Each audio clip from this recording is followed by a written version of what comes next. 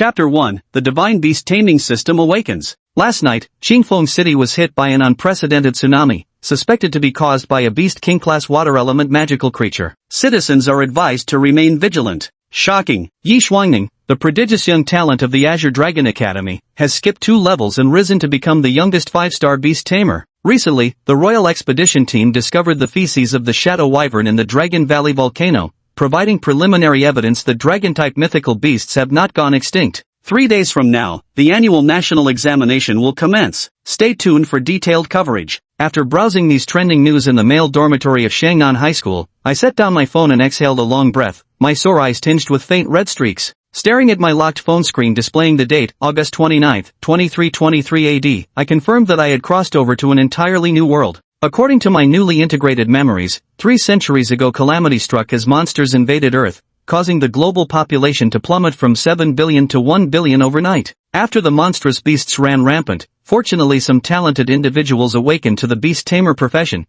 and humanity began to fight back. This struggle lasted for 300 years. Now humanity barely maintains a sanctuary, having developed a mature beast tamer civilization system. I live in Qingfeng City of Dragon Nation, a coastal town frequently invaded by water-type monstrous beasts. I'm 18 years old this year, attending Shangnan High School as a graduating senior. In 3 days, it'll be the national exam. This was the first test for young men and women embarking on the path of becoming beastmasters. As long as they could contract one beast, they were eligible to apply to the Beastmaster Academy, whether they'd get in depended entirely on talent. I've just transmigrated, and though I've merged with new memories, something still feels missing. At that moment, a mechanical system notification rang in my mind. Ding, congratulations, host. The Divine Beast Master System has been awakened. System binding in progress. Binding successful. I gazed at my own handsome reflection in the mirror, a wicked smile curling at the corner of my lips, just as I thought. Cheat abilities are standard for transmigrators, they might be late, but they never skip an appearance. Then the system prompted again, ding, newbie gift pack has been issued, please check your inventory, host. With a thought, the system's main interface appeared before my eyes. I switched to the personal warehouse, where there was a gift package marked with a question mark.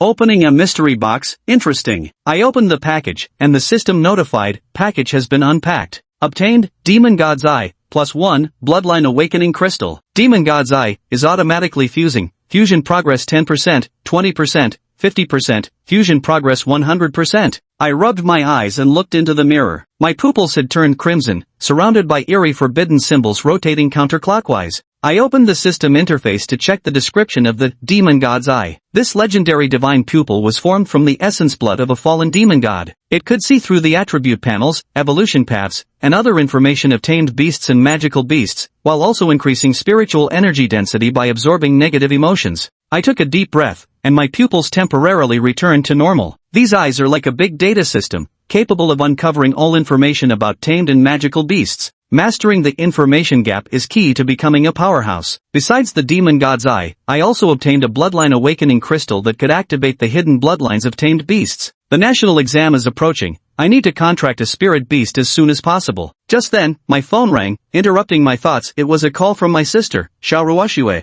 Xiaoyu, it's the weekend tomorrow. Come home. I'll cook you something delicious. Sis, I need to prepare for the national exam. I won't be coming back this weekend. What? You're taking the national exam? You want to become a beast tamer? My sister, usually so gentle, raised her voice an octave higher. Sis, I'll come home to celebrate after I pass the exam. Gotta go now. Ah, you silly boy. How can you become a beast tamer with the Dragon King's soul-sealing shackles still in place? I faintly caught my sister's sigh before hanging up. During lunch break, I stepped off campus and saw many beastmasters on the street with various elemental spirit beasts. Creatures like three-eyed blood apes, frost lizards, and silver needle hedgehogs made my fingers itch with longing. There are 3 ways to obtain spirit beasts, but for a beginner like me, the only option was buying from a beastmaster shop. I happened to pass by such a shop and glanced at their price list. Even the cheapest spirit beast cost 12,000 gold coins, making me shrink back in hesitation. My sister works 3 jobs every day, earning just 3,000 gold coins monthly, barely enough to scrape by. Where would we find money for my spirit beast? Well, if it isn't Xiao Xingyu, the heartthrob of Shangnan High. Classmate Su Zhe, a rich kid from Qingfeng City, walked over with 2 girls draped over his shoulders. Xiao Xingyu,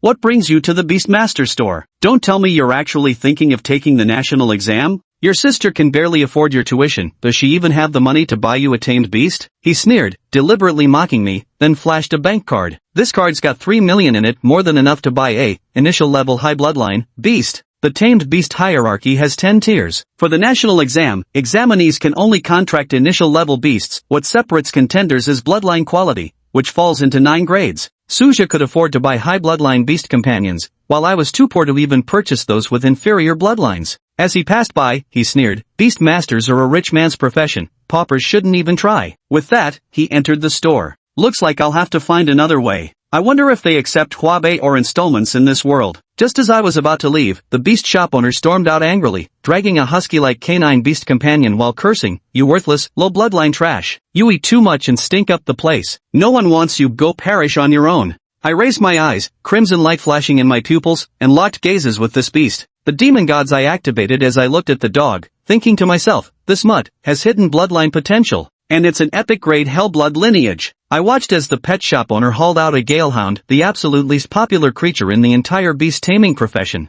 The owner sighed helplessly, these days, what kind of idiot customer would actually spend money on a galehound? Even dogs wouldn't buy one. This galehound looked exactly like a husky, with those unmistakably dumb eyes enough to scare off half the potential buyers at first glance. And its pathetic bloodline credentials? That took care of the other half. Inferior bloodline represents the poorest quality with absolutely no prospects for evolution. What's even more absurd is that despite being called Galehound, it's not a wind attribute beast, it's completely attributeless. It got this name because when danger arises, it runs faster than its owner. In short, this useless battle beast, fleeing quicker than its master, eating more than its master, and producing waste smellier than its master, is something no one would willingly spend money to buy. The pet shop owner had no choice. Keeping it would mean losing money monthly on its food and waste disposal fees. Ow! The owner flung the Galehound onto the street, prompting a pained yelp from it. The boss coldly snorted, worthless trash, go rot on your own, before turning back into the beast taming shop. Rubbing my nose with a chuckle, I thought, what a perfect chance to score a bargain. The swift-winged hound, realizing it had been abandoned and left homeless, drooped its ears gloomily as it sat curled up on the street corner. Suddenly, it caught a whiff of something delicious and began drooling. I crouched down with a sausage in hand and asked, hey buddy, wanna be my tamed beast? The swift-winged hound stared at the sausage and nodded fiercely without hesitation. To it, simply having food was enough, and it knew better than to refuse. If it passed up an easy mark owner like me, no one else would probably give it a home. I didn't waste any time, immediately biting my finger to dab a drop of blood on its forehead while channeling the meager spiritual energy within me. Above its head, a faint blood-packed formation flickered into existence. The blood contract is complete. From now on, you are my, Xiao Xingyu's, tamed beast. The Galehound barked joyfully, circling around me while wagging its tail frenetically. Bystanders began murmuring, in times like these, who would still bother contracting a low bloodline Galehound? It seems this young man has an IQ on par with a Galehound, what a poor fool these days. Anyone who forms a blood contract with a Galehound becomes a laughingstock. I smiled without a word, activating my demon god's eye. The Galehound's status panel materialized before me. The basic stats displayed were publicly known mediocre at best, downright worthless at worst. It might as well have been a lump of scrap metal. But when I activated the demon god's eye, hidden data emerged, hidden bloodline, infernal bloodline, epic grade, hidden talent, hellfire, hidden evolution path. These were details only visible to me. I focused my mind to open the system interface. Inside the system inventory was a bloodline awakening crystal, which could activate the hidden hellblood lineage within my Windrunner hound if I fed it to them. At that moment, Suju emerged from the beast tamer's shop, accompanied by a panther shrouded in black mist. He said smugly, let me show you something impressive. This is the tamed beast I bought, a crimson-eyed black panther. The panther was massive in size, with blood-red eyes and a ferocious appearance. The crimson-eyed black panther was an initial-stage high bloodline tamed beast, a mist attribute creature with formidable combat strength, agile movement, and excellent evolutionary potential. Suja said arrogantly, Xiao Xingyu, did you see that? The beast I contracted is a crimson-eyed black panther. 3 days from now, at the national exam, I could even get into 100 Spirits Academy with my eyes closed. My expression remained calm as he mocked me for contracting a swift windhound. I responded directly, you call the swift windhound useless? I guarantee, 3 days from now at the national exam, you'll realize just how ignorant you are. Suja asked with playful intrigue, well then, tell me, which Beastmaster Academy are you planning to apply to with your Galehound by your side?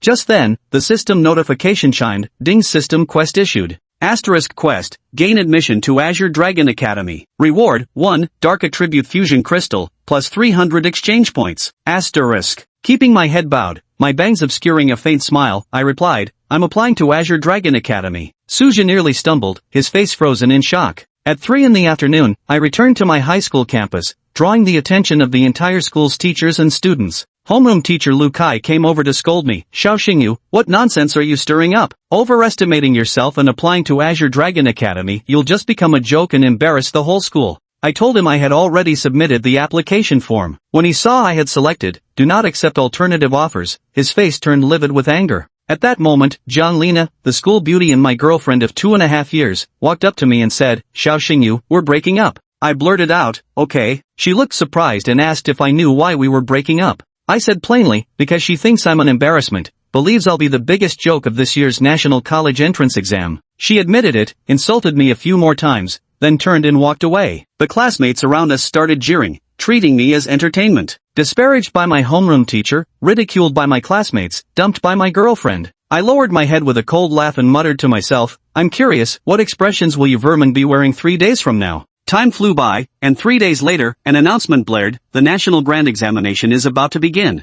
Qingfeng City Examination Zone, examinees, please enter. Qingfeng City was a small town with only 3,000 examinees. Based on previous year's admission statistics, at least 2,000 of these examinees would be rejected by all beast taming academies due to poor qualifications, ending up as ordinary citizens. The remaining 1,000 examinees, most of them, would only be admitted to the lowest tier beast taming academies. The Lark Academy is the highest standard beast mastery academy in Qingfeng City, with fewer than 100 students admitted each year. Zilin Square serves as the examination site for Qingfeng City's testing district, featuring a massive spirit meter at its center to measure candidates' spiritual power. Dressed plainly, I blended into the crowd when suddenly someone shouted, isn't that Xiao Xingyu? That's him alright. He entered the exam with a contracted Galehound, and he applied exclusively for Azure Dragon Academy without accepting any alternative placements. In our Qingfeng City, not only have we not seen a genius in ages, but it's also been a long time since we've encountered such an idiotic fool, ha! Looking at their smug faces gleaming with schadenfreude, I simply smiled without a word, thinking to myself,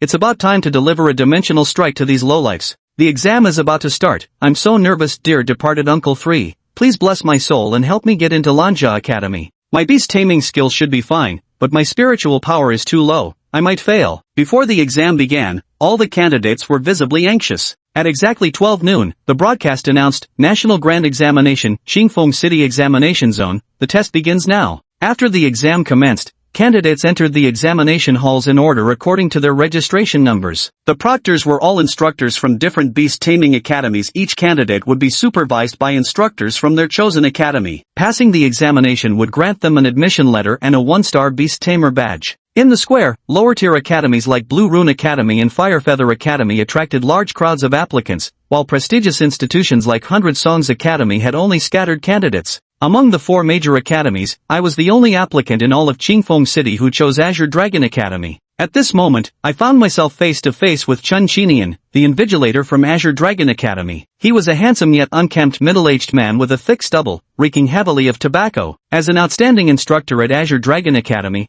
the 5-star badge on his chest marked him as a 5-star beast tamer. Standing opposite me, the atmosphere grew slightly awkward. Xiao Xingyu, is it? He said. I quickly responded, hello, invigilator. He shook his head with a smile, young man, out of 3,000 examinees from Qingfeng City, you're the only one who applied to our Azure Dragon Academy and even checked decline program adjustment on your form. With a grin, I countered, what I did isn't against the rules, right? Of course not, but, let me give you some statistics. In the past 5 years, Qingfeng City's 5 major exams saw only 8 candidates applying for Qinglong Academy, none of whom were admitted. Moreover, all 8 candidates opted for accepting transfers, so they could still attend other academies after failing. His words clearly aimed to discourage me from persisting. I said, Proctor, I will become the first candidate from Qingfeng City to be admitted to Qinglong Academy. He sighed and said, our Qinglong Academy only cultivates the elite of the elites. I countered, how do you know I'm not the elite among elites? He pursed his lips, suddenly finding me rather intriguing.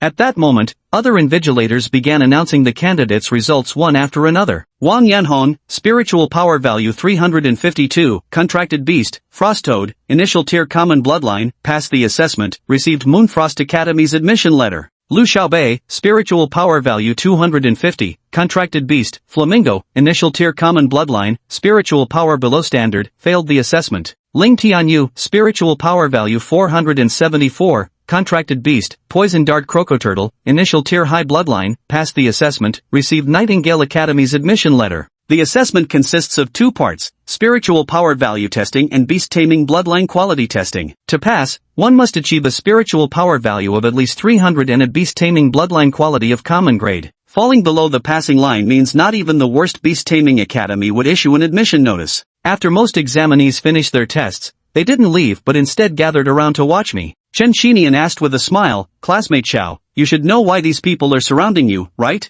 I replied, "They want to laugh at me." He frowned and studied me anew. Facing the jeers and boos without changing expression, he thought to himself, this kid is only 18, yet so mature and composed. Could he truly be an uncut gem? Then the announcement came that Suzhou and Zhang Lina had passed their assessments. Suzhou admitted to Lark Academy, Zhang Lina accepted by Lanka Academy. One was my sworn enemy who bullied me, the other my ex-girlfriend who'd just dumped me. Both were among the crowd, waiting to see me humiliated. Suzhou waved his acceptance letter at me in smug display. Xiao Xingyu, this young master got into Lark Academy. From now on, lowly commoners like you must bow and show respect when you see me. Got it? I said, who's common? If I pass the assessment, I'll become a beastmaster too. This remark only drew louder jeers. Suzhou laughed until his sides ached. You really won't shed a tear until you see your own coffin, will you? With just your swift wind hound, you think you can pass the Azure Dragon Academy's entrance exam? What a pipe dream. I raised an eyebrow with a smirk. Suzhou, dare to make a bet? If I get into Qinglong Academy, you kneel down and call me dad. He said viciously, fine, a bet it is. If you fail to get into the Azure Dragon Academy, you'll kneel down and polish my shoes.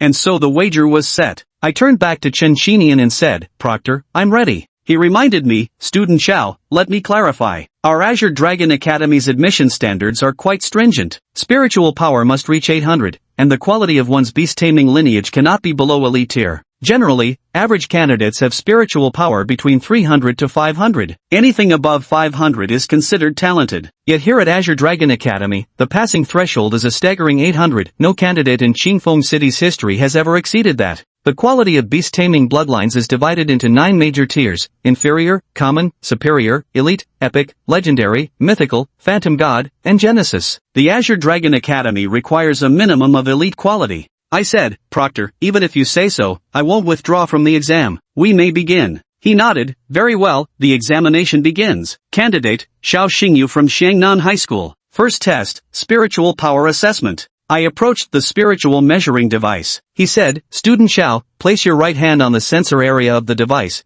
then channel your inner spiritual energy. I obeyed, drawing scornful jeers from the onlookers. Taking a deep breath, I channeled all the spiritual power within me. The numbers on the display began to flicker. It's broken 300. Never thought this kid's spiritual power would actually meet the passing threshold. Relax, he won't break 400. Damn, how did it suddenly jump to 500? Heh, if it breaks 600 I'll eat shit on livestream. Fuck. 600. Holy hell, the spiritual value is still rising. Under the gaze of countless onlookers, the numbers soared wildly, breaking through the 700 mark in just 10 seconds. Let it be known that 700 spiritual power was already the admission standard for top-tier beast-taming academies nationwide. 800 now. It actually broke 800. This kid is defying the heavens. What's terrifying is that the spiritual power is still rising. Unbelievable. Is this measuring device broken? Chen Qinian kept his eyes fixed on the display, his expression shifting subtly. Heavens above, it's breached 900, 1000, 1100, 1200. In the end, my spiritual power stabilized at 1208. Examining Xiao Xingyu, spiritual power value, 1208, announced Chen Qinian, his eyes gleaming. First test passed. This number was utterly terrifying. The entire venue fell deathly silent in an instant. Those who had mocked me earlier were left dumbstruck, especially Suzhou, whose mouth hung open wide enough to swallow a light bulb. After that eerie silence, the crowd erupted. Spiritual power exceeding 1,000? Is this guy a monster or something? I remember Yi Shuangning scored 1210 on her spiritual power during the National Grand Examination. Xiao Xingyu got 1208, just 2 points lower than Yi Shuangning. The crowd buzzed with discussion, but I remained composed, showing no emotion. After all, this was exactly as I had anticipated. My eyes are the demon god's eyes, naturally enhancing spiritual power and capable of boosting it further by absorbing negative energies from the world. At this moment, a staff member approached Chen Qinian and said, Teacher Chen, there's something I need to report to you. During Xiao Xingyu's spiritual power test just now, there was a minor issue with the machine, so... Chen Qinian narrowed his eyes and asked, so what? Xiao Xingyu's actual spiritual power value is 1212. Chen Xinyan's pupils contracted as he looked at me again. 1212? This kid's spiritual power is actually 2 points higher than your family's freak genius. After the initial shock, Chen Xinyan gave the order, do not disclose the machine malfunction to the public.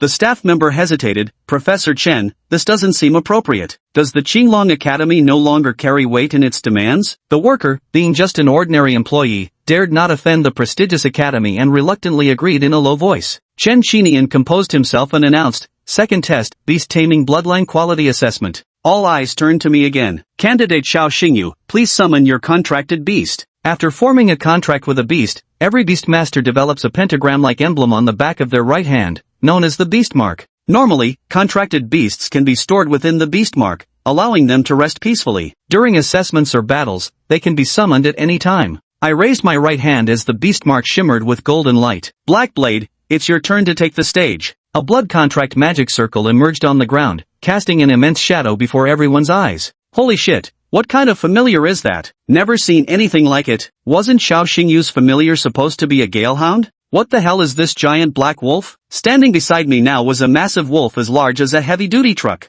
Its entire body was covered in black fur, each strand resembling flickering black flames swaying with the wind. Its limbs were entwined with chains glowing red-hot, as if they were deadly weapons from hell. There was also a crack on its forehead, with molten lava flowing through it, resembling a sharp sword. That's why I named it Black Edge. Black Edge let out a roar, and black flames instantly engulfed the entire examination hall. The onlookers were terrified, screaming and scrambling backward. The beast testing device's display screen flashed a string of data. Name, Hellstorm Wolf. Level initial body, Tier 1, Bloodline Hell Bloodline, Epic Quality. Talent Hellfire, deals true damage to enemies that ignores armor defense. Attributes Fire, Wind Loyalty 100 Skills. Hellish Bind, releases hellish chains from the body to entangle enemies, pulling them directly before you. Hell Howl, spews black pillars of fire, dealing area of effect, penetrating damage to enemy units. Evolution Path, Unknown. After the basic data of the Hellstorm Wolf was revealed, the entire audience was stunned. An epic tier bloodline, this is insane. This tamed beast is so badass every strand of its fur is burning black flame.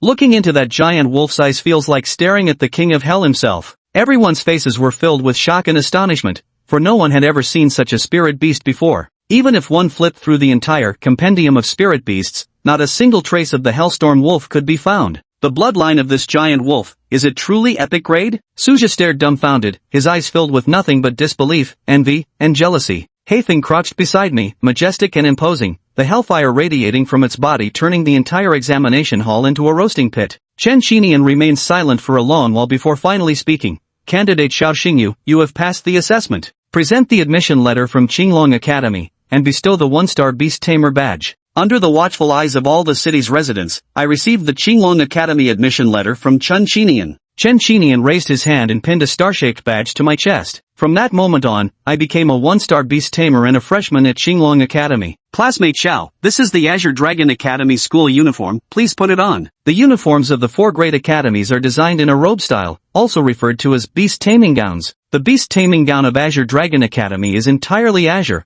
with a dragon pattern embroidered on the back, looking particularly dashing when worn. I draped the beast taming gown over myself, feeling a surge of heroic and domineering energy. Congratulations, thank you, Proctor. My name is Chen Xinyan, a mentor at Azure Dragon Academy. From now on, you can just call me Mentor Chen. Director Chen, could you step aside? You're blocking my interview shot.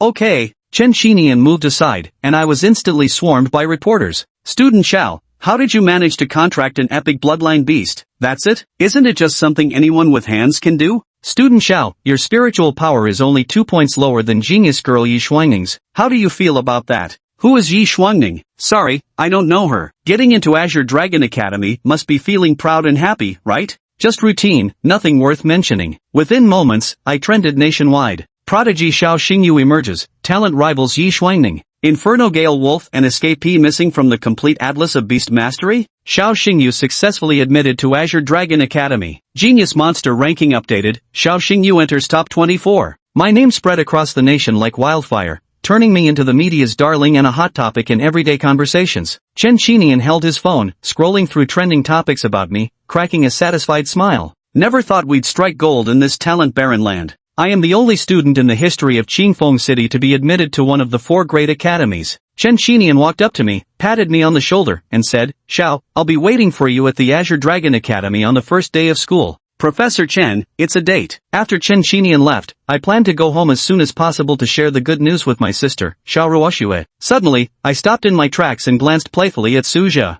Suzhou, contrary to his usual arrogance, wore a wide grin. Xiao Xingyu, known brother Xingyu, congratulations on getting into Azure Dragon Academy. In this martial world where strength reigns supreme, I am now a nationally recognized genius and a freshman at the Azure Dragon Academy, with immeasurable prospects, while Suzhou is doomed to stay in this small town for the rest of his life. Compared to me, he's nothing but a frog in a well. By the way, do you remember our bet? Suzhou's face turned pale. Brother Xingyu, we're classmates after all. The bet was just a joke, don't take it so seriously. Kneel. I uttered these 2 words softly, yet they fell like 2 towering mountains, crushing Suzhou's back under their weight, beads of cold sweat covering his forehead. With a thud, Suzhou knelt. On his knees, his face flushed crimson, he seethed with suppressed resentment, yet dared not vent it, for he feared my current status and position. Ever since I received the acceptance letter from Azure Dragon Academy, everyone in this city, even the mayor and officials, must show me deference. According to our bet, besides kneeling, there's one more thing. Dad. After forcing out this word, Suzhou looked utterly broken, his dignity in ruins.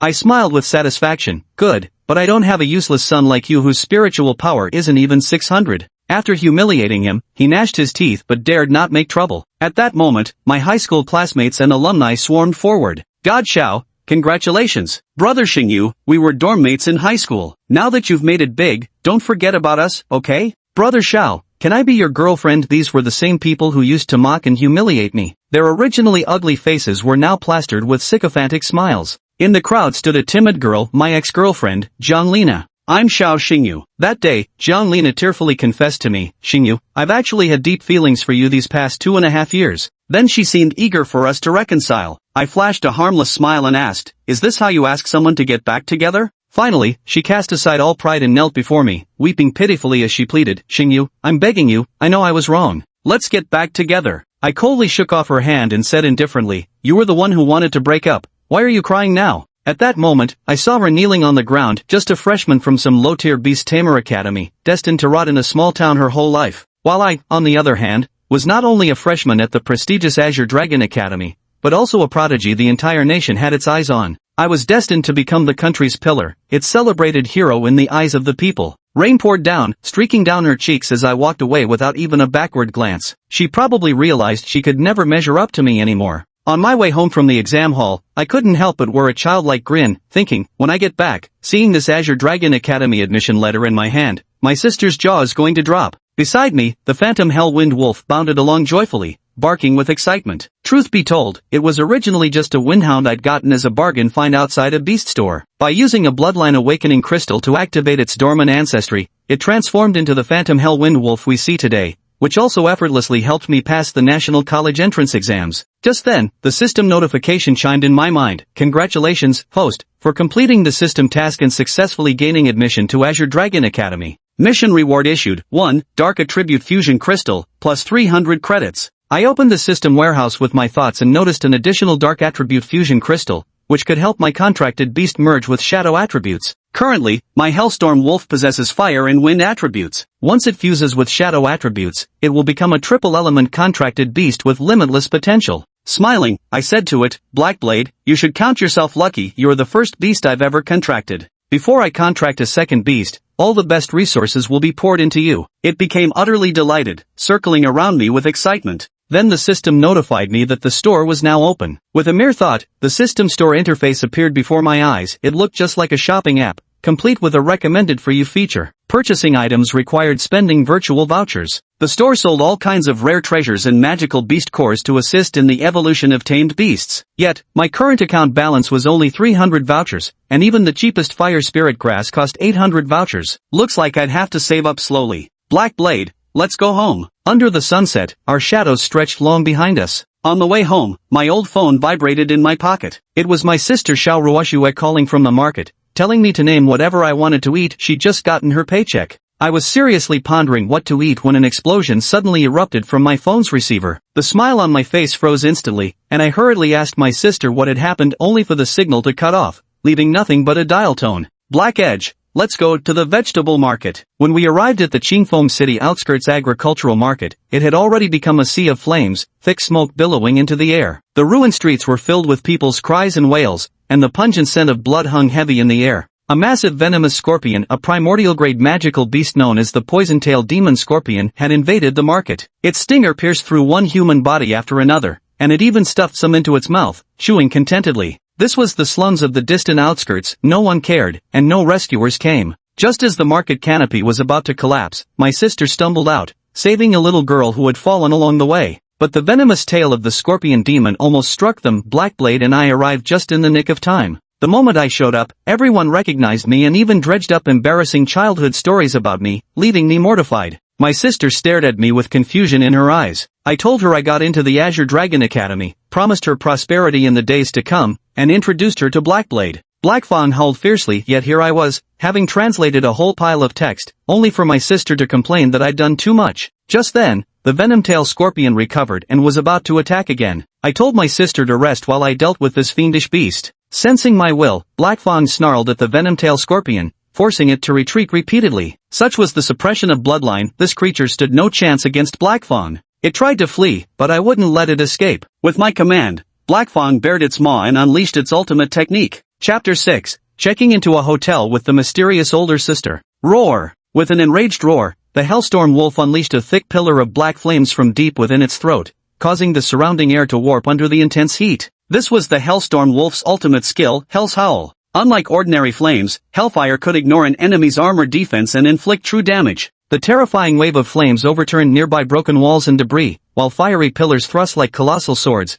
piercing straight through the scorpion venomtail's body. After what felt like an eternity, the temperature in the air gradually subsided. Within the shattered ruins, the scorpion venomtail had been reduced to a charred black mass utterly unrecognizable, not even by its own mother. The system notification chimed. Ding! Congratulations, host, for hunting down a magical beast and unlocking the rookie's first kill achievement. Achievement reward issued, 1 bottle of Insight Enhancement Potion. The reward has been issued. Please proceed to the warehouse to claim it. Xiao Xingyu opened the system warehouse to check the rewards. Enhancement Elixir of Comprehension. When consumed by a spirit beast, it significantly boosts their comprehension, allowing them to learn battle techniques beyond their level. Battle techniques refer to the combat skills of spirit beasts. If the Hellstorm Wind Wolf consumes this elixir, its comprehension will be enhanced. Even if it's currently at the nascent stage, it could surpass tier restrictions and master techniques normally reserved for mature or fully evolved spirit beasts. Looking at it from another perspective, this was akin to young Guijing mastering the 18 dragon subduing palms ahead of time.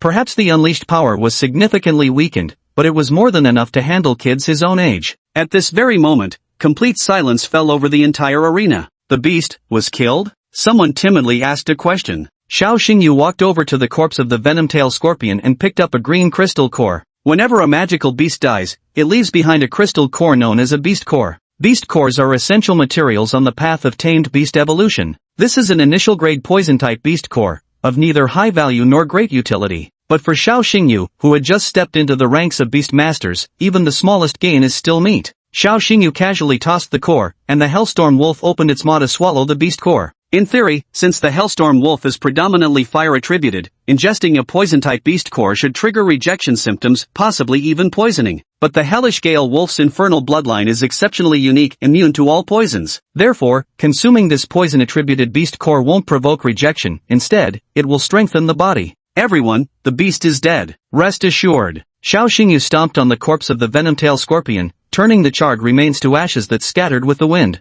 At this sight, the crowd wept tears of joy. Great, we made it out alive. Xiao Yu, you're truly the hero of our Qingfeng city. We are proud of you. The neighbors near the market had all watched Xiao Xingyu grow up, even back when he was still toddling around in split pants. No one noticed when. The brat who used to peek at Widow Wang bathing by climbing walls has grown into a young beastmaster fighting to protect his homeland. Xiao Xingyu didn't bask in the crowd's cheers and gratitude, but instead walked over to Xiao Ruoxue's side. Sis, why have you been frowning all this time? Aren't you happy that I got into Qinglong Academy? Xiao Ruoxue snapped out of her daze, adjusted her emotions, and forced a smile on her lips. Happy of course. Your sister is absolutely happy for you, and very proud too. Big sister isn't acting like herself today. That's clearly a forced smile. She seems to have issues with me becoming a beastmaster. Maybe I'm just overthinking it. The siblings exchanged smiles, each harboring their own secret thoughts. At that moment, a little girl tugged on Xiao Xingyu's sleeve. "Brother Xingyu, I want to become a beast tamer just like you when I grow up."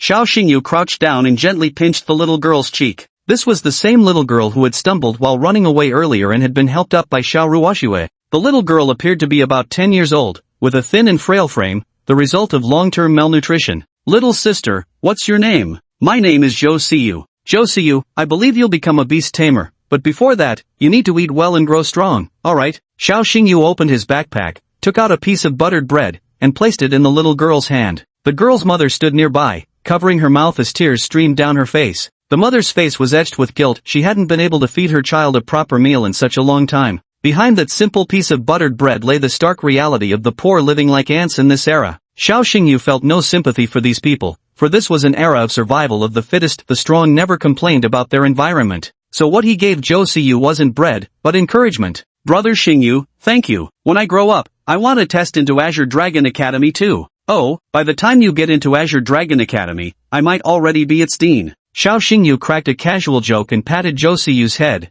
Night fell. A torrential downpour enveloped Qingfeng City. Enormous waves surged along the shore as two crimson shadows emerged from the sea, the glowing eyes of aquatic magical beasts. Budget hotel. "Xiaoyu, staying at a hotel is too extravagant." "Sis, Blue Dragon Academy gives scholarships. We can't afford a house right now, but a few days at a hotel won't be a problem." Xiao Xingyu was quite the character. He actually brought his sister to a hotel. Actually, this was a last resort because their previous subsidized housing complex had been destroyed by invading magical beasts, leaving the entire building collapsed. Vegetable markets, low-rent housing, orphanages. These barren lands, located in the distant suburbs and of little significance to urban construction and development, would not receive timely rescue efforts or reconstruction funding from higher authorities even if trampled by magical beasts. Such was the harsh reality. Xiao Xingyu could only use his scholarship from Qinglong Academy to bring his sister to a hotel. Xiao Xingyu booked a standard room with 2 beds. The facilities were rather basic, with awaiting repair notes stuck to both the air conditioner and TV. Fortunately, the room was clean and tidy. Xiao Xingyu stretched out lazily on the bed and said, "Sis, we still have a week before school starts. Let's just stay here for that week." New Beastmasters don't get a summer break because all the major Beastmaster academies begin their term in just 1 week. The night was deep.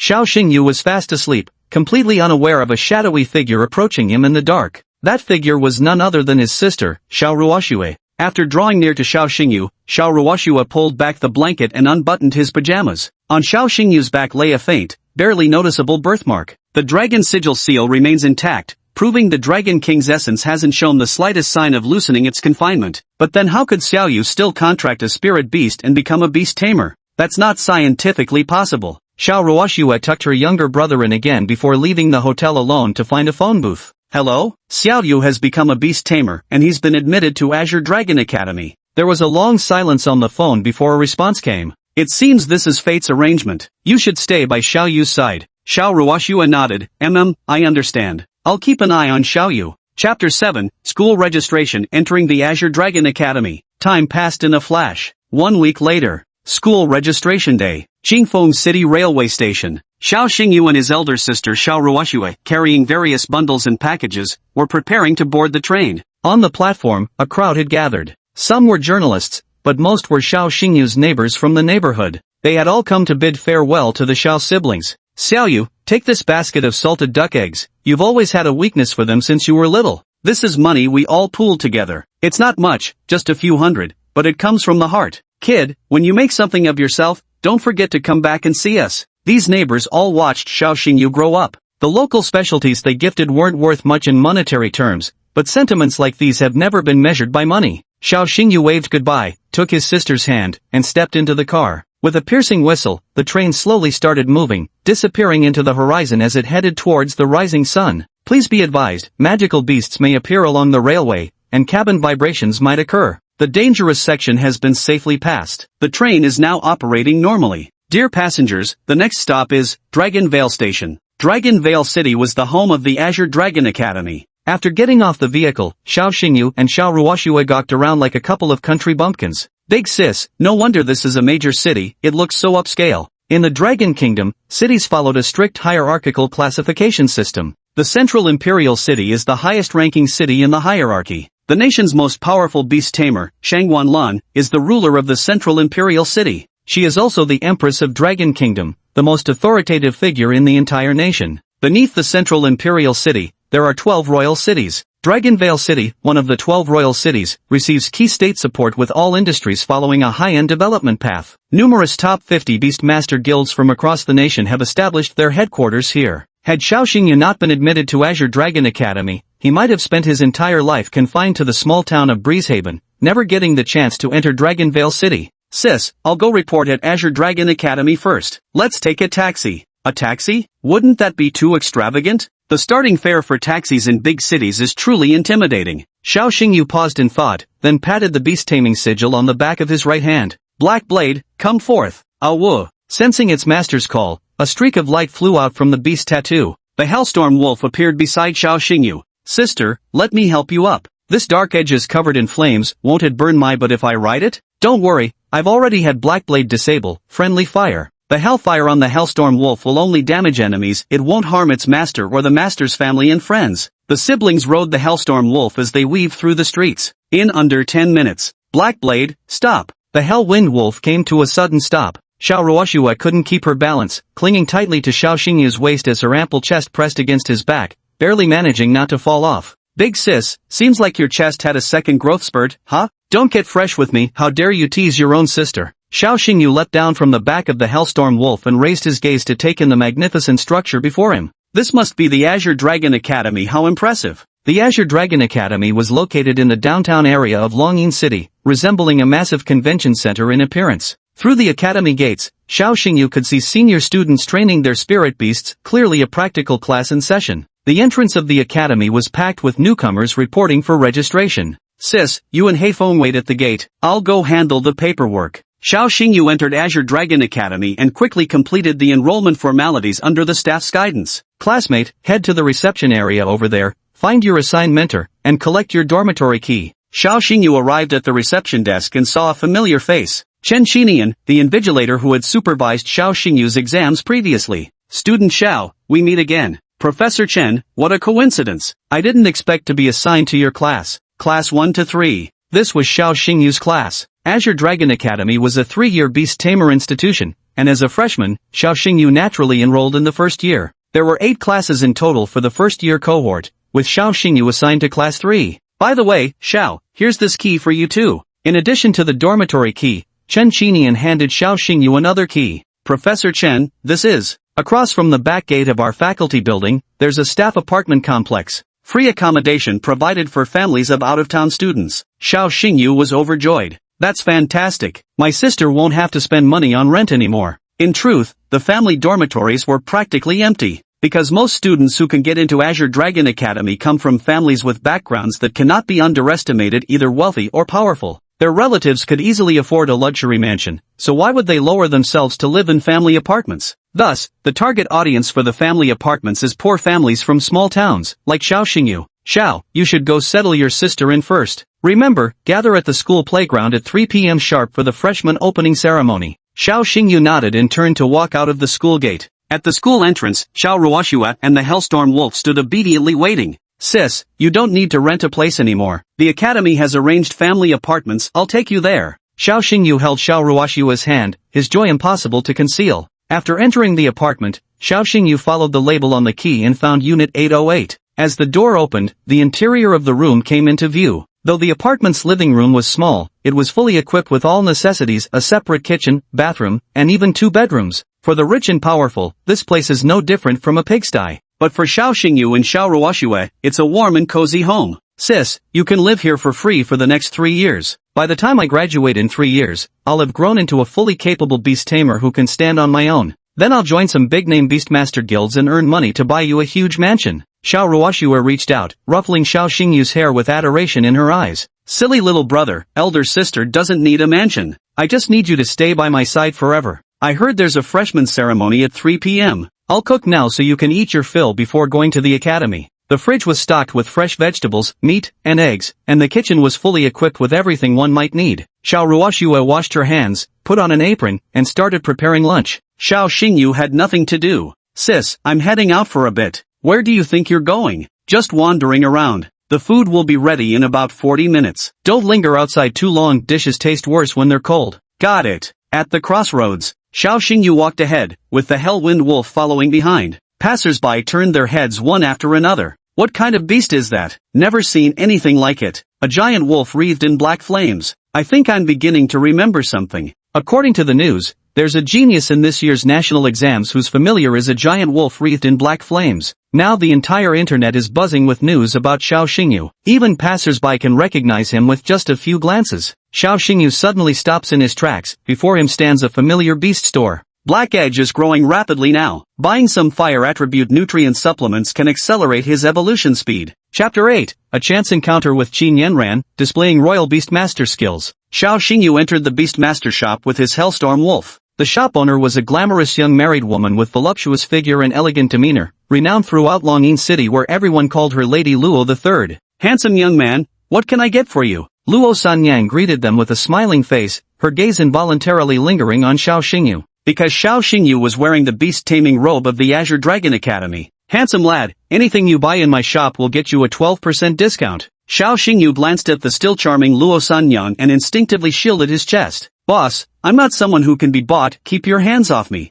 Luo Sanyang stood with arms akimbo, rolling her eyes in fury. What nonsense are you talking? Haven't you heard of my reputation, Madame Luo-san? Do I look like some unscrupulous rich woman who would keep a young toy boy? My sister says, women at 30 are like wolves, at 40 like tigers, at 50 sth like. Hey you little brat, open your eyes wide and look carefully, do I look 50 to you? Luo Sanyang was furious, her chest heaving violently. Xiao Xingyu couldn't help stealing a few glances, profoundly understanding the true meaning of the idiom stormy seas. Luo Sanyang struggled to calm her emotions. Little handsome, I haven't seen you before, you must be this year's new student, right? Xiao Xingyu nodded. No wonder you didn't know about our Meow Meow Beast Taming Store's promotional offer. Let me explain it to you. Students from Qinglong Academy get a 12% discount. Members of the Azure Sky Guild can enjoy a 50% discount. There are also other promotions, buy one get one free on special attribute potions. Luo Sanyang rambled on, but Xiao Xingyu barely paid attention, only remembering that students of the Azure Dragon Academy get a 12% discount. Boss, I'd like. Don't call me boss, just call me San Yang. Everyone in town calls me that. San Yang, I'd like to buy a fire attribute nutrient potion. Sure, the original price is 10,000. With an 88% discount, that'll be 8,800 for you. Xiao Xingyu drew a sharp breath. The original price is actually 10,000 yuan? As a genuine pauper, Xiao Xingyu's scholarship money had to cover his sister's expenses along with his daily living costs. Even with the discount bringing it down to 8,800, he still couldn't bring himself to spend that amount. Noticing Xiao Xingyu's troubled expression, Luo Sanyang asked, handsome, don't tell me you can't afford it? Xiao Xingyu shook his head inside, thinking how even the greatest hero can be brought low by lack of money. This kid can't even afford a bottle of fire attribute nutrient solution, must not be a local. Probably from some remote border town. His beast companion, the giant wolf wreathed in black flames? Feels like I've seen it somewhere online. At that moment, the roar of thunder echoed through the street outside the shop. Moments later, a strikingly poised beauty walked into the store. Standing nearly 1.8 meters tall, she was just a tad shorter than Xiao Xingyu. Though not classically breathtaking, her dignified bearing was extraordinary, reminiscent of a female general from ancient battlefields. Behind the beauty followed a massive fox-type beast. This silver-furred fox possessed 3 tails, with crackling currents swirling in its pupils. At the tip of each tail hung a sizzling sphere of thunder. Xiao Xingyu instinctively activated his demonic eye, revealing the attributes panel of this fox-type beast before his vision. Name 3-tailed thunder fox. Level transcendent tier, 3rd order. Bloodline epic quality. Attributes thunder element, wind element. Loyalty, 89. Skills. Triple thunderstorm, sweeps enemies with 3 tails simultaneously, dealing electro damage and inflicting a 1-second stun paralysis effect. Lightning flash, a movement skill that charges towards enemies with lightning speed, dodging enemy attacks while striking them with a thunderbolt. Sky thunder bomb, stores energy and shoots a thunderball from its mouth, dealing area damage to enemies. Evolution path, 3-tailed thunder fox, 4-tailed thunder fox, 5-tailed thunder fox. Hidden evolution path, 3-tailed thunder fox, shadow flash, crimson fox, crimson lotus, lightning fox. Habits and preferences, grinds teeth while sleeping, burps and farts, loves eating cilantro. This is the attribute panel of the 3-tailed thunder fox. Only Xiao Xingyu could see the hidden evolution path contained within. At that moment, Xiao Xingyu frowned as he noticed another set of data information. Beast mastery status frenzied, suppressed, chaotic. Symptoms analysis post-traumatic stress disorder. Treatment methods, snap. Suddenly, the 3-tailed thunder fox unleashed a bolt of electricity, overturning a nearby cargo container while letting out an earth-shaking roar. The entire store's power system collapsed, with all the light bulbs exploding. The other customers, seeing this, scattered in all directions to flee. Luo Sanyang hurriedly shouted, "Oh my heavens, Miss Qin, have your tamed beast withdraw its divine power, my shop still needs to do business." The three-tailed thunder fox's master, the beauty standing before Xiao Xingyu, was named Qin Yanran. She was the daughter of Qin Longyue, the guild leader of the Vaulted Heavens Guild. Throughout the entire city of Longyin, there are over a dozen beast tamer guilds of varying sizes. In terms of overall strength, the Sky Dome Guild ranks second, just behind the Hurricane Guild. Xiao Xingyu glanced at Qin Yanran's chest. On Qin Yanran's chest hung 5-star badges, the emblem of a 5-star beast tamer. "San Yang, as you can see, my Lulu is sick. Last time I saw the beast doctor, he said it has bipolar disorder. Just feed it frostgrass and it'll calm right down." Luo Sanyang rummaged through chests and cabinets. "Frostgrass, was it? Let me see if I can find some. Here it is. How many stalks do you need?" "As many as you've got." This is the extravagant gesture of the wealthy. A single frostgrass plant costs 25,000. Luo Sanyang produced 20 plants in total, that's 500,000. For Xiao Xingyu, this sum was astronomical. But Qin Yanran's guild, Sky Dome, could easily earn millions in commission from a single bounty to slay a fully evolved magical beast. "This won't work, sis. Your contracted beast isn't suffering from a simple frenzy. Using frostgrass only treats the symptoms, not the root cause." Only then did Qin Yanran notice the handsome young man standing nearby. "You are." "Hello, I'm Xiao Xingyu, a freshman at Azure Dragon Academy." Luo Sanyang was stunned for a moment before suddenly realizing, "No wonder you looked so familiar. You're the biggest dark horse in this year's national exam,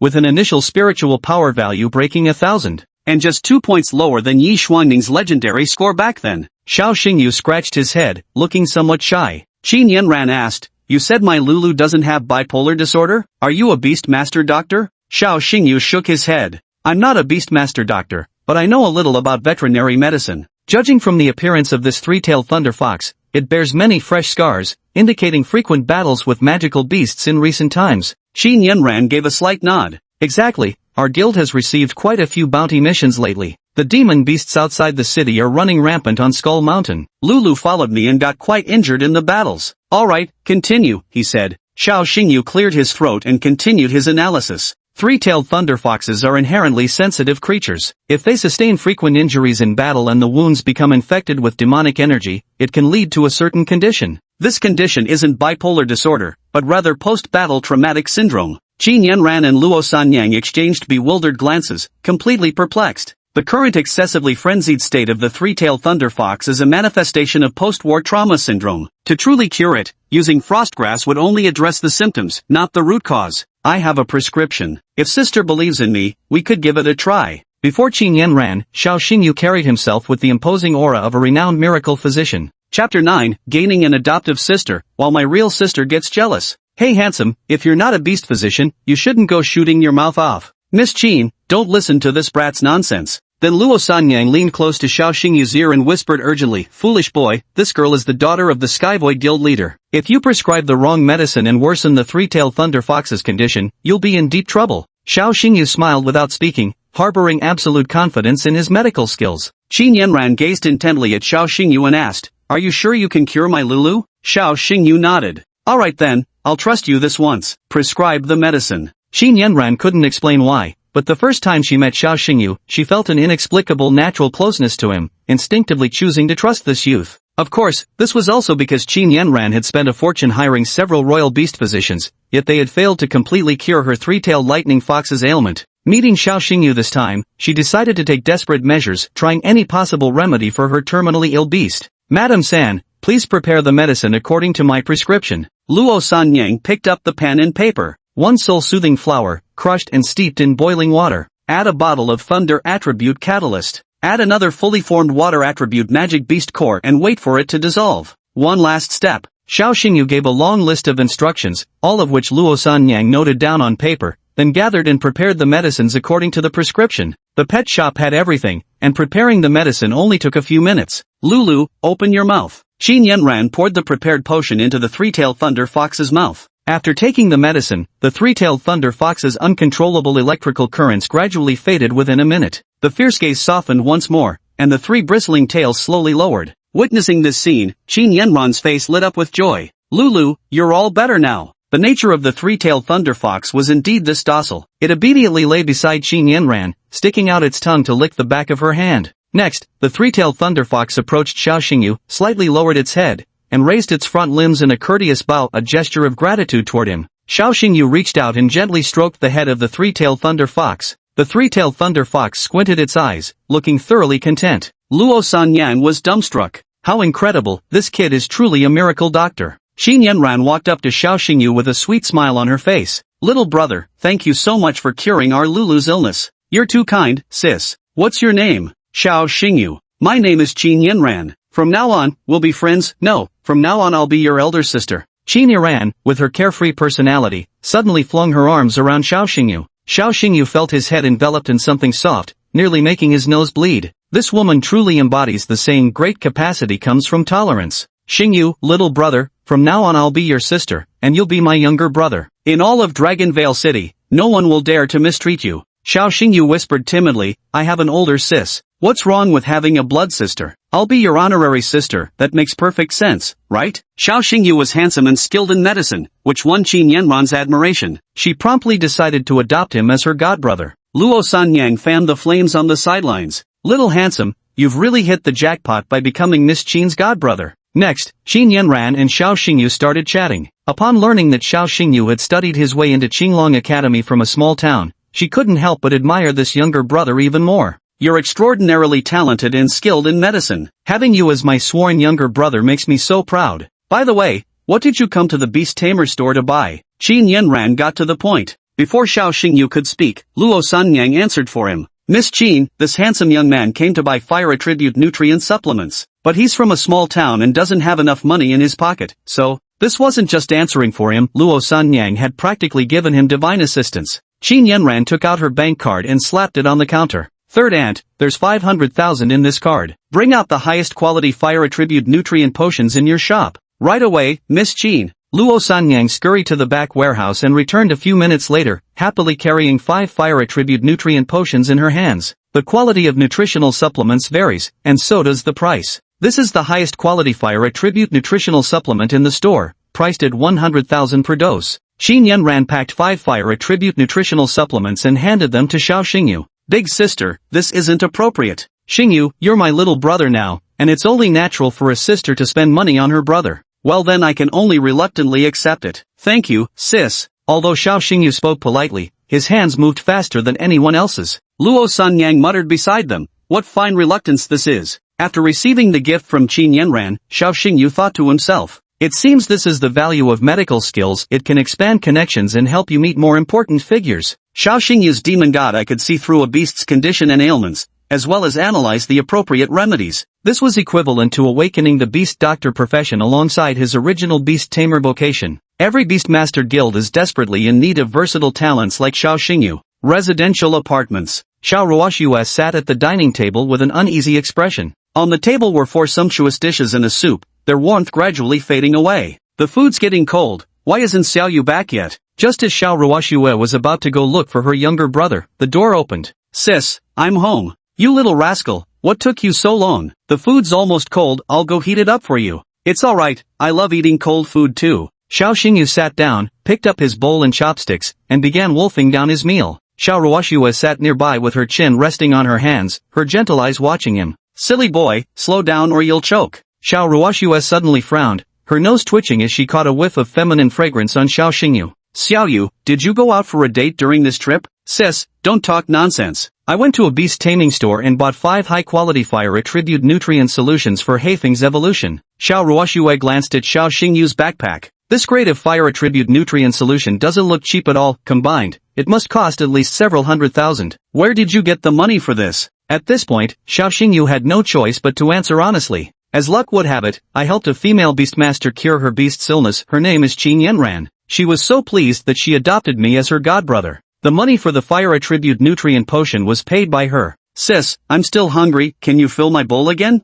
Big sis, you. Xiao Xingyu's head down devouring of his meal suddenly froze as his entire body jolted involuntarily. And sis, don't look at me like that, you're scaring me. Xiao Ruoxue was usually gentle and virtuous, always treating her younger brother with a warm smile. At this moment, Xiao Ruoxue's gaze was as cold as an icy cellar. Well done, Xiao Xingyu. You've gone and recognized another sister out there. So where does that leave me? You're the real sister, she's just a sworn sister. The atmosphere grew somewhat awkward, so Xiao Xingyu tried to change the subject. Sis, I'm hungry, can you serve me another bowl of rice? Oh, hungry, are we? Let your sworn sister serve you then. Sis. No, I'm not your sister. Your sister goes by the name Qin Yanran. Xiao Ruoxue threw away her apron and stormed back into the bedroom, locking the door forcefully behind her as a sour atmosphere of jealousy permeated the room. Xiao Xingyu didn't know whether to laugh or cry. I just acknowledged an older sister figure, so why do I feel this guilty sense of being caught cheating on my wife? Chapter 10, Prodigy Youth Stuns His Mentor. The time came to 3 p.m. Azure Dragon Academy, Central Plaza.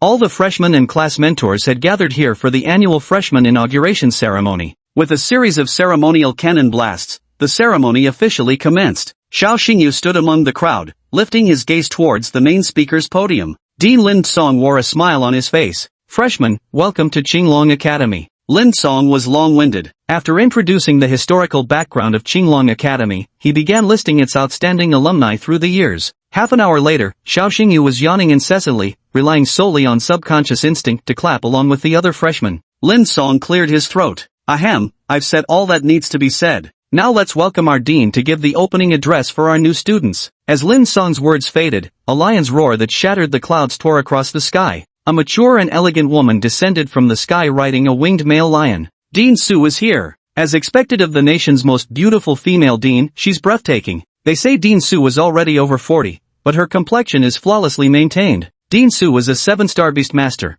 truly an outstanding heroine among women, my idol. Xiao Xingyu's gaze first fell upon the lion-type beast. It was a majestic male lion, its size comparable to a 3-story villa, with violet flames coiled around its razor-sharp claws. Even more intriguingly, a pair of amethyst wings had sprouted from its back. A flying lion, Xiao Xingyu was seeing one for the first time. The purple flame-winged lion king, a beast king physique with fire-type beast taming. Xiao Xingyu muttered under his breath. His demon gods, I could penetrate all the information about the purple flame-winged lion king. The master of the purple flame-winged lion king was a stunningly beautiful woman with cascading red hair, sharp facial features, and an exotic charm about her. This is Su Ruyan, the dean of Qinglong Academy. Clad in a purple beastmaster robe, Su Ruyan wore a 7-star emblem on her chest. This was the symbol of a 7-star beastmaster. Generally speaking, one can only advance to 7-star beastmaster rank by nurturing a beast capable of reaching the beast emperor level. The purple flame-winged lion king is merely a beast king class contracted beast, so this woman possesses other contracted beasts as well. Powerful beastmasters, brimming with spiritual energy, never contract just a single beast. The strongest contracted beasts are often trump cards, not summoned except in dire emergencies. Xiao Xingyu could be certain that the purple flame-winged lion king was either Su Ruyan's second or third contracted beast. Su Ruyan's first contracted beast undoubtedly ranked above the emperor level. Standing on the lectern, Su Ruyan gazed down at the new students of this year's intake. Congratulations, everyone, on joining our Azure Dragon Academy. Let me remind everyone of something here. Now that you've entered Azure Dragon Academy, whether you're from a noble family or humble beginnings, you must abide by the Academy's rules. Xiao Xingyu, along with every new student, holds a copy of the Academy Rules and Regulations distributed by the institution. The 8th school regulation stood out glaringly. Regulation number 8. When conflicts arise between students, regardless of who is right or wrong, they must be resolved through dueling ring matches. The losing party must apologize to the winner. This rule seems quite unfair. After all, directly dismissing the significance of right and wrong could potentially lead to bullying within the academy. The crowd erupted in an uproar, with everyone voicing their complaints. Xiao Xingyu merely smiled, knowing full well that this seemingly unfair school rule was actually Su Ruyan's well-intended effort. All freshmen, enjoy your 3-year journey at the academy. 3 years from now, whether you emerge as dragons or remain as worms will depend on whether you've studied diligently or idled away your time. Finally, may you all become high-tier beastmasters soon. After finishing her speech, Su Ruyan rode off into the distance on her violet flame-winged lion king, disappearing from the crowd's view. When the freshman orientation concluded, all new students returned to their respective classrooms. Class 1 to 3. This is the classroom where Xiao Xingyu is located. Chen Qinian is the homeroom teacher of Class 3. Everyone, please take your seats according to your assigned numbers. Xiao Xingyu's seat is by the window in the last row of the classroom. And this position was quite special, there was only one desk, which meant Xiao Xingyu didn't have a deskmate. I was hoping to have a school beauty as my deskmate, maybe flirt with girls between classes. Ah well, great men are always lonely. Back row by the window, the king's domain. Xiao Xingyu had mastered the art of self-comfort. Hello, classmate Xiao. My name is Wu Shengyu. Xiao Xingyu glanced sideways, making his first friend. Xiao Xingyu was seated by the left window in the last row. Wu Shengyu sat near the back door on the right side of the last row. Both had single desks, giving off a somewhat brothers-in-misery vibe. Hello, classmate Wu. Classmate Xiao, I've heard all about your glorious achievements. Your initial spiritual power value is only 2 points lower than the monstrous genius senior Yi Shuangning. This was the nth time Xiao Xingyu had heard the name Yi Shuangning. Because of his initial spiritual power value, Xiao Xingyu's name was always linked with Yi Shuangning. Again, Yi Shuangning. I kind of remember now, she seems to be a student from Azure Dragon Academy too, and a second year at that, she's my senior. Wu Shangyu was a cheerful chubby guy, and after chatting with Xiao Xingyu for a while, they became good friends. Brother Yu, what a coincidence. My dorm is 312 too. We're really fated, not just classmates but also roommates. Xiao Xingyu reminded, Old Wu, stop talking. Director Chen is glaring at us. After the textbooks were distributed, the bell for the first class rang. Chen Qinian stood on the podium. Class, this semester, during the theory sessions, we'll need to complete these 13 books. Theory is the foundation of practice. To defeat magical beasts, one must understand their habits and weaknesses. Everyone, open your compendium of magical beasts. We'll begin with chapter 1. Xiao Xingyu looked at the thick stack of textbooks on the desk, his lips curving into a faint smile. While Chen Qinian lectured slowly from the podium, Xiao Xingyu flipped through book pages frantically. The demon gods I granted an eidetic memory, allowing Xiao Xingyu to fully comprehend and recite all 13 textbooks backward in under 3 minutes. Wu Shangyu, who detested reading, simply passed a note to Xiao Xingyu instead. The note read, Bro, you wanna hit the cafeteria tonight, or should we go out for a feast? My treat. Xiao Xingyu replied with a note of his own. No thanks, my sister packed me a bento box, just needs a quick microwave. You have an older sister? How lucky. Click. A piece of chalk struck Wu Shangyu squarely on the head. Wu Shangyu, Xiao Xingyu, stop passing notes and pay attention, class. Chen Qinian summoned all the authority of a head teacher, shouting angrily, you're by far the worst batch of freshmen I've ever taught. Once his anger subsided, Chen Qinian began questioning the class. Wu Shangyu, answer this question. What is the dark lizard's weakness? Wu Shangyu stammered for half a day before blurting out. It conveys the author's nostalgia for his hometown. The entire class burst into laughter. Chen Qinian slammed the lectern hard. You little rascal, did you think this was high school Chinese reading comprehension? 3 classes of standing punishment. Xiao Xingyu, what are you laughing at? Stand up and answer the question. Chen Qinian intended to make an example of him, showing the consequences of not paying attention in class. What is the weakness of the demon lizard? The venom sac beneath its abdomen. Chen Qinian froze for a moment. Not bad, kid. You got it right without even listening to the lecture. Don't sit down yet. Answer another question. In which region does the frost-scale alligator behemoth typically reside? Xiao Xingyu answered without hesitation. The Frostfall Lake area in the southern part of Dragon Country, as well as the Cold Pool waterfall beneath the Kunlun Glacier. Chen Qinian's face was filled with surprise. Young man, listen to the next question. If you encounter a demon-devouring sky-rending tiger in the wild, how should you respond?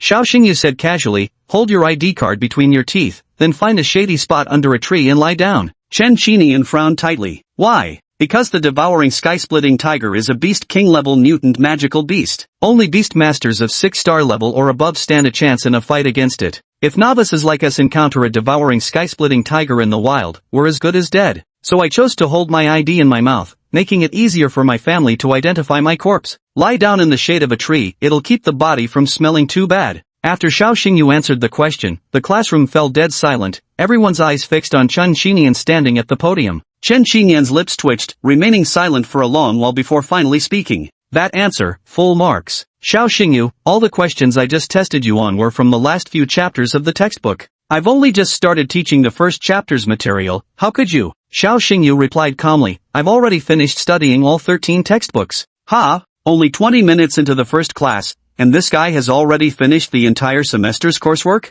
This is completely unheard of, that guy is some kind of monstrous genius. Xiao Xingyu, that name sounds familiar. Alright, this guy is that Xiao Xingyu from the trending searches. His initial spiritual power was only 2 points lower than Yi Shuangning's. So far, Xiao Xingyu and Yi Shuangning haven't even met face to face. Yet whenever someone mentions one of their names, the other is inevitably brought up too. Chapter 11, Breaking Rules to Enter the Library, Learning Beast Taming Combat Skills. Class, please review the material in your textbooks first. Xiao Xingyu, come out with me. In the hallway outside the classroom, Chen Qinian and Xiao Xingyu stood face to face. Kid, impressive. You finished learning the entire semester's theoretical coursework in under 20 minutes. Chen Qinian looked Xiao Xingyu up and down with curious eyes, as if staring at a monster. Xiao Xingyu smiled and flattered. It's all thanks to Director Chen's excellent teaching. No. Don't drag me into your bullshit. I'm beginning to doubt whether I'm even qualified to be your teacher. You're just a goddamn genius monster. The term genius monster is the highest praise for young beastmasters of the new generation. In Dragon Nation, there is a publicly recognized ranking called the Genius Monster Ranking. Those who make the list are the elite among young beastmasters,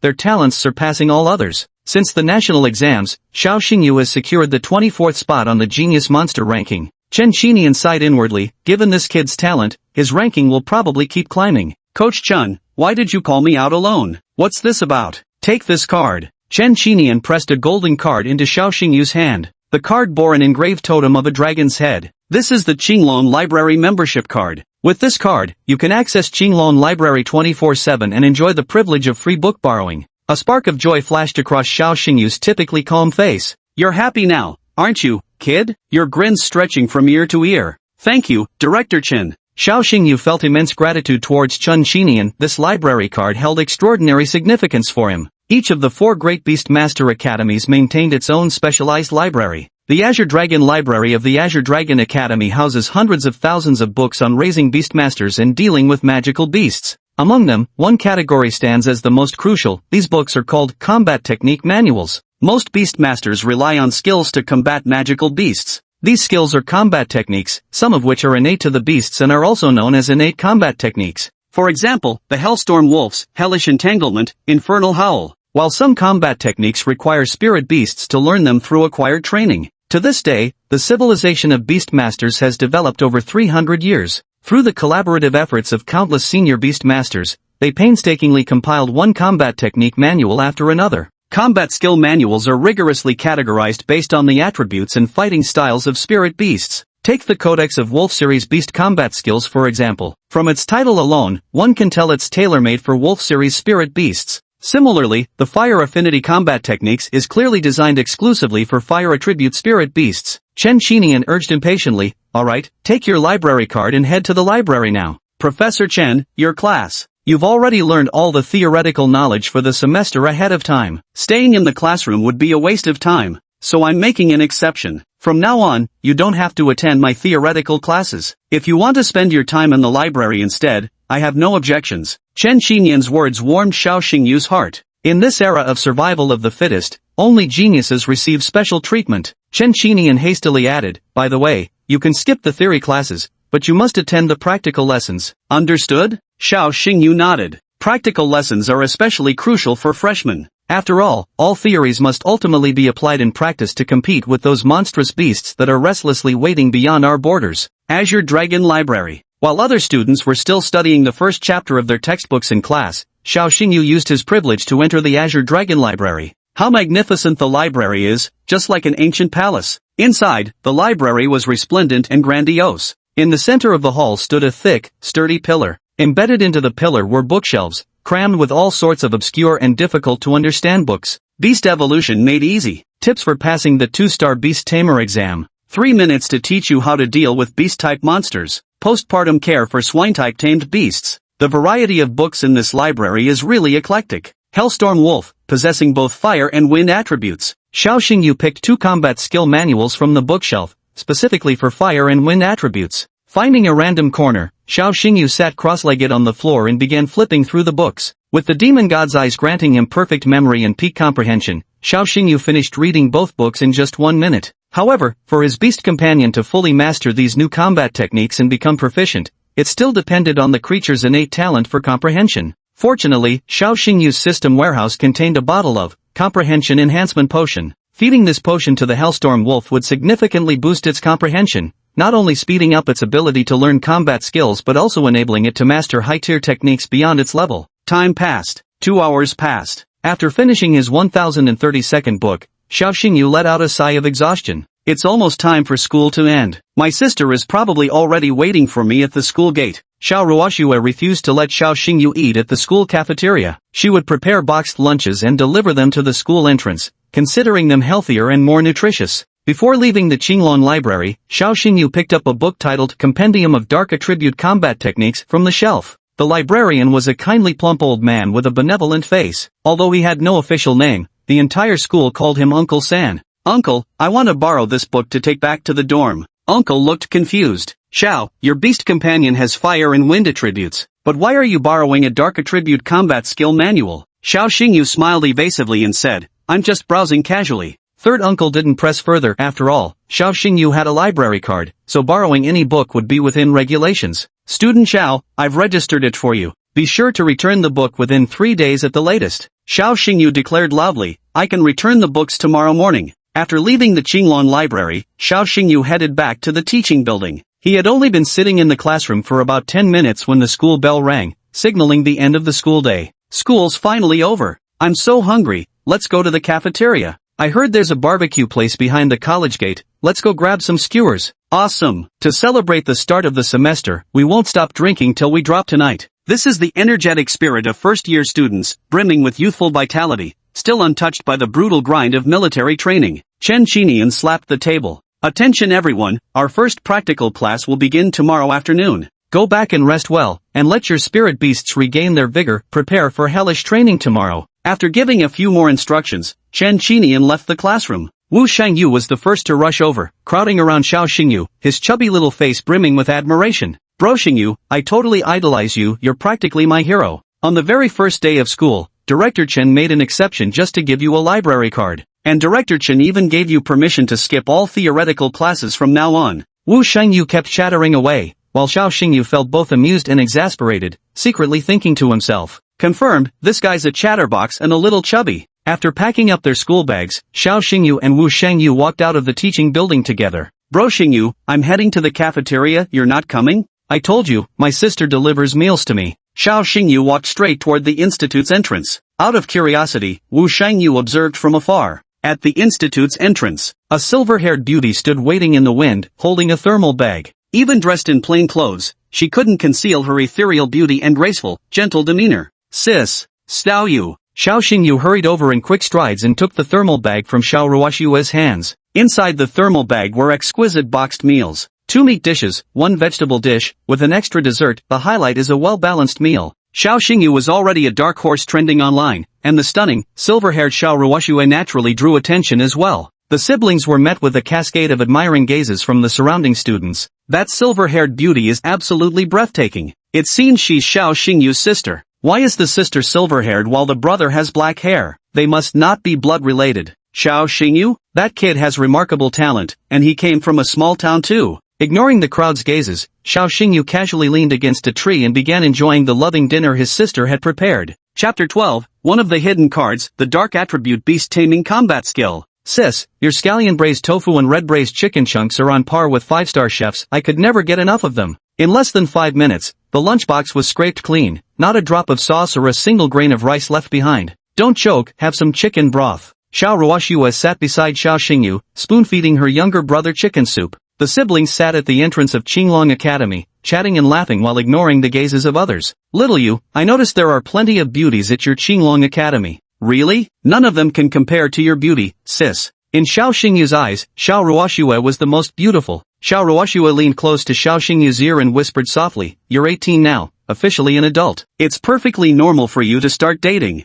Sis, where exactly are you going with this? What I'm trying to say is, I wouldn't object to you dating, but... Xiao Ruoxue raised her voice for emphasis as she changed the topic. Don't fall in love with women from the Yi family. Xiao Xingyu was utterly confused. The Yi family? I don't know any woman with the surname Yi. Xiao Xingyu lowered his head and thought to himself, the Yi family? Isn't Yi Xuanning from that family? I haven't even met her. What kind of love is there to talk about? Xiao Ruoxue reiterated, remember this, when looking for a girlfriend, stay away from the Yi family. Why? Did the Yi family steal our money or our rice? Because, just remember what I said and don't ask why. Xiao Ruoxue found it inconvenient to explain, which only further confused Xiao Xingyu. Lately, my sister has really been acting strange. Night had fallen. Sis, let me take you home. No need, the family dormitory is just behind Qinglong Academy, only a 10-minute walk away. Sis, I want to eat your steamed perch tomorrow. No problem, your big sister will keep bringing you meals tomorrow. From the moment Xiao Xingyu stepped into Azure Dragon Academy, Xiao Ruoxue had prepared herself to deliver homemade lunches for her younger brother for 3 full years. Truth be told, the academy cafeteria fare wasn't bad after all. It was one of the nation's top 4 Beastmaster academies. But how could the cafeteria's mass-produced meals compare to the loving bento box delivered by his sister? Watching Xiao Ruoxue disappear into the distance, Xiao Xingyu turned back towards Azure Dragon Academy. As he strolled alone across the sports field, Xiao Xingyu happened to look up and noticed the banner advertisement displayed on the giant electronic screen. The banner read, "Congratulations to second-year prodigy Yi Xuanning for becoming the youngest 5-star beast tamer in history." The poster featured a photograph of a blue-haired beauty. With exquisitely delicate features, the blue-haired girl's face resembled a sculptor's masterpiece. Even in this static poster, her starry bright eyes radiated an intimidating aura that kept strangers at bay. She's the epitome of an aloof ice queen, intimidating enough to keep people at arm's length, yet paradoxically inspiring fantasies of conquest. That's Yi Xuanning alright. She's definitely pretty, what a waste not using those legs to pedal a tricycle, but she's still no match for my sister. And her chest seems smaller than my sister's too. Objectively speaking, Yi Xuanning's beauty and figure were the kind that could topple dynasties, literally royal-worthy temptress material in ancient times. Night grew deeper. The playground of Qinglong Academy was desolate and quiet. At this hour, most students had returned to their dormitories, chatting and playing games with their roommates. Only Xiao Xingyu remained on the vast field. Black Edge. Xiao Xingyu activated his beast taming seal, summoning the Hellstorm Wolf. Awu, keep your voice down. This is the Azure Dragon Academy, no noise allowed. We'll train in secret and amaze everyone. Aoo. Supreme talent alone isn't what's frightening. What's terrifying is that those with exceptional talent work even harder than you do. Black Blade, regulate your breathing, sink your chi into the dantian. Only then can you master Blazing Fireball. Yes, that's the right breathing rhythm. Stop shaking your head unconsciously, it reduces the skill's accuracy. Black Blade obeyed obediently, practicing the new combat technique repeatedly as Xiao Xingyu instructed. An hour later, a newfound confidence appeared on Black Blade's face. Under Xiao Xingyu's guidance and with the effects of the comprehension potion, Black Blade's mastery of the new combat technique progressed by leaps and bounds. Black Blade, take a break. We're starting a new combat technique now. This combat technique is one of your trump cards. Xiao Xingyu took out a combat technique manual from his backpack. Complete compendium of dark attribute combat techniques. At the same time, Xiao Xingyu retrieved a dark attribute fusion crystal from his system storage and threw it into the Hellstorm Wolf's mouth. Late at night, all was quiet. On the training ground, a man and a wolf worked in perfect sync, repeatedly practicing combat techniques. Shadows of dark purple flickered intermittently across the Hellstorm Wolf's body. Midnight. Only then did Xiao Xingyu return to dormitory 312. As soon as he walked in, 3 roommates in oversized shorts were laughing and horsing around. "You go, you're back." Wu Shangyu exposed his pale, chubby belly while welcoming Xiao Xingyu. The other 2 roommates chimed in unison. "Welcome home, dorm leader. Who are you?" "Let me introduce myself, I'm Songhu from class 3, grade 1. Songhu stood nearly 2 meters tall, looking every bit like a grizzled mob boss, yet his eyes remained startlingly clear and dim-witted. "Oh, I remember now. You're the guy sitting in the 7th row who picks his nose and wipes it under the desk." Songhu flushed with bashfulness. "Brother, you, don't expose me like that." The dormitory was a 4-person room. Xiao Xingyu, Wu Shangyu, and Songhu were all from class 3, grade 1. Since Xiao Xingyu sat in the last row, he had a clear view of any mischief from his classmates. The 4th roommate wasn't from class 3 but came from class 2 instead. "Hello brother you, I'm Chen Yifu from class 2. My dream is to become the ultimate support among beastmasters." Chen Yifu was the friliest in the entire dormitory, wearing thick glasses for severe nearsightedness. Moreover, judging by their clothing, both Chen Yifu and Xiao Xingyu came from small towns so poor they didn't have a penny to their name. Xiao Xingyu glanced at Chen Yifu's dark circles and teased with a smile. "Chen, I truly believe you can become the best support player in the server. But you should take care of your health from now on, stop indulging yourself in secret. After all, kidney deficiency weakens your spiritual power."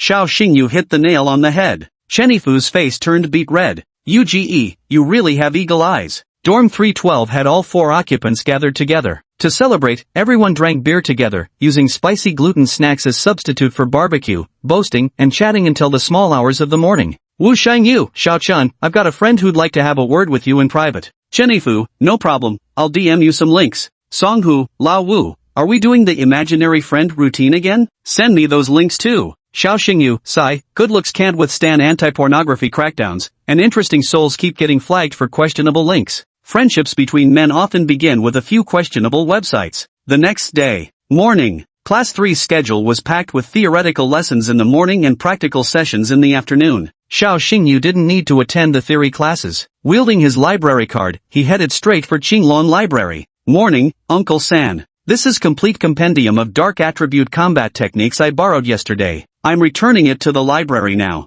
Third uncle, serving as the librarian, looked utterly astonished. Xiao, this book is thicker than the Xinhua dictionary. Did you really finish reading it in one night? What else? If third uncle knew Xiao Xingyu could read over 1,000 books in a single day at the library, shock alone might dislocate his jaw. Xiao Xingyu selected a few books that piqued his interest, found a corner seat, and began carefully flipping through them. With the demon god's eye activated, knowledge from the books surged into Xiao Xingyu's mind like a tidal wave pouring in reverse. Just as Xiao Xingyu was immersed in the euphoria of absorbing knowledge, an unfriendly voice shattered the library's silence. Today, Azure Dragon Library is all mine. All men, get the hell out. Girls, stay here and read with me, hee hee. Xiao Xingyu looked up. A young man dressed in extravagant clothes swaggered into the library with an overbearing stride. Behind him followed a group of equally arrogant lackeys. In an instant, all the male students in the library fled as if running for their lives. Only a few trembling girls remained, their faces deathly pale. At this moment, a girl tried to escape but was caught by the hair by a young man.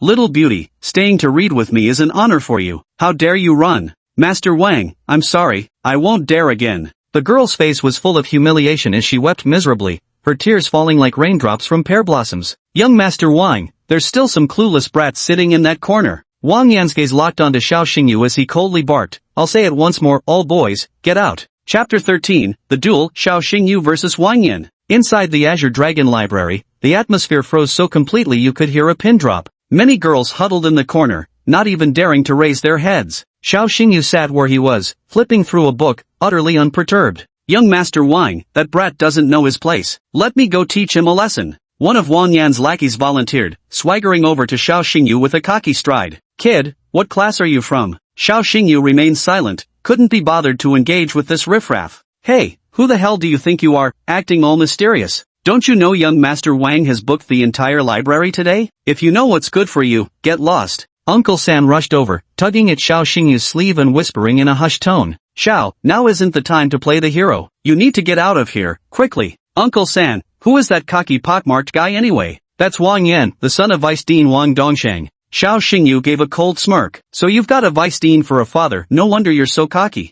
Uncle kindly warned, you don't have any backing, better not provoke this guy. Take my advice and leave right now. Just as Uncle was about to push Xiao Xingyu out of the library, Wang Yan swiftly stepped in front of him. Wang Yan glanced at the school badge pinned to Xiao Xingyu's chest. Class 3, Xiao Xingyu, right? I gave you ample time earlier to get the hell out of here. Now you've pissed me off. You have to kneel and apologize. Xiao Xingyu remained expressionless. And why should I? Just name my father, Wang Dongsheng. A lowlife like Wang Yan would drag his father's name into every conversation. Wang Dongsheng served as deputy dean of the Azure Dragon Academy, second in authority only to Dean Su Ruyan. And the administrator in charge of student records? That was none other than Wang Dongsheng himself. For a destitute student like Xiao Xingyu without money or connections, Wang Dongsheng had 100 ways to make him pack his bags and leave. Xiao Xingyu, get on your knees and apologize. Wang Yan continued to pressure Xiao Xingyu. Whoosh! In the blink of an eye. Kneel your damn ass. Xiao Xingyu wasn't much for words but swift in action, suddenly raising his leg with a sharp knee strike. The knee smashed mercilessly into Wang Yan's crotch. Ah!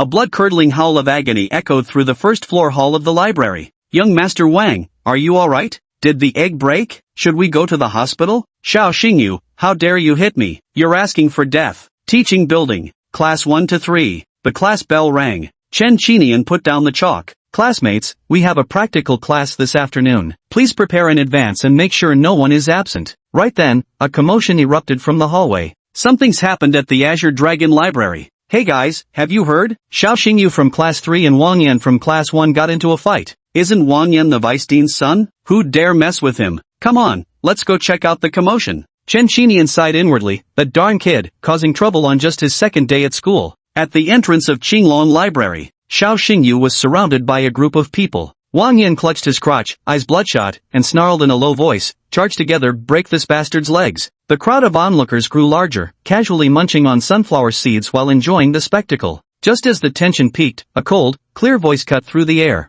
Fighting within the academy grounds, do you have no regard for school rules? The dean is coming. A mature and strikingly beautiful red-haired woman appeared amidst the crowd, none other than Su Ruyan, the dean of the Azure Dragon Academy. Wang Yan's arrogant demeanor weakened considerably as he lowered his head submissively and said, Dean Su. Su Ruyan glared at Wang Yan. As the son of the vice dean, you should set an example and abide by school rules. Yet here you are brawling. What kind of disgraceful behavior is this? Wang Yan, intimidated by Su Ruyan, hastily shifted the blame. Dean Su, it's not my fault. Xiao Xingyu kicked me in the crotch first. I was just defending myself. All eyes turned to Xiao Xingyu. Su Ruyan noticed Xiao Xingyu for the first time and asked, what exactly happened? Without changing his expression, Xiao Xingyu truthfully recounted everything that had transpired at the Azure Dragon Library. So that's how it is. This Wang Yan is too arrogant. Just because he's the vice dean's son, he dares to bully female classmates like this. Classmate Xiao, I support you. With Wang Yan clearly in the wrong, Xiao Xingyu received overwhelming support from his fellow students. Chen Qinian also rushed over. Dean Su, I've already consulted with the librarian and understand the full details of the incident. It's true that student Wang Yan violated school regulations first. Su Ruyan glanced at Chen Qinian and said indifferently, Professor Chen,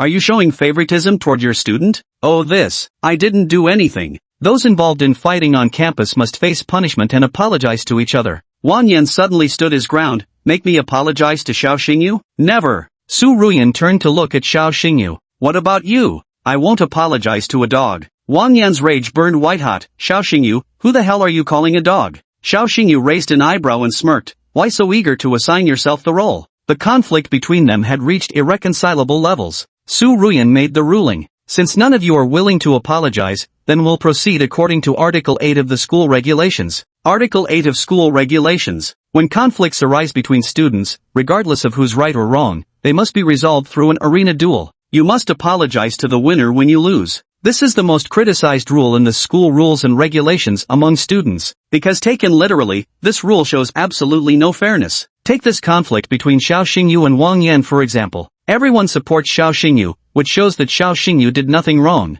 It's clearly Wang Yan who's in the wrong. But according to school rule number 8, if Xiao Xingyu loses to Wang Yan in the arena duel, he must unconditionally apologize to Wang Yan to resolve the conflict. This number 8 school rule is utterly inhuman. It was clearly Wang Yan's fault, so why do we need a duel to decide who has to apologize? I heard the beast Wang Yan contracted is a 6-claw void-rending leopard with legendary bloodline. This round won't be easy for Xiao Xingyu. 15 minutes later, behind the Azure Dragon Academy's teaching building, the dueling square. This arena is specifically designed for hosting various Beastmaster competitions. If any student violates the 8th school regulation, the matter will also be settled on this arena. The arena is surrounded by a sea of people. Xiao Xingyu is the dark horse genius trending on hot searches. Wang Yan was the son of Vice President Wang Dongsheng. Just based on these two identities alone, the attention for this arena duel had already reached its peak. All the students in the school came to watch, bringing their own snacks. Su Ruyan sat on the high spectator stand, overlooking everything. Preparation zone.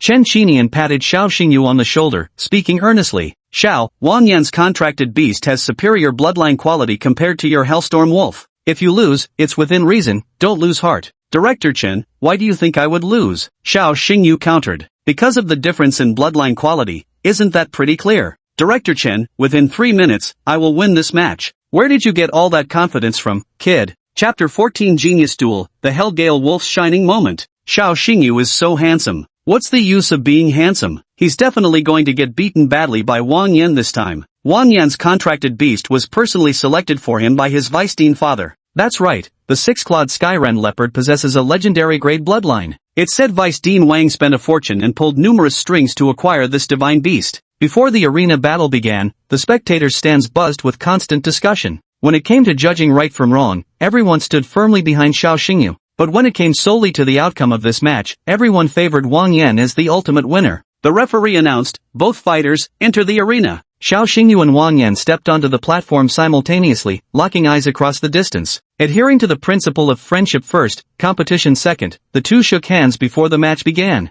Seizing the opportunity of their handshake, Wang Yan lowered his voice. Xiao Xingyu, I'm going to show you what happens when you cross me. Not only am I going to defeat you in this martial arts tournament, I'm going to cripple your spirit beast too, making sure you'll never find your place in Qinglong Academy again. Wang Yan's face brimmed with confidence and arrogance, showing no regard for his opponent Xiao Xingyu. Xiao Xingyu wore an utterly harmless smile. Classmate Wang, does it still hurt down there? The remark was salt in the wound. The moment Xiao Xingyu brought it up, Wang Yan felt that familiar dull ache between his legs flare up again. In the library, Xiao Xingyu kneed Wang Yan in the crotch with full force. Xiao Xingyu, watching you apologize after losing later will be quite entertaining. Classmate Wang, seeing you pee in split streams in the future will also be quite a sight. Wang Yan was so furious that his hair stood on end, and his lungs felt ready to explode. The referee announced, both parties shall stand 10 meters apart and summon your respective spirit beasts. The two stepped back to create distance. Wang Yan was the first to summon his spirit beast. With the activation of the summoning circle, a leopard wreathed in swirling wind blades materialized on the arena. The cheetah's massive frame bore two fangs like sharpened long swords, protruding downward from its jaws. Unlike typical feline-type contract beasts, this cheetah astonishingly possessed 6 razor-sharp claws. This was the 6-clawed Skyren cheetah, Wang Yan's first contracted beast. The giant electronic screen displayed the 6-clawed Skyren cheetah's basic statistics. Name 6-claw Skyrending leopard. Level initial form, first tier. Bloodline, legendary quality. Talent, Mystic Frostbite, all attacks deal additional frost damage, reducing enemy movement speed by 30% and attack speed by 30%. When a skill hits an enemy, increases self-movement speed and attack speed by 20%. Attributes Ice, Wind. In the spectator stands, the students from Grade 1, Class 3 were sitting together. Song Hu and Wu Shangyu, both Xiao Xingyu's roommates, were sweating bullets for their good buddy. Old Wu, although the name 6-clawed void-rending leopard doesn't include the word ice, it's actually an ice elemental beast. Exactly. From an elemental advantage perspective, ice counters fire. Moreover, the 6-clawed void-rending leopard has legendary tier bloodline quality, 1 grade higher than the Hellwind Wolf's epic tier lineage. Brother Yu is at a complete disadvantage this round. Theoretically speaking, it's extremely difficult for him to win.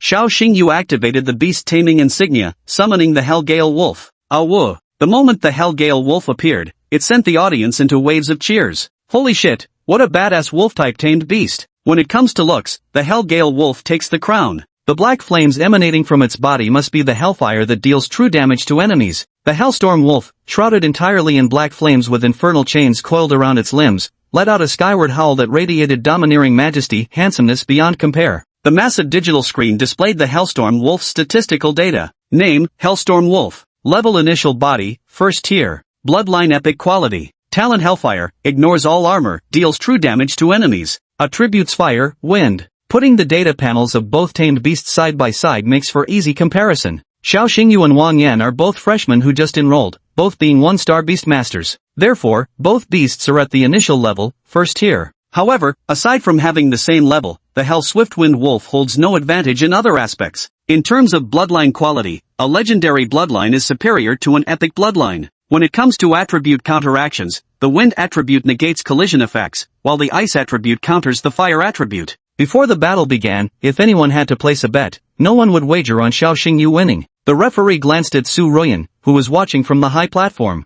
Su Ruyan nodded slightly. The referee loudly declared, the duel begins. The great battle is imminent. Wang Yan showed no mercy, intending to strike first to gain advantage. Frost Flame, go! On one side of the arena, at the commentary booth, a bespectacled middle-aged man held a microphone. Good day to all teachers and students. I'm Yang Su, the host commentator for this arena match. The duel has begun, with classmate Wang Yan taking the initiative. And in the very first round, he's already made the 6-clawed Skyren Panther unleash its killer move, Frostren Claw. It seems classmate Wang Yan is determined to secure victory in this arena match. The 6-claw spatial rending leopard leapt high, 6 claw strikes enveloped in chilling lethal intent locking onto the Hellstorm Wolf. Black Blade, serpentine maneuvers. Amidst the fierce battle, time flew by swiftly. A minute later, the two royal beasts had exchanged over 18 rounds of combat. The Hellstorm Wolf suffered varying degrees of frostbite on its shoulders, back, and hind legs, with its left cheek now encased in a layer of ice crystals. Yang Su gripped the microphone, his voice tinged with resignation. Alas, such is the tyranny of elemental disadvantage. Ice counters fire. The 6-clawed Skyrending Leopard's innate skill, Profound Frost, can effectively suppress the Hellwind Wolf's innate ability, Infernal Flames. Under the watchful eyes of the crowd, the dark flames enveloping the Hellwind Wolf visibly dimmed. Mirroring its master's demeanor, the 6-clawed Skyrending Leopard wore an expression brimming with arrogance and pride. The battle rages on. The 6-clawed Skyrending Panther unleashed a 13-hit combo. The Hellwind Wolf is at a disadvantage. Yang Su frowned in confusion. Honestly, I don't quite understand. Why isn't Xiao Xingyu trying a desperate counterattack? In the spectator stands, all the classmates in Class 3 were on edge for Xiao Xingyu. Wu Shengyu couldn't hide his concern. Director Chen, does brother you still have a chance to win? Chen Qinian stroked the stubble on his chin, his eyes narrowing slightly. Theoretically speaking, Xiao Xingyu's only option is to attempt a death-defying counterattack to have even the slimmest chance. But as you've witnessed, from the outset of the duel, Xiao Xingyu maintained a defensive stance, never allowing the Hellstorm Wolf to attempt a counterattack. At this rate, the match will be decided in less than a minute. Chen Xinian was highly experienced, and the situation on the field unfolded exactly as he had analyzed. Another minute passed, and the Hellgale Wolf staggered backward repeatedly, its expression twisted in agony. Its left forelimb was completely frozen, unable to even lift up. Yang Su couldn't help but marvel. Ladies and gentlemen, this is what we call bloodline suppression and attribute restraint. This duel is about to reach its conclusion. It's only natural that classmate Xiao Xingyu lost, after all. Wait a minute. Classmate Xiao Xingyu seems to be preparing to counterattack. Yang Su noticed a world-shifting change in Xiao Xingyu's gaze. Wang Yan still hadn't realized the severity of the situation. Xiao Xingyu, I'm going to dispose of your familiar beast. Frost Flame, unleash, Frost Heaven Breaker. Frost Heaven Breaker was the signature ultimate move of Six-Claw Skyren Panther. Upon hearing its master's command, the Six-Claw Skyren Panther gathered its energy and spat out an enormous ice orb from its maw. The hockey puck sliced through the air, speeding straight toward the Hellstorm Wolf. Xiao Xingyu suddenly shouted, Black Edge, Shadow Meld. On the arena, the Hellstorm Wolf let out a savage roar as its body dissolved into a purplish-black mist, vanishing into the ground.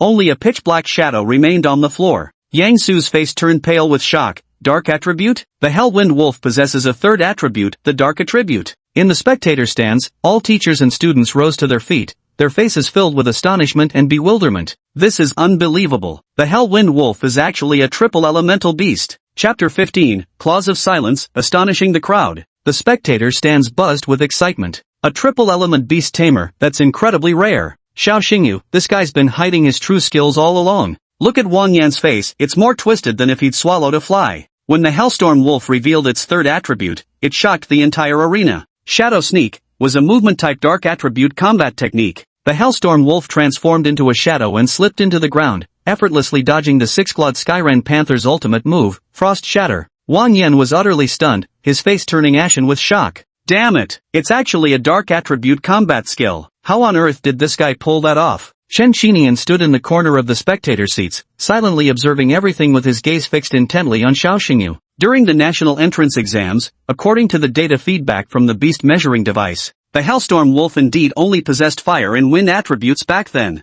This shows that the dark attribute awakened after the national exam. Xiao Xingyu, you truly are an unfathomably talented beastmaster. Bloodline, level, attributes, these stats can only determine a tamed beast's lower limit. What truly determines a tamed beast's upper limit is the beastmaster's innate talent. In just one short week, under Xiao Xingyu's care, the Hellstorm Wolf awakened its third attribute, an exceptionally rare dark attribute. Even Dean Su Ruyan, who watched the battle from the high platform, had no choice but to look at Xiao Xingyu with newfound respect. A dark attribute, how intriguing. This kid is anything but ordinary. Su Ruyan rarely gave such high praise to a freshman who had just enrolled. Dodging the Six-Claw Skyrending Panther's lethal attack, the Hellstorm Wolf burst forth from the ground, its body shrouded in shadows, flickering in and out of view amidst the raging winds. Xiao Xingyu, did you really think awakening your third beast attribute would negate bloodline suppression? Wishful thinking. Ice Flame, attack. The whole school was watching. Whoever lost this match would suffer immense humiliation. As the son of a vice dean, Wang Yan couldn't accept losing to some nobody without power or connections. The Six-Clawed Rift Panther launched another flurry of attacks.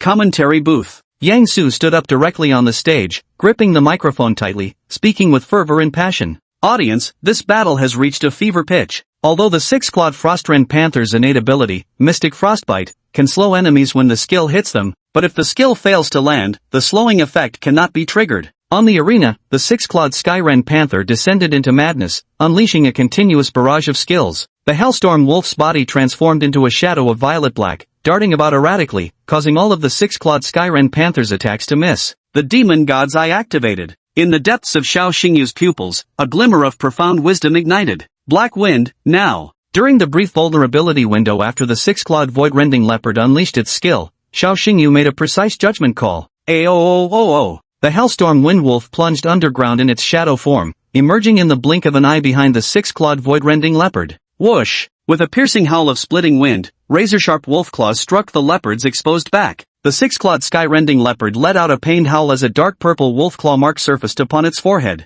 Wang Yan shouted anxiously. Frost Flame, unleash, Frozen Breaker, counterattack now. Moron, I told you to fight back. What the hell are you standing there for? Judging from the situation, the six-clawed void-rending leopard did indeed have a chance to counterattack, but it stood frozen in place, appearing utterly bewildered. In the spectator stands, Chen Xinyan's pupils trembled violently. Silent claws? Yang Su shouted excitedly, "Ladies and gentlemen, this moment deserves to be recorded in the annals of Azure Dragon Academy's history. Hellstorm Wolf unleashed a dark element combat skill, Silent Claw." A string of information flashed across the massive electronic screen. Silent Claw, a dark attribute battle skill. Upon hitting the enemy, it inflicts a 3-second silence effect. Prevents skill casting for 3 seconds. At this moment, the six-clawed Voidren Panther is in a state of silence and cannot unleash any skills within 3 seconds. Just as the 3-second silence was about to end, the Hellstorm Wolf unleashed Silence Claw again. The six-claw Voidrending Leopard let out a pained howl, the fading wolf claw mark atop its head suddenly becoming vivid once more. In the spectator stands, everyone rose to their feet, hands covering their faces in shock.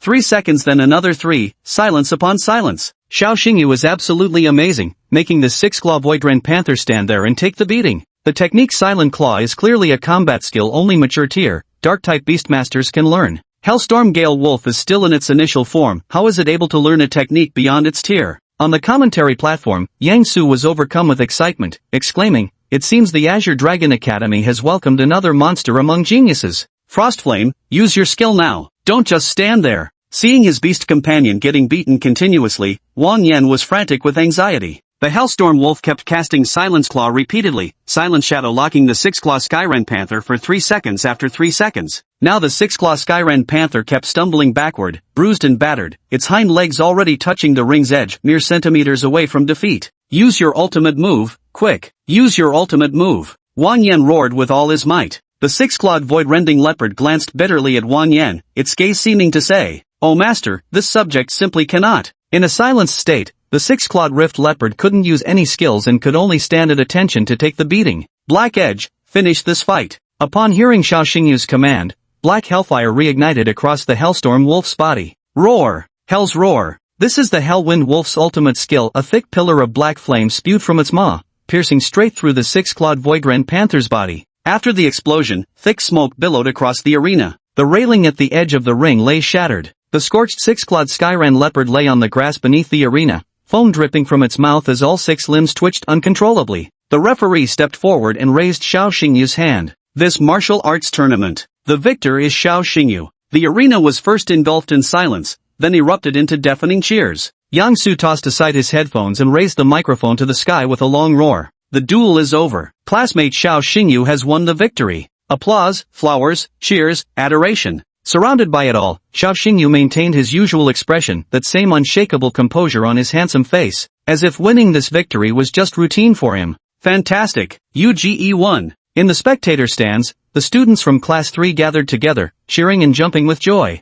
Songhu and Wu Shangyu stood shoulder to shoulder, feeling proud and honored for the dorm leader of room 312. Chen Xinian gazed intently at Xiao Xingyu's receding figure, his expression dazed. "That little guy's back looks so much like that man's." Wang Yan knelt on the arena platform, his eyes vacant, still unable to process the emotions of defeat. Su Ruyan's voice came through. "Apologize according to school regulations, and let's end this farce. As stipulated in Article 8 of the school rules, regardless of who's right or wrong, the losing party in this duel must apologize to the victor." At this moment, this long-criticized school regulation suddenly seemed much more agreeable. Wang Yan raised his head and looked around, overwhelmed by an intense sense of humiliation. The crowd's ridicule and sighs, the mentor's exasperated headshake, and the dean's icy disdain. Finally, Wang Yan turned to Xiao Xingyu, his distorted face gradually flushing crimson. After struggling for what seemed like an eternity, Wang Yan forced out a few words with great difficulty. "Student Xiao, I'm sorry." This seemingly simple apology stripped Wang Yan of all his dignity. The mockery of the crowd were like footprints trampling over his self-respect. Without a doubt, after this battle, Wang Yan became the biggest clown in the entire school, reduced to nothing more than a laughingstock in students' casual conversations. Chapter 16, The Beautiful Dean's Favor, Obtaining a Spatial Ring. That Wang Yan who was so cocky before the battle ended up apologizing to Xiao Xingyu anyway. Serves him right for being outmatched. Honestly speaking, Xiao Xingyu is seriously impressive. Yeah, his tamed beast not only awakened a third attribute but can even learn battle techniques beyond its level. Respect. Xiao Xingyu emerged as the undisputed champion of the arena battles, with classmates showering him with praise and adulation while faculty mentors held him in exceptionally high regard. Xiao Xingyu. Su Ruyan approached Xiao Xingyu. With a slight yet poised bow, Xiao Xingyu greeted respectfully but without subservience, Dean Su. Come with me to my office. Yes. Xiao Xingyu trailed behind Su Ruyan, disappearing from the crowd sight. Breaking news, Dean Su personally pulled Xiao Xingyu aside for a talk. Given Xiao Xingyu's performance just now, if I were the dean, I'd definitely pay special attention to this genius too. What's the use of being the vice dean's son? Against sheer talent, connections mean nothing. Wang Yan stood at the center of public scrutiny, his fury nearly burning through his reason. He knelt on the fighting platform, his nails digging fiercely into the crevices of the ground. Xiao Xingyu, the humiliation you've made me endure today, I'll return it 100-fold. After muttering to himself, Wang Yan staggered to his feet and slunk away in disgrace. Azure Dragon Academy, Dean's office. After all, this was the Dean's office, lavishly decorated like the interior of a villa.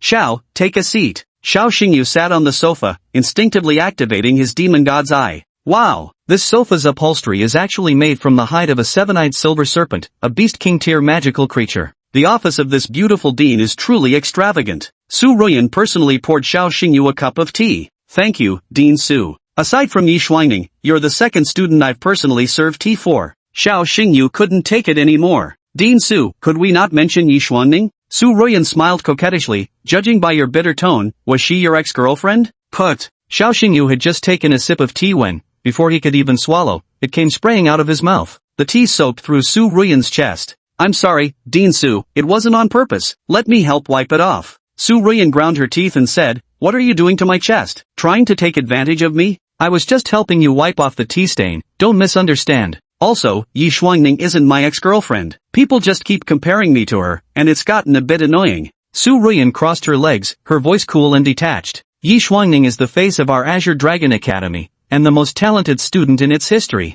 Your initial spiritual power is only 2 points lower than Yi Shuangning's, so of course it would spark discussions among everyone. Xiao Xingyu shrugged helplessly, he couldn't control what people were saying. Your performance in the arena match just now was excellent. Moreover, you managed to activate the third attribute of beast taming just 2 days after enrolling. It's clear you're an exceptionally talented prospect. Su Ruyan initially showed only appreciation for Xiao Xingyu, but then suddenly changed the subject. What are your thoughts on school regulation number 8? Xiao Xingyu replied with a smile. On the surface, this rule seems unfair and could easily lead to conflicts like the one between me and Wang Yan. So, you're saying there's more to it than meets the eye? The true purpose of this school rule is to temper the student's mental fortitude. Su Ruyan's eyes lit up. Explain in detail. Qinglong Academy is merely the starting point for us freshmen. Our final destination is the battlefield. On the battlefield, there is no such thing as fairness. Those insane demonic beasts won't reason with you about right or wrong. Only strength is the ultimate truth. After Xiao Xingyu finished speaking, Su Ruyan's eyes revealed a subtle change. You're just a youngster, yet you possess a maturity far beyond your years, scarily so. Dean Su, you're a 7-star beast master. Surely you're not afraid of a mere 1-star newbie like me? Xiao Xingyu countered with a smile as Su Ruyan rolled her eyes. Speaking to me with such casual disrespect. The 8th school rule was personally written by Su Ruyan herself. This school rule does seem unfair. Yet it exists to temper the character and disposition of freshmen, pushing them towards maturity and teaching them that true strength reigns supreme. After all, on the battlefield, fairness is non-existent. Only those with powerful fists can claim the right to reason. Take this arena tournament's winner, Xiao Xingyu, as proof. His victory is the most irrefutable argument there is. And the losing side's Wang Yan proved himself the greatest clown of all. Considering your decent talent, I'll give you something. Su Ruyan took a ring out from the drawer. The ring's band resembled a coiling dragon, its engraved patterns like overlapping scales so vivid they seemed alive. This is a spatial ring. Xiao Xingyu's face lit up with excitement. A spatial ring is a high-tech storage device crafted through advanced technology. Beastmasters often need to carry various items related to their beasts such as food, supplements, and the monster cores obtained from battles on the front lines. These items are heavy and varied. That's precisely why the nation invented spatial rings,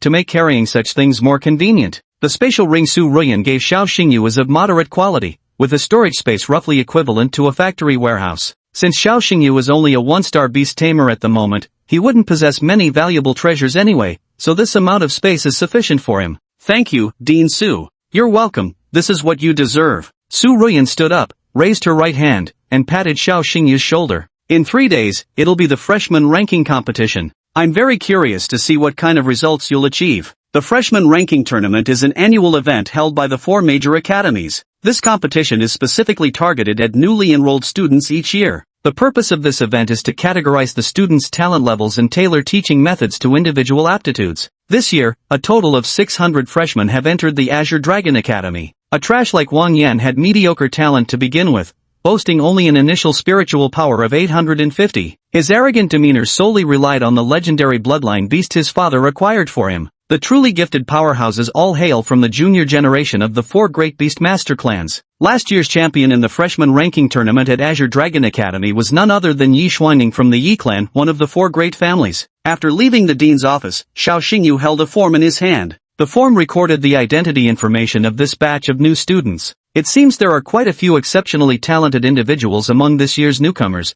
though they keep a low profile. The stronger the competition, the more excited I become. I can't wait for the freshman ranking competition in 3 days. After a morning of chaos, lunchtime finally arrived. Xiao Xingyu arrived at the school gate and didn't see Xiao Ruoxue. A phone rang. Hey sis, aren't you coming to bring me lunch? Xiaoyu, the staff dormitory lost power. It won't be restored until afternoon. Grab something to eat for now, I'll bring you dinner later. Okay, sis. After hanging up the phone, Xiao Xingyu clutched his growling stomach and sighed heavily. I won't get to eat my sister's cooking for lunch today. If I go to the cafeteria now, there'll probably only be leftovers. Guess I'll eat off campus instead. After arriving at the back gate of Qinglong Academy, Xiao Xingyu found a snack street. Should I choose braised chicken with rice or Lanzhao pulled noodles? Shaxian snacks are pretty good too. I've made up my mind, I'm having spicy hot pot. Chapter 17, Getting a top-tier lowly girl for free. Thud, thud, thud. Xiao Xingyu was just about to enter the spicy hot pot restaurant when hurried footsteps sounded behind him.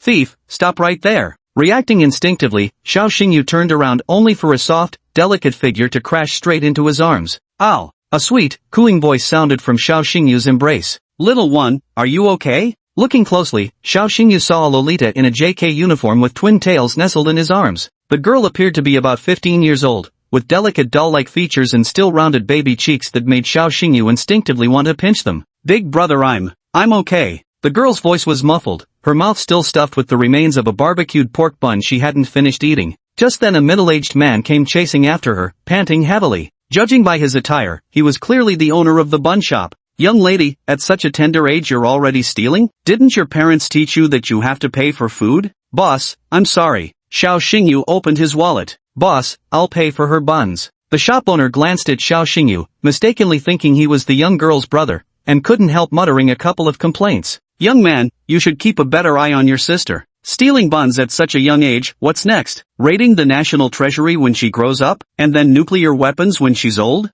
Nuclear weapons? Isn't that a bit too far? Xiao Xingyu forced a bitter smile. Besides, she's not my sister. The shopkeeper couldn't be bothered to argue further. He snatched the banknote from Xiao Xingyu's hand and walked away without another word. At this moment, the lowly girl raised her head, staring at Xiao Xingyu with crystal-clear eyes that held a hint of naive charm, muttering softly under her breath. I used to only have an elder sister, but now I've picked up a brother, I've got a brother now. Only then did Xiao Xingyu properly size up the girl before him. About 162 centimeters tall, with twin ponytails, a sweet and adorable face, wearing a JK uniform paired with white thigh-high stockings. This is the perfect ideal girlfriend that no lolicon could ever refuse. But Xiao Xingyu wasn't particularly excited, because he preferred mature women or married ladies. Deep down, he had that innate Chow Chow complex. Little sister, remember to bring money when you go out next time. Xiao Xingyu reminded her. Gurgle gurgle. The girl's stomach began to growl. Still hungry? The girl nodded. Xiao Xingyu thought for a moment before asking, how about some malatang? The girl wore a dazed, innocent expression, her starlit eyes brimming with curiosity. What's malatang? She asked. Xiao Xingyu concluded, verdict confirmed, this is a runaway rich heiress from some noble family. In this era, only a pampered young mistress from an aristocratic clan could possibly be ignorant of malatang, having dined exclusively on delicacies every day. 5 minutes later. Here you go, folks. 1 mildly spicy, 1 medium spicy. Enjoy your meal. The girl picked up her chopsticks and devoured the food, tears welling up in her eyes. Oh my god, this is absolutely delicious. Big brother, this is the most delicious food I've ever tasted. Thank you. Xiao Xingyu shook his head with a smile, muttering under his breath. Just a 6 yuan bowl of spicy hot pot, how could it be so delicious that it makes you cry? Burp. The girl choked. Xiao Xingyu, boss, bring me a bottle of AD calcium milk. With her hunger and thirst satisfied, the girl's face still bore an expression of wanting more. Big brother, what's your name? You tell me yours first. My name is Yi Shimeng. Nice name, you really are adorable. Adorableness is the hallmark of a top-tier lowly. Yi Shimeng's gaze landed on Xiao Xingyu's Beastmaster robe, the Azure Dragon emblem. Big brother, are you a student of Azure Dragon Academy? Xiao Xingyu nodded. Yi Shimeng was so excited that she exclaimed, what a coincidence. My sister is also a student at Qinglong Academy. Big brother, which year are you in? First year. Then my sister is your senior by 1 year, you must have heard her name. Xiao Xingyu bit the straw of his iced coke and looked out the window, uninterested in what Yi Shimeng was saying. My sister's name is Yi Shuangning. What the hell is this? Big brother, my sister isn't a thing. Xiao Xingyu turned his gaze back to the lowly girl in front of him. Having seen Yi Shuangning's posters before, by comparison, Yi Shimeng looked like a chibi version of Yi Shuangning. Yi Shuangning was 19 years old, while Yi Shimeng was 15. The sisters looked very much alike, but one was an icy queen while the other was a ditzy Lolita. Yi Shimeng then launched into a non-stop recounting of her story. Xiao Xingyu finally learned that Yi Shimeng had sneaked out of the Yi family home. In fact, both Yi Shimeng and Yi Shuangning, the sisters, were exceptionally gifted individuals. At merely 15 years old, Yi Shimeng had already been granted special permission to participate in the National Grand Examination. Her initial spiritual power value was as high as 1008. It must be noted that in every National Grand Examination, there are no more than 100 prodigies whose initial spiritual power values exceed 1000. Moreover, Yi Shimeng's first contracted beast, the Boneblade Phantom Eye Cat, possessed mythical grade bloodline. Theoretically speaking, Yi Shimeng could exceptionally be admitted to the 4 great academies despite normal regulations. Why did you run out here all alone? Why won't your family agree to let you cultivate at the Beast Taming Academy? Xiao Xingyu's 2 questions stirred up painful memories for Yi Shimeng. Yi Shimeng rested her chin in her hands, her voice filled with sorrow and bitterness. Big brother, when I was 6 years old, I was almost eaten by a monstrous beast of emperor rank. Since that day, I've had this psychological trauma, just the sight of any monstrous beast makes me faint from terror. At this point, Yi Shimeng's cheeks turned red, clearly showing shyness. Won't you laugh at me? Xiao Xingyu shook his head. I won't laugh at you. It's just your physiological instinct after all. But I can understand your family's perspective too. With this psychological barrier of yours, no matter how talented you are, you can never become a true beast master. That's why your family doesn't agree with you attending the Imperial Beast Academy for cultivation. Yi Shimeng hung her head low, her twin ponytails drooping dejectedly, her expression forlorn. Because of this psychological barrier, Yi Shimeng was placed under house arrest by her family, confined to the household to await marriage. When she came of age, she would be wedded to some noble or dignitary of equal social standing. But I want to be like my elder sister, to become a proper beast master. You faint at the sight of demonic beasts, and with just a few pounds of flesh on you, you wouldn't even be enough to fill their teeth. Yi Shimeng was dealt another blow, her pouting lips and held back tears the last vestige of her defiance. Big brother, do you have a way to help me cure my psychological disorder? Heh, I'm no miracle doctor. Xiao Xingyu said this, but secretly activated the demon god's eye. The demon god's eye can not only see through the attribute panels of magical beasts and tamed beasts, but also discern all information about humans. Affliction, psychological shadow disorder. Symptoms, upon seeing any magical beast, experiences rapid heartbeat and falls into unconsciousness. Medication treatment, Angelica sinensis, cassia seed, tropa solution, sedative herb. Psychological treatment, undergo a major stimulus to counteract poison with poison. Alright, I treated you to spicy hot pot, and offered you AD calcium milk. Go home now, your family must be waiting anxiously. Xiao Xingyu urged Yi Shimeng to leave. Yi Shimeng was the heiress of the Yi family, and Xiao Xingyu didn't want to get involved with such a powerful and influential clan. It was unclear whether they would become friends or foes. Until he grew into a top beast tamer, Xiao Xingyu remained cautious and vigilant at all times. Big brother, please help me. I'm completely lost here. I ran away secretly and don't dare go find my sister. If my sister finds me, she'll definitely call dad to have someone drag me back home. Xiao Xingyu didn't want to get involved in this mess. Yi Shimeng, we're not close. Find someone else to help you. Big brother, I'll give you all my possessions, please help me. Yi Shimeng handed her pink backpack to Xiao Xingyu. When the zipper opened, it was packed with priceless rare treasures. Fire Spirit Toad Pearl, Medicinal Jade Ganoderma, Premium Beast Taming Cultivation Solution. Xiao Xingyu's eyes were wide as saucers. A great family is indeed a great family, for a little brat like you to carry so many rare treasures around. These are the top-tier materials required for nurturing spirit beasts,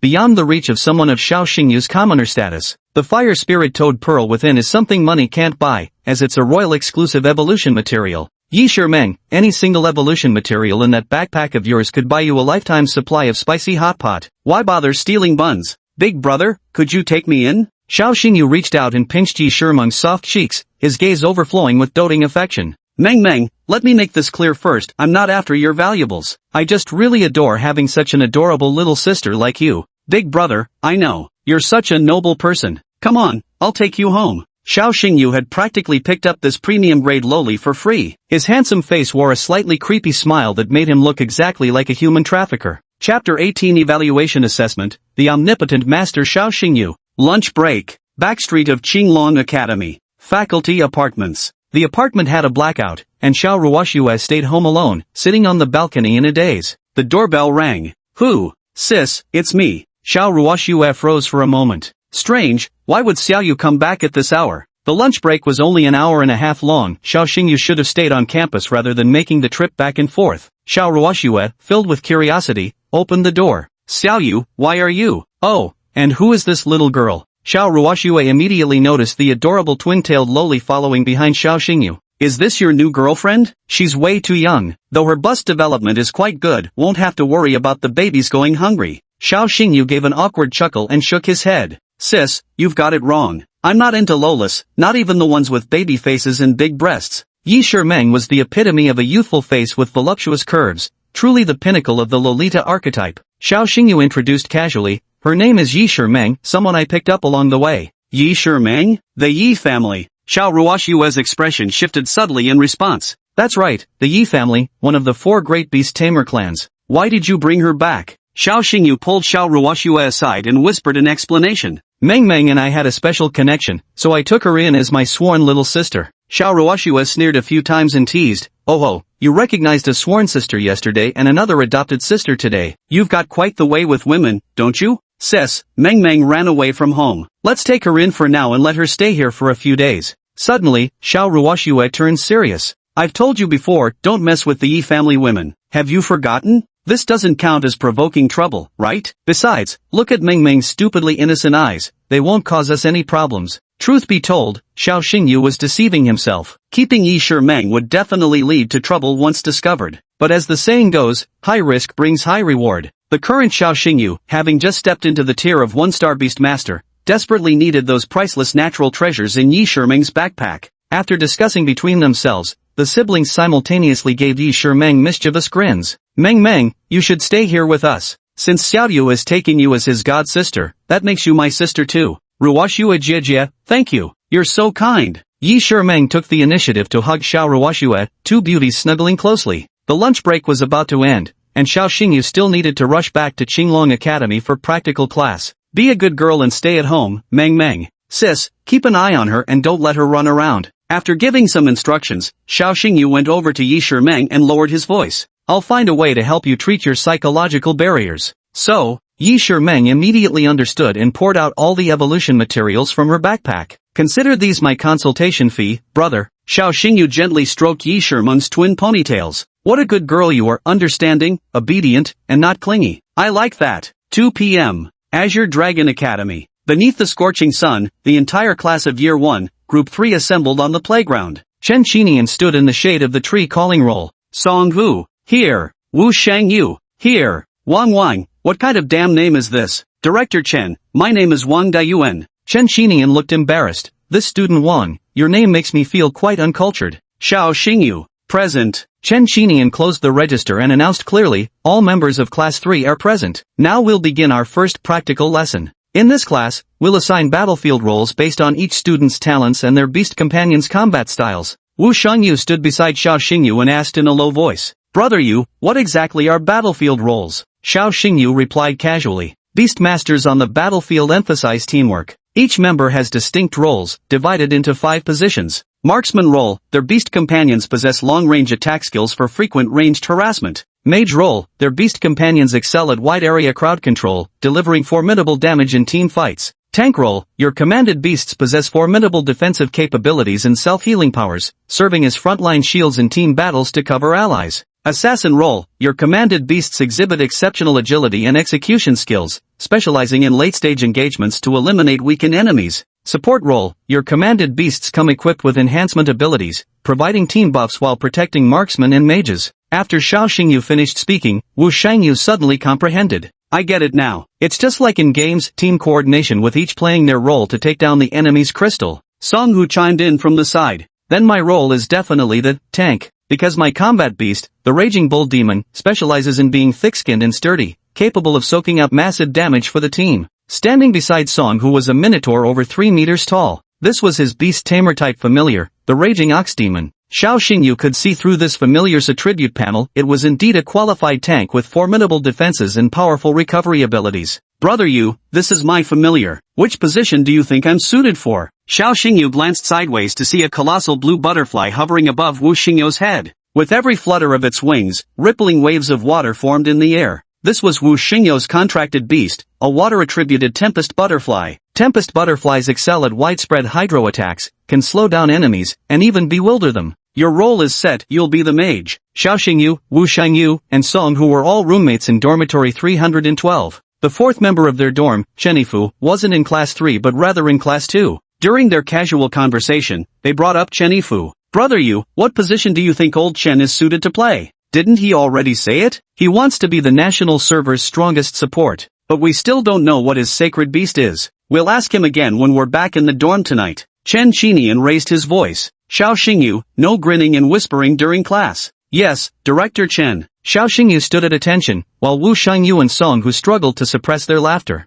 Next, according to student ID order, take turns summoning your spirit beasts to participate in various assessments. This will determine your battlefield roles. The evaluation begins. Ma Dongmei, your spirit beast can release large-scale poisonous mist attacks. Therefore, your role is Mage. Wang Wang. Director Chen, repeat after me. Wang De Yuan. Ahem, Wang Dayuan, your beast companion demonstrates remarkable agility with critical strike capabilities in its skills, classified as Assassin. Next student. An hour passed. The class of 60 students had 59 who had already completed their evaluation assessments, each determining their battlefield role. 2/3 of the students were positioned as mages or supports. There were fewer marksmen and assassins. Tanks were the rarest, with only Song Hu being one. Chen Qinian glanced at Xiao Xingyu in the corner. Xiao Xingyu, step forward. Summon your beast for evaluation. First evaluation, attack power test. Chapter 19, ultimate move with triple critical hit, range 800 meters. Xiao Xingyu activated his beast taming sigil, summoning the Hellstorm Wolf. The colossal wolf emerged from the ground, its fur composed of swaying black flames that danced with the wind. In terms of sheer majesty, the Hellstorm Wolf dominated the entire arena. Class 3 students gasped in awe, circling around the Hellstorm Wolf with unrestrained excitement. That wolf is so handsome. Black flames, brimming with domineering aura. That reminds me of this morning. In the morning, Xiao Xingyu and Wang Yan had a sparring match. All the students from class 3 were cheering for Xiao Xingyu from the spectator stands. From that moment on, these people were utterly conquered by Hell's Gale Wolf's striking looks and formidable power. Brother Yu, can I pet the Hellwind Wolf's head? Go ahead and give it a try if you're not afraid of the heat. Anyone other than the owner and their close relatives or friends who tries to pet the Hellstorm Wolf will have their hand instantly roasted. Just add some cumin and chili powder, and it's ready to pair with a drink. Chen Qinian was holding a tablet in his hand. After this morning's arena battle, the Hellstorm Wolf's data had been updated once more. At present, the Hellstorm Wolf remains the only beast in Class 3 with triple elemental attributes. The test assessment is about to begin. The first assessment is to measure the attack power of the Hellstorm Wolf. If a Beastmaster's summoned beast possesses sufficient attack power, they will be assigned to the Assassin position. A massive stone pillar stands erected in the training field. At the top of the stone pillar, there is a display screen that can calculate the attack power value and critical hit multiplier of the beast. Chen Qinian urged, Xiao Xingyu, let your beast begin the assessment.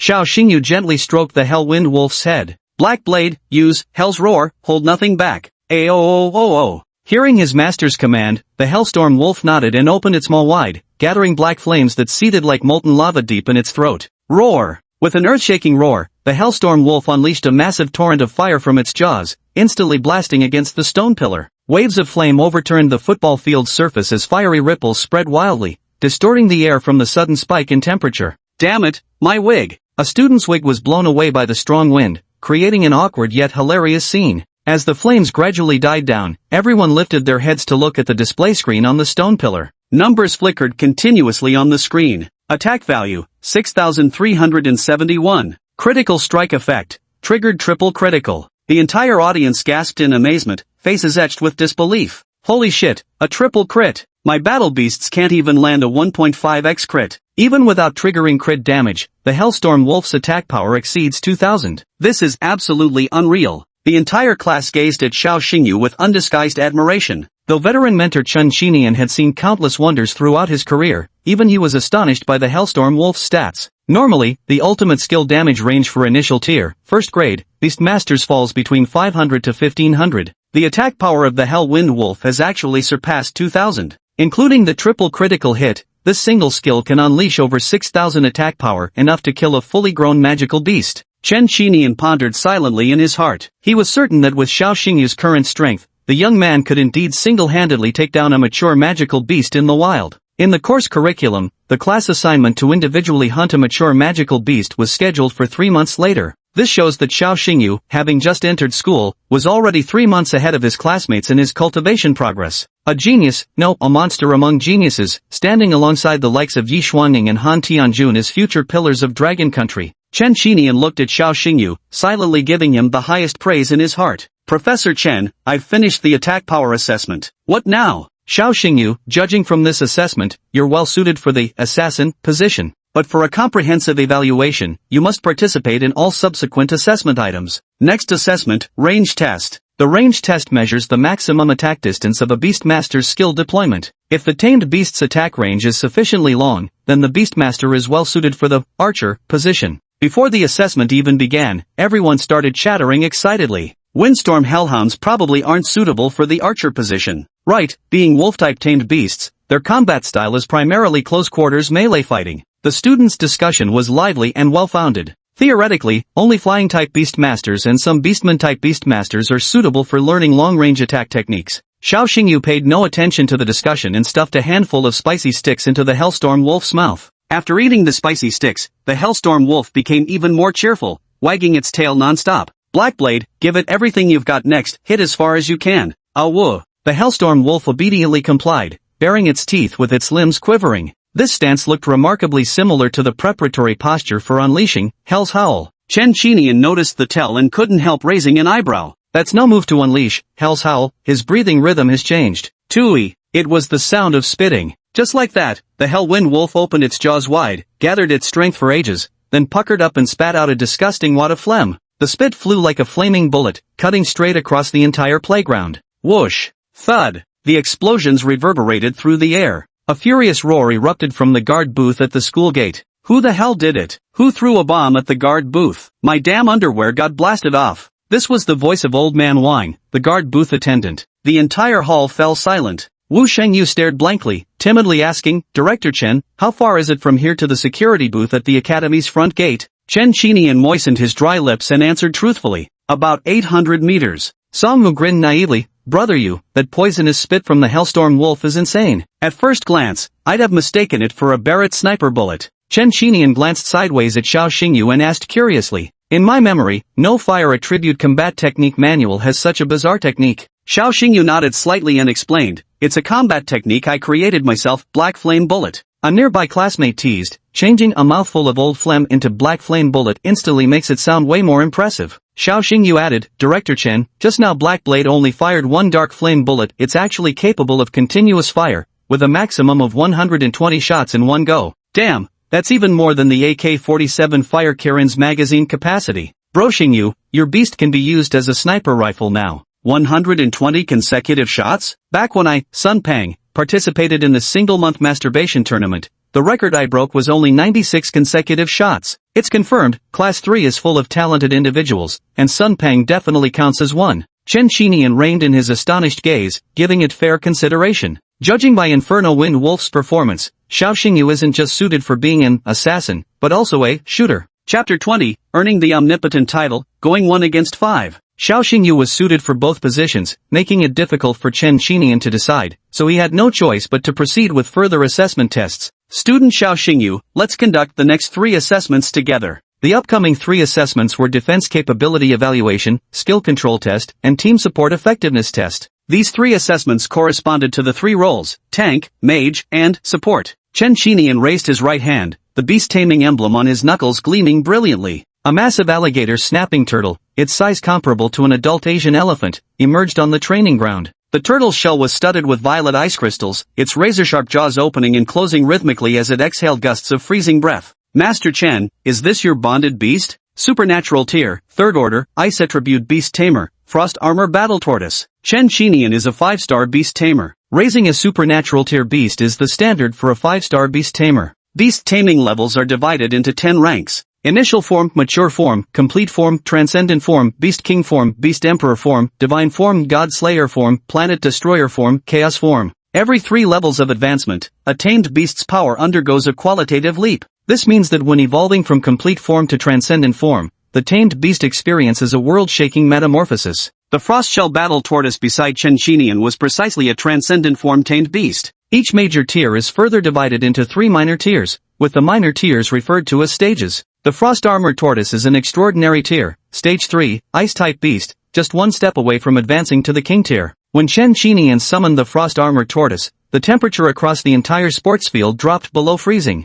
Ice crystals formed on the exterior walls of the teaching building, and the water pipes in the corners of the field gradually froze solid. This was an extremely cruel torture for students wearing short sleeves. It's so cold. My dick is freezing purple, can you believe it? Truly the physique of an extraordinary beast tamer. One of the characteristics of a supreme tier tamed beast is its ability to exert a massive influence on the surrounding environment. On the battlefield, the ice-armored war tortoise can cause continuous freezing and slowing effects to magical beasts within a 100-meter radius without moving or activating any skills. Classmate Xiao Xingyu, please command your Hellstorm Wolf to assume a defensive stance. Blackblade, defend. The Hellstorm Wolf crouched low, its eyes sharp and fierce, the black flames around its body surging a meter high. Chenchinian issued the command, and the Frostshell tortoise opened its eyes, releasing a purple ice orb from its mouth. The ice orb struck the Hellstorm Wolf. The black flames instantly dimmed as the Hellstorm Wolf's body gradually froze, turning into a motionless ice sculpture. This is the gap between levels. In the face of absolute level suppression, any bloodline or elemental advantages are meaningless. The Hellstorm Wolf is merely an initial level, Tier 1, tamed beast, while the Frostplate War Tortoise is an extraordinary body, Tier 3, tamed beast. The difference between them is comparable to that between an early Foundation Establishment cultivator and a perfected Golden Core cultivator.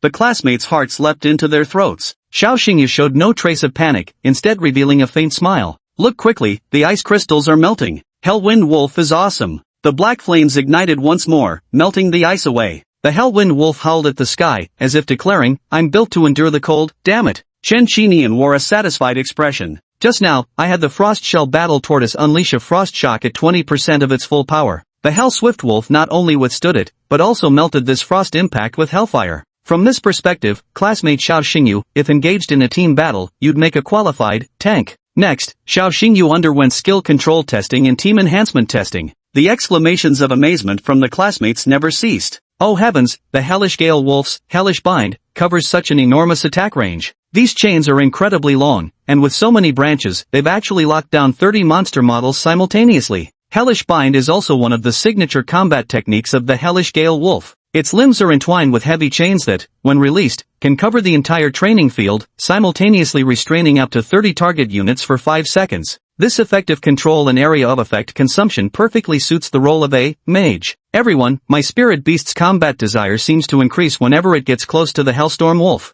My spirit beast is the same, usually it looks goofy and cute, but whenever it approaches the Hellstorm Wolf, its aura becomes much more domineering. Chenchinian observed while taking notes on his tablet. Team buff effect, morale boost. According to big data analysis and detection, any Beastmaster pet entering within 10 meters of the Hellstorm Wolf gains a 30% increase in combat desire, plus 10% attack power and 10 movement speed. With this, all 5 tests were completed. The Hellstorm Wolf returned to Xiao Xingyu's side and slowly lay down on the ground, contentedly enjoying his hand stroking its head. The classmates, after their initial surprise, all grew curious and gathered around Chenchinian. Director Chen, what exactly is Xiao Xingyu's battlefield role? Based on the test results against the Hellstorm Wolf, Xiao Xingyu is qualified for any position, assassin, marksman, tank, mage, or support. This is really such a tough choice. Chenchinian set down his tablet and smiled with narrowed eyes. Class, in addition to these 5 positions, there's actually a special one called the All-Rounder. If a Beastmaster's contracted beasts excel in all positions,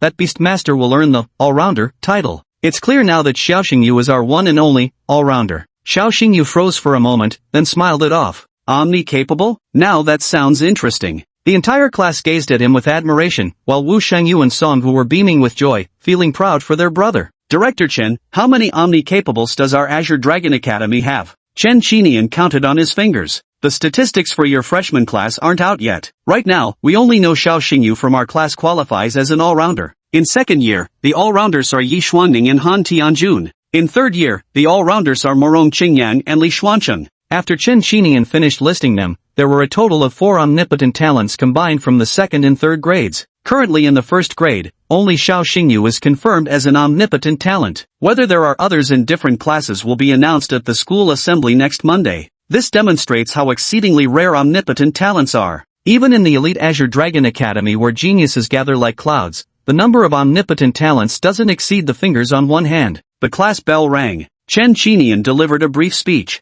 Everyone, after this lesson, each student's battlefield role has been assigned. In the days to come, you'll study suitable combat skills according to your battlefield roles. Mages should focus on mastering control-type combat skills. Archer, just find ways to increase attack speed and range. Only by staying focused from beginning to end can one achieve mastery. Of course, Xiao Xingyu is an exception. You can learn whatever you want, because an omnipotent talent isn't bound by restrictions. Chen Qinian's words amounted to yet another acknowledgement that Xiao Xingyu was a monstrous genius. Chapter 21 Cornered in the alley, calling for backup. 6 o'clock in the evening. The school bell rang across the campus of Azure Dragon Academy. Finally, school's out. Quick, let's go. There's braised pork ribs in the cafeteria tonight. Bud, bring me a meal back to the dorm. Thanks. Brother? Godfather. Good son, I'll bring you a meal back to the dorm. Dorm friendship is just godfather and godson relationships. All the classmates went to the cafeteria, except Xiao Xingyu, because Xiao Ruoxue would come to the school gate to deliver a homemade lunchbox for him. Xiao Xingyu walked out of the school gate but didn't see Xiao Ruoxue's figure. His phone vibrated. It was a text message from Xiao Ruoxue. Xiaoyu, I accidentally burned the fried chicken wings just now. I'm making them again, so I might be about 15 minutes late bringing them over. Xiao Xingyu replied with an okay and slipped his phone back into his pocket, muttering to himself. That's weird. With Sis's cooking skills, she's never burned fried chicken wings before. How did this happen? Family apartment. In the kitchen. Thick smoke billowed as Yi Shimeng stood covered in ashes, grinning foolishly from the sidelines. Ruoxue Jijie, I'm sorry. The culprit had been found. The one who burnt the chicken wings was none other than this ultimate little loli. Xiao Ruoxue smiled gently. Meng, it's alright. You just wanted to make a dish for Xiaoyu with your own hands. Knowing you had this thought already makes Xiaoyu very happy. Yi Shimeng clenched her small pink fists, making up her mind. Ruoxue Jijie, I want to learn cooking from you from now on.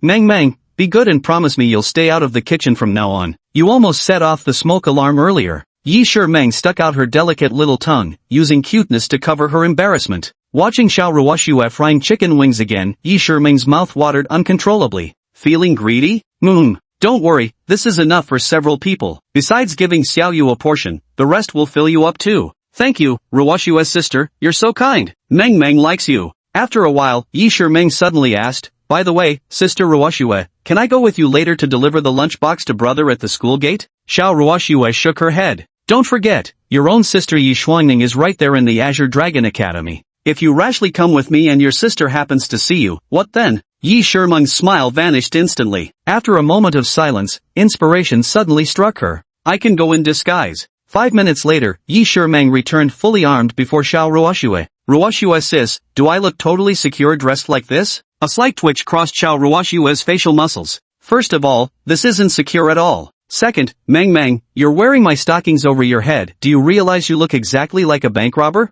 Not only was she a loli, but she was also a complete goofball. At the school gates, Xiao Xingyu crouched beneath a gnarled tree, waiting quietly. Suddenly, a punk with bleached hair appeared right in front of Xiao Xingyu. Xiao Xingyu, right? Got a problem? Come with me. Our boss wants to see you. Xiao Xingyu could tell these guys meant trouble. He knew they wouldn't leave him alone unless he went with them. The punk led Xiao Xingyu into a dead-end alley next to the school. In the blink of an eye, a crowd surged in, surrounding Xiao Xingyu. Their faces were fierce, and judging by the number of star badges on their chests, most of them were 3-star beast masters. The bald man leading them had 4 stars on his chest, a 4-star beast master. Every one of them bore the same black tiger tattoo on either their arms or chests. So it's the Black Tiger Guild. Xiao Xingyu's voice was as calm as still water, without a trace of fluctuation in emotion. Kid, seems you've heard of our guild. I'm the leader, Lei Sanli. I appreciate you, sharp eyes. The bald man was none other than Lei Sanli, leader of the Black Tiger Guild. In Longyin City, the Black Tiger Guild may not be highly ranked, but it's notoriously known as the Bully Clan. This guild doesn't engage in proper business, only strong-arming and picking on the weak. Guildmaster Lei, we've never met before, with no past grievances or recent grudges. Why go to such lengths? So there are no past grievances or recent grudges, you say? Indeed, we've never had any conflict, but you've offended young Master Wang. Xiao Xingyu arched an eyebrow with a light chuckle. So that's how it is. Clearly, after losing to Xiao Xingyu in the arena competition, Wang Yan was seething with resentment and held a deep grudge. To get back at Xiao Xingyu, he paid to hire the Black Tiger Guild to teach him a lesson. Young Master Wang said removing one of your legs will be enough. President Lei, you're all 3-star and 4-star beast masters. Isn't it too much for you to bully a mere 1-star beast master like me? Just then, a figure pushed to the front of the crowd, the corners of his mouth curling upward almost to the heavens. What if I'm being excessive? What are you gonna do about it? Hearing that raspy voice, Xiao Xingyu could only palm his forehead with a bitter smile. Wang Yan, are you really this sore of a loser? True to his fiery name, Wang Yan swaggered with an arrogant air whenever he appeared, his every move reeking of superiority. Xiao Xingyu, this is the price you pay for crossing me. The mere thought of losing to Xiao Xingyu in the arena competition and becoming the laughingstock of the entire school sent Wang Yan into a frenzy of humiliation. Chairman Lei, teach this arrogant bastard a lesson, break one of his legs. Wang Yan pulled out a bank card and shoved it into Lei Sanli's pocket. Lei Sanli grinned broadly, his 2 gold-capped teeth glinting garishly. No problem, young Master Wang. With the money settled, everything's negotiable. Wang Yan wore a sinister grin, absolutely beside himself with glee. Xiao Xingyu, I can hardly wait to see you dragging a broken leg to school tomorrow. Ha ha ha. The situation was critical. No matter how talented Xiao Xingyu was, he was still just a rookie fresh to the game, only at a 1-star rank. These old guys from the guild all have 3-star level skills. Guild Master Lei Sanli had even reached 4-star rank. In the face of absolute level suppression, any talent becomes pale and powerless. Xiao Xingyu took out his phone. Classmate Wang Yan, since you're calling for backup, I might as well make a phone call and gather some people too. You, gather people? Am I hearing a joke right now? Ha ha ha ha. Wang Yan's laughter grew even more arrogant. The entire school knew that Xiao Xingyu came from a small town, with no parents, just an older sister who hadn't awakened the beast tamer's aptitude. I'm curious, what kind of people could a poor boy like you, without any power, wealth, or background, possibly summon? Wang Yan had yet to realize the severity of the situation at this moment. Xiao Xingyu calmly dialed a number. Hey sis, there's someone blocking me in the alley, I'm scared. Qin Yan ran, give me 5 minutes. Wang Yan pricked up his ears and burst into roaring laughter. Your sister Xiao Ruoxue is a useless waste who hasn't awakened her beast-taming talent. Did you call your sister over just to entertain us grown men? Xiao Xingyu's face darkened abruptly. Snap. It was a resounding slap. Wang Yan clutched his swollen cheek, seeing stars, completely stunned. Xiao Xingyu said in a low voice, don't insult my sister again, or I'll kill you. Xiao Ruoxue was Xiao Xingyu's reverse scale. Dragon has reverse scales, touch them and perish. Wang Yan instinctively took a step back, terrified by the glare in Xiao Xingyu's eyes. Just moments ago, Xiao Xingyu had activated his demon god's eye, its crimson gaze locking onto Wang Yan's very soul, inflicting severe spiritual damage. That guy's gaze is terrifying. Wang Yan clenched his teeth, beads of sweat forming on his forehead. Chapter 22. Dating my stepsister makes my real sister jealous. Young Master Wang, step back, we'll handle this punk. Lei Sanli wasn't a good man, but he still had his own code of conduct. Having accepted Wang Yan's money, it was only natural that he should solve the employer's problems in return. With a single command from Lei Sanli, members of the Black Tiger Guild summoned their respective beast companions. These beast masters averaged 3-star rankings, and their summoned beasts were all around the mature stage, 3rd tier. Kid, why are you just standing there? Scared stiff, are you? Can't even run away? Lei Sanli didn't give a damn about a nobody like Xiao Xingyu, thoroughly enjoying mocking and taunting him. Suddenly, a clamor rose from the streets outside the alley. President, bad news, we're counter-encircled. Lei Sanli snapped impatiently, who dares surround us? Asking for death. Who the hell is it? It's the Azure Sky Guild. When little brother uttered the words Azure Sky Guild, Lei Sanli's legs nearly gave way beneath him. Azure Sky Guild? Lei Sanli's first reaction was sheer terror, proof enough of the Azure Firmament Guild standing in Dragon Vale City. After all, the Celestial Guild is the second-ranked Beast Tamer Association in Dragon Vale City. Even the top-ranked Tempest Guild wouldn't dare rashly start a war if conflicts arose with Celestial Guild, opting for negotiations instead. Guild Master, Miss Qin has arrived. Qin Yanran? Mother of Mercy. The black tiger tattoo on Lei Sanli seemed to deflate, his whole demeanor shrinking into cowardice. At that moment, a tall woman clad in leather jacket and pants strode into the crowd. Behind her followed a dark flood of Beastmaster troops. Every Beastmaster bore the insignia of the vaulted Sky Guild on their person. Upon seeing the woman, Lei Sanli quickly plastered on an ingratiating smile. Miss Qin, what brings you here today? Qin Yanran fixed Lei Sanli with a frosty glare. If I hadn't come, what exactly were you planning to do to my dear brother? Lei Sanli looked utterly bewildered. A younger brother? But aren't you President Qin's only daughter? Since when did you have a brother? Qin Yanran walked up to Xiao Xingyu, her face filled with worry as she concernedly inquired. Brother Xingyu, you're not hurt, are you? Sister, you came just in time. I'm fine. At this moment, Lei Sanli felt like he had swallowed a bitter pill but couldn't voice his grievance. Qin Yanran turned around and scanned every member of the Black Tiger Guild. Xiao Xingyu is my sworn brother, acknowledged by me, Qin Yanran. He is family. Bullying my brother means making an enemy out of me, and challenging our Celestial Dome Guild. Qin Yanran declared with unquestionable authority, her voice ringing with dominance. The beast masters behind her began summoning their bonded beasts one after another. Towering creatures emerged from the ground, their massive frames threatening to burst through the alley's walls. In terms of overall strength, the Black Tiger Guild is like a tiny insect trying to shake a mighty tree when compared to the Azure Sky Guild. Lei Sanli's face turned pale with fright, and he hurriedly bowed to apologize. My apologies, Miss Qin. I was blind not to recognize that young Master Xiao is your brother. I promise I won't provoke young Master Xiao again, and I'll find an opportunity to treat him to a meal. All members of the Black Tiger Guild, led by Lei Sanli, bowed deeply to Xiao Xingyu, offering a sincere apology. At this moment, Wang Yan was completely dumbfounded. Isn't Xiao Xingyu's sister Xiao Ruoxue? Then why is the daughter of the Sky Dome Guild leader also his sister? Qin Yanran noticed Wang Yan. Who is this guy? He looks so arrogant. Lei Sanli answered, Miss Qin, it's this jerk who paid us to bully your brother. His name is Wang Yan. Wang Yan's heart skipped a beat, his pants tightening in fear as the stench of urine spread through the alley. Miss Qin, I didn't mean to target Xiao Xingyu on purpose, Wang Yan became a stammering mess, on the verge of tears from fright. Qin Yanran turned her gaze towards Lei Sanli. How do you intend to handle this? Lei Sanli was a sensible man, patting his chest in reassurance. Miss Qin, rest assured, our Black Tiger Guild will certainly give you a satisfactory answer. Then, Lei Sanli grabbed Wang Yan by the collar with one hand, as effortlessly as lifting a chick. Chairman Lei, what are you doing? Cough, cough. Wang Yan hung suspended in midair, his face flushed crimson, urine dripping down his pant legs as he made a complete spectacle of himself. You little bastard, dare to bully young Master Xiao? I'll teach you a lesson you won't forget. I paid you. I'm your employer. How dare you treat me like this? Save your breath. Brothers, get him. Wang Yan was swallowed by the crowd, taking a barrage of punches and kicks, his cries turning hoarse. Watching Wang Yan, bruised and battered, rolling on the ground covered in urine stains, Xiao Xingyu smirked devilishly. Classmate Wang Yan, you getting beaten until you piss crooked is more entertaining than a Spring Festival gala skit. Grandpa Xiao, I was wrong. I'm sorry, please spare me. Wang Yan's arrogance from 5 minutes ago had completely collapsed into his present humiliation. Xiao Xingyu wouldn't waste time on a clown, taking Qin Yanran's hand as they walked out of the alley. Yanranjia, thank you for this. None of that politeness. You're my little brother, no blood relation, but closer than real siblings. Qin Yanran was overflowing with goodwill towards Xiao Xingyu, tightly pulling him into her embrace to express affection. Ahem, Sister Yanran, could you let go? I can barely breathe. Xiao Xingyu found himself enveloped in Qin Yanran's arms, his head inadvertently buried in softness that made his blood boil. It must be said, Qin Yanran's bust was undeniably impressive, best described as tempestuously ample. This is the meaning of connections. Xiao Xingyu is currently just a rookie beastmaster, and when he encounters troubles he can't solve on his own,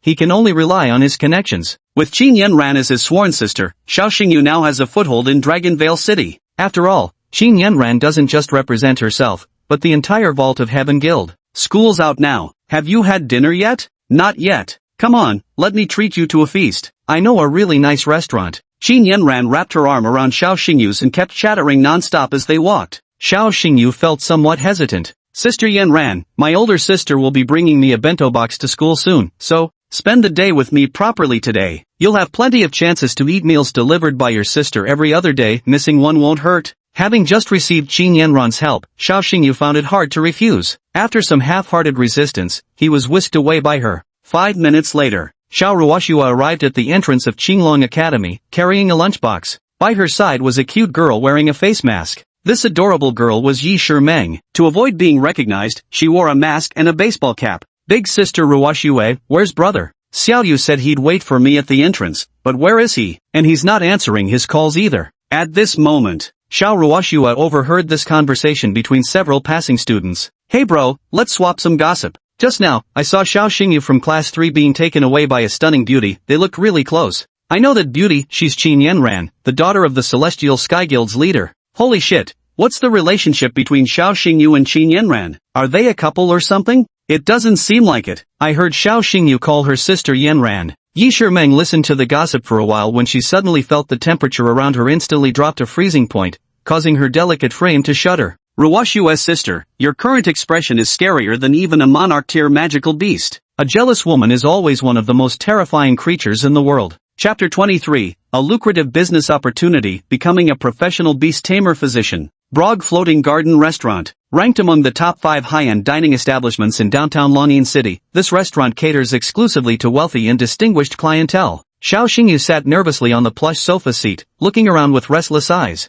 Little Xingyu, is this your first time here? Yeah, as a poor guy, how could I afford to come here? This restaurant is located on the top floor of the Longyan Tower, a staggering 101 stories high. Moreover, the dining area adopts an open-air panoramic design. Sitting here sipping coffee, feeling the evening breeze, while overlooking the city's night views. Here's the menu, order whatever you want, my treat. Xiao Xingyu glanced at the menu and nearly dropped his jaw. Yenran sis, this is way too expensive. You're my brother Qin Yenran's younger brother. It's only right for an elder sister to spend her hard-earned money on her younger brother. To make Xiao Xingyu feel at ease about dining here, Qin Yenran deliberately pulled up her mobile banking SMS notifications. Revival Technology Corporation, transferred commission 2 million. Hanchem Chemical Plant, transferred commission 3 million. Lu Group, transferred commission 5 million. Xiao Xingyu scrolled through message after message, unable to suppress a sharp intake of breath. Yenran sis, your Celestial Guild's missions are so lucrative. Qin Yenran rested her chin on one hand,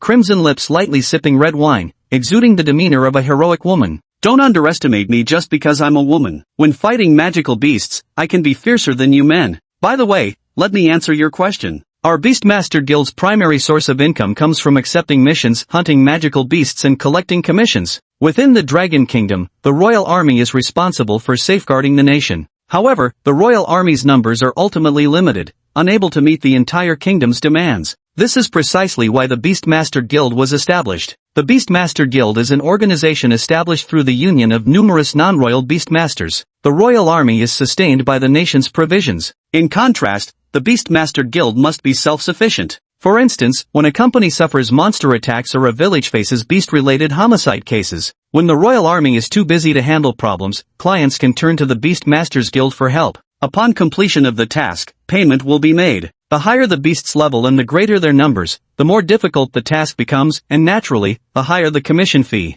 Qin Yenran chattered away in front of Xiao Xingyu, recounting tales of her heroic exploits on the battlefield. Brother Xingyu, aside from the small private fund my dad gave me and my future dowry, my current personal savings are around 80 million. This money was all earned by taking solo missions. Solo missions refer to tasks executed by a single beast tamer, with no teammates, relying entirely on one's own strength to slay magical beasts. Sister Yenran, you're amazing, truly a heroine among women. Xiao Xingyu genuinely respected this sworn elder sister from the bottom of his heart. Qin Yenran had a strong personality and considerable personal ability, being a 5-star beast tamer. Such talent could achieve great things even without relying on her father's halo of influence. The dishes were all served. Xiao Xingyu was starving, wolfing down his food. Qin Yenran watched from the side with a doting, ant-like smile. Eat slowly, don't choke. Have a sip of the drink. Let big sister feed you. Let me wipe your mouth. Qin Yenran liked Xiao Xingyu very much, treating him like her own younger brother with meticulous care. Having eaten and drunk his fill, Xiao Xingyu gazed into the distance. From this rooftop garden restaurant, one could see the night view of the entire city. Xiao Xingyu thought to himself, once I earn my first paycheck, I'm going to treat my sister to a fancy meal, and bring Meng Meng along too. But Meng Meng is the second daughter of the Yi family, she's grown up in luxury. She's probably already tired of dining environments like this. Xiao Xingyu's first priority in his heart would always be Xiao Ruoxue. At the same time, Xiao Xingyu gained another family member in his heart, his younger sister, Yi Shimeng. Brother Xingyu, you'll graduate in 3 years, Qin Yenran asked with a smile. After graduation, would you like to join our Celestial Guild? Xiao Xingyu found the offer quite tempting. For a Beastmaster seeking to earn money, the most direct approach is to join the Beastmaster Guild. The guild operates on a performance-based compensation system. As long as the Beastmaster is sufficiently powerful, earning commissions in the hundreds of millions is hardly a concern. After all, evolution materials and nutrient solutions required for beasts above the king tier level don't come with price tags below 100 million. In this era, money holds paramount importance for Beastmasters, especially for Beastmasters above 6-star rank. Raising battle beasts is an extremely expensive endeavor. Right now, apart from my scholarship, I have no other sources of income. Every time I want to go on a big shopping spree at the Beastmaster store, I always hesitate. Xiao Xingyu's eyes gleamed with contemplation as he pondered how to make his fortune. Finally, Xiao Xingyu's gaze settled on Qin Yenran. A spark of inspiration struck. Yanran Jia, can I join your Azure Sky Guild now? Qin Yanran patted Xiao Xingyu's head and said with a smile, silly little brother, you're still in school. You should know that no Beastmaster Guild in the country will accept students who haven't graduated. This isn't discrimination, but a form of protection. After all, once you become a member of the Beastmaster Guild, you'll take on various missions and constantly face life or death dangers on the battlefield. The nation established this rule to protect students whose minds and abilities aren't yet fully developed. Xiao Xingyu shook his head. I don't want to become a Beastmaster of the Sky Dome Guild. I want to serve as the Beast Physician for the Sky Dome Guild. Beast Physician? Qin Yanran set down her wineglass, pressing her lips together as she murmured, come to think of it, the Beast Physician profession indeed has no age or academic restrictions. Given how Beastmasters constantly take on missions and battle magical beasts on the front lines, the tamed beasts under their command inevitably suffer various injuries and illnesses. Therefore, every Beastmaster Guild establishes a medical department, hiring Beastmaster doctors to treat injured contracted beasts. Beastmaster doctors don't need to venture onto battlefields, so there are no age or academic restrictions for this profession. Qin Yanran looked her younger brother up and down. In terms of medical skills, you're absolutely qualified. Qin Yanran understood Xiao Xingyu's medical skills best. Back then, Qin Yanran's royal beast suffered from post-war trauma syndrome. She visited many royal beast doctors, but none could cure it. Until Xiao Xingyu appeared. With just a casually written prescription, he cured this difficult-to-treat condition. Brother Xingyu, even putting aside our sibling bond. Objectively speaking, I also think you're perfectly suited to be the beast physician for our Azure Sky Guild. Xiao Xingyu grinned, his confidence in his medical skills utterly unshakable. With the demon god's eye activated, he could penetrate any beast's ailment and devise the optimal treatment plan. Let's do this, come with me, and I'll take you back to the Azure Sky Guild. Yanran sis, if I can really be competent as a beast tamer doctor, how much salary can I get? Rest assured, with your medical skills, your salary won't be low, plus there'll be bonuses too. Xiao Xingyu secretly rejoiced. He had stumbled upon a path to riches without even trying. Chapter 24. Heaven-defying medical skills astonish the beautiful vice president. The headquarters of the Skirich Guild. Little brother Xingyu, this is my home. So magnificent. Is this building Sun Wukon's golden staff? Xiao Xingyu stood at the entrance of the Skirich Guild, his eyes sparkling with starlight. Generally speaking, large-scale beast tamer guilds have their own landmark buildings. The central building of the Sky Dome Guild is a towering cylindrical skyscraper that pierces the clouds. Standing beneath the skyscraper and looking up, Xiao Xingyu could truly appreciate the architect's thoughtful intentions. This sky-piercing pillar, resembling the legendary sea-calming needle, appears to hold up the entire firmament, exuding an overwhelming sense of security that perfectly aligns with the name Sky Dome Guild. Good day, young mistress. At the guild entrance, beast masters were coming and going. Every guild member who spotted Qin Yanran would greet her politely. Xingyu kid, I'll show you around next. This is the training base, equipped with the most advanced training equipment that can significantly enhance the efficiency of battle beasts learning combat skills. This area is the recreation zone. After completing missions, Beastmasters can relax here with food, drinks, entertainment, and even enjoy saunas or play golf. This is the guild cafeteria, where the menu changes weekly without repetition. My personal favorite is the spicy stir-fried pork perfect with steamed rice. The top floor of the building houses the conference room. Important missions are discussed here, where detailed combat plans are formulated during meetings. The Azure Sky Guild was vast. Qin Yanran led Xiao Xingyu through its halls like a tour guide, shifting from scene to scene. Even after half an hour of exploring, they still hadn't covered it all. No wonder it's ranked second among the Beastmaster guilds in Longyin City, rolling in dough. Xiao Xingyu sighed inwardly, secretly nurturing the ambition to one day establish his own Beast Tamer Guild.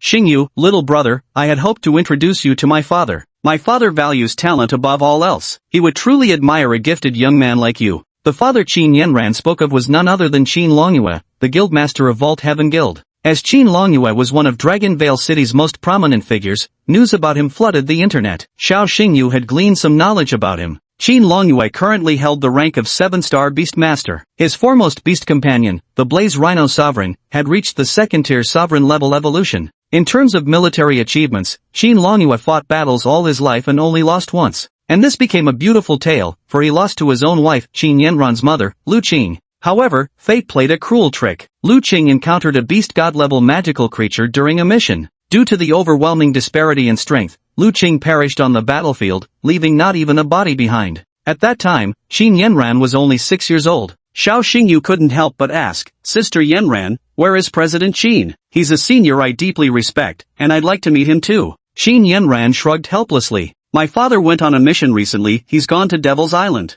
Devil's Island, the one that recently had that tragic incident where a magical beast swallowed ship's whole? Qin Yanran nodded. Seems you've read that news report too. Devil's Island is located on the eastern edge of the East China Sea territory of Dragon Nation. This island holds significant strategic importance, but 1 month ago, a water-type beast Emperor-level magical beast appeared near its waters, swallowing over a dozen battleships in one gulp, leaving thousands of victims without a trace of their remains. A trace of worry flickered in Qin Yanran's eyes. My father hasn't responded to my messages this entire month. I'm actually very concerned. Don't worry. Chairman Qin possesses extraordinary strength. He'll surely return victorious. Just then, a crisp female voice sounded behind Qin Yanran. Yanran, this is the first time I've seen you bring a man home. Is this your boyfriend? Qin Yanran's delicate face flushed red. Auntie, don't talk nonsense. This is my sworn younger brother that I met outside, Xiao Xingyu. Xiao Xingyu was pushed forward by Qin Yanran, appearing somewhat flustered and awkward. The woman before them appeared to be in her 30s or 40s, with striking features and well-maintained skin, yet carried an icy demeanor that exuded authoritative pressure.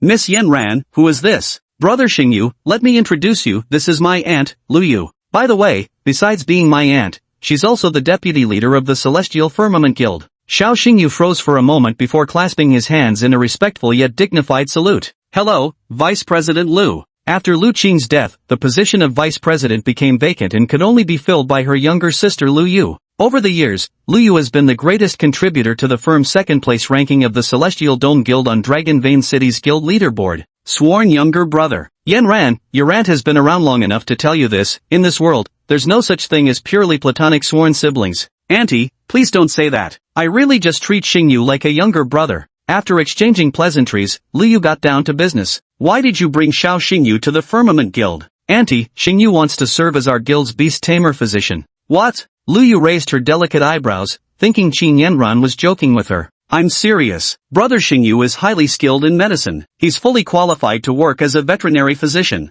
Only then did Lu Yu give the handsome young man before her serious attention. You probably haven't graduated yet, have you? Yes, I'm currently a first-year student at Azure Dragon Academy. Lu Yu rolled her eyes and looked at Qin Yanran. For heaven's sake, you're hiring some snot-nosed kid who hasn't even graduated yet to be our guild's beast physician? That's not funny at all. Xiao Xingyu suddenly interjected. Vice President Lu, my age and experience might indeed lead to misunderstandings, but my medical skills are absolutely genuine. If you don't believe me, I can prove it to you. Lu Yu initially wanted to retort sharply, but reconsidered. Young but arrogant with your words. Given that you're the godbrother Yanran recognizes, I'll give you this opportunity. 5 minutes later, Xiao Xingyu was taken by Lu Yu to the medical room of the Sky Dome Guild. Qin Yanran stayed by Xiao Xingyu's side without leaving for a moment, introducing everything with care. Brother Xingyu, this is our Sky Dome Guild's medical room. All the medical equipment here is state-of-the-art, and the pharmacy is fully stocked with medicinal herbs. The medical room was spacious, with white walls everywhere.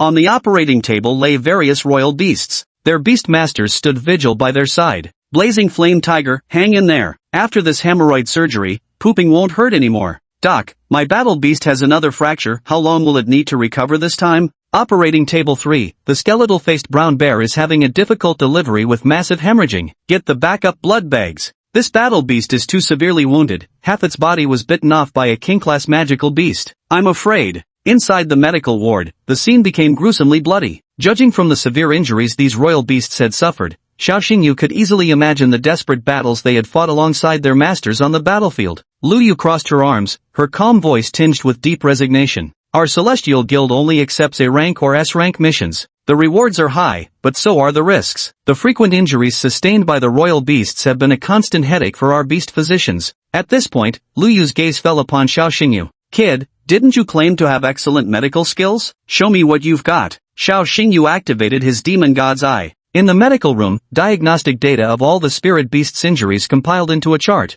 appearing within Xiao Xingyu's mind. The data sheet includes sections 4, condition analysis, treatment methods, and post-treatment recovery. A faint smile curled at Xiao Xingyu's lips. Chapter 25, Don't call me Vice President Lu, call me Auntie. Thud. The infirmary doors burst open with supernatural force. All eyes turned toward the entrance. A burly, powerfully built man burst inside. The man was covered in blood, his face deathly pale, his clothes tattered and torn. He'd lost his shoes somewhere during his desperate run, his feet caked with mud. Doctor, save my bonded beast, quick. The burly man, with his fearsome and ferocious appearance, now had tears welling up in his eyes. Cousin Lei, why are you in such a sorry state? Young Miss, Vice President Liu, you're here too. The burly man wiped away his tears, activated his Beastmaster's rune, and summoned his contracted beast. A giant Tibetan Mastiff lay dying on the floor, its ghastly abdominal wound bleeding profusely, staining the medical room's floor crimson red. Emerald-eyed Berserker Mastiff, Transcendent Form, 3rd Tier, Battle Beast.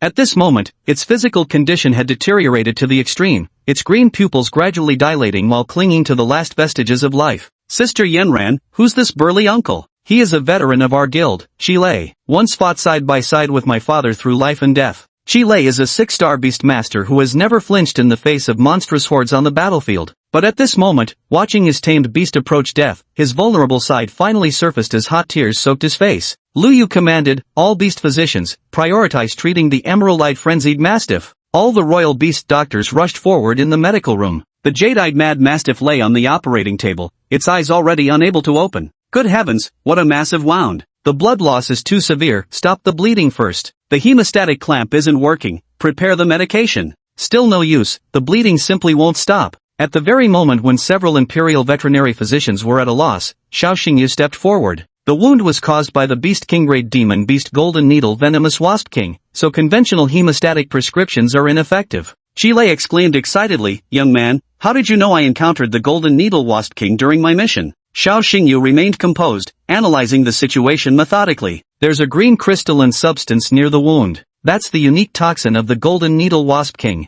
Once a beast is poisoned with this, its wounds cannot heal, and it will die in agony. Liu secretly observed, her gaze resting on Xiao Xingyu with a hint of admiration. Xiao Xingyu spoke again. I can stop the emerald-eyed dire mastiff's bleeding, but I don't know if you're willing to trust me. Young man, I believe in you. Chile had no other choice but to place his hopes on this mysterious young man. 1 stalk of Sky Spirit Herb. Crush the purple glory flower to prepare 20 grams of medicinal extract as backup. A transcendent grade poisonous magical beast core. And one more thing. Boil all the materials together for 5 minutes. Several beast physicians exchanged glances, unable to resist voicing their doubts. Sir, all the medicinal ingredients you mentioned carry different lethal poisons. Isn't this just rubbing salt in the beast's wounds? Xiao Xingyu's voice was icy cold. Prepare the medicine according to my prescription immediately. If we miss the critical rescue window, this jade-eyed furious mastiff will surely die. Chile didn't hesitate, shouting at the top of his lungs, what are you standing around for? Go get the medicine now. Liu also spoke up, do as Xiao Xingyu says.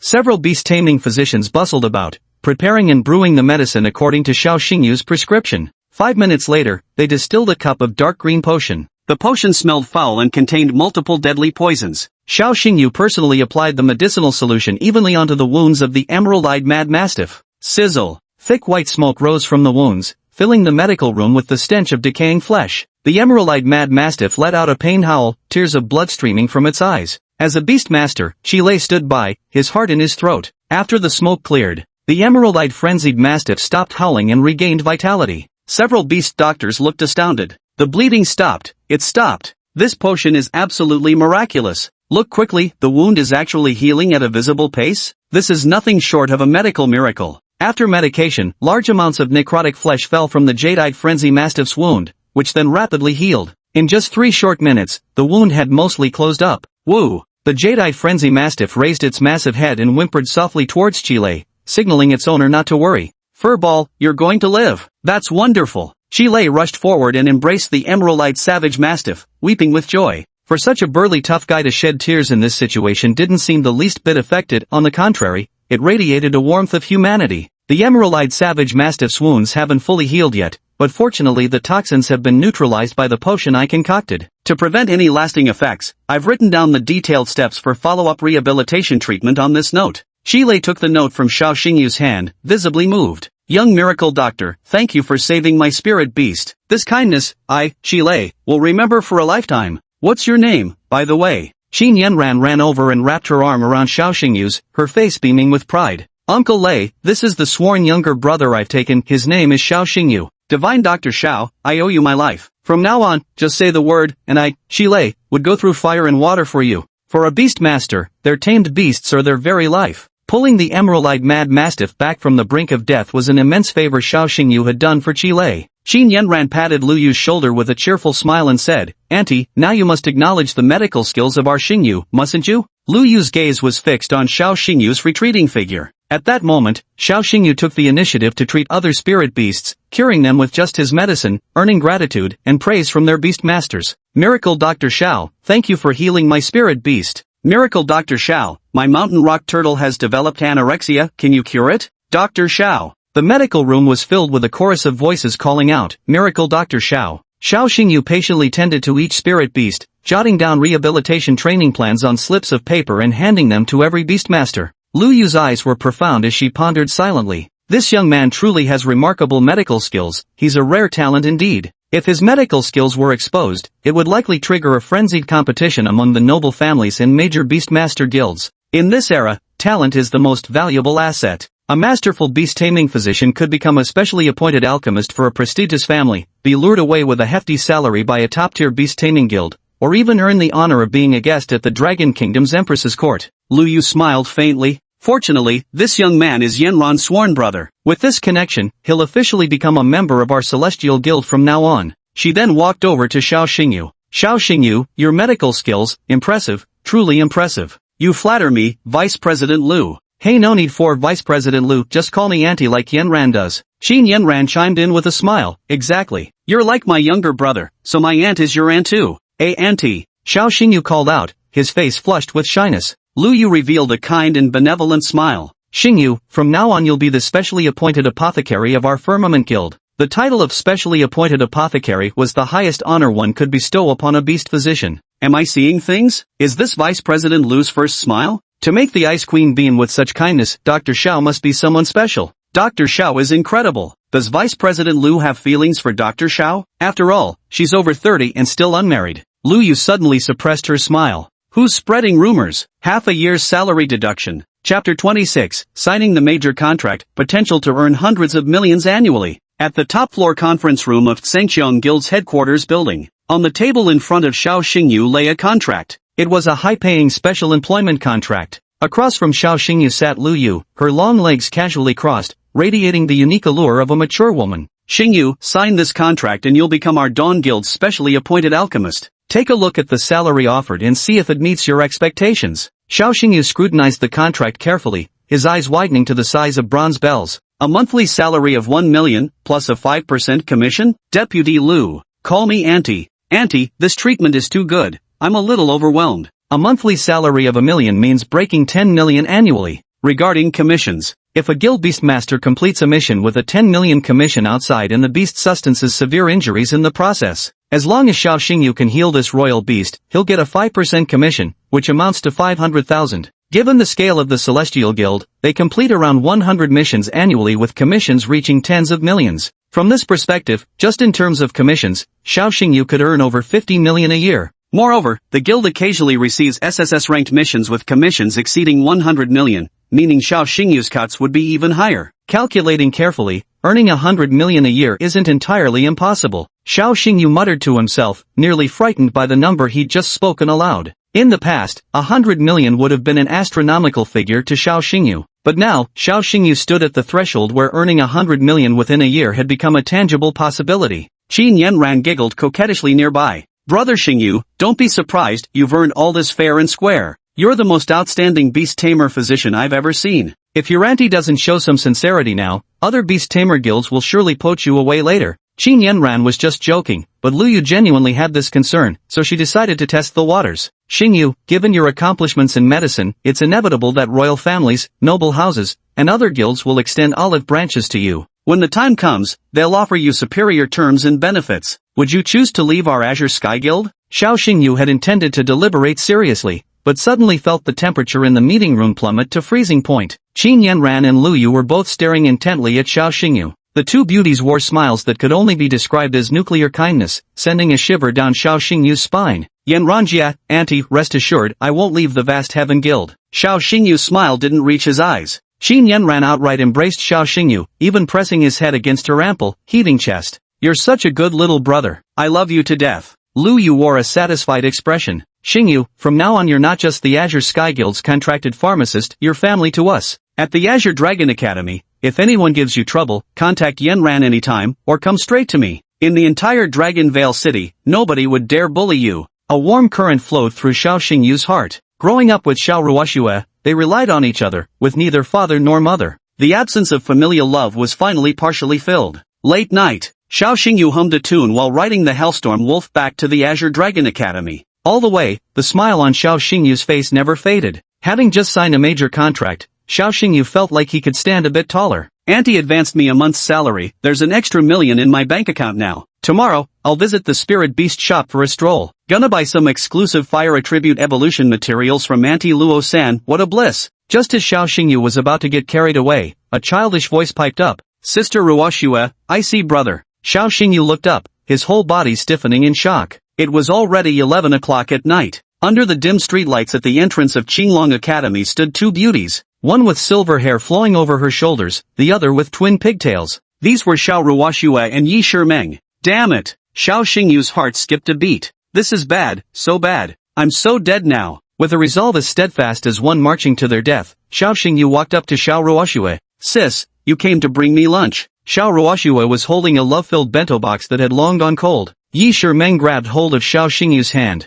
Brother, Ruoxue and I came over at 6 p.m. but couldn't find you. We heard from students at the academy that you went on a date with a beauty named Qin Yanran. Brother, is Qin Yanran your girlfriend? Xiao Xingyu quickly waved his hands to deny the rumor. No, Qin Yanran is just my godsister. After saying this, Xiao Xingyu's survival instincts kicked into overdrive as he quickly pulled Xiao Ruoxue, whose face had turned icy, into a hug. Of course, god-sisters can never compare to real sisters. Xiao Ruoxue rolled her eyes at her younger brother. Hey kid, let's hear it. You stayed out so late with Qin Yanran, what exactly were you guys up to all this time? Xiao Xingyu never kept secrets from family, so he recounted everything that had happened. Xiao Ruoxue patted Xiao Xingyu on the head. Not bad, Xiao Xingyu, first you gained a sworn sister, and now an honorary aunt. Next, are we going to recognize third granduncles and aunties? Xiao Xingyu had his left arm around Xiao Ruoxue and his right around Yi Shimeng, refusing to let go of either the mature beauty or the young girl. In short, I am now a specially appointed pharmacist for the Azure Sky Guild. My annual income could potentially exceed 100 million.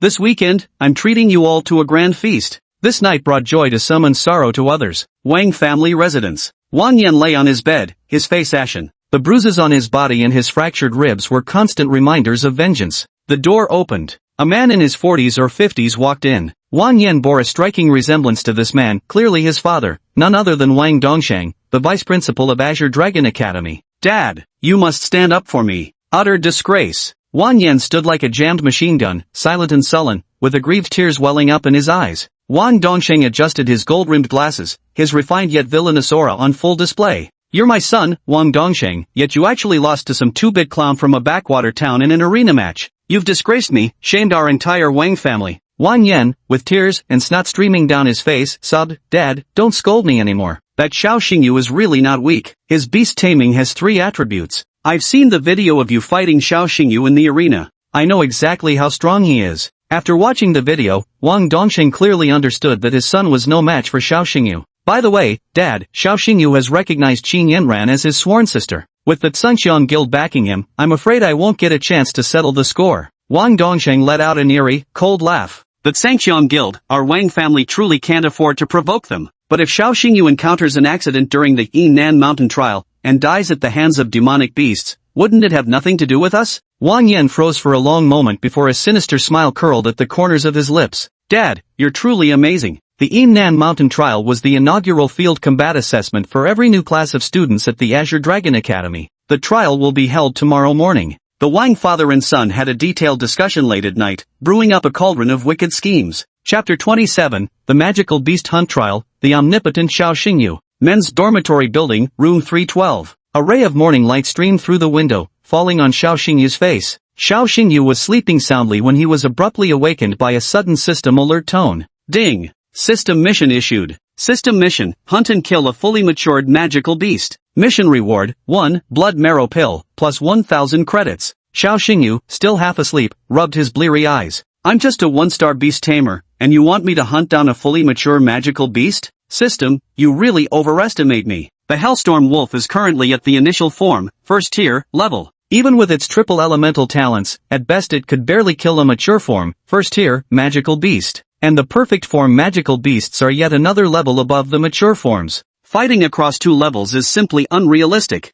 Still, when you think about it, this mission is high risk, high reward, the compensation is quite handsome indeed. The mission rewards include a blood essence pill and 1000 credit points. When a tamed beast consumes the blood essence pill, its attack power surges dramatically for 5 minutes, with an additional trait activated. This trait means the lower its health, the higher the damage it deals. In other words, the Inferno Tempest Wolf gains higher combat skill damage output the more severely it's wounded after consuming the blood marrow pill. Theoretically speaking, when the Inferno Tempest Wolf has only 1% HP remaining, its combat skill would deliver overwhelming critical damage. Xiao Xingyu analyzed rationally. The blood marrow pill is a double-edged sword. It can indeed deliver stunning counterattacks in dire situations, but this would cause considerable harm to the spirit beast, so it shouldn't be used unless absolutely necessary. The Hellwind Wolf was the first spirit beast Xiao Xingyu had ever contracted with, and he wasn't about to recklessly gamble with its life. Thus, Xiao Xingyu decided to keep the blood marrow pill as his trump card, to be played only in direst need. Aside from the blood marrow pill, the mission reward also included 1000 credit points. Xiao Xingyu used to frequently browse the system store. The items he fancied were all priced above 1000 vouchers. It must be said, the generous rewards of this mission made Xiao Xingyu's heart race. A few minutes later, his roommates woke up too.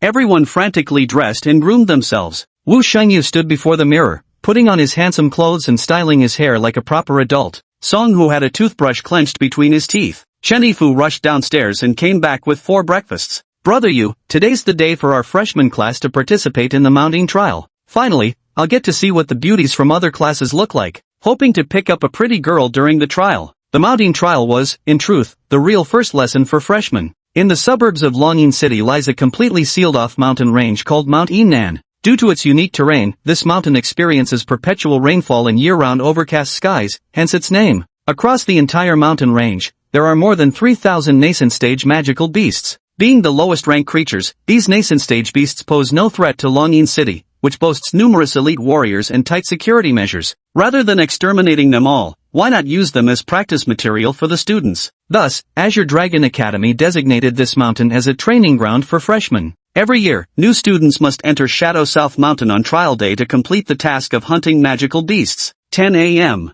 Central Square of Azure Dragon Academy. The entire freshman class has gathered, totaling 10 classes and 600 students. Class 3's designated area. Xiao Xingyu stood amidst the crowd, becoming the center of attention. That's Xiao Xingyu from Class 3, quite handsome. This guy's both handsome and tough. Dean Wang's son lost to him yesterday. I suddenly got curious about what kind of results this genius monster might achieve in this trial. Everyone was chattering away when suddenly silence fell. The dean had arrived. On the lecture podium appeared a stunningly alluring and enchanting beauty. Su Ruyan, the dean of Qinglong Academy. Standing beside her was a refined cat in glasses, the vice dean, Wang Dongsheng. Wang Dongsheng swept his gaze across the crowd, his eyes settling on Xiao Xingyu. At this moment, Wang Yan was also silently observing Xiao Xingyu through the crowd. Father and son simultaneously revealed subtle smiles. Xiao Xingyu, today's trial will be the final journey of your life. I'll make you understand the consequences of opposing the Wang family. Wang Yan's eyes burned with rage, his face gradually contorting as he began envisioning the scene of Xiao Xingyu being devoured by magical beasts during the trial. Wang Dongsheng grasped the microphone and was the first to speak.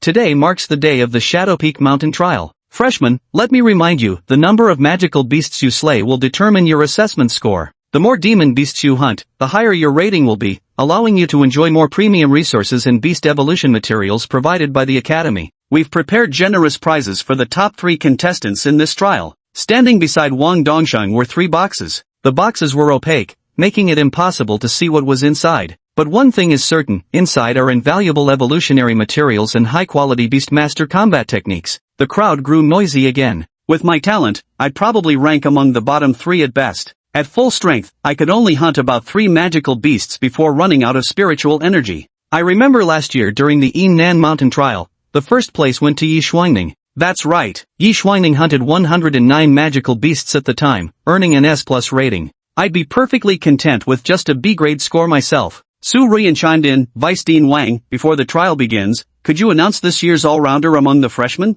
Wang Dongxing nodded, shouting at the top of his lungs. After the assessment tests, there are a total of 3 all-rounders among this year's freshmen. First row, Morong Yangshua, classmate Morong Xinxin, Xiao Xingyu from Class 3. The announcement of the Omni rank list sparked heated discussions among the crowd. Holy shit, Class 1 has 2 Omni ranks? The Morong family? One of the 4 great beast tamer clans, that makes perfect sense. The Morong family, like the Yi family, belongs to an elite lineage of beast masters, blessed with extraordinary innate talent. Morong Yangshua and Morong Xinshin are the most outstanding talents among the younger generation of the Morong family, and they are biological siblings. The massive electronic screen displayed close-up shots of the siblings' faces. The brother and sister bore a striking resemblance to each other, both exceptionally handsome and beautiful, yet appeared taciturn, standing out starkly against the surrounding clamorous atmosphere. The Morong siblings share the same blood, and they're also in the same class. This makes brother Xiao seem so lonely. I'm quite looking forward to the thrilling competition between Xiao Xingyu and the Morong siblings in the freshman ranking match 2 days later. On the podium, Chen Qinian, Xiao Xingyu's homeroom teacher, stood respectfully beside Dean Su Ruyan. Su Ruyan suddenly spoke. Old Chen, what kind of talent do you think is the most terrifying? Chen Qinian answered without hesitation, that girl Yi Shuangning? Su Ruyan shook her head. The entire nation knows of the Yi family, the Morong family, the Li family, and the Xiao family. The bloodlines of these 4 great beast tamer families are all at monstrous genius levels. But when it comes to the most terrifying talent, I'd say it's that poor kid who's always being compared to these monstrous geniuses. Su Ruyan's gaze remained fixed on Xiao Xingyu. Chen Qinian nodded. That's right. Classmate Xiao Xingyu comes from a small town, no father, no mother, no power, or influence. And yet, whenever people mention those monstrous geniuses from aristocratic families, his name always comes up in the same breath. This is indeed the most terrifying talent. Su Ruyan's beautiful eyes sparkled with life. Want to make a bet? How many magical beasts do you think Xiao Xingyu will hunt during this trial? Chen Qinian is Xiao Xingyu's homeroom teacher and knows his abilities quite well. I think about 50 or so. Su Ruyan, my guess is around 80. Chen Qinian asked with a smile. Dean, what's your wager? A round of drinks. No problem. But what if we're all wrong? What if he breaks Yi Shuangning's record? Su Ruyan slightly narrowed her eyes, her gaze drifting toward the horizon. If we're all wrong, wouldn't that be even better? Because that would mean we've finally found the one who can shape the future. Chen Shi nodded with a faint smile, his deep eyes brimming with complex emotions. Yes, we've waited a long time. Chapter 28, Live Nationwide, who is this year's top genius? The campus broadcast sounded. Attention all new students. The annual Nan Mountain Trial, hosted by the Azure Dragon Academy, is about to begin. This trial will be broadcast live online for the entire network to watch. Your parents and friends may very well be tuning in to watch the live stream. All freshmen, work hard to hunt magical beasts and strive for higher scores. Xinglong Academy is one of the 4 great Beastmaster Academies in Dragon Country. The Academy's freshmen, symbolizing the nation's future, naturally draw attention from all citizens across the country. This trial is actually being live-streamed nationwide? Mom, your son's made it big, I'm going to be on TV. Live stream? Wait, let me touch up my makeup first. Holy crap, I forgot to trim my nose hairs, will it look weird on camera? What if I piss myself when the monster appears? That'd be so embarrassing. Hearing about the live broadcast across the internet, the freshmen immediately began straightening their clothes and paying attention to their appearance. The girls even applied lipstick to look better on camera. Half an hour later, 600 freshmen arrived at the foot of Nan Mountain one after another via school buses. Xiao Xingyu gazed at the mountain peak. The entire mountain was shrouded in mist, brimming with demonic energy. Wu Shangyu stomped his numb feet and muttered under his breath, it's being live-streamed across the internet. If I perform badly, wouldn't it be embarrassing? Suddenly feeling a bit nervous, Songhu, carefree as ever, gave Wu Shangyu a hearty pat on the shoulder. Old Wu, why the cowardice? Once we enter the mountain, if we run into any demon beasts, there's only one word for it, fight. Songhu's personality was just like that, fearing neither heaven nor earth. The mountains contained a total of 3,000 initial-level magical beasts, each with different bloodlines, attributes, and weaknesses. Xiao Xingyu could check the scorecards of past trials with his phone. The trial record was held by Yi Shuangning, who had hunted a total of 109 magical beasts, earning an S+ rating. Looking at the performance records of the past 5 years, only 12 individuals have hunted over 80 magical beasts. To achieve an S+ rating, the prerequisite is to slay more than 80 magical beasts. Over the past 5 years, Azure Dragon Academy has welcomed 5 batches of new students, totaling over 3,000 individuals. Out of these 3,000 plus individuals, only 12 received an S+ rating. Wu Shangyu came to Xiao Xingyu's side. Brother Yu, have you checked the scoring rules yet? I haven't looked at them yet. Let me read them for you. Wu Shangyu swallowed hard to moisten his throat before reading aloud. Hunter must kill more than 5 magical beasts for a C-grade rating. Hunter must kill more than 10 magical beasts for a B-grade rating. Hunter must kill more than 30 magical beasts for an A-grade rating. Slay more than 50 magical beasts for an S rating. Slay more than 80 magical beasts for an S+ rating. From these grading criteria, it's evident that the Azure Dragon Academy truly lives up to its reputation. Every student who gains admission to the Azure Dragon Academy is a genius. The baseline of these students is already the ceiling of mediocre individuals.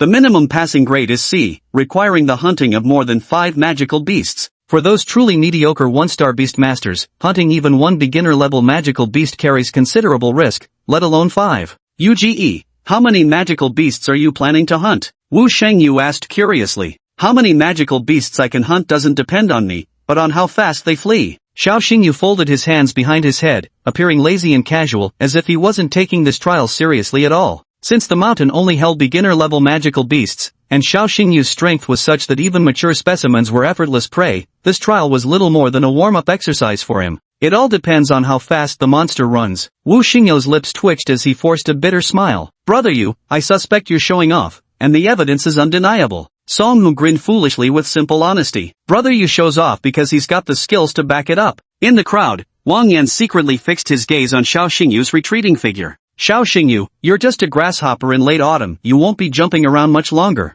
Once you enter the mountains, this mountain ridge will be your burial ground. Wang Yan's grin grew increasingly sinister, already imagining the trending headline, Xiao Xingyu dies in training accident. Azure Dragon Academy, Central Plaza. Broadcasting Station. Dean Su Ruyan, Vice Dean Wang Dongsheng, and Academic Director Lin Sun were seated together. Aside from these 3 academy leaders, there was also a young man present. Hello friends in the livestream. I'm Yang Su, your host commentator for this trial broadcast. At this very moment, the 600 freshmen of our Azure Dragon Academy's current class are successively entering Yunnan Mountain. Next, let's follow the camera and see just how capable this year's batch of freshmen really is. Above Yunnan Mountain, 600 drones circled, tasked with filming every moment of the freshmen's trial process. The live-stream screen switched frequently, presenting awkward scenes of the freshmen's less-than-graceful performances. Yang Su began his reluctant commentary. This student encountered a juvenile snow leopard right at the start and actually fainted from fright. Student, why are you running? Your wig fell off. Fight back. Clearly this freshman is pretty nervous. Seems the Crimson Scale Beast scared the piss out of him.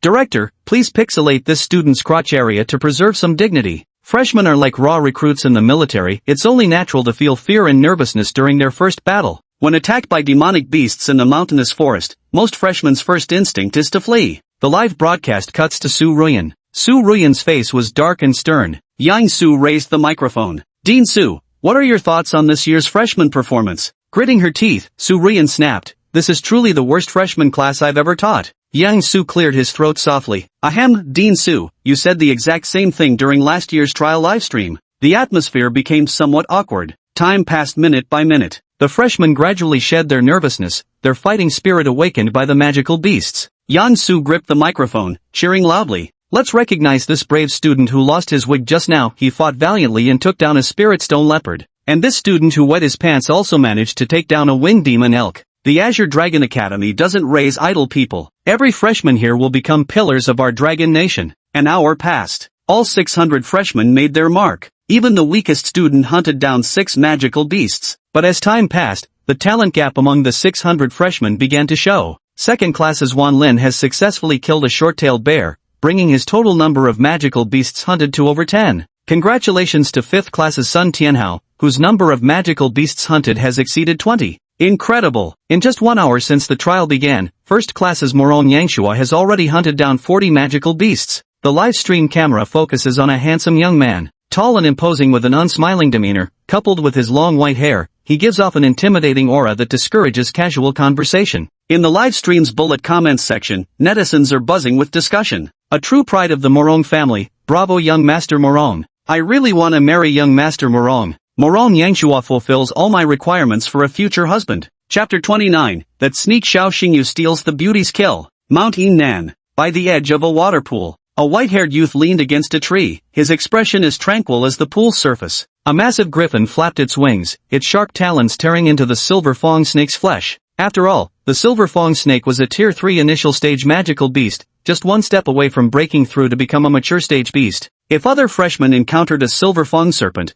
their first instinct would be to flee. Little White, stop tormenting it. Just retrieve the magic beast core. The griffin let out a few sharp cries, its beak slicing through the silver fong serpent's flesh like a blade, extracting the magic beast core. The silver fong serpent lay motionless on the ground, its last vestige of life fading away. Azure Dragon Academy, Central Square. The digital broadcast screen refreshed the scoreboard once again. Morong Yangshua, 41 beasts. At the commentary booth, Yang Su roared with excitement. Classmate Morong Yangshua has achieved a total hunt count of 41 beasts. It appears that Morong Yangshua is indeed the standout among the younger generation of the Morong family, a genius among geniuses. His contracted beast, the white-maned griffin, is the only psychic-type contracted beast in this year's trials. The griffin by Morong Yangshua's side was covered in white feathers, with a red gem embedded in its forehead, majestic and imposing, yet undeniably elegant. This is Morong Yangshua's battle beast, the white-inked hippogriff. Among battle beasts, those belonging to the psionic lineage are the rarest of all. The white-inked hippogriff is precisely a psionic-type battle beast,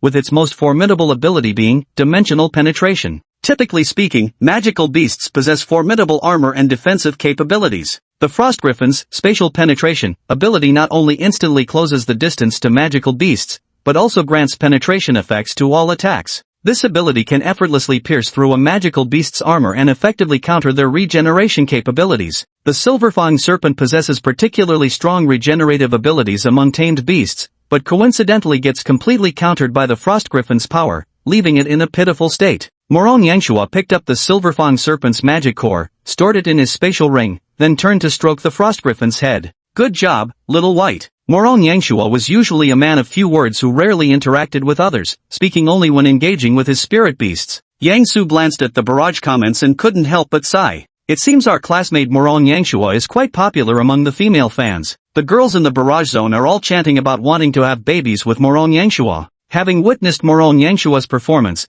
let's take a look at Morong Xinshin's next. The live broadcast camera pans. At the cliff's edge, a bloodthirsty lion staggered along, its body covered in horrifying wounds, with endless terror reflected in the depths of its pupils. A silver-haired girl gradually approached the bloodthirsty lion. Pure in appearance with striking features, the silver-haired girl bore a faint resemblance to Morong Yangshua in the aura between her brows. This silver-haired girl was Morong Yangshua's sister, Morong Xinshin. At this moment, beside Morong Xinshin, a giant bat followed closely. The bat spread its wings like a massive net, exuding an extremely terrifying sense of oppression. Strangely enough, the bat had no flesh or blood, just a skeletal frame, with two balls of green flame burning in its eye sockets. In the livestream, Yang Su introduced the origins of this tamed beast in his loudest voice. Netizens, this is Morong Xinshin's tamed beast, the skeletal wingbat, with a legendary grade bloodline. Moreover, the skeletal wingbat is the only undead-type tamed beast in this year's trial. Undead-type tamed beasts are even rarer than psychic-type ones. Compared to other tamed beasts,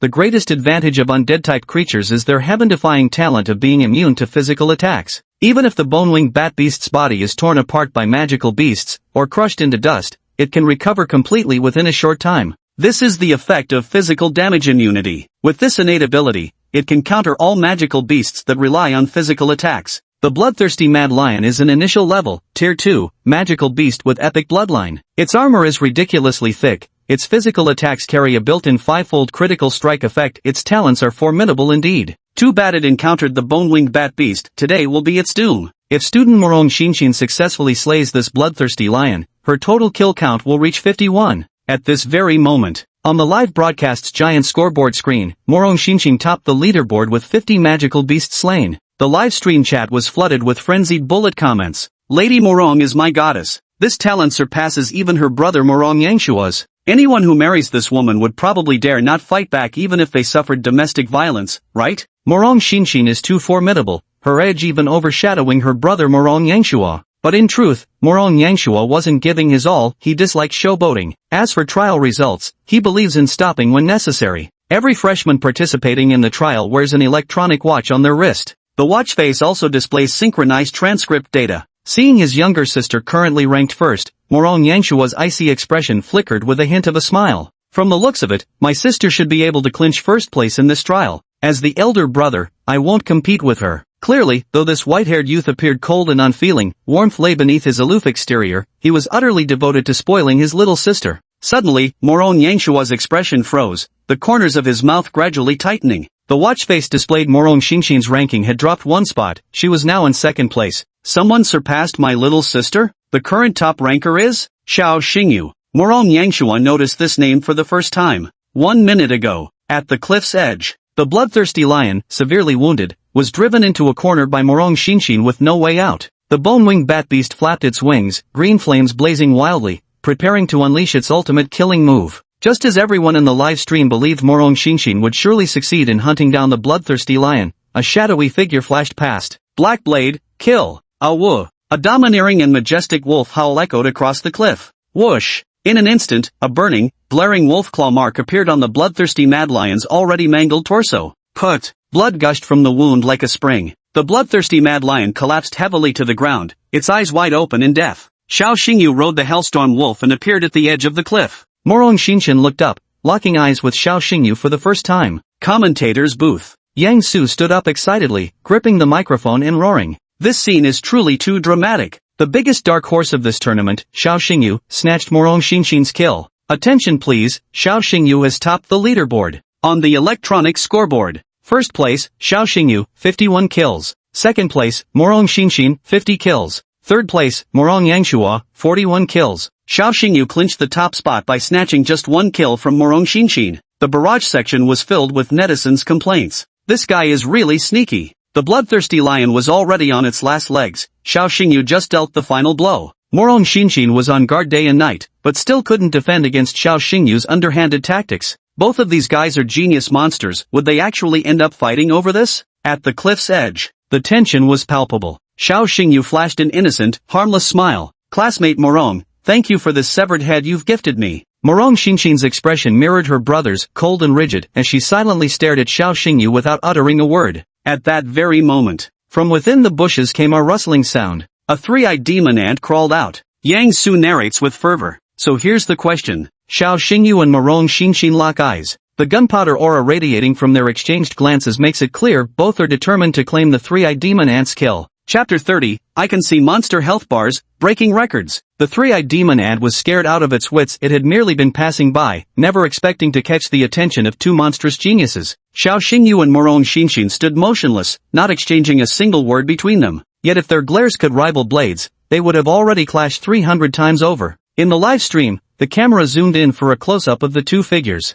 One is the prodigy girl from the Morong family, the other is a dark horse youth who emerged out of nowhere. The competition between them has netizens eagerly anticipating. Yang Su held the microphone in his left hand, his right fist clenched tightly. Dear viewers, even through the broadcast screen, I can feel the competitive spirit burning between these two. Who will be the first to kill the three-eyed demonic ant? Look, classmate Xiao Xingyu is making the first move. In the blink of an eye, Xiao Xingyu struck first. The Hellstorm Wolf unleashed its battle skill, Hell's Binding, instantly restraining the three-eyed demonic ant with 8 glowing red chains. Yang Su shouted excitedly. The power of Hellfire is truly terrifying. The three-eyed demon ant's carapace is notoriously thick and hard, boasting 5 times the armor of other magical beasts in its class. But the Hellfire unleashed by the Hellwind Wolf ignores armor, dealing pure, unmitigated damage directly to its enemies. The three-eyed demon ant was shackled by infernal chains, immobilized and shrieking in pain. Black Blade, reap them, Xiao Xingyu decisively commanded. Just as the Hellstorm Wolf prepared to deliver the killing blow to the three-eyed demon ant, a sonic wave struck. The sound waves transformed into countless wind blades, forcing the Hell Swift Wind Wolf to dodge.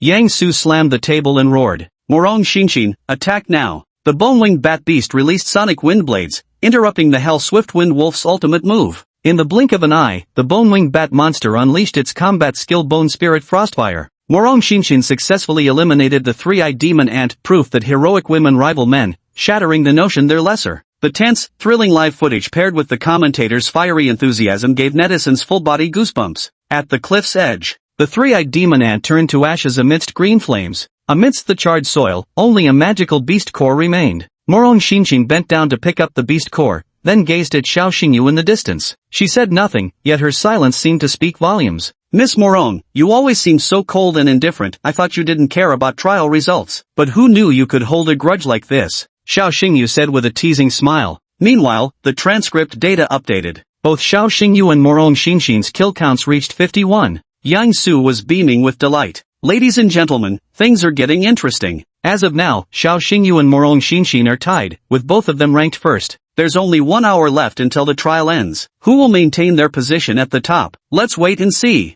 At this stage of the trial, everyone's attention is entirely focused on Xiao Xingyu and Morong Xinshin. Morong Xinshin represents the 4 great beast-tamer aristocratic families. Xiao Xingyu represents the commoner class, without power, influence, or background. Throughout history, there has never been a story of a grassroots youth rising up to defeat an aristocratic genius. Next, Morong Xinshin and Xiao Xingyu continue their rivalry. Where Xiao Xingyu goes, Morong Xinshin follows. Mountain Nan is divided into several areas including lakes, waterfalls, dense forests, and snowfields. The magical beasts lurking in each region vary distinctly. No matter which area Xiao Xingyu went to hunt magical beasts, Morong Xinshin followed right by his side, solely to steal the kills. Put! A bone spike wreathed in green flames shot out from the bone-winged bat beast, piercing straight through the crimson quoll boar's skull. The blood-feather porcupine's brains were splattered all over the ground, so gruesome that even pixelation couldn't obscure it, triggering physical discomfort among netizens in the livestream. Yang Su sighed with a bitter smile. It seems Morong Xinshin truly holds a grudge. She's really locking horns with Xiao Xingyu now, even snatched another kill from him.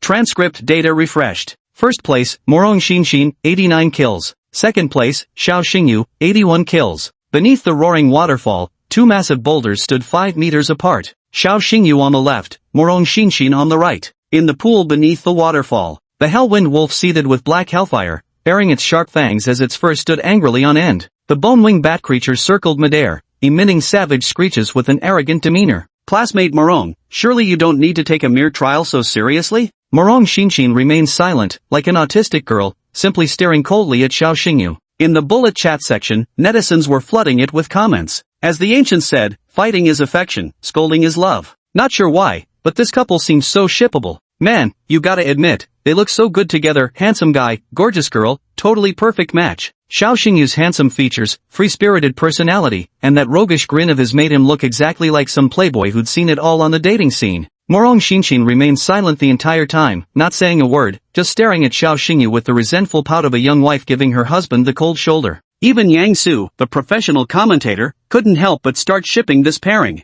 I have to say, despite the tension that could be cut with a knife, there's an unmistakable hint of something flirtatious in the air. This couple who started as rivals turned allies, I'll be the first to ship them. Under the waterfall, Xiao Xingyu revealed a teasing smile. Only half an hour left until the trial ends. Classmate Morong, I won't go easy on you anymore. Yang Su frowned slightly and muttered, Dear audience, does Xiao Xingyu mean he wasn't using his full strength earlier? Trial countdown, 30 minutes remaining. Xiao Xingyu shed his usual playful demeanor as crimson light flickered in his pupils. The demon god's eye had awakened. Black blade, go. Xiao Xingyu, riding his Hellwind wolf, chased after a fleeing frost magic rabbit. Morong Xinshin commanded his bone-winged bat beast, preparing to steal the kill once again. Yang Su maintained his passionate professional commentary. Only 30 minutes remain until the trial ends. Everyone's spiritual energy is on the verge of depletion. Xiao Xingyu and Morong Xinshin are no exception. Thus, every opportunity for a spirit beast to unleash its combat skill becomes exceptionally precious. At this moment, Morong Xinshin is about to pull the same trick to steal the kill again. Under Morong Xinshin's command, the bone-winged bat beast flapped its wings, generating powerful air currents that repelled the hellhound. Boom! The bone-winged bat beast spewed a stream of green flames from its mouth, enveloping the frost rabbit demon completely. This was the bone-winged bat beast's signature battle skill, Bone Spirit Coalfire. Over the past half hour, under Morong Xinshin's precise commands, the bone-winged bat beast had stolen 5 or 6 kills using this very technique. Yang Su noticed Xiao Xingyu in the close-up shot. Strange, Xiao Xingyu seems to be smiling. Wait, something's wrong. Yang Su jumped up again in excitement, his voice trembling. The frost magic rabbit isn't dead yet. The bone-winged bat's attack wasn't strong enough, just a bit more. Morong Xinshin froze in shock, never expecting she could make such a misjudgment. Though severely wounded by the bone-chill ghostfire, the frost magic rabbit clung stubbornly to life by a thread. At the moment when Morong Xinshin was standing there stunned, whoosh! The mark of the wolf claws flashed by. The frost magic rabbit lost its last trace of vitality. Xiao Xingyu picked up the magical beast core and smiled at Morong Xinshin. Classmate Morong, I'm getting serious now. Qinglong Academy, Central Plaza. Judges panel. Dean Su Ruyan stared at the broadcast screen, witnessing every move Xiao Xingyu made. That kid seems to have figured out that the bone-winged bat's damage output falls just short, allowing him to pull off perfectly timed finishing strikes. Without years of battlefield experience, it's impossible to possess such remarkable anticipation skills. Xiao Xingyu, you truly are a monster. At this very moment, Xiao Xingyu's pupils faintly glowed with a flickering crimson hue. Deep within the pupils, there are 2 black needles. Like the hour and minute hands of a clock, they rotate counterclockwise. One of the demon god's eye abilities is to see the exact health points of both tamed beasts and demonic creatures. From Xiao Xingyu's perspective, a health bar appears above the frost demon rabbit's head. The attack power of the bone-winged bat beast would decrease slightly as Morong Xinshin's spiritual energy was depleted. Xiao Xingyu could easily predict that after the bone-winged bat beast released its bone spirit cold flames, the frost magic rabbit would still retain a sliver of health. With this ability, no one could outdo Xiao Xingyu in snatching kills if he set his mind to it. Folks, the tide is turning now. Xiao Xingyu snatched the Crimson Domain Wolf's kill right from Morong Xinxin's grasp. What a shame, the Bone-Winged Bat Beast's combat technique damage fell just a little short this time. Such cruel fate. The nearly defeated Nightblade Panther was snatched away by a single swipe from the Hellstorm Wolf. Is it Morong Xinxin's bad luck, or is Xiao Xingyu's prediction skill just that formidable? Time flew by. There are only 5 minutes left until the trial ends. Scoreboard data updated. First place, Xiao Xingyu, kill count 110. Second place, Morong Xinxin, kill count 89. The livestream room erupted, with bullet comments flooding the screen. Yang Su gripped the microphone tightly, shouting at the top of his lungs. Unbelievable, unbelievable, unbelievable. Classmate Xiao Xingyu has broken the historical record set by Yi Shuangning. 5 minutes remaining in the trial, Xiao Xingyu has already broken the record with 110 magical beasts hunted. Back when Yi Shuangning participated in the Yunnan Mountain trial, she made history by slaying 109 magical beasts. Everyone assumed this record would stand unbeaten for at least 50 years. Yet, just 1 year later, Yi Shuangning's junior Xiao Xingyu shattered it. If anyone's the biggest sucker here, it's not Yi Shuangning, it's Morong Xinxin.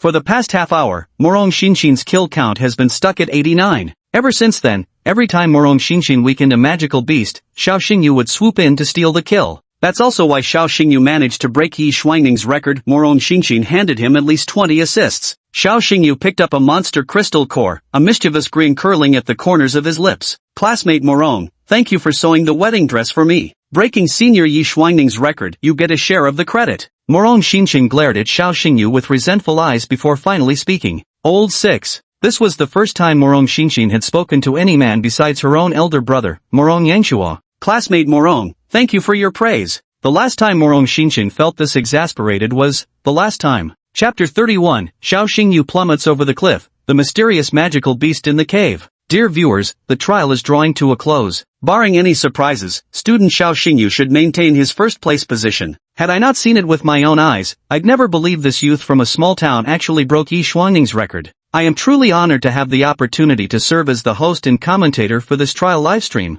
There are only 3 minutes left until the trial concludes. By this point, everyone's spiritual energy is nearly depleted, and the rankings have mostly stabilized with no significant fluctuations expected. Xiao Xingyu's performance stands far above the rest, with a total kill count reaching an astonishing 110. Morong Xinxin came in second place, with his score fixed at 89 kills. The gap between the two was exactly the difference Xiao Xingyu made by stealing kills. Residential apartments for families. Xiao Ruoxue and Yi Shimeng sat in front of the television, watching the live stream together. Yi Shimeng suddenly jumped up from the couch, humming a little tune while shaking her hips, cheering wildly. Big brother is amazing. Having such an incredible brother makes Meng so happy. Xiao Ruoxue gently stroked Yi Shimeng's swaying twin ponytails and smiled tenderly. Meng, Xiao, you just broke your sister's record. How can you still be so happy? Compared to my icy cold sister, I like big brother better. Yi Shuangning had a cold demeanor. Though she was Yi Shimeng's biological elder sister, they rarely communicated. Whatever thoughts they had were kept buried deep inside. Meanwhile, Xiao Xingyu was exceptionally affectionate toward Yi Shimeng,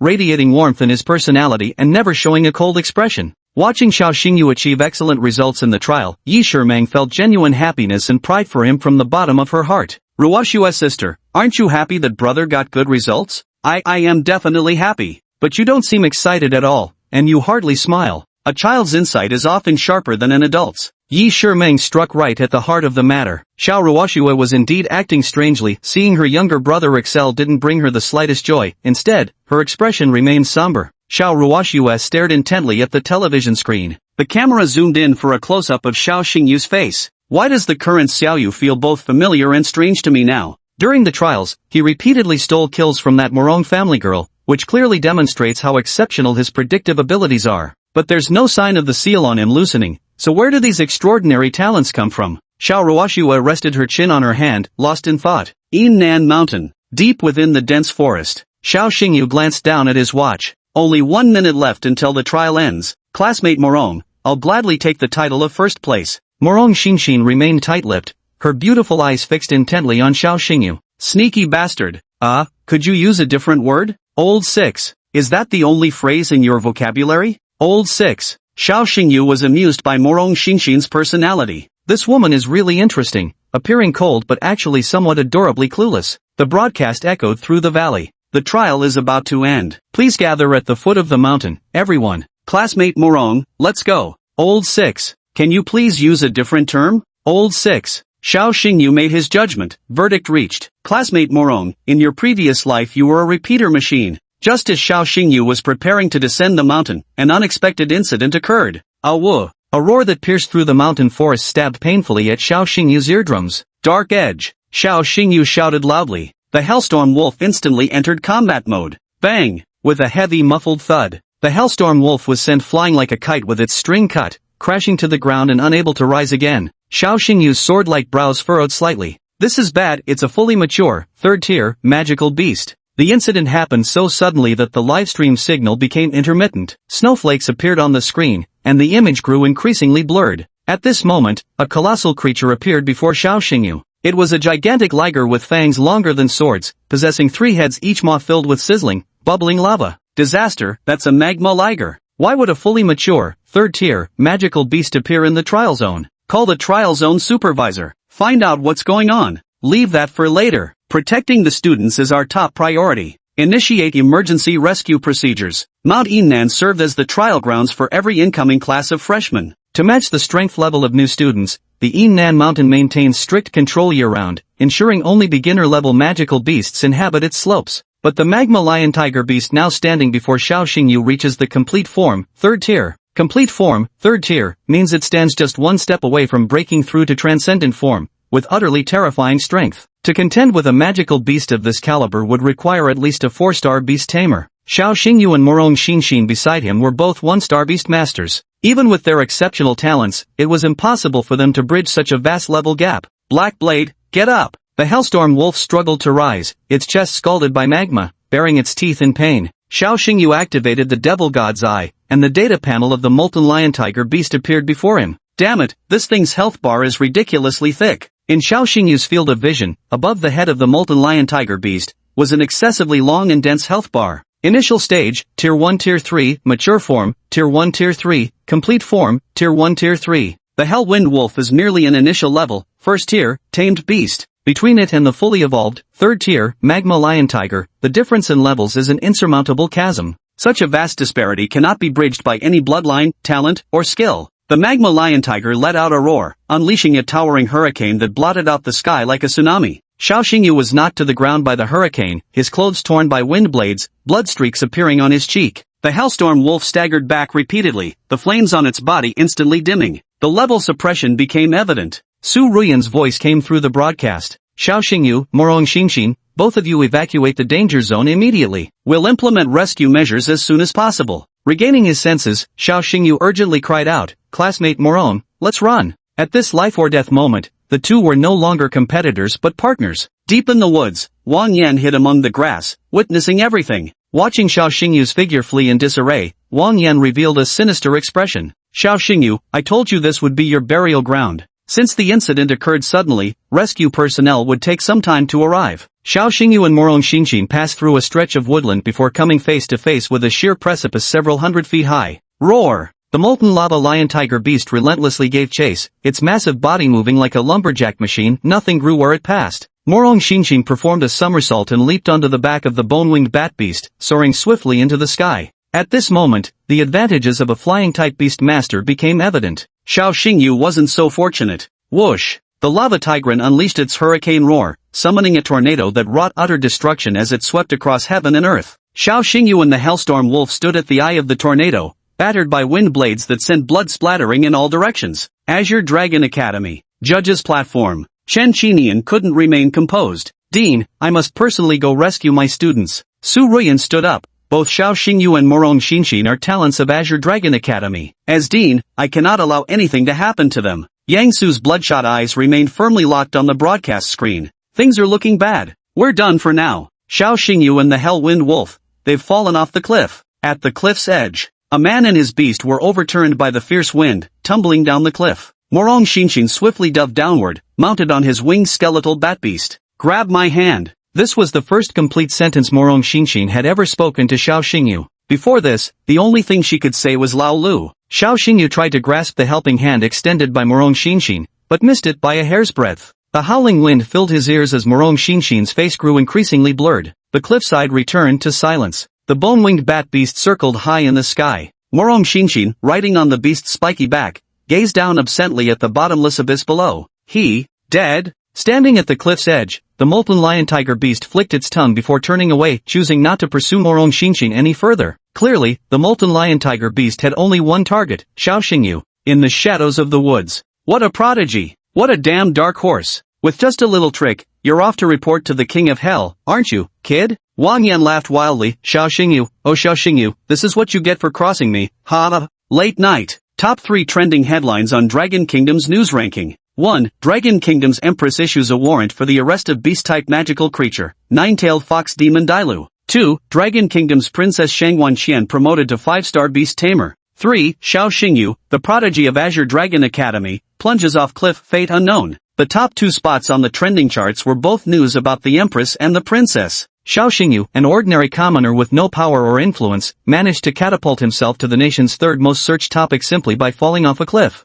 I'm reporter Shiman Daqing. Behind me is the very cliff where student Xiao Xingyu fell. Without a doubt, this is a major accident. Since its founding, the Azure Dragon Academy has never encountered such a basic mistake. A fully evolved magical beast should never have appeared in the Shadow South Mountains. Let us all pray for student Xiao Xingyu. The night was deep. The rainstorm arrived. Xiao Xingyu slowly opened his eyes and found himself lying on the soft belly of the Hellwind Wolf. Black Edge, did you use your body to cushion my fall to save me? Ow woo. The Hellstorm Wolf was severely injured, its breath weak and labored. Xiao Xingyu's heart warmed with sympathy, and he quickly activated his beast taming seal. Blackblade, drink these nutrient potions and get some rest first. Xiao Xingyu retrieved several fire attribute nutrient potions from his spatial ring. After feeding them to the Hellstorm Wolf, he recalled it into the beast taming seal for proper recovery. Minor internal injuries, 2 broken ribs, and a fractured left ankle. Luckily Blackblade cushioned my fall. My life's not in danger, I'll survive. Xiao Xingyu activated his demon god's eye to assess his injuries, serious but not fatal.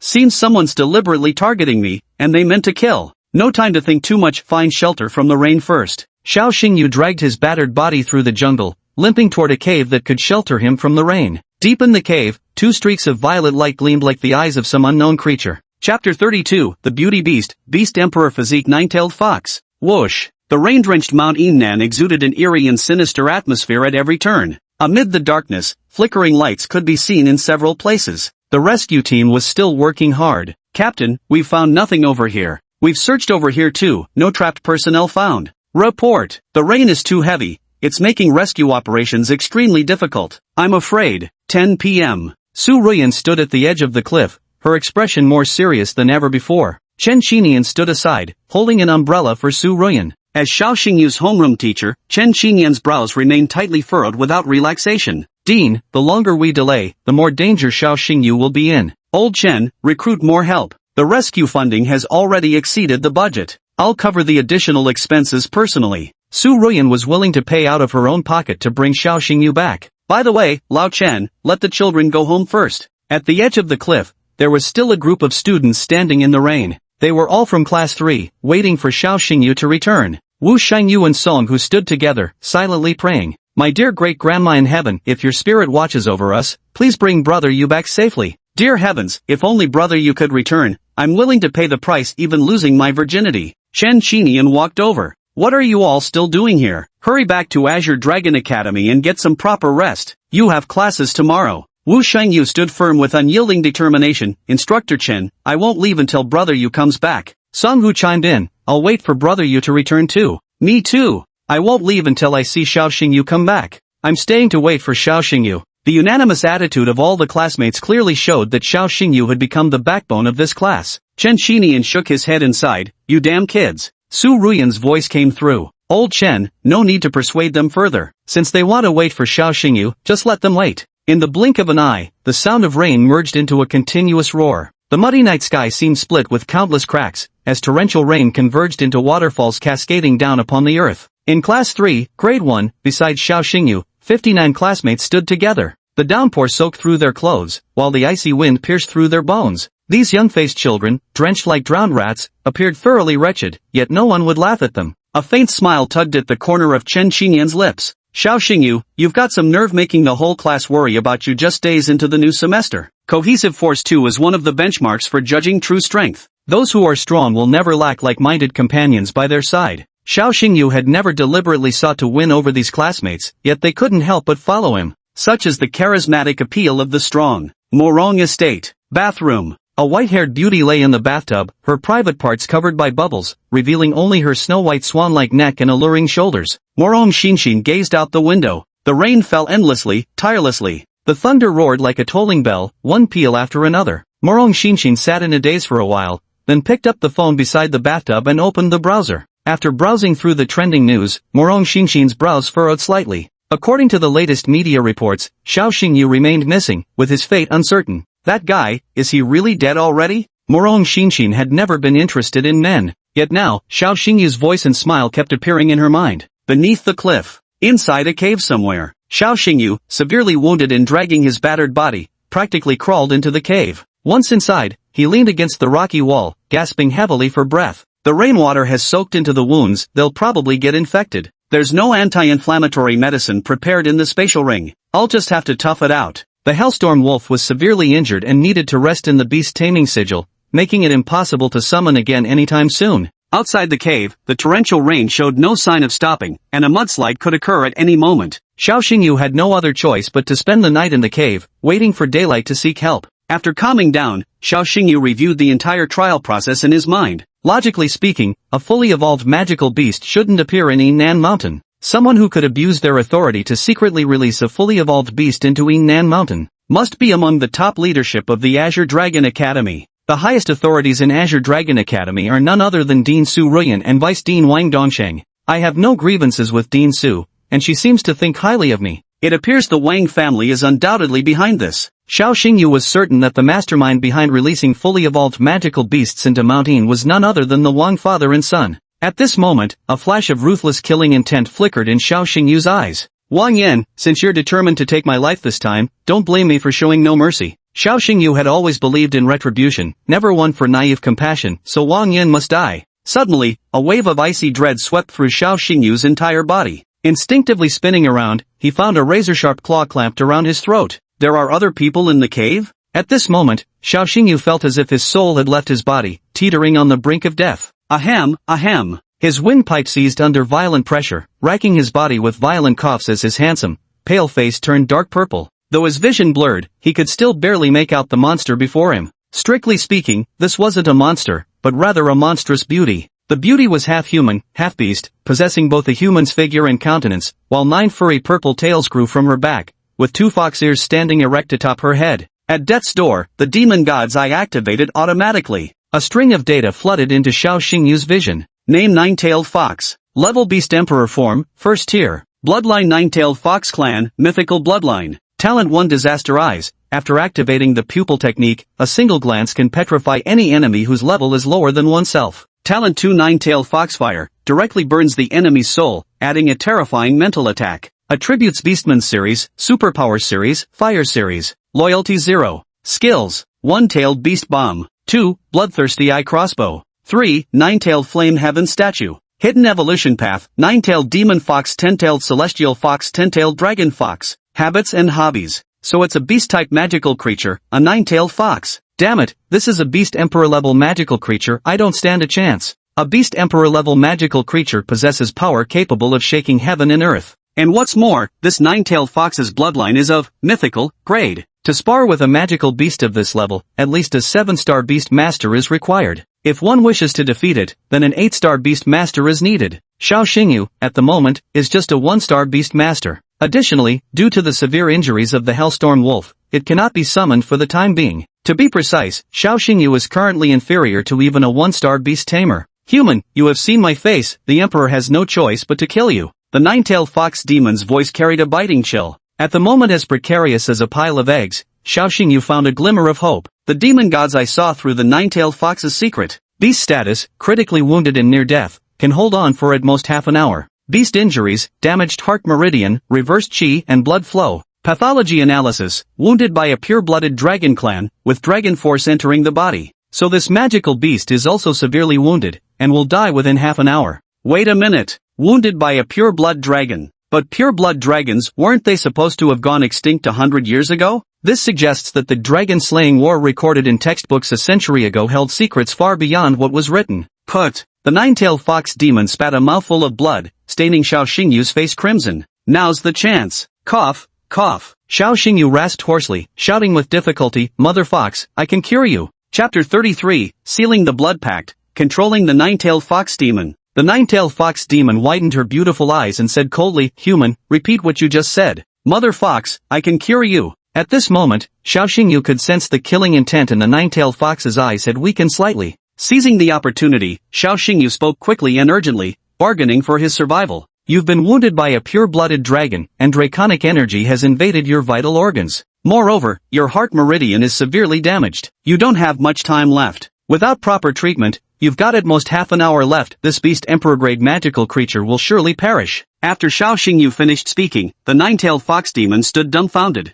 You human. Cough cough cough, could you let go of me first? I'm suffocating. The nine-tailed fox demon's claws moved away from Xiao Xingyu's neck. Xiao Xingyu gasped for air, feeling as if he had just circled the gates of hell and back. The nine-tailed fox demon finally took a closer look at the young man before her gaze locking onto the star-shaped badge on Xiao Xingyu's chest. A single star? You're just a one-star beast master. Xiao Xingyu nodded. Killing intent surged anew. The nine-tailed fox demon seized Xiao Xingyu by the throat once more, her almond-shaped eyes glinting with fury as she spat. You brat. A mere one-star beast master dares boast about healing my injuries? Are you mocking me? A cold smile curled at the corner of Xiao Xingyu's lips. You're a beast emperor-type magical creature. Even severely injured as you are now, a starved camel is still bigger than a horse. You could still easily take my life. But don't forget, in half an hour, you'll die too. A one-star beast master like me has a cheap life. Having a beast emperor like you keep me company in death, that's no loss for me. Seeing Xiao Xingyu's face filled with determination to die without regret, the nine-tailed fox's expression turned icy. Seems you're truly unafraid of death, kid. Everyone fears death, and I'm no exception. But I can save your life. Are you sure you want to kill me? After a long silence, the nine-tailed fox spoke first. Can you really cure me? Xiao Xingyu nodded confidently. The nine-tailed fox demon was half believing, half doubting. The wounds on my body were inflicted by a pure-blood dragon. Even the most skilled beast-taming physician among your human race would likely find it difficult to. Mother Fox, by normal reasoning, your injuries would indeed be incurable. Fortunately for you, you've met me. I can save you. Xiao Xingyu's every word was uttered in a flat tone, as if stating unimportant facts. The nine-tailed fox's eyes flickered, thoughts churning silently within. My heart meridians are severely damaged, most of my vital energy has dissipated. I won't last much longer. Though this human seems untrustworthy, for the sake of survival, I have no choice but to give it a try. The nine-tailed fox demon pondered for a moment, then spoke in an imperious tone. Human, save me, and I shall spare your life. Xiao Xingyu smiled. Human, what are you laughing at? Xiao Xingyu laughed while teasing. Mother Fox, you're really something. You say you'll spare my life, but words alone prove nothing. What if after I cure you, you gobble me up in one bite? Wouldn't that make me the biggest fool? The nine-tailed fox demon snapped. Then what do you want? It's simple. We'll make a blood pact between us. This was Xiao Xingyu's true ambition all along. The nine-tailed fox froze instantly, standing there stiff as a wooden post. After a pause, the fox's fur bristled with rage as purple foxfire ignited across its body. You brat, do you actually dare to think that this emperor would submit to you and become your tamed beast? Xiao Xingyu remained fearless in the face of danger. That's right. You're looking for death. The nine-tailed fox demon once again seized Xiao Xingyu by the throat, her strikingly beautiful face radiating intense killing intent. Showing no resistance, Xiao Xingyu spoke icily. Killing me is easy, but as I said before, if you kill me, you'll die too. Man and beast remained locked in a stalemate. The nine-tailed fox demon had genuinely developed murderous intent, for how could a noble beast king of its stature tolerate such intimidation from a mere one-star beast tamer? Despite multiple attempts, the nine-tailed fox demon never actually delivered a fatal blow. A faintly amused smile tugged at Xiao Xingyu's lips. Vixen, if you want to live, become my contracted beast. You're daydreaming. Cough. The nine-tailed fox demon was already at the end of her strength. Provoked by Xiao Xingyu's threat, fury rushed to her heart, making her vomit copious amounts of fresh blood again. Damn it! Those chaotic dragon energy currents have already invaded the deepest part of her meridians. At this moment, the nine-tailed fox demon didn't even have the strength to choke Xiao Xingyu's neck anymore, collapsing to the ground with faint breaths. Xiao Xingyu sat on a stone, legs crossed casually, wearing a beaming smile. Mother Fox, has the dragon power already invaded the deepest part of your meridian channels? The pain you're enduring right now is no different from having 10,000 arrows pierce your heart. If you refuse to sign the blood pact with me, you'll soon bleed from all 7 orifices. As Xiao Xingyu spoke these words, the prophecy immediately manifested. The 9-tailed fox demon began bleeding from all 7 orifices, her graceful body convulsing violently. Xiao Xingyu abruptly suppressed his smile, his gaze turning sharp as blades. Will you make a blood pact with me or not? This is my last time asking. The 9-tailed fox demon roared in fury. How dare a mere mortal like you threaten this queen?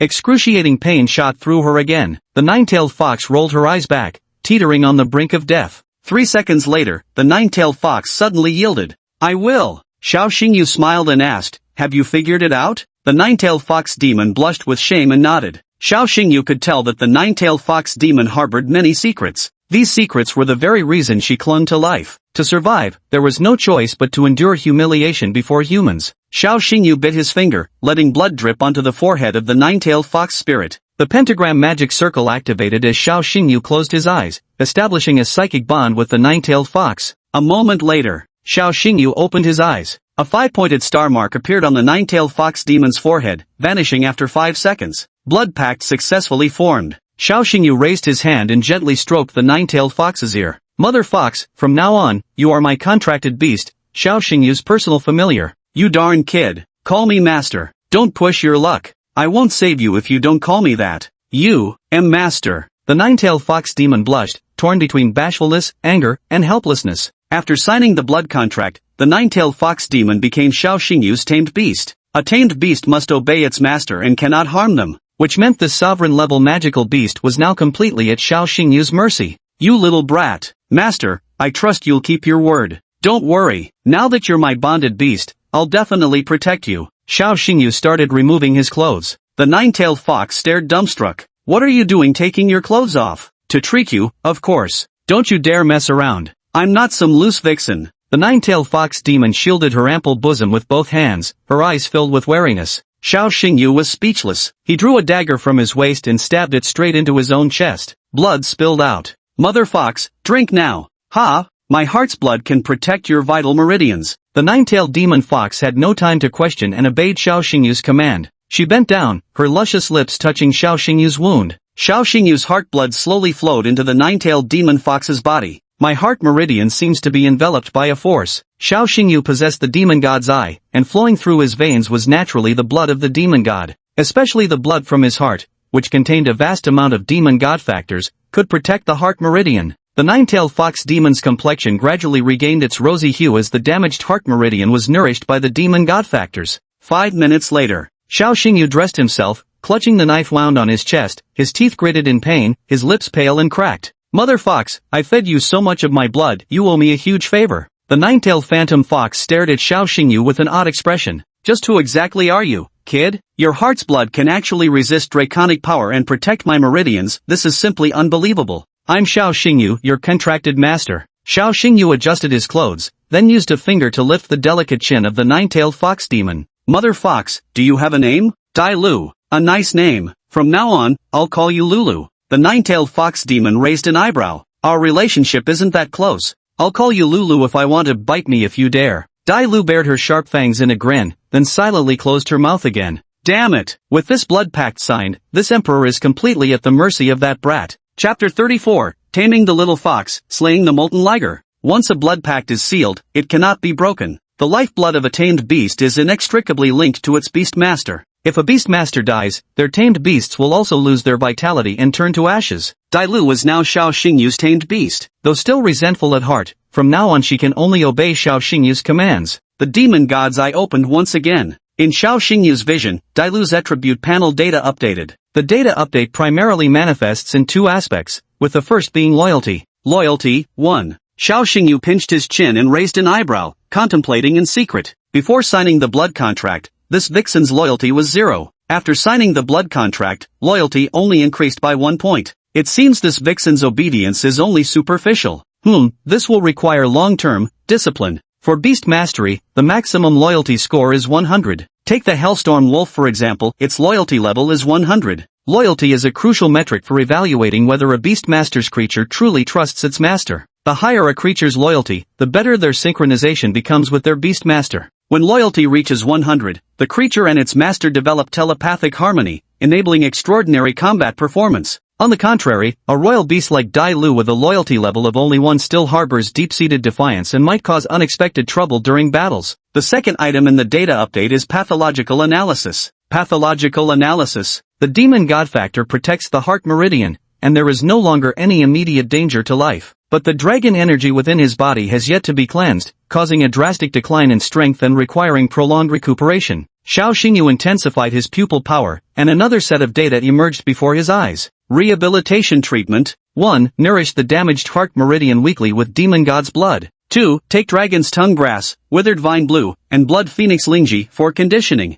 3. Read more books, read more newspapers, eat fewer snacks, and get more sleep. Xiao Xingyu glanced sideways at Dailu. Dailu's condition had stabilized now, but due to severe injuries, she still required long-term rehabilitation. Lulu, mark my words. To aid your recovery, from now on, I will nourish your meridians with my heart's blood every week. Moreover, I'll seek out some rare treasures of heaven and earth to brew medicine, so we can completely purge the dragon's power from your body. At this point, Xiao Xingyu paused, raising his hand to gently stroke Dailu's fox ears. So, since I've sacrificed so much for you, you should know how to show some gratitude. If I ever face danger in the future, you must stand in front of me. Dailu pouted, showing clear reluctance on her face. Don't worry, with the blood contract signed, I'm your bound beast and you're my master. When the master dies, the beast perishes. Even if only for my own survival, I will protect your safety. Xiao Xingyu hesitated, words caught in his throat. Darkness enveloped the cave as profound silence descended. Dailu's current loyalty to Xiao Xingyu is only at 1. Between the human and the beast, there was no affection or bond whatsoever, only a cold-blooded contract forcibly maintaining their master-servant relationship.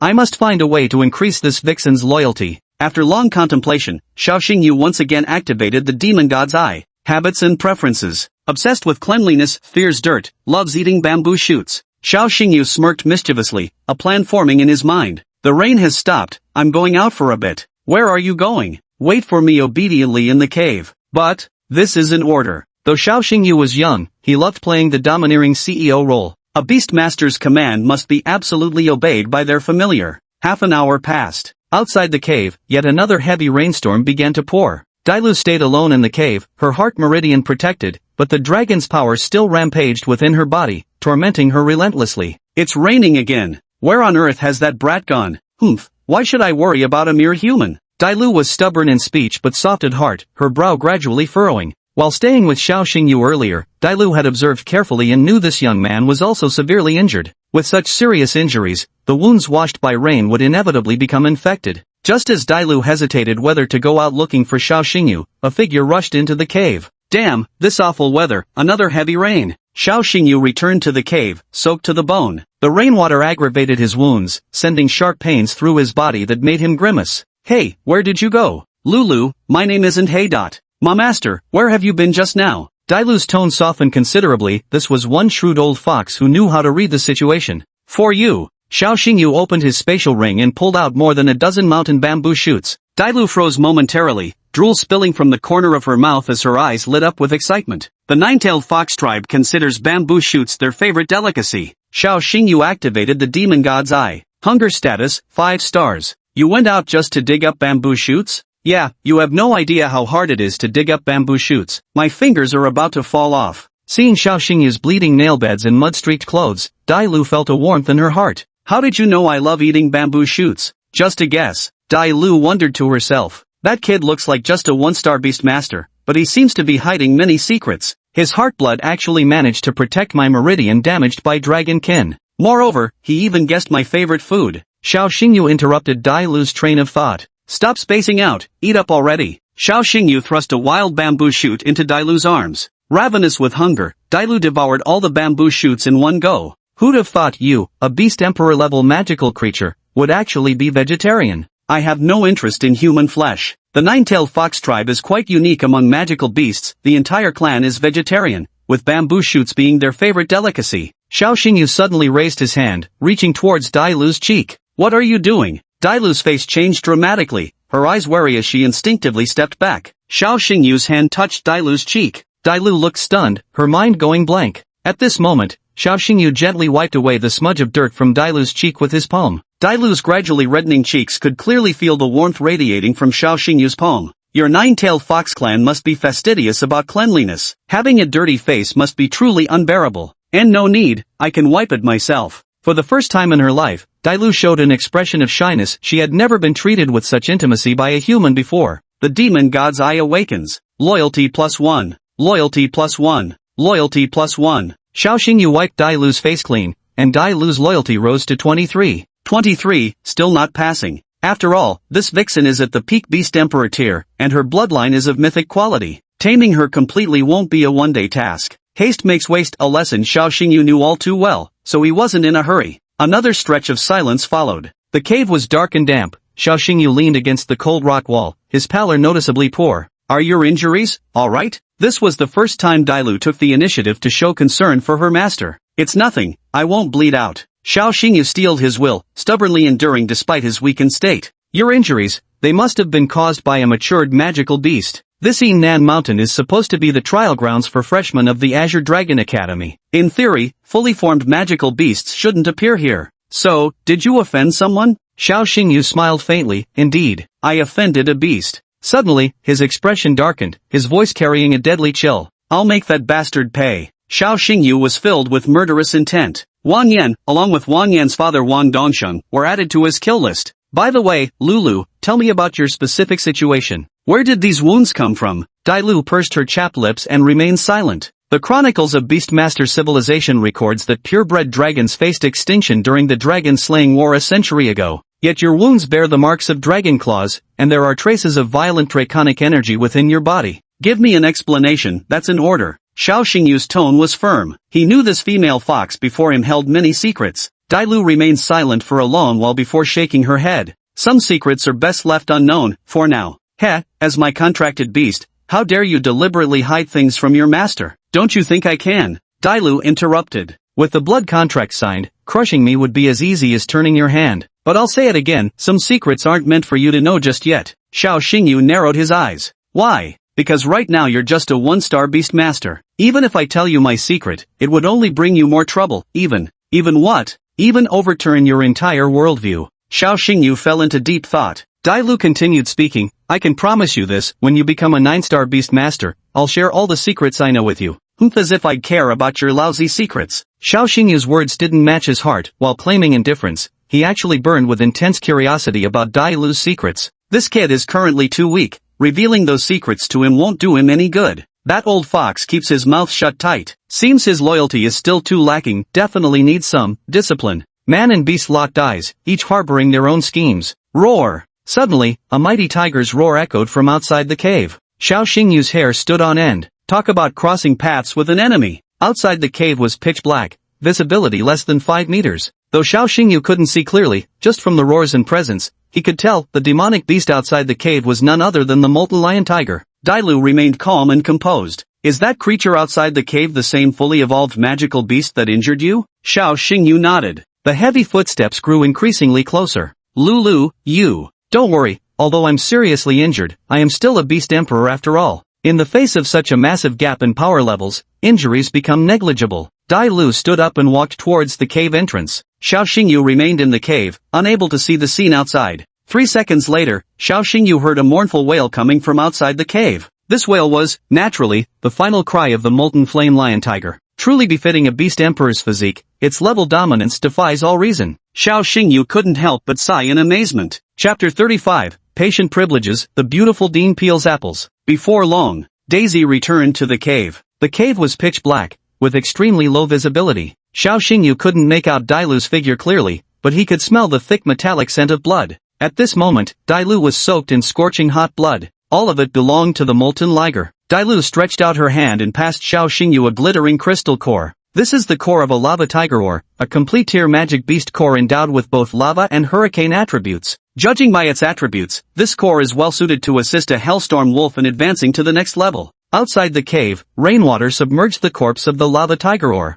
Xiao Xingyu suddenly collapsed, his vision darkening as he felt utterly drained of energy. Dailu's lips curled upward, revealing a knowing smirk. Having your spiritual energy drained doesn't feel good, does it? Xiao Xingyu's spiritual energy density was exceptionally gifted among his peers. Beast masters expend spiritual energy when commanding their beasts in battle. The higher the beast taming level, the more and faster the spiritual energy is consumed. Currently, Xiao Xingyu is only a 1-star beast tamer, with a very low base spiritual energy of just over 1000. Dailu, as an emperor-grade beast tamer with the nine-tailed fox, consumes tens of thousands of spiritual energy points even when casually unleashing a combat skill. Xiao Xingyu simply couldn't sustain such massive spiritual energy consumption. Not to mention unleashing combat skills, the way Delu killed the molten Tigrex was merely flicking its forehead, yet it instantly drained all of Xiao Xingyu's spiritual energy. With my current spiritual energy concentration, I can't even let Lulu release a combat skill. Even if Lulu just barely exerts herself, it would instantly drain all my spiritual energy. Considering this, Lulu can only be treated as a last resort trump card with major flaws. She shouldn't be used unless absolutely necessary. Xiao Xingyu knew only too well that his current cultivation level was too low, and his spiritual power was too feeble to truly unleash Dai Lu's full potential in battle. Moreover, Dai Lu was injured, and despite being at the Beast Emperor tier, her intimidating presence had already dropped to that of a Beast King tier battle beast. First, help Delu with her rehabilitation treatment as soon as possible. Second, enhance one's own strength and increase spiritual power concentration. To fully unlock Delu's true potential, these 2 points are now of utmost urgency. At the same time, a system notification chimed in Xiao Xingyu's mind. Ding! Congratulations, host! You've successfully hunted down a fully evolved magical beast. Mission reward granted, 1, blood marrow pill, plus 1000 credit points. The reward has been deposited. Please check, host. Xiao Xingyu focused his thoughts and opened the system's main interface. Inside the system warehouse, a red pill had appeared. The system account balance now totaled 1,300 coupons. Xiao Xingyu secretly chuckled to himself. This mission originally couldn't have been completed anytime soon. Thankfully we happened to run into this female fox. Luck itself is a form of capability. Wang Yan had intended to kill Xiao Xingyu, but this was something he could never have anticipated. Xiao Xingyu not only survived but also, by sheer luck, contracted a mythical bloodline beast emperor as his familiar. A night passed. When Xiao Xingyu regained consciousness, the rain had stopped outside the cave, and the morning sun was dazzlingly bright. What a soft pillow! A contented expression spread across Xiao Xingyu's face. Just as Xiao Xingyu was enjoying himself, a cold voice interrupted. How much longer are you going to use my chest as a pillow? Sorry, I didn't mean to. Who'd believe that? Xiao Xingyu suddenly realized he had spent the entire night sleeping against Dailu's ample bosom. Lulu, my wounds. Xiao Xingyu had fallen off a cliff just yesterday and gotten himself battered and bruised. Now all his injuries had completely healed, without even a scar left behind. Dailu remained silent, her face slightly flushed. From what I know, the saliva of nine-tailed foxes has marvelous healing properties for external injuries, so you... Stop talking. Dailu reached out and covered Xiao Xingyu's mouth. While Xiao Xingyu was sound asleep, Dailu worried his wounds might become inflamed, so she leaned down to kiss each injury, using her saliva to treat them. This method of treatment carried a certain intimacy, almost too embarrassing to mention. Xiao Xingyu raised his hand and gently brushed Dailu's nine tails. Who would have guessed, he murmured, beneath that cold, fierce exterior, this vixen actually has a tender side. Don't overthink it. You're my master, if you die, I die too. That's all there is to it. For now, Dairu feels no particular affection for Xiao Xingyu. Everything she does is solely because of the blood contract. Xiao Xingyu twisted his lips and thought to himself, this fox is still way too icy. I'll find a chance to properly discipline her. As for the nature of this discipline, that's truly better left undescribed. At this moment, the voices of the rescue team could be heard outside the cave. Xiao Xingyu urged, Lulu, get in the bowl quickly. In an instant, Dailu transformed into a streak of light and darted into the beast-taming crest on the back of Xiao Xingyu's right hand. As long as Xiao Xingyu didn't reveal anything, no one would know he had contracted a beast emperor-level tamed creature. I'm here. Xiao Xingyu's acting skills kicked in as he lay at the entrance of the cave, feigning a dying state. We've found the cliff fall victim. Classmate Xiao Xingyu, don't you dare close your eyes. We're taking you to the hospital right now. Captain, the kid's rolling his eyes, he might not make it. Don't fall asleep. Pee on him to wake him up. Ahem, uncle, don't pee on me. I'm not asleep yet. Xiao Xingyu would never dare to pretend to sleep again in his life. He developed a real phobia about it. Dragon Vale Hospital. As the central hospital of Dragon Vale City, its medical standards rank among the top 10 nationwide. VIP ward. Xiao Xingyu lay on the hospital bed wearing striped patient attire, surrounded by cutting-edge medical equipment. Xiao Ruoxua sat by the hospital bed, tightly holding Xiao Xingyu's hand, her eyes swollen and red, clearly having cried all night. Su Ruyan and Chen Qinian paced back and forth in the corridor outside the ward. The floor was littered with cigarette but still warm to the touch. The ward door opened. The doctor stepped out. Doctor, how is the patient doing? Chen Qinian asked anxiously. The patient's injuries aren't too severe, and he has strong recovery abilities. There's no life-threatening danger. Thank you, doctor. After the doctor left, Su Ruyan and Chen Qinian entered the ward. Xiao Xingyu attempted to rise. Dean. Su Ruyan stopped him, saying, "Silly boy, lie down properly." Xiao Xingyu gave an earnest smile, understanding the beautiful Dean's concern. She feared his wounds would reopen if he got up. Chen Qinian handed a pile of nutritional supplements to Xiao Ruoxue.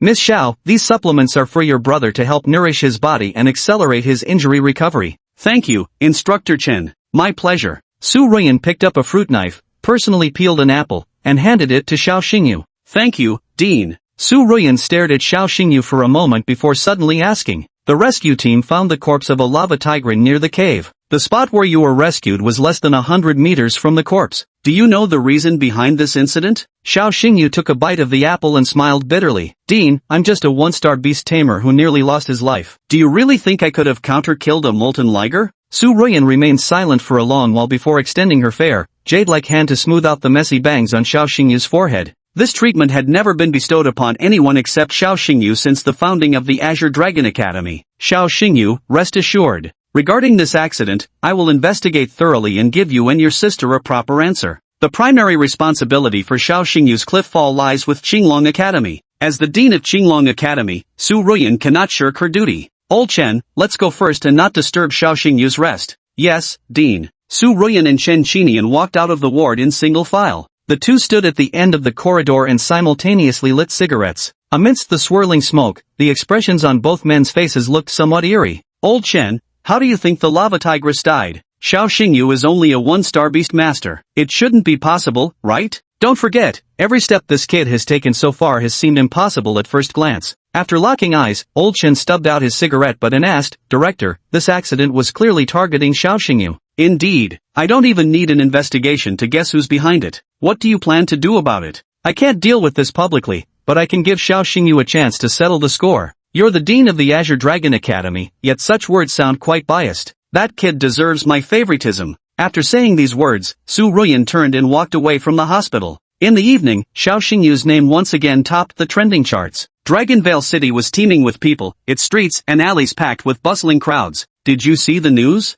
"Yes, that's Xiao Xingyu who fell off the cliff. He's been rescued. That kid really has 9 lives, somehow escaped right from the jaws of a magma tigerion. Speaking of which, why did a fully evolved magical beast appear in Yinan Mountain?" The entire city's residents were abuzz discussing this matter. At the Morong residence, Morong Xinxin sat at the dining table lost in thought. Morong Yangshua patted his younger sister on the head. "Little sis, why aren't you eating?" "Not hungry." At that moment, a news report flashed on the television. "Welcome to Evening News. Breaking news, Qinglong Academy freshman Xiao Xingyu has been successfully rescued. Xiao Xingyu is currently recuperating at Longyin Hospital with stable condition and no serious injuries." Now let's watch our reporter's interview. On camera, Xiao Xingyu beams with a radiant smile. Reporter, "Xiao Xingyu, how do you feel after narrowly escaping death this time?" "Xiao Xingyu, it feels great to be alive." Reporter, "What's your mood right now?" "Xiao Xingyu, I'm kind of hungry at the moment, could you grab me a bowl of malatang from downstairs?" Morong Yangshua watched TV for a while and couldn't help but complain, "This Xiao Xingyu really has 9 lives. To think he didn't die. Little sister, weren't you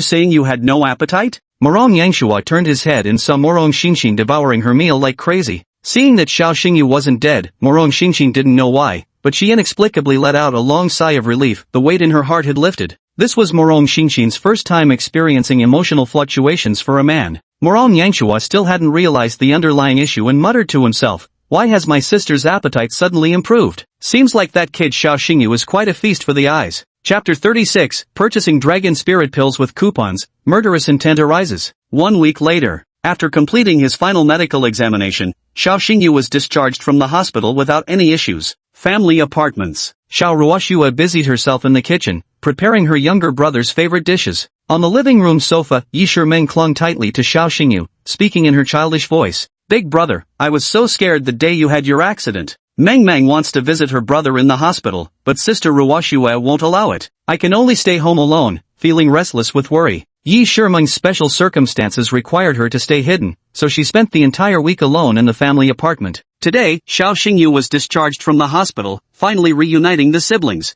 Xiao Xingyu gazed at her with adoring eyes, gently stroking Yi Shimeng's twin pigtails. "All right, silly girl, stop crying. It's not like I'm dead." Yi Shimeng nestled in Xiao Xingyu's arms, her watery eyes filled with heartache. "Brother, your wounds must hurt a lot. I've already recovered, don't worry." That night in the cave, after Xiao Xingyu fell asleep, Dailu kissed his wounds repeatedly. The saliva of the nine-tailed fox clan can heal any open wound. Combined with a week in the hospital, receiving the best treatment and care, Xiao Xingyu's injuries had fully recovered. Even if you made Xiao Xingyu carry 20 pounds of cabbage and climb 18 flights of stairs now, he wouldn't even be out of breath. Dinner's ready. On the dining table, 4 dishes and a soup, each a feast for the eyes and palate. Xiao Xingyu devoured his meal ravenously, wolfing it down. Xiaoyu, eat slowly. Sis, I've been stuck drinking plain porridge at the hospital for a whole week, totally tasteless. Now I finally get to eat braised pork ribs, I've been craving them so badly. Watching her younger brother eat with such gusto, Xiao Ruoxue revealed a relieved smile. A good appetite meant good health, clearly indicating that Xiao Xingyu had regained his usual energetic vitality.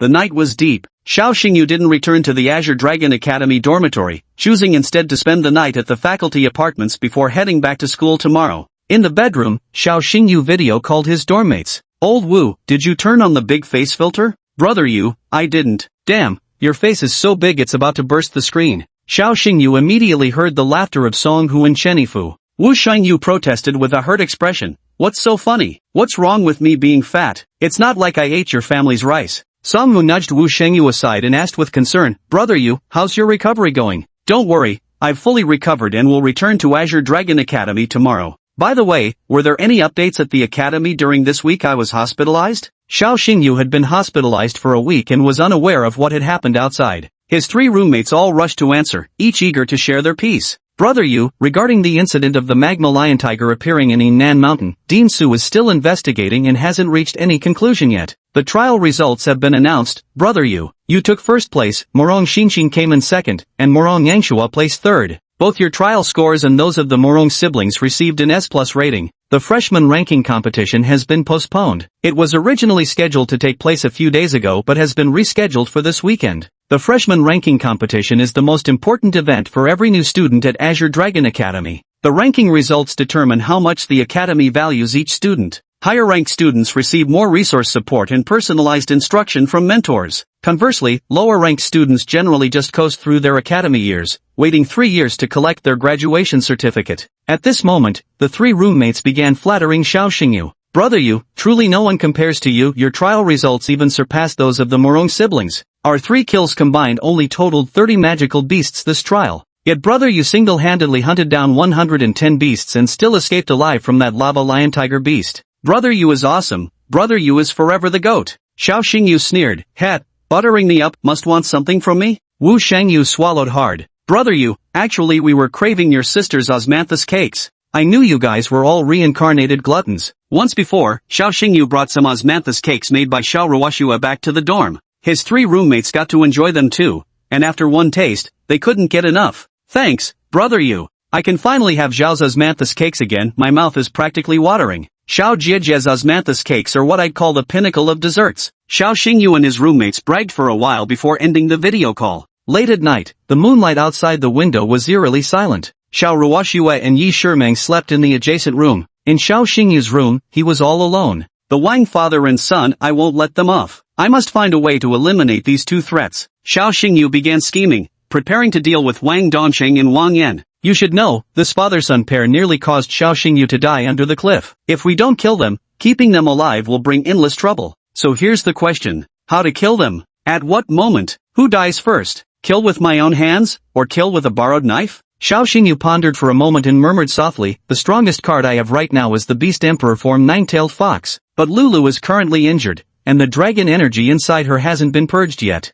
Moreover, my spiritual power is too weak to enable Lulu to unleash battle skills during combat. Xiao Xingyu had a sudden flash of inspiration. Got it. Got a problem? Consult the system. Xiao Xingyu mentally accessed the system store, and a holographic projection resembling a shopping app appeared before his eyes. Sure enough, there are treasures that can boost spiritual power in a short time. In the system store, there was an item that immediately captured Xiao Xingyu's heart at first sight. Dragon Spirit Pill. It was a golden yellow pill, 1 centimeter in diameter. When consumed by a beast master, the Dragon Spirit Pill could instantly enhance spiritual power, multiplying it tenfold for 5 minutes. Xiao Xingyu's current spiritual power value is 1200 plus. Multiply that by 10, and it's 12,000 plus. Normally, one must reach the 5-star Beast Master rank before their spiritual power surpasses 10,000. Although 12,000 plus spiritual power still isn't enough to fully unleash Lulu's true strength, But if we expend all spiritual energy at once, it should be enough to let Lulu unleash one combat technique. Given Lulu's bloodline quality and level strength, one strike would be enough to instantly kill. Wang Yan's father, Wang Dongsheng, is a 6-star beast master. Xiao Xingyu's killing intent stirred, the corner of his lips curling into a sinister smile brimming with malice. Even his 6-star beast tamer couldn't withstand the combat skills of a 9-tailed fox demon. Of course, any drug that temporarily enhances power comes with side effects. The Dragon Spirit Pill is no exception. After taking the Dragon Spirit Pill, the moment its 5-minute effect wears off, Xiao Xingyu will suffer backlash, vomiting blood, weakening limbs, and entering a period of exhaustion that requires 3 days of complete rest. In other words, taking the Dragon Spirit Elixir carries great risks. If one fails to kill the enemy after consumption and the side effects manifest, they'll be easily killed by their opponent instead. But Xiao Xingyu is utterly confident he would never give his enemies a chance to counterattack. For sale at 2,500 coupons? Not enough money. Xiao Xingyu wore a troubled expression. The current balance in Xiao Xingyu's account was only 1,300 token points. The Dragon Spirit Pill was priced as high as 2,500 token points. Just as Xiao Xingyu was at his wit's end, the system notification chimed. First time purchase coupon issued. Coupon discount, 50% off. A 50% off coupon appeared in Xiao Xingyu's account. A line of text appeared below the Dragon Spirit Pill in the item column. Discounted price, 1,250 vouchers. Since Xiao Xingyu was making his first purchase in the system store, the system issued him a 50% off coupon. This coupon came just in time. Xiao Xingyu clicked buy without hesitation. Ding! Congratulations, host! Utilizing a 50% discount coupon and spending 1250 tokens. Successfully purchased, Dragon Spirit Elixir. The goods have been dispatched from the warehouse. Please check and confirm receipt. Chapter 37, The Dragon Kingdom's Empress and the 3 billion Bounty. Xiao Xingyu opened the system warehouse. In addition to the previous system mission reward, Blood Marrow Pill, there was now an additional, Dragon Spirit Pill. Both of these pills were Xiao Xingyu's trump cards. After spending 1,250 vouchers, the account balance is now only 50 vouchers left. The items sold in the system store are all treasures you can't find on the market. I must accumulate more vouchers to exchange for more trump cards. The way to earn vouchers is through task completion rewards and achievement unlock rewards. The Wang father and son, I won't let you live to see next month. Xiao Xingyu appeared to be smiling, yet his gaze was colder and fiercer than that of a bloodthirsty beast. A complete plan formed in his mind. At the same time, the Wang family residence. Study. Wang Dongsheng was enjoying his tea while reading when a rapid knocking at the door interrupted him. Come in, Dad, something terrible has happened. Wang Dongsheng set down his teacup, his brow furrowing as he scolded in a low voice, yelling and carrying on, have you no sense of propriety? Wang Yin panicked and handed the phone to Wang Dongsheng. Dad, this is a recent media report. Xiao Xingyu has been discharged from the hospital and will return to Azure Dragon Academy tomorrow. Wang Dongsheng lifted his gaze, took in Wang Yan's expression, and sighed with a tone that carried both disappointment and frustration. You worthless piece of trash, why are you so terrified? Dad, we failed to kill Xiao Xingyu last time. He'll come after us for revenge, and he's backed by the Azure Dome Guild. Wang Dongsheng sneered coldly, humph, revenge? What connection do we have to that accident at Dark South Mountain? But, even if that Xiao Xingyu suspects us, where's his proof? Wang Yan gradually calmed down. Dad, what should we do next? As the ancients said, in for a penny, in for a pound. If we can't kill him in one go, we'll try again. Wang Dongsheng opened the drawer and handed Wang Yan a medicine bottle. What is this? Rampage pill. Wang Yan took the medicine jar, his hand trembling slightly. When a Beastmaster's creature consumes the Rampage pill, it enters a frenzied state where its power doubles, and every battle skill it unleashes will trigger a critical strike. The freshman ranking competition is this weekend, although the matchups are randomly decided by drawing lots. But don't forget, your old man here is the deputy dean. I have 100 ways to arrange a match between you and Xiao Xingyu. Wang Yan put on a cowardly appearance. Dad, in the last tournament, I lost miserably. I'm no match for Xiao Xingyu. Once bitten by a snake, one fears well ropes for 10 years. Every time Wang Yan recalled that arena match, he couldn't help but shiver with fear. Xiao Xingyu's strength was far beyond his own. Idiot, using the berserk pill, are you still afraid you can't defeat Xiao Xingyu? The frenzy pill is a forbidden drug. What if? Those who accomplish great things must not be bothered by trifles. Yenner, this is your best chance to cripple the Hellstorm Wolf. Father and son exchanged glances, revealing a sly smile. Dad, I get it now. Xiao Xingyu only gained Dean Su's favor because of that Hellwind Wolf. Once I cripple that Hellwind Wolf, Xiao Xingyu will be nothing but trash, and Dean Su won't show him any more favoritism. Wang Dongsheng picked up his teacup again. A promising pupil indeed. Come, join me for tea. Yet unbeknownst to the Wang father and son, a calamity that would wipe out their entire family was about to descend upon them. The next day. Big sis, Meng Meng, I'm off to school. Be careful on your way. I'll bring you dinner when school lets out in the evening. Brother, this is the coffee milk Meng Meng made for you. Drink it on your way. Xiao Xingyu had a fried dough stick dangling from his mouth while holding a cup of warm coffee milk in his hand. After bidding farewell to Xiao Ruoxue and Yi Shimeng, he hurriedly made his way to the Azure Dragon Academy. Along the way, Xiao Xingyu hummed a cheerful tune, feeling absolutely fantastic. As a one-star beast tamer, he had secretly contracted a beast with imperial-grade physique, moreover one blessed with mythical bloodline. This heaven-sent opportunity would make anyone smile from ear to ear. While passing through the alley, Xiao Xingyu suddenly stopped in his tracks. A nearby utility pole caught Xiao Xingyu's attention. Affixed to the pole was a nationwide wanted notice. The wanted poster depicted a half-human, half-fox demonic beast. Purple 9 tails, fox ears, and exotic features. Xiao Xingyu felt as though struck by lightning. Below the portrait, wanted, beast emperor-level monster beast 9-tailed fox Dailu. Bounty, 3 billion. Claim location, Imperial City Lan Palace. This arrest warrant with bounty was personally issued by Her Majesty, the Dragon Empress Shangguan Lan. Xiao Xingyu's eyes gradually turned bloodshot after the initial shock. 10 minutes later, an abandoned factory. Inside the dilapidated workshop, Xiao Xingyu activated his beast taming sigil and summoned the 9-tailed fox demon. Dailu appeared beside Xiao Xingyu, dressed in a red gown, with her 9 tails and fox ears temporarily retracted, appearing no different from an ordinary human. Master, for what purpose have you summoned me? Dailu yawned, her lazy demeanor still exuding sensuality and grace. This was precisely the unique characteristic of beast master-type tamed beasts. Dailu could appear in human form, only revealing her true 9-tailed fox spirit body during battles. When Dailu is in human form, she looks like a mature, queenly beauty, divinely gorgeous and enchantingly sexy. What's with that expression? Dailu noticed something was off with Xiao Xingyu. Xiao Xingyu produced a wanted poster from behind his back. Fox, you lied to me. Dailu was slightly taken aback, then smiled. I didn't intentionally hide this matter, you simply never asked me about it. You're a wanted fugitive under an imperial decree issued by the Empress herself. How could you not tell me something this huge? What difference would it have made if I did tell you? Do you regret forming our blood pact now? If you do, just turn me in and claim that 3 billion bounty. A man and a beast inexplicably started quarreling, just like a young couple bickering playfully. After a moment of silence, Xiao Xingyu regained his composure.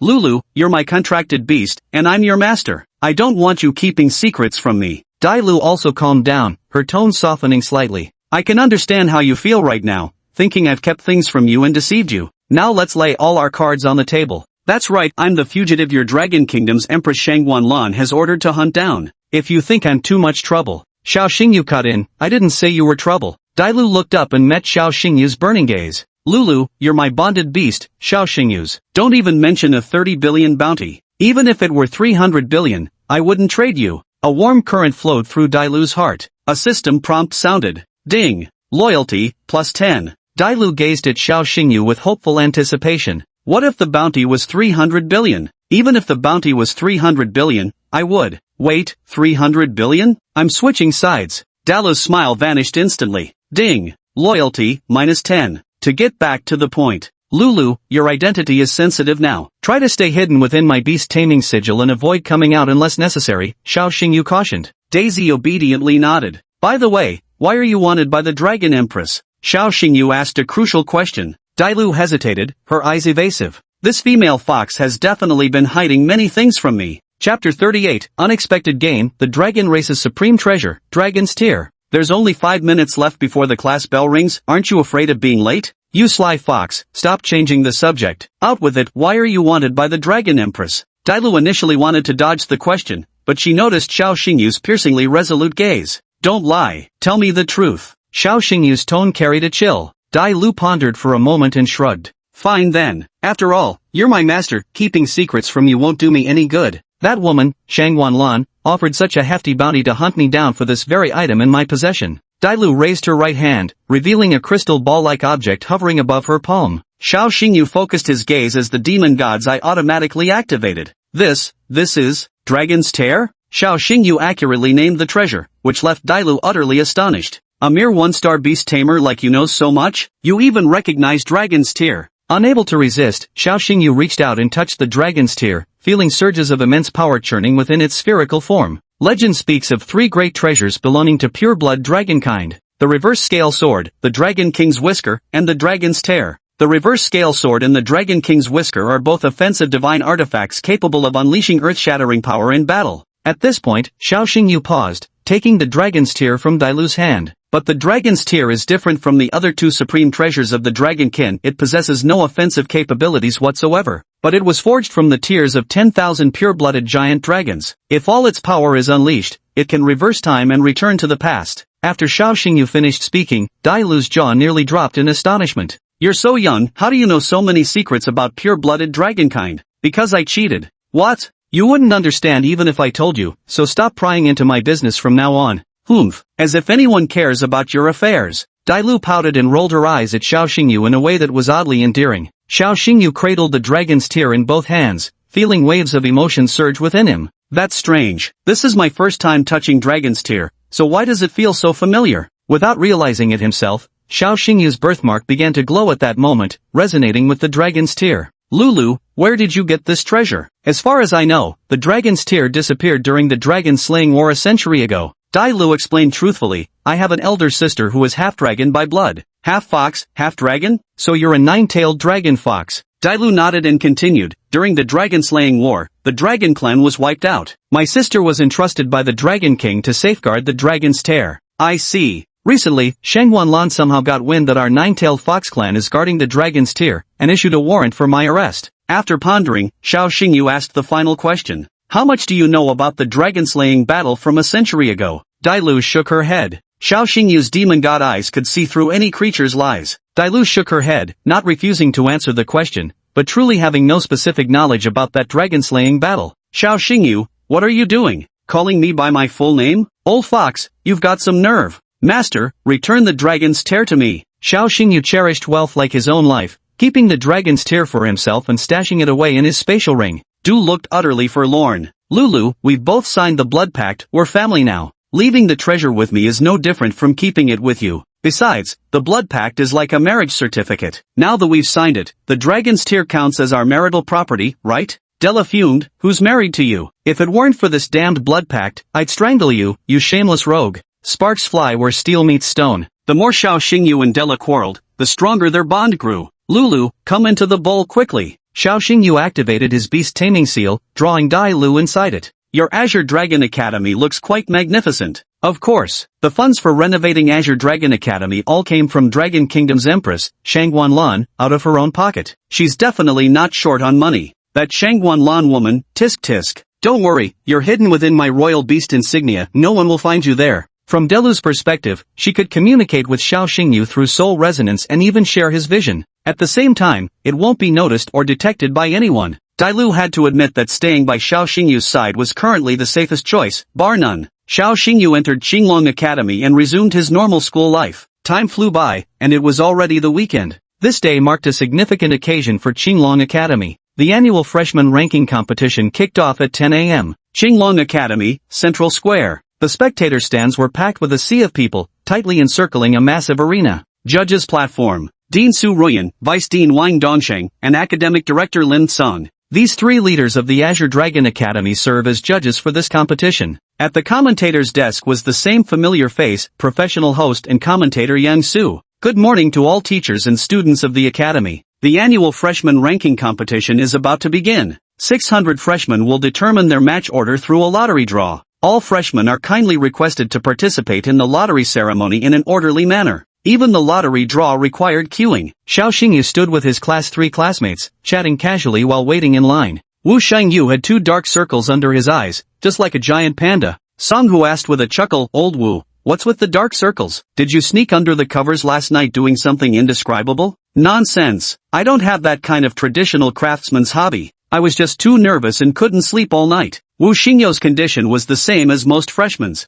The freshman ranking competition is the most important contest for new students. Your position directly determines the quality of campus life for the next 3 years. Students ranked at the bottom won't receive attention from Azure Dragon Academy ever again, and won't gain any resources or connections even after graduation. Top-ranked students will receive intensive training from Azure Dragon Academy. These geniuses not only enjoy the best resources throughout their 3 years on campus. Even after graduation, the Azure Dragon Academy guarantees placements, with Dean Su Ruyan personally writing recommendation letters to secure positions in the nation's top Beastmaster guilds. Wu Shengyu clutched his pounding chest and sighed deeply. This year's freshman ranking competition is practically a life-or-death battle. Everyone will fight desperately in the arena to secure a top ranking. Next contestant, please draw your lot. The referee shouted loudly. An arrogant man swaggered onto the lottery platform. This person was Xiao Xingyu's old acquaintance, Wang Yansheng, the son of Vice Dean Wang Dongsheng. As Wang Yansheng made his entrance, the spectator stands erupted in uproar, with jeers and mockeries blending into the clamor. Isn't that Vice Dean Wang's son? That's him. Got completely humiliated by Xiao Xingyu in the arena match. In our Azure Dragon Academy, this guy must be the biggest joke around.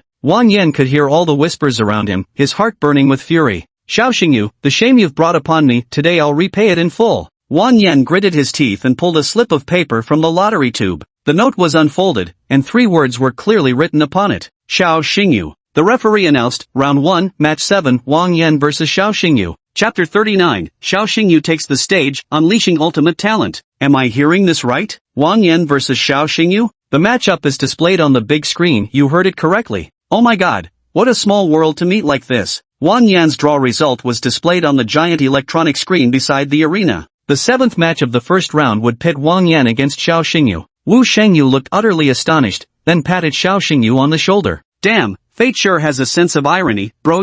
You and that bastard Wang Yan are headed for a rematch. Songwu crossed his arms with a cold smirk. Ha, so what if it's a rematch? Brother, you can still wipe the floor with him. The spectator stands grew increasingly abuzz with chatter. Because of the past feud between Xiao Xingyu and Wang Yan, the whole school knew about it. The two opponents met again on the arena during the first round of this year's freshman ranking tournament, creating maximum topic buzz. Judges panel. Wang Dongsheng adjusted his glasses frame, exchanging meaningful glances with Wang Yan amidst the crowd. Wang Yan wore an expression of absolute confidence, silently making a vow to himself. Dad, don't worry, I won't let you down. Wang Yan then glared at Xiao Xingyu and muttered under his breath, Xiao Xingyu, just wait till we're in the arena, I'll cripple your beast. A tamed beast is a beastmaster's lifeline. Especially for novice low-rank beastmasters, everyone has only contracted with one beast at this stage. Once a spirit beast is crippled, one must start over from scratch. The reason Xiao Xingyu received such attention was the heaven-defying potential of his Hellstorm Wolf. The referee announced clearly.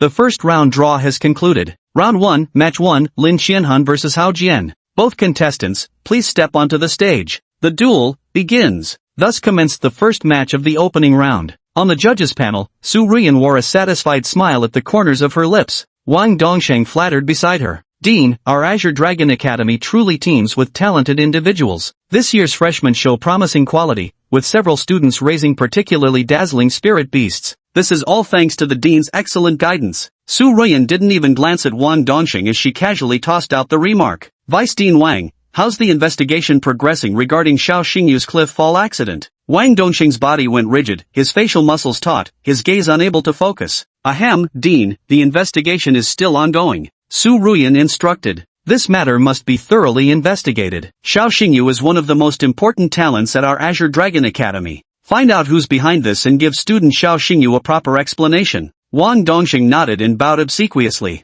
Yes. The exchange between the Dean and Vice Dean abruptly ceased as they resumed watching the match on the platform. Su Ruiyan glanced sideways unintentionally, discerning the truth from Wang Dongsheng's expression. That old fox, daring to mess with Xiao Xingyu without permission. I'll find a chance to teach him a lesson. Su Ruiyan held Xiao Xingyu in high regard, and the shady tactics of the Wan father and son duo were transparent to her at a glance. But before Su Ruiyan could take action, Xiao Xingyu had already developed murderous intent. An hour later, the first 6 matches of the opening round came to an end. The Azure Dragon Academy doesn't keep idlers. Even the least talented freshman here has their own unique skills. What's more, none of these freshmen are cowards. Even when facing opponents significantly stronger, they'll fight to the very end. Yang Su sat at the commentator's desk, seeming rather unenthusiastic, his voice dripping with lethargy. Everyone, the first 6 matches of the first round have concluded. All 12 competitors gave their best, but the matches just weren't exciting enough. I nearly fell asleep. Then Yang Su abruptly switched gears, suddenly as energized as if he'd been injected with adrenaline.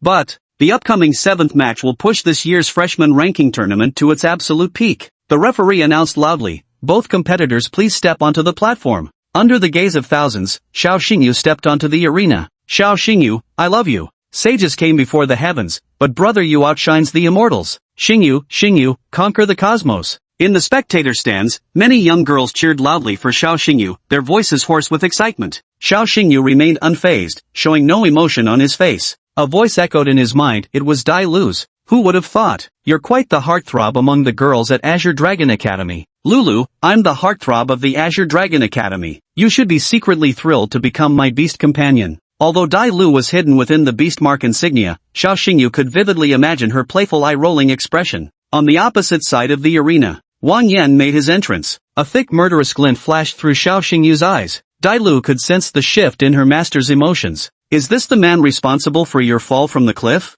Yes, and not just him. His father too, that bespectacled hypocrite sitting on the judges' panel. Dilu could share her vision with Xiao Xingyu, clearly seeing Wang Dongxing at the judges' table. That bespectacled guy is a 6-star beast master. Xiao Xingyu teased, can't beat him? Who do you think you're looking down on? Just lend me your spiritual energy, even if it's barely enough for me to unleash a single combat skill. This emperor can obliterate him with one move. Such was the confidence of a beast emperor tier tamer, she wouldn't even spare a glance for tamers below the 7-star rank. Before the duel came the ritual of trading fierce words. Wang Yan wore a sinister grin. Xiao Xingyu, fancy meeting you on the arena again. Classmate Wang Yan, didn't you learn your lesson last time? Xiao Xingyu's single remark shattered Wang Yan's fragile ego. From the spectator stands, waves of mocking laughter rose and fell. Xiao Xingyu, this time I will definitely defeat you. And what's more, I'll make you walk off that stage in tears. Wang Yan hurled his fierce words with utmost arrogance. Wu Shangyu and Song Hu shouted from beneath the platform. Brother Yu, teach this punk another lesson.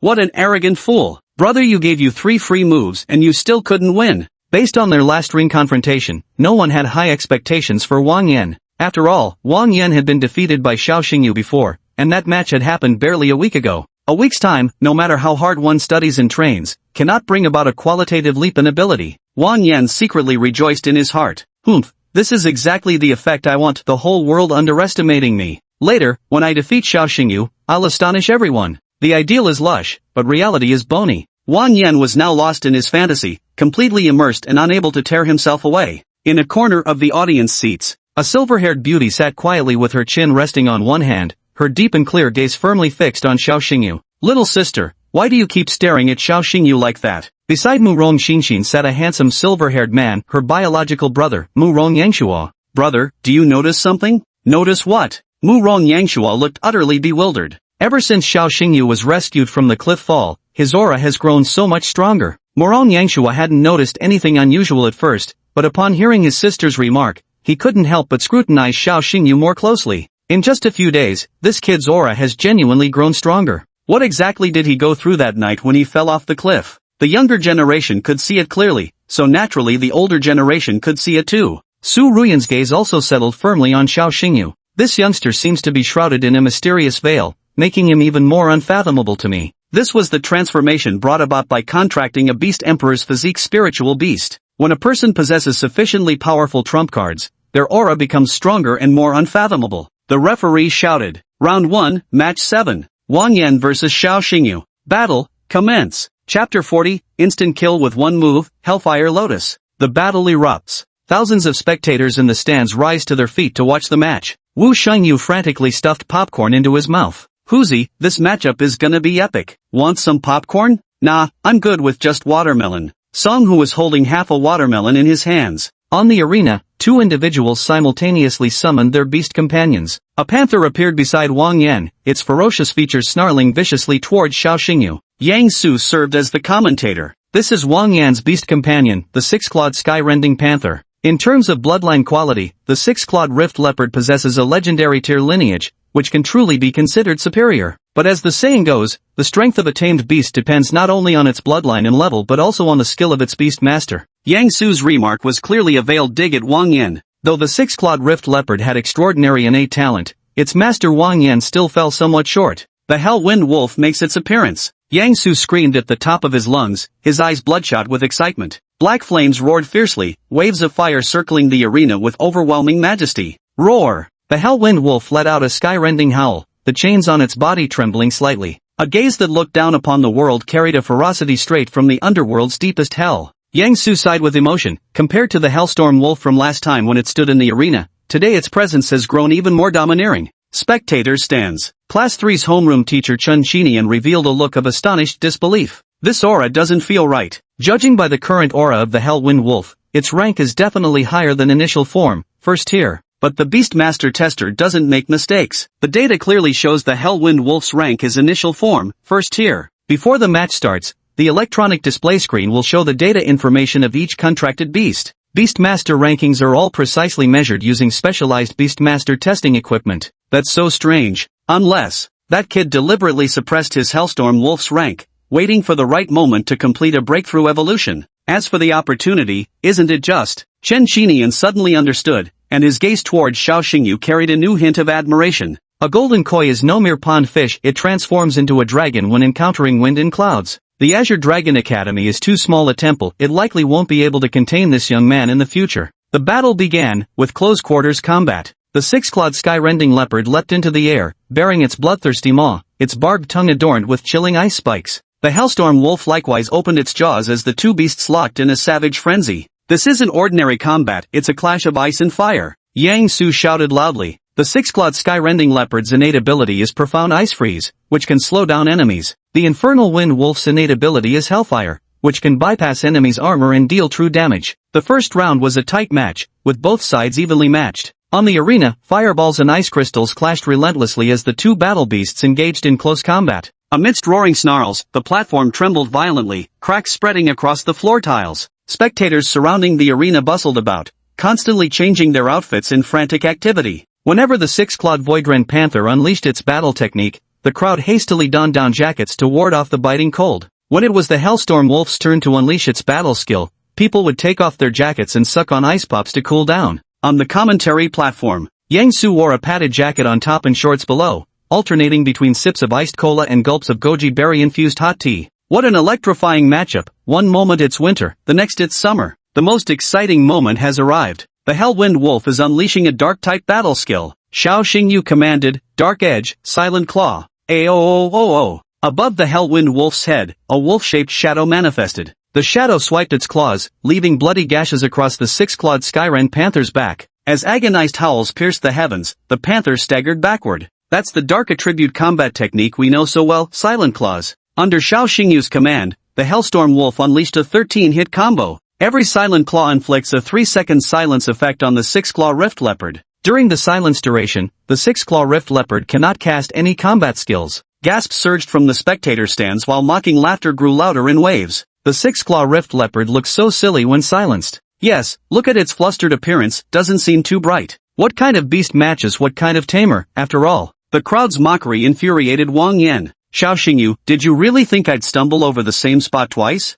I'll make sure you can't fight back. Wang Yan made a special hand gesture. The six-clawed void-rending leopard immediately understood and crushed the pill hidden deep in its molar. It was a banned competition stimulant, the frenzy pill. The moment the six-clawed sky-rending leopard crushed the berserk pill, the medicinal potency surged through every blood vessel. Crack, crack. That was the sound of bone proliferation. In an instant, the six-clawed sky-rending leopard's body swelled to twice its size, unleashing terrifying waves of frigid air. In an instant, the arena's floor was completely frozen over, as smooth as an ice rink, reflecting a chillingly cold gleam. Razor-claw Skyren leopard's head, chest, back, and limbs sprouted sharp, icy bone spikes. Xiao Xingyu activated his demon god's eye, revealing a knowing smile. Just as I thought, to defeat me, they actually forced their beast to consume forbidden drugs. The berserk pill isn't sold on the open market, only shady underground black markets deal in such unorthodox pellets. Xiao Xingyu, I swear I'll defeat you. Six-clawed Voidren Panther, attack. At its master's command, the six-clawed Voidren Panther roared fiercely, spewing frost from its maw. The Hellwind Wolf's body had its flames extinguished and fur frozen. Ice Blade Storm, Ice Shatter Hammer, Winter Tail Strike. Wang Yan issued a series of consecutive commands, and the six-clawed skyrending leopard unleashed all its combat techniques in a short span of time. The Hellstorm Wolf's body was frozen solid by the ice, immobilized, and forced to endure every single one of its opponent's techniques. The tables had turned. Every spectator in the stands wore expressions of utter disbelief. Holy shit, the six-clawed Voidren Panther suddenly got so strong? It even extinguished the hellfire of the Hellstorm Wolf. This frost power is no joke. Shit, Xiao Xingyu is losing ground. He might actually lose this match. Wang Yan gloated, mocking, Xiao Xingyu, last time in the arena match, I went easy on you. This is my real power now. On the judges' panel, Wang Dongsheng felt proud of his son. Dean, my Yenner's talent isn't inferior to Xiao Xingyu's, is it? I hope the Dean will continue to favor my Yenner in the future. Su Ruyan remained silent, her mind clearer than anyone else's. Taking forbidden drugs. What a pair of foolish father and son.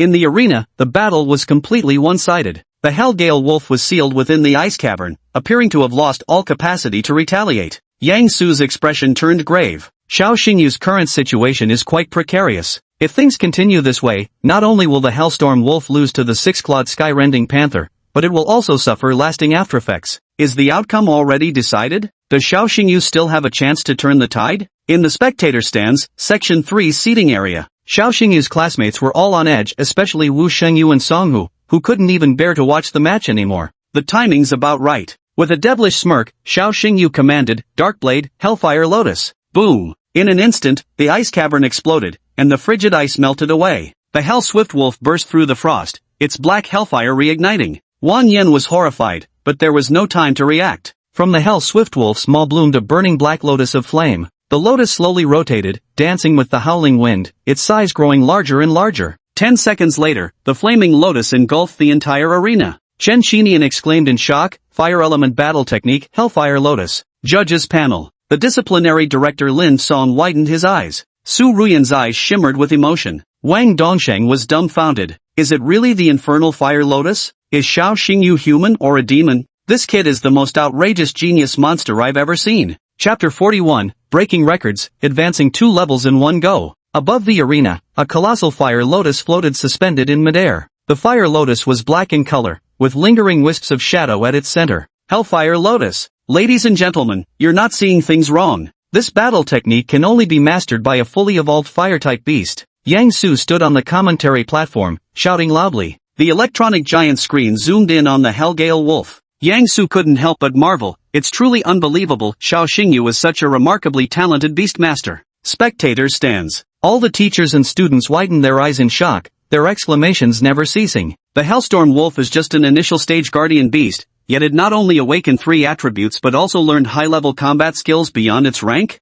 First the Silent Claw, then the Hellfire Lotus. At this rate, Xiao Xingyu might surpass Yi Shuangning to become the #1 genius of Qinglong Academy. A student from Class 3 couldn't help but ask, Instructor Chen, which is stronger, the beast or the beastmaster? This was a question on everyone's mind in the class. Chen Xinian paused briefly to consider before giving an objective answer. The beast's innate talents determine the lower limit of its combat power. A beastmaster's talent determines the ceiling of their tamed beasts. Let me tell you about an important figure. Does anyone know Qi Yan? Wu Shangyu, known as the Encyclopedia of Squad 3, blurted out without hesitation, Director Chen, I know him, the 10-star beast tamer who once fought in the dragon-slaying war and the former Navy Admiral. Chen Xinian smiled and nodded, a touch of reminiscence flashing across his face, his lips curving into a faintly bitter arc. That's right, General Qi was one of the handful of 10-star beastmasters in history. His tamed beast possessed a bloodline quality of epic. By all accounts, a tamed beast with such a bloodline quality shouldn't be able to break through the limits of beast king form. But General Qi accomplished it. This is the inherent strength of a beastmaster, the ability to help their contracted beasts break through their innate talent ceilings. A curious classmate asked, Instructor Chen, will Xiao Xingyu eventually become as powerful a beastmaster as General Qi? Chen Xinian shook his head with a chuckle. That I cannot say. With that, Chen Xinian turned his gaze back toward the youth standing on the combat platform. Xiao Xingyu's figure appeared exceptionally small against the backdrop of the infernal fire lotus, yet radiated such brilliance that it couldn't be ignored. Perhaps, his potential ceiling surpasses even old Qi's. On the fighting platform, Xiao Xingyu's sword-like eyebrows furrowed as he shouted with clear resonance. Break! The infernal fire lotus descended like a colossal mountain, violently colliding with the 6-clawed void-rending panther's body. The screams were swallowed by the depths of the inferno. Boom! The explosions shattered the school building's windows, and the violent waves of fire peeled the playground's surface. Hellfire Lotus erupted in an instant, sending a mushroom cloud rising upward. After what felt like an eternity, the smoke cleared away. The arena was flattened by the explosion, with burning black flames scattered everywhere, refusing to die out for a long time. Xiao Xingyu stood tall in the center of the sea of fire, his handsome face seemingly etched with 4 words. Utterly unfazed. Complete silence fell over the room. The 6-clawed sky-rending leopard lay motionless on the ground, its entire body scorched, its white eyes rolled skyward. Wang Yan, covered in dust and ashes, knelt in the corner, utterly distraught, his limbs trembling uncontrollably from excessive fright. The referee's voice shattered the silence. The winner is Xiao Xingyu. The competition results had just been announced, and the entire venue erupted in earth-shattering cheers. Xiao Xingyu won. That guy is an absolute monster. The way Xiao Xingyu looked at Wang Yan just now, it was spine-chilling. The Hellfire Lotus is terrifying beyond measure. Yang Su suddenly shouted. Everyone, look at the beast detection device. The display on the beast detection device updated, showing new data for the Hellstorm wolf. The most eye-catching item among them is the beast taming level. Beast taming level, initial form, 3rd tier. Incredible, truly incredible. Xiao Xingyu has broken unprecedented records. This is the first time since the Azure Dragon Academy began hosting the freshman ranking competition that a miracle of a tamed beast advancing 2 entire tiers on the arena stage has occurred. Chen Qinian smiled contentedly. Seems my guess was correct. This kid deliberately suppressed his Hellgale Wolf's breakthrough, using this tournament as the catalyst for advancement. Previously, the Hellgale Wolf had followed Xiao Xingyu to complete the Shadow South Mountain trial, hunting 110 magical beasts. Later, they encountered the Molten Lion Tiger Beast, experiencing a near-death crisis. Having endured the baptism of life and death, the Hellstorm Wolf had long reached the brink of advancement. Xiao Xingyu deliberately suppressed it, waiting for the perfect opportunity. Judges panel. Principal Lin Song's eyes widened in astonishment as he drew a sharp, cold breath. Dean, this Xiao Xingyu is truly extraordinary. His beast companion actually ascended 2 tiers consecutively on the arena. This has set a historical record. Su Ruyan chuckled softly. Principal Lin, weren't you the one who previously doubted Xiao Xingyu's potential? I thought back then, a kid from a small town with no family background wouldn't get far in the beast tamer profession. Never expected. My eyes have failed me. Lin Song had to admit his judgment had been poor. He'd failed to recognize Xiao Xingyu as that once-in-a-century uncut jade. At this very moment, Wang Dongxing sitting beside him on the judges' panel had a face dark enough to eclipse the sun. Listening to the dean and academic directors ceaselessly praise Xiao Xingyu, Wang Dongxing burned with anger and resentment, yet found himself utterly powerless. Good for nothing. Wang Dongxing looked at Wang Yan, slumped in the ruins of the arena, with an expression that showed both frustration and disappointment. Wake up! Wake up! Help! My beast companion is vomiting blood. Save us! Wang Yan turned deathly pale as he witnessed the 6-clawed void-rending leopard spew copious amounts of black blood. Several beast physicians arrived at the scene to administer treatment for the 6-clawed void-rending leopard. Yang Su continued his commentary. It happened suddenly. The 6-clawed Skyren leopard is severely injured and unconscious, currently receiving emergency treatment. This competition is temporarily suspended. Next, let's recap the thrilling battle that just took place. Please watch the replay. The giant electronic screen displayed the entire confrontation between Xiao Xingyu and Wang Yan. When people saw the Hellfire Lotus in slow motion, gasps of amazement filled the air. At this moment, everyone's attention was fixed on the big screen, with no one sparing a thought for Wang Yan. Suddenly, Wang Yan burst into loud sobs, then charged at Xiao Xingyu while screaming abuses. Xiao Xingyu, you killed my beast companion. I'll make you pay with your life. The entire venue erupted in uproar. The 6-clawed sky-rending leopard is dead? It does seem dead. Its body's already gone stiff. Just moments ago it was still twitching, but now there's no movement at all. The beast doctor has given the diagnosis. The 6-claw sky-rending leopard is confirmed dead. Damn! Wang Yan has just made history. Wang Yan has made an ugly entry into the history books. The 6-claw sky-rending leopard became the first beast in recorded history to die during a freshman ranking tournament. Under the watchful eyes of the public, the death of a royal beast is no small matter. It has sparked heated discussions among the crowd.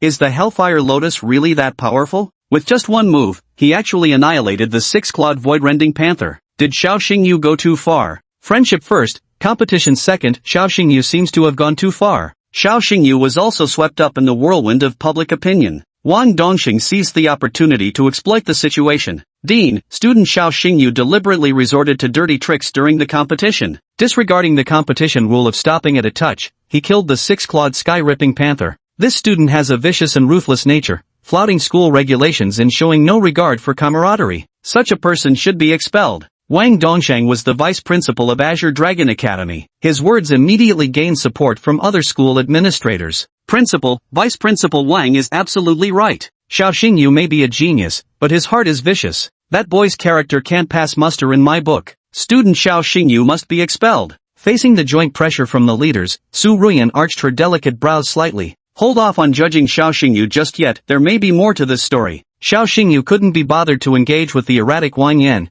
turning instead to the beast doctor. Doctor, may I ask what caused the 6-clawed rift leopard's death? Massive internal hemorrhage, likely caused by Hellfire Lotus. My Blackblade's infernal lotus flame inflicts soul-searing damage that doesn't harm internal organs. Besides, symptoms like massive internal hemorrhaging are typically caused by toxins entering the body. The doctor nodded. You make a valid point, young man. Xiao Xingyu flashed a meaningful smile. So perhaps you should conduct another thorough examination. Several beast tamers physicians returned to the corpse of the 6-clawed void-rending panther, using specialized instruments to analyze its blood. The chaotic scene persisted for 10 minutes. Reporting to the dean, we've determined the cause of death for the six-clawed void-rending panther. Stop stammering, speak the truth. The six-clawed sky-rending leopard died from consuming a berserk pill. The moment the beast doctor announced the cause of death for the six-clawed sky-rend leopard, the entire room erupted in shock. Fury pill? Holy shit, isn't that one of the top 10 banned substances in competitions? That Wang Yan is truly despicable. Never mind breaking school rules, the side effects of the Fury elixir can cause irreversible damage to spirit beasts. This guy has no humanity left. With his misdeeds exposed, Wang Yan found himself at the center of public outrage, his face filled with terror. You quack doctors are just making unfounded accusations. I never gave the six-clawed rift leopard any frenzy pills. The doctor couldn't be bothered to deal with Wang Yan and simply handed the test results to Su Ruyan. Director, here are the test results. It's confirmed the six-clawed rift leopard ingested frenzy pills before the match. After taking this pill, the tamed beast will enter a frenzied state, gaining increased power but suffering backlash in return. The eyes of the masses are sharp indeed. At this point of development, anyone could tell that the infernal blazing lotus didn't kill the six-clawed spatial rift leopard. The fatal injury of the six-clawed spatial rift leopard was massive internal bleeding, a consequence of consuming the berserker pill. Wang Yan, the evidence is conclusive. How dare you still try to deny it? Su Ruyan's furious shout made Wang Yan tremble with fear. Wang Yan looked at Wang Dongsheng as if he were his last lifeline. Dad, Wang Dongsheng was about to say something when Su Ruyan interrupted him. Deputy Dean Wang, your primary identity is the Vice Dean of Qinglong Academy, and only then are you a father. Dean, could you give my son one more chance? If you make any decision showing favoritism or malpractice, then voluntarily submit your resignation letter to my office. Having said this, Su Ruyan turned indifferent and ignored Wang Dongsheng. Under the pressure of public opinion and circumstances, Wang Dongsheng made his decision. Student Wang Yan, for forcing her contracted beast to consume the forbidden drug, frenzy pill, not only violated school regulations but also indirectly caused the beast's death. In accordance with regulations, you are hereby dismissed. Wang Yan's eyes were bloodshot, unable to believe his own father could utter such words. Dad, why are you firing me? Wang Dongsheng roared hoarsely. Someone take this unscrupulous man and drag him outside the school gates. Wang Yan was flung out of the school entrance like a stray dog by several burly security guards. Chapter 42, Slaughter on a Rainy Night, Summoning the Nine-Tailed Fox Demon. After the farce, the competition resumed. From day to evening. After a full day of arena competition, 600 freshman contestants were narrowed down to the final 8. The names of the top 8 were displayed on the giant electronic screen. Morong Xinxin, Xiao Xingyu, Morong Yangshua, Zhao Tianming, Fan Rui, Zhou Siyu, Sun Wanpeng, Lin Zhou. Top 8 contestants, listed in no particular order. These 8 freshmen will participate in the arena challenge tomorrow to determine their ranking order. Apart from these 8, the rankings of all other freshmen have been fully announced. For instance, Xiao Xingyu's roommates have fairly decent rankings, nothing too low. Wu Shengyu is ranked 79th, Song Hu, rank 85, Chen Yifu, rank 99. These 3 students possessed respectable talent, managing to break into the top 100 among 600 freshmen. It's worth mentioning that among all 600 freshmen, the only one who had their scores invalidated and even got expelled from school was Wang Yan. Searching for Wang Yan's name on Azure Dragon Academy's official website now displays no results found. As the sun set, Yang Su remains seated at the commentary desk, his voice still brimming with excitement. Everyone, today's competition has now come to an end. Tomorrow will feature the championship quarterfinals. Let's wait and see who will ultimately claim the title in this tournament. After school, Xiao Xingyu became the center of attention in the whole school. Anyone passing by Xiao Xingyu couldn't help but take a second glance at him. Xiao Xingyu is truly the biggest dark horse among this year's freshmen. Yeah, this guy has no power, no influence, and no connections, yet he made it to the quarterfinals. That's called a direct pass to the quarterfinals. Alright, true, Xiao Xingyu only played one match, so it's clearly a direct pass. Today, Xiao Xingyu only played one match, the one against Wang Yan. After everyone witnessed the destructive power of the Hellfire Lotus, in the following rounds, whoever drew Xiao Xingyu's name in the lottery chose to forfeit without exception, not even daring to step onto the arena. Thus, Xiao Xingyu had an easy day, needing only one match to advance straight to the list of the top 8. Xiao Xingyu glanced at the list of the top 8, which consisted solely of prodigies. Apart from Xiao Xingyu, who was still a grassroots fighter, everyone else either came from the 4 great beast tamer clans or ranked among the top beast tamer guilds in the country. If I want to win the championship, I'll definitely have to face that eccentric white-haired girl, Morong Xinxin, tomorrow. Because Morong Xinxin had an eccentric personality, Xiao Xingyu nicknamed her the oddball white-haired girl. On the way home from school, the white-haired siblings walked side by side. Morong Yangshua held a blade of dogtail grass between his teeth. Little sis, Xiao Xingyu made it to the top 8 too. That guy snatched over 20 beast heads from you during the Yinnan mountain trial. Don't worry, if I run into Xiao Xingyu tomorrow, I'll definitely get revenge for you. Morong Yangshua clenched his fist. He held no personal grudge against Xiao Xingyu, he simply wanted to stand up for his little sister. Morong Xinshin is usually reticent, but whenever Xiao Xingyu is mentioned, he becomes talkative. Bro, I actually hope to face Xiao Xingyu in tomorrow's arena duel. I want to personally defeat him. Morong Xinshin clenched his pink fist. The seemingly silly yet cold-looking white-haired girl holds grudges. She could remember Xiao Xingyu for a lifetime. Bro, you were so cool on the arena today. That Hellfire Lotus move even left Dean Su Ruyan stunned. To celebrate brother you making it to the top 8, my treat, let's hit the backstreet for some barbecue. Xiao Xingyu was dragged away by his 3 roommates for a night of drinking. They wouldn't stop until everyone was thoroughly drunk. Behind Qinglong Academy, there was a bustling night market. After dark, the market was ablaze with lights, and the aroma of grilled meat wafted through the air, whetting everyone's appetite. Brother you, bottoms up. Old Wu, stop pretending to be a little bitch. We're all drinking hard liquor, why are you drinking beer? Huzi, are you raising fish in that glass? Get a bigger cup. Enough talking, brothers, down it. Xiao Xingyu and his roommates feasted on barbecue while downing shots, the air thick with the scent of alcohol and boisterous laughter. In the dark corner, a disheveled Wang Yan gnashed his teeth almost hard enough to shatter his molars. Xiao Xingyu, just you wait. Wang Yan returned home and knocked on the study door. Wang Dongxing's face turned livid with frustration, his expression darkening. Trash, how dare you show your face at home? Thud. Wang Yan fell to his knees, his pent-up grievances bursting forth as snot and tears streamed down his face. Dad, save your son. That Xiao Xingyu, he took everything from me. My royal beast is dead, and I was expelled from Qinglong Academy because of the banned substance scandal. Now I'm just a worthless wreck. I can't swallow this injustice. After all, Wang Yan was Wang Dongxing's own son. While Wang Dongxing hated that iron wouldn't turn to steel, what he felt more was heartache. I was the one who personally fired you. Do you hate me?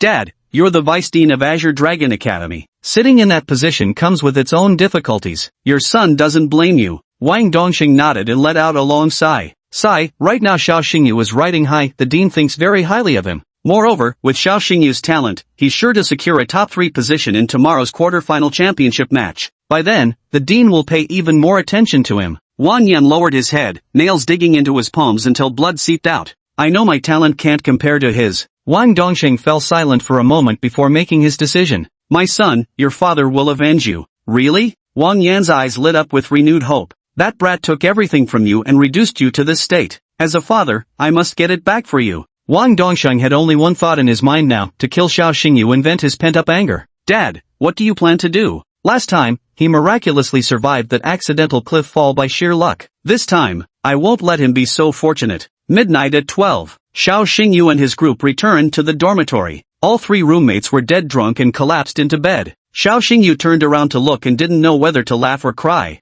Youth is wonderful, you can fall asleep instantly. A light rain drifted outside the window. The late night was quiet, and with the alcohol taking effect, a wave of drowsiness washed over me. Xiao Xingyu had just lain down, his eyes not yet closed, when his phone rang. Hey, Meng Meng, what's up? Brother, it's terrible, Ruoshua has been kidnapped. Xiao Xingyu bolted upright from the bed, all drowsiness gone, every trace of intoxication evaporated. 1 minute later, Xiao Xingyu raced back to the family apartment astride his Hellstorm Wolf. The window was shattered, the room in complete disarray, with only Yishir Meng crouched under the desk, trembling. Meng Meng, are you okay? Bro, I'm fine, but Ruoshua was taken. The masked man left a letter. Xiao Xingyu opened the envelope. The note bore only a single line. Come to Yinshan Mountain. With just this simple sentence, Xiao Xingyu had already deduced the identity of the mastermind behind the scenes. Xiao Xingyu reassured softly, Meng Meng, don't be afraid. I'll have Haifeng stay with you. Black Edge, you stay. Woof woof. Xiao Xingyu left the Hellstorm Wolf behind and ran alone toward the direction of Yinnan Mountain.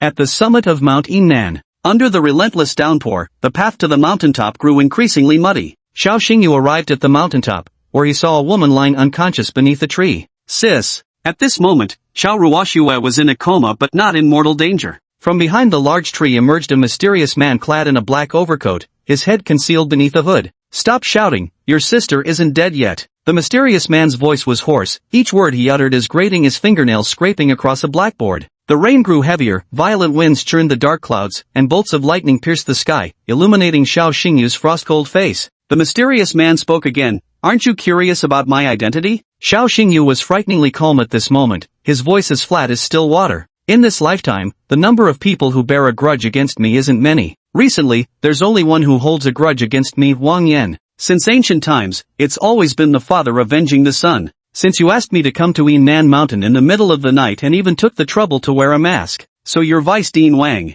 As Xiao Xingyu finished speaking, the mysterious man stiffened, a flicker of surprise flashing through his eyes. Ha ha ha. The mysterious man let out a cunning laugh, tore off his mask, revealing the face of a cultured scoundrel. Student Xiao Xingyu, it seems you're not only exceptionally talented, but also more mature-minded than your peers. If you were my son, I could surely train you to become the strongest young beast tamer in all of Dragon Kingdom. Wang Dongxing's gaze toward Xiao Xingyu now held a newfound appreciation. Look at you, and then think about my useless son, Sai. Xiao Xingyu said coldly, let my sister go first. Don't worry, your sister is just an ordinary person, not worthy enough to die by my hand. But you, Xiao Xingyu, will not live to see the sun rise tomorrow. Wang Dongxing's eyes were filled with murderous intent. Vice Dean Wang, are you trying to kill me? Xiao Xingyu seemed to have heard the world's greatest joke. Because of you, my son was expelled from the Azure Dragon Academy, his spirit beast died violently on the arena, and he became the laughingstock of the entire city. And because of this stain, my son will never be accepted by any Beastmaster Guild in his lifetime. As his father, I must avenge him. Xiao Xingyu hung his head low, rainwater dripping from the bangs covering his forehead. The corners of his crimson lips gradually curled upward. How dare you be so certain you can kill me? Wang Dongxing flexed his neck and activated his beast-taming sigil. I'm a 6-star beast tamer. Crushing you would be like stepping on an ant. How is that even a question? The summoning array activated, and his sacred beast descended. A massive black bear appeared beside Wang Dongxing. The bear stood upright, its skin as thick as steel plates, wielding a 5-meter-long iron hammer. Beastmaster Series Tamed Beast Rock Demon Giant Bear King. This was a Beast King class, Tier 1, tamed beast with epic tier bloodline. The Boulder King Bear towered with a massive iron hammer, letting out a terrifying roar while surrounded by crimson lightning and swirling currents. This red lightning and swirling energy are the hallmarks of a Beast King Tier tamed beast, known as Aura of Dominance. Beast King Tier tamed beasts can use this aura of dominance to enhance their attack power and exert psychological intimidation on lower-level magical beasts. Moreover, Beast King Tier tamed beasts remain perpetually in a state of unyielding form, allowing them to unleash combat techniques without interruption while also nullifying enemy control skills. Xiao Xingyu, your life ends here. Wang Dongxing looked at Xiao Xingyu with the same indifference as one would regard a corpse. After all, for a 6-star Beastmaster to kill a 1-star Beastmaster was no different from slaughtering a defenseless chick. Vice Dean Wang, I'm afraid you'll be disappointed. Xiao Xingyu activated his beast-taming seal, his smile turning sinister and wild. Wang Dongxing grinned coldly. Are you summoning a hellstorm wolf to give my rock demon bear king a snack? Who said I only have one beast? Lulu, it's your turn to perform. Chapter 43 The Bloodthirsty Eye Crossbow, Trapping and Killing a 6-star Beastmaster. Mount Yunnan, Summit. Golden lightning wreaked havoc among the clouds, as if an enraged deity was driving out a horde of demons, each thunderous roar shaking the earth and mountains. This terrifying aura. Wang Dongxing's smile gradually froze as he instinctively took a step back. Beside Xiao Xingyu, a magic circle activated, and out stepped a breathtakingly beautiful woman. The woman wore exotic attire, her icy gaze capable of captivating the souls of every man under heaven. Why have you summoned this emperor? She asked. Dai Lu yawned lazily, clearly having been sound asleep before being forcibly summoned by Xiao Xingyu, her expression bearing traces of sleep-induced irritation. Xiao Xingyu pointed at the rock demon bear king standing beside Wang Dongxing. A crimson domineering aura emanated from the rock demon bear king's body. This was the hallmark of a Beast King Tier tamed beast. Without the slightest flicker of emotion in her eyes, Dai Lu said indifferently, after dealing with this bear, I can go back to sleep, right? Xiao Xingyu smiled and nodded, exactly, and you can sleep as long as you want. Dai Lu stretched leisurely, her curvaceous figure on full display. Wang Dongxing sensed the aura of danger and, driven by panic, made a hasty move. Kill! At Wang Dongxing's command, the rock demon giant bear king let out a savage roar, swinging its massive hammer fiercely toward Dai Lu. Dai Lu stood motionless in place, her gaze suddenly sharpening with a crimson glare that locked onto the rock demon bear king. A peculiar energy altered the entire mountain range's magnetic field. The rock demon bear king abruptly halted, its massive body growing rigid. The bear's claws instantly petrified, followed by its knees, legs, abdomen. The body of the stone demon bear king slowly transformed into a stone statue, frozen and immobile. Though Wang Dongxing was, after all, a 6-star beast tamer with vast experience, he still panicked at this moment. You are. A bolt of lightning struck, illuminating the night scene. Behind Dai Lu, 9 tails wreathed in foxfire emerged, swaying in the wind. A 9-tailed demon fox. You're that beast emperor ranked fox on the nationwide wanted list. Wanted posters of Dai Lu plastered every corner of streets and alleys across the nation, with major media outlets broadcasting reports daily. Not to mention Beastmasters, even ordinary people without awakened Beastmaster talents, from 80-year-old grannies to 6-year-old children, know the name of the nine-tailed fox, Dailu. Xiao Xingyu, you actually contracted with the nine-tailed fox? That fox is the most wanted criminal in the entire country. If word gets out that you formed a blood pact with her. Before Wang Dongxing could finish, Xiao Xingyu cut him off. Vice Dean Wang, since I've chosen to summon the nine-tailed demon fox before you, it means I never intended to let you leave this mountain alive. After all, in this world, only the dead keep the tightest lips. The nine-tailed demon fox was currently Xiao Xingyu's most powerful trump card. Due to the nine-tailed demon fox's unique identity, every time Xiao Xingyu summoned her, it signified his resolve to kill. Another bolt of lightning struck. In the blinding flash, Wang Dongxing saw Xiao Xingyu's smiling face. That smile, like death's greeting, sent a chill down Wang Dongxing's spine. At this point, though the situation appeared completely reversed, Xiao Xingyu still hadn't secured victory. The disparity in Beastmaster ranks isn't just about spiritual power and experience, but also the ability to read battlefield situations. Wang Dongxing was a 6-star Beastmaster without any pretense of strength, and he quickly forced himself to calm down. Rock burst. Wang Dongxing issued the command. The stone demon Bear King in petrified state violently trembled, breaking through the petrification power and returning to its normal form. Ha ha ha. Classmate Xiao Xingyu, while the nine-tailed fox of the Beast Emperor physique is indeed formidable, don't forget, no matter how powerful the nine-tailed fox may be, it can't change the fact that you're just a 1-star beast tamer. With your meager spiritual energy, you can't even muster enough to command the nine-tailed fox to unleash a single combat skill. I must say, that old fox Wang Dongxing truly has a way with psychological warfare.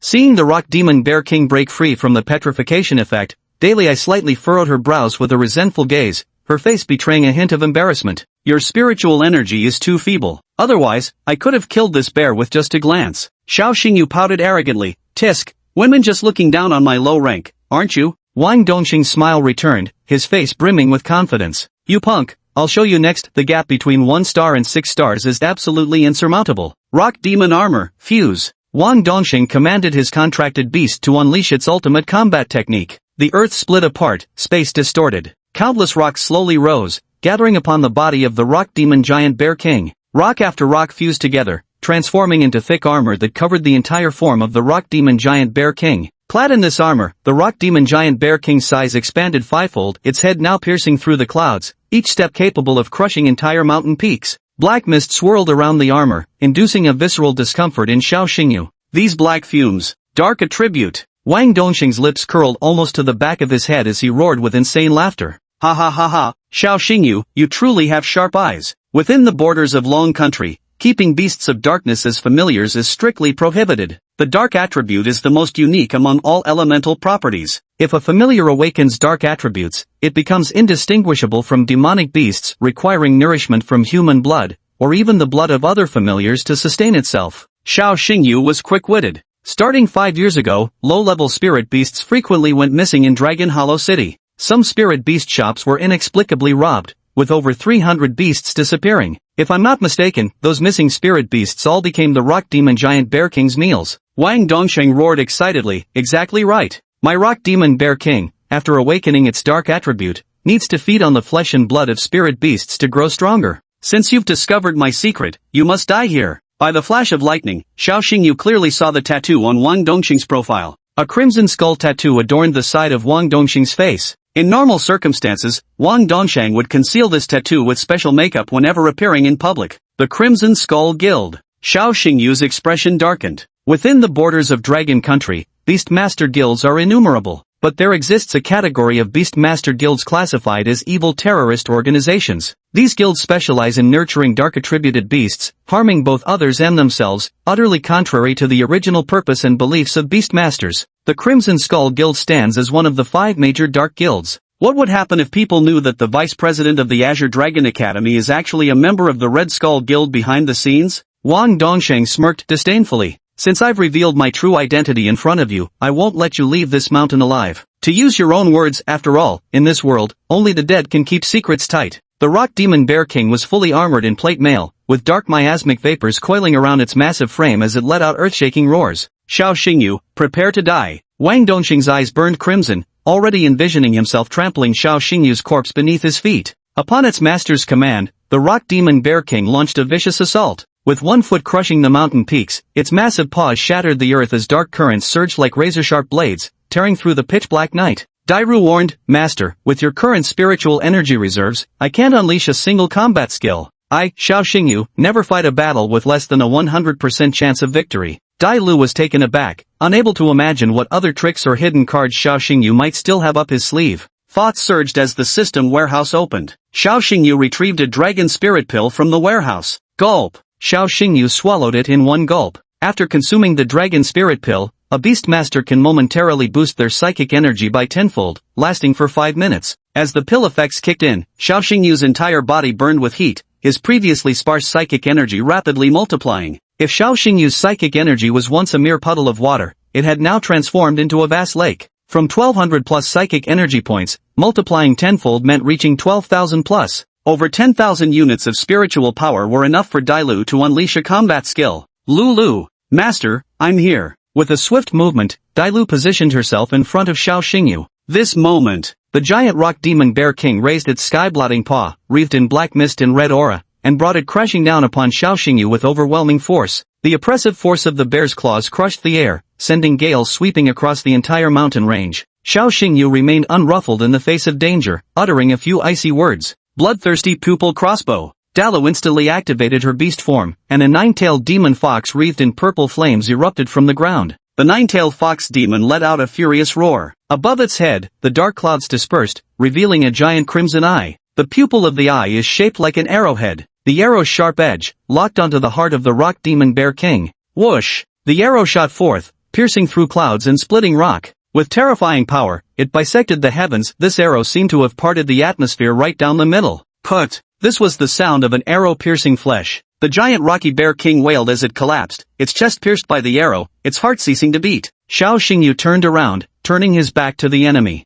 In any circumstance, exposing your back to the enemy is the most perilous move. Yet this time, Xiao Xingyu turned his back to the foe simply because a real man never looks back at explosions. Bang! The explosions drowned out the thunder, the bursting arrows igniting trails of purple foxfire, with blood spraying like roses blooming in the night sky. The entire mountain range burned, radiating with a purple haze, an ethereal and breathtaking sight. Dai Lu reverted to her human form and descended from the sky, landing beside Xiao Xingyu. Amid the ruins, the corpse of the rock demon bear king was barely recognizable, reduced to ashes in the foxfire. That kid actually. Wang Dongsheng fell off the cliff, dying with his eyes wide open. Even at the moment of death, this man couldn't understand one thing. How could Xiao Xingyu, a one-star beast tamer with only a little over 1,000 spiritual power, possibly command a nine-tailed fox with an emperor-level beast form to unleash combat techniques? The battle had ended. A single move decided it, clean and crisp, without any lingering effects. It was a crushing disparity in beastmaster levels, an overwhelming superiority in bloodline quality. Xiao Xingyu knelt on one knee, his breath ragged,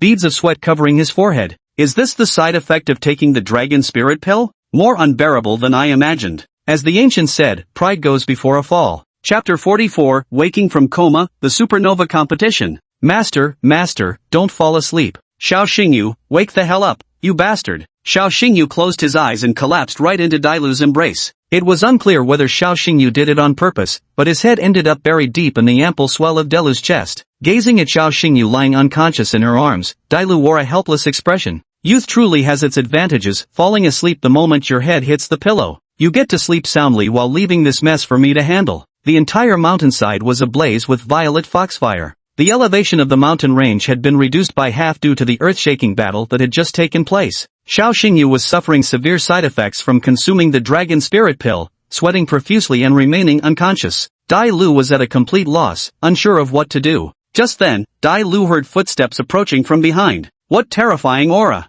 Although Dai Lu was a beast emperor-ranked beast master, she couldn't react in time. The moment she turned around, a jade-like hand locked onto her throat. With a loud thud, Dai Lu's back slammed against a large tree. After seeing stars, Dai Lu focused her vision to see a silver-haired beauty standing before her. This woman, Dai Lu recognized, was Xiao Xingyu's older sister, Xiao Ruoxue. Little fox, you were once a beast emperor-level magical creature. I never expected you to form a blood contract with my younger brother. Dragon power? Dale's heart pounded wildly. On Xiao Ruoxue, she sensed an immense, boundless surge of draconic power as vast as the ocean. You're not Xiao Xingyu's real sister, are you? That draconic energy you possess. Just who are you? Shoo! Xiao Ruoxue released Dai Lu's neck and made a gesture urging silence. Dai didn't dare make the slightest improper move before Xiao Ruoxue, behaving with fearful timidity. You don't need to know about my identity. For now, just understand that I'm Xiaoyu's sister. Dai could be certain of one thing: the silver-haired beauty before her was from the pure-blooded dragon race, and of remarkably high status at that. Xiao Ruoxue glanced at the unconscious Xiao Xingyu, channeling a surge of draconic energy into his body. With audible concern, Dai asked, "How is he?" "It must be the side effects of taking medicine that temporarily boosts spiritual power. But don't worry, your master is fine. 3 days of rest will suffice." Dai let out a sigh of relief. "That's good." After signing the blood contract, Dai and Xiao Xingyu were now grasshoppers tied to the same rope. If Xiao Xingyu dies, Dai will also turn to dust and disperse. The relationship between a beastmaster and their beasts is one of shared glory and shared downfall. Xiao Ruoxue stood up and walked to the edge of the cliff, her once clear eyes transforming into vertical pupils. Vertical pupils are the hallmark of a pure-blooded dragon. Xiao Ruoxue parted her ruby lips as if chanting some melody. Colorless and formless dragon power spread with the sound waves, enveloping the entire mountain. Before long, all the purple foxfires on the mountain extinguished, and the collapsed peaks from the battle restored to their original state. Shattered trees, withered plants, scorched earth. All traces of the battle had vanished without a trace. In Delu's eyes, the mountain had returned to its former tranquility, as if nothing had ever happened. This is the Dragon's Whisper. Dragon's Whisper, a unique combat technique exclusive to pure-blooded dragons, can repair all things in the world by chanting a special melody. Xiao Ruoxue stopped her chant. All traces of the fight, including Wang Dongxing's corpse, along with the natural musk inherent to your nine-tailed fox clan, have been erased by me. No one will know what happened tonight except for you, me, and Xiaoyu. Dailu nodded. Thanks to the Dragon's Whisper, Xiao Xingyu and Dailu had been spared a great deal of trouble. Tomorrow's news reports would only mention the mysterious disappearance of the vice principal of Azure Dragon Academy, with not a single word connecting it to Xiao Xingyu. At that moment, Dailu noticed a faint, shimmering white gold dragon scale on Xiao Ruoxue's forehead. As far as I know, among pure-blooded dragons, only one has scales of white gold. Chaos. Xiao Ruoxue's face turned cold. Under Xiao Ruoxue's death glare, Dailu wisely kept her mouth shut, not daring to utter that dragon's name. Little fox, you're Dragon Kingdom's most wanted criminal. I can overlook your past, but since you've made a blood pact with my brother, don't even think of betrayal. From now on, assist my younger brother well, and I won't do anything to you. Xiao Ruoxue's tone took a turn, growing several degrees colder. But if you have other intentions and harm my brother, I'll cut off all 9 of your tails. Dai Lu nodded repeatedly. I'll remember this. Xiao Ruoxue reminded her again. By the way, my younger brother still doesn't know my true identity. When he wakes up, you mustn't spout nonsense. Don't worry, I can keep a secret. Oh, aren't you nine-tailed foxes supposed to be masters of deception and lies? Miss Xiao, that's such a stereotype. Actually, we nine-tailed foxes are extremely loyal. Before Xiao Ruoxue, Dailu completely abandoned her usual queenly demeanor, acting just like an obedient little pet. Talk about brutal bloodline suppression. When faced with overwhelming bloodline superiority, even fierce beasts turn into adorable pets. Dailu looks incredibly adorable right now. Ouch, that hurts. The moment Xiao Xingyu regained consciousness, excruciating pain coursed through his entire body. This is a hospital room. Xiao Xingyu glanced at the calendar on the wall. What the hell, have I been asleep for 3 days? A full 3 days had passed since Xiao Xingyu had collapsed into Dailu's arms. During these 3 days, Xiao Xingyu had missed his chance to compete for the championship in the freshman ranking contest. The rankings for the freshman competition have been announced. Since Xiao Xingyu was absent, he was considered to have voluntarily forfeited, so his ranking was fixed at 8th place. The first place went to Morong Xingxin, and the second place to Morong Yangshua. The talents of this brother-sister duo are on par with Xiao Xingyu, making them the future hope of the Azure Dragon Academy. Xiao Xingyu opened his phone and, as expected, saw the familiar name on the trending list. Recently, the vice-chancellor of Qinglong Academy mysteriously disappeared. No one would have guessed that Wang Dongsheng, a distinguished 6-star beast master of his generation, would actually die at the hands of a 1-star beast master. Because Xiao Ruoxue had meticulously cleaned up the battlefield, leaving no trace behind, no suspicion would ever fall on Xiao Xingyu. Why am I in the hospital? Lulu probably brought me here. Where's my sister? Xiao Xingyu's face showed urgency as footsteps sounded outside the door. Xiao Ruoxue entered the hospital room. Xiaoyu, you're awake. Sis. Xiao Xingyu ignored the pain in his body, flipped like a sparrowhawk off the bed, and tightly embraced Xiao Ruoxue's delicate frame. Sis, you're alright, that's wonderful. Xiao Ruoxue gently stroked Xiao Xingyu's head with a tender, motherly smile. Silly little brother, of course big sister is fine. That night, Xiao Xingyu cautiously asked. After I woke up unconscious on the mountain summit, I found you unconscious too, right beside me. I don't know what happened, but seeing you drenched in cold sweat, I immediately carried you down the mountain and brought you to the hospital for a full examination. The doctor said your condition was caused by extreme exhaustion, and you'd be unconscious for at least 3 days. Looks like the doctor was right. Exactly 3 days later, you woke up. Xiao Xingyu never doubted his sister's words. He thought silently to himself. Lulu is really dependable. She didn't reveal herself, cleaned up the battlefield without leaving any traces, and didn't arouse my sister's suspicion either. I should find a chance to reward her. Meanwhile, Dai Lu was lazily napping inside Xiao Xingyu's beast tamer crest.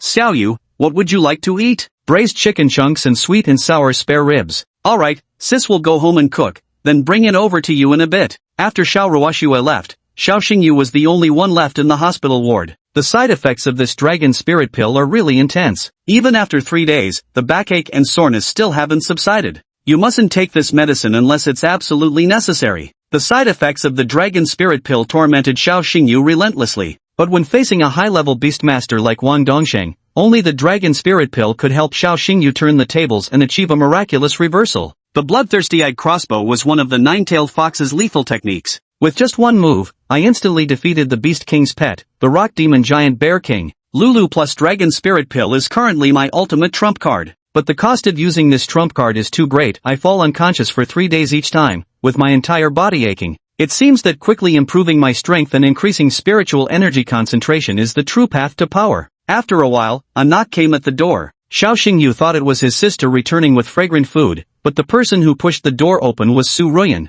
Director? What brings you here? Su Ruyan's sudden visit was unexpected for Xiao Xingyu. You've been out cold for 3 days, kid. Heard you just woke up, so I came to see you. Su Ruyan was carrying expensive health supplements in one hand and a fruit basket in the other. Then Su Ruyan sat by the bed, picked up a fruit knife, and started peeling an apple for Xiao Xingyu. Get some vitamins in you. Here, eat this. Thank you, Dean. Across the entire Azure Dragon Academy, only Xiao Xingyu enjoyed this privilege, being personally fed by the beautiful Dean. You were unconscious for 3 days and missed the championship opportunity in the freshman ranking tournament. Do you regret it? Not really. Xiao Xingyu didn't lose out at all. After slaying the Rock Fiend Giant Bear King, he obtained a crystal core. This was a Beast King grade rock attribute crystal core, which could fetch a handsome price in the trading market, far more valuable than the rewards for winning the freshman tournament. Su Ruyan continued speaking. The freshman ranking tournament is just an internal competition held by the Azure Dragon Academy. Whether you win the championship or not is no big deal. But I hope you can achieve good results in next month's Supernova competition and bring honor to the Azure Dragon Academy. The Supernova competition is a major event jointly hosted by the 4 great beast taming academies, Azure Dragon, White Tiger, Vermilion Bird, and Black Tortoise. All participants are gifted elites from various academies, and without exception, they are freshmen. Each of the 4 academies must send 3 contestants to compete. Su Ruyan's intention was clear. The 3 contestants sent by the Qinglong Academy were Morong Xinqin, Morong Yangshua, and Xiao Xingyu. Student Xiao Xingyu, prepare well for the Supernova competition. Don't let me down. By the way, the Dragon Kingdom's Empress will be present to observe the match. Showcase your talent to the fullest and leave a good impression on Her Majesty. The Dragon Nation's Empress Shangguan Lan is the nation's strongest beastmaster, bearing the title Emperor of Beasts. Xiao Xingyu had only seen Shangguan Lan's face on television and in newspapers, having never met the real person in person. Chapter 45, The Evolution of the Hellgale Wolf. Dean, rest assured, I won't let you down in the Supernova competition a month from now. Xiao Xingyu had heard of this event before. It was a grand stage where the top talents from the 4 major academies competed against each other. At Qinglong Academy, whenever the topic of greatest natural talent arises, Yi Shuangning's name is always the first to be mentioned. Yet in last year's Supernova competition, Yi Shuangning only managed to secure 2nd place. The championship title was claimed by Li Mucheng from Baihu Academy. Like the Yi family, the Li family is one of the 4 great beastmaster clans. Li Mucheng was a monster whose talent surpassed even that of Yi Shuangning. People always compare me to Yi Shuangning, don't they? Since that's the case, I must win the championship of this year's Supernova competition. Xiao Xingyu also had a fierce competitive streak, the things Yi Shuangning hadn't accomplished. He wanted to challenge them himself. There's 1 month left until the Supernova competition. Within this month, I'll have Blackblade break through and advance into the mature stage, 1st tier. Besides that, I need to find a way to increase my spiritual power and then contract with a 2nd beast. Xiao Xingyu watched last year's Supernova competition footage and gained some understanding of this level of tournament. First of all the participants are freshmen. Secondly, the freshman must reach the rank of a 2-star beast master. In other words, Xiao Xingyu must pass the 2-star beast master assessment within a month to qualify. Then there's the issue of the number of beasts. Last year, every participant in the supernova competition had contracted at least 2 beast companions. The champion who defeated Yi Shuangning, Li Macheng, commanded 3 beast companions. Although Xiao Xingyu had 2 beast companions under his command, the nine-tailed fox Dailu was a nationally wanted criminal and couldn't be summoned for public battles. Strictly speaking, Xiao Xingyu only had 1 beast companion available for the supernova competition, the Hellstorm Wolf. Only Black Edge would struggle against this level of competition. Look for a chance to visit all the major Beast Master stores to see if you can snag a bargain. Xiao Xingyu's contract with the Hellstorm Wolf was all thanks to a lucky find. Just as Xiao Xingyu was mapping out his plans for the next month, Su Ruyan suddenly spoke up. Classmate Xiao Xingyu, what exactly caused you to fall into a coma? At this moment, Su Ruyan's gaze was unusually sharp, as if she wanted to see right through Xiao Xingyu's soul. Xiao Xingyu remained composed and casually fabricated an excuse. 3 days ago, He Feng and I depleted our spiritual energy from overtraining, then lost consciousness. Interesting thing is, 3 days ago was also the day our Azure Dragon Academy's Vice Dean Wang Dongsheng went missing. The atmosphere in the hospital room grew eerie. Xiao Xingyu's heartbeat quickened as he desperately maintained a nonchalant appearance. Dean, what exactly do you mean by that? Are you suggesting I'm involved in Vice Dean Wang's disappearance? Su Ruyan let out a light laugh and shook her head. I just mentioned it casually, not implying you're related to his disappearance. Dean, with Vice Dean Wang missing, what do you plan to do? Wait for his return or elect a new Vice Dean?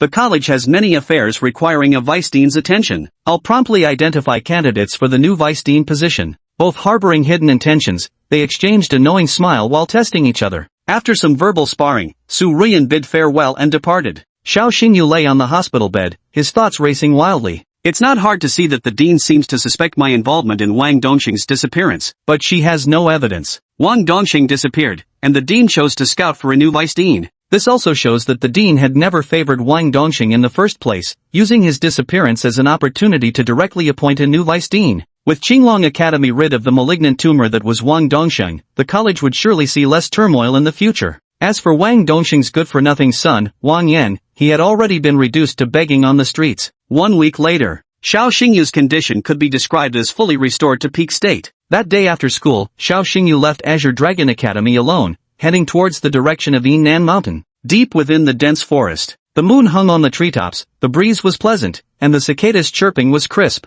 The weather is perfect tonight, all elements align. It's time for Black Blade to advance to the next level. Xiao Xingyu opened the beast taming seal, and 2 streams of light surged forth. Awu! The Hellstorm Wolf appeared beside Xiao Xingyu, its body wreathed in black flames. Currently, the Hellstorm Wolf was at the initial form, 3rd tier, the critical threshold for a breakthrough. After a week of intense training, the Hellstorm Wolf had built up its strength for this very moment of transformation. Under the tree, an enchantingly beautiful woman leaned against the trunk, her pair of fox ears fluttering gently in the breeze. Are you planning to let He Feng attempt his breakthrough tonight? Lulu, breakthrough carries risks, especially since He Feng bears dark attributes within him. The process makes him prone to chi deviation, so keep watch over him for me. Xiao Xingyu had summoned Dai Lu precisely to act as his guardian during this perilous rite. Beast advancement is inherently a risky endeavor, with the possibility of failure always present. Moreover, the more attributes a beast possesses, the greater the difficulty of its advancement becomes. The Hellstorm Wolf, being a beast with 3 attributes, faces an advancement challenge far surpassing that of other beasts of the same tier.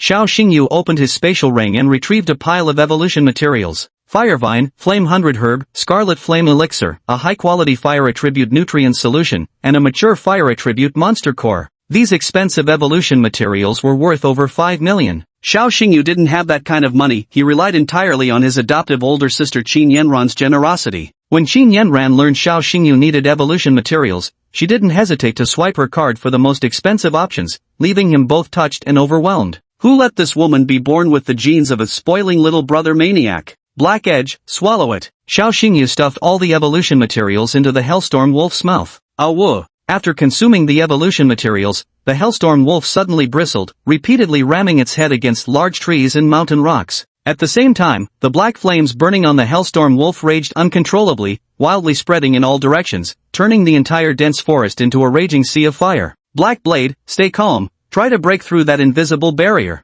A beast master with 3 attributes faces a brutal trial with each breakthrough. Even surviving means shedding a layer of skin. Beast masters and their beasts can achieve a soul resonance, allowing Xiao Xingyu to acutely sense the excruciating pain Hellwind Wolf is enduring at this very moment. Dilu wasn't idle either, she unleashed Crimson Aura, forming a protective barrier around the Hellstorm Wolf. Confined within this shield, the Hellstorm Wolf could no longer inflict further devastation upon its surroundings. Dark Blade, hold on just a little longer, we're almost there. Xiao Xingyu activated his Demon God's Eye, through which he could see the progression bar of the beast's evolution. Promotion progress bar. 10%, 20%, 30%, 99%. The progress bar is stuck at 99%, refusing to advance. Xiao Xingyu felt a flicker of panic in his heart. Could this evolution be failing? Bang! At that very moment, an explosion erupted from the depths of the fiery sea. The gale force wind knocked Xiao Xingyu over. No sooner had Xiao Xingyu risen from the ground than he heard a familiar roar.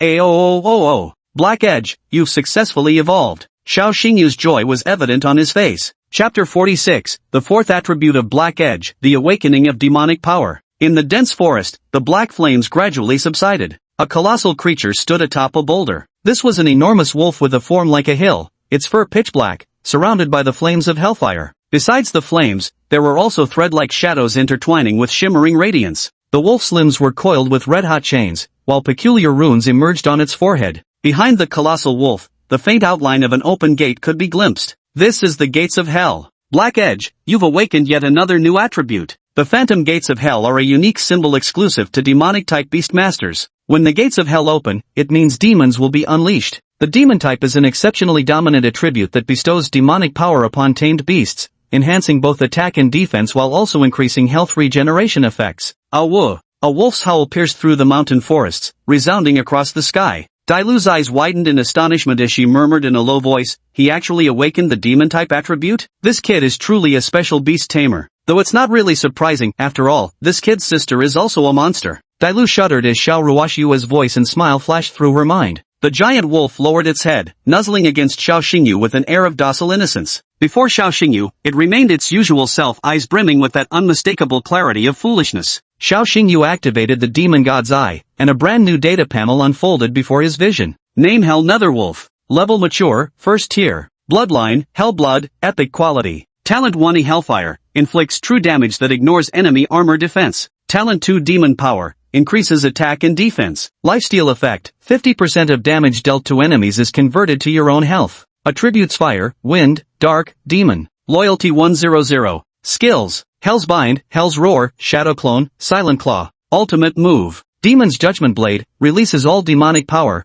wields razor claws to shred the enemy's soul and drag it through the gates of the underworld. Habits and hobbies, eating spicy snack sticks, sleeping in late, occasionally wrecking the house. With this, the Hellstorm Wolf officially broke through its rank, evolving from its initial form into its mature form. Breaking through evolution's threshold, the greatest surprise was awakening demonic attributes. Xiao Xingyu observed carefully, the Hell Netherwolf's body continuously emanated rippling waves of crimson black mist. This crimson black mist radiated dense murderous intent, chilling people to the bone. Clearly, this was the manifestation of demonic power. Black Blade, you've performed well. Here's your reward. Xiao Xingyu took out a box of spicy gluten snacks from his spatial ring. Awu! Seeing the delicious food, the Hell Netherwolf's eyes lit up. Following brother you means 9 meals a day. Blackblade, as long as you stick with me, I'll treat you to a truckload of spicy strips every day. Awu! The Nether Hell Wolf was overjoyed. With such an excellent master like Xiao Xingyu, it had achieved spicy strip freedom. Dailu strode gracefully on catwalk steps, approaching Xiao Xingyu's side. Who would have thought that Black Blade actually awakened demonic attributes during his breakthrough evolution? Lulu, during your years as a magical beast, did you know any magical beasts with demonic attributes? Dailu nodded. Of course I know him. Beastman-type magical beast, Fallen Angel Lucifer. I encountered him a few times before. The Fallen Angel Lucifer may sound like an angelic beast tamer, but it's actually of the demonic attribute. In the Warcraft factions, the 7 Hells Demon Lords are the notorious clique that gave humanity endless suffering. The Fallen Angel Lucifer is one of the 7 Demon Kings of Hell, with status equal to Delu, both holding the rank of Beast Emperor. Given Xiao Xingyu's current living conditions, he rarely had the chance to encounter magical beasts of such a high level. Xiao Xingyu's gaze returned to the hellish Netherwolf. After Black Blade awakens the demonic power, its greatest brilliance lies in the blood drain effect. Harnessing demonic power, Black Blade can convert 50% of attack damage into its own health points during combat. Therefore, as long as we continuously enhance Black Blade's attack power, it can achieve infinite health regeneration on the battlefield. The regenerative ability of a beast tamer is their endurance in battle. Some spirit beasts may appear extremely powerful, even capable of annihilating 3 magical beasts with a single combat skill. But if one's physique is too fragile, a surprise attack from a magical beast could easily bring them down. The Hell Shadow Wolf, wielding demonic power, can drain blood in battle, maintaining its health in optimal condition at all times. This way, not only does it increase the forgiveness for showy maneuvers, but it also allows you to last longer in the heat of battle, literally dragging the enemy to their death. Dai Lu reminded, now that Black Edge possesses 4 attributes, the evolution materials and supplements you usually need will also require all 4, which is no small expense. Don't worry, with my sister Yan Ran here, money issues are no issue at all. Dai Lu couldn't help but quip, heh, a man who eats soft rice. Xiao Xingyu shamelessly explained, I don't want to live off women either, but the doctor said my stomach can't handle tough food, only soft meals. Ding! The system notification chimed. Congratulations, host. Your beast companion has successfully evolved. Issuing beast evolution rewards. Reward 1, Frost Sky Lotus, plus 2,000 credit points. The reward has been issued. Please check, host. Xiao Xingyu opened the system warehouse and found a pure white snow lotus in the inventory slot. This was a top-grade beast-nourishing tonic, impossible to buy on the market even with money. A sudden inspiration struck Xiao Xingyu. This snow lotus of the cold sky seems to be able to suppress the dragon's power. Xiao Xingyu then opened his account to check the balance. Account balance, 2,050 tokens. 2,000 tokens should be enough to purchase high-quality beast-taming evolution materials. Xiao Xingyu didn't immediately splurge, since the Hell Netherwolf had just completed its evolution and temporarily didn't require evolution materials. It was better to save these voucher points. Hey, what are you spacing out for? Dai Lu's voice snapped Xiao Xingyu out of his thoughts. The originally clear and sunny weather suddenly became overcast with dark clouds. Autumn in Longyin City was like this, unpredictable, with sudden storms and lightning always arriving without warning. A gust of cold wind laden with damp moisture brushed past, causing Delu to draw a sharp breath. Her dark brows furrowed tightly, her face paling slightly. Every time it rains, the dragon's power inside you grows restless, rushing wildly through your internal organs. It must be unbearable, right? Humph. You're still standing there making sarcastic remarks. Dai Lu endured the pain, shooting Xiao Xingyu a glare. For you. Xiao Xingyu retrieved the Frost Sky Snow Lotus from the system storage and handed it to Dai Lu. Dai Lu froze on the spot, her mouth slightly agape, too stunned to close it. This is, Frost Heaven Snow Lotus? Dai Lu said in disbelief. Xiao Xingyu nodded with a smile. Exactly. This Frost Heaven Snow Lotus is an exceptionally rare celestial treasure found only at the summit of the ancient glacier. Because the Snow Lotus carries extreme cold properties, consuming it can suppress the dragon powers within you. Delu asked curiously, where did you get this? You needn't concern yourself with that, just take it as soon as possible. Delu instinctively reached for it, then hesitated and withdrew her hand. What are you worried about? This snow lotus of frigid skies is priceless. Even the big shots in the Imperial City aren't guaranteed to obtain a single bloom. Dai Lu raised her head and asked earnestly, so why would you give such a precious heavenly treasure to me? Xiao Xingyu blurted out, because you're my bonded beast. To me, bonded beasts are family too. Dai Lu froze, letting the cold wind tousle her elegant hair. Spirit beasts are also my family. These words echoed in Dai Lu's ears over and over again. How long has it been since I last heard the word family? Dai Lu looked up and locked eyes with Xiao Xingyu. Perhaps it was at this moment that she, for the first time, let down her guard against this young master of hers. The demon god's eye activated automatically, allowing Xiao Xingyu to see the steadily rising loyalty value. The moment Dai Lu accepted the Frost Sky Snow Lotus, her loyalty towards Xiao Xingyu soared to 59. Just 1 point short of passing, he remarked. I refuse to believe I can't melt the heart of this vixen. After signing the blood pact with Dai Lu, Xiao Xingyu felt like he was playing a simulated girlfriend-raising game. Step by step, increasing her loyalty gave Xiao Xingyu an immense sense of accomplishment until he finally conquered this beautiful fox spirit completely. Chapter 47, Buying a New Beast Pet, with his adopted older sister footing the bill. Azure Dragon Academy. Training Field. Chen Xinian stood with his hands behind his back, his expression solemn. This lesson is a practical training session.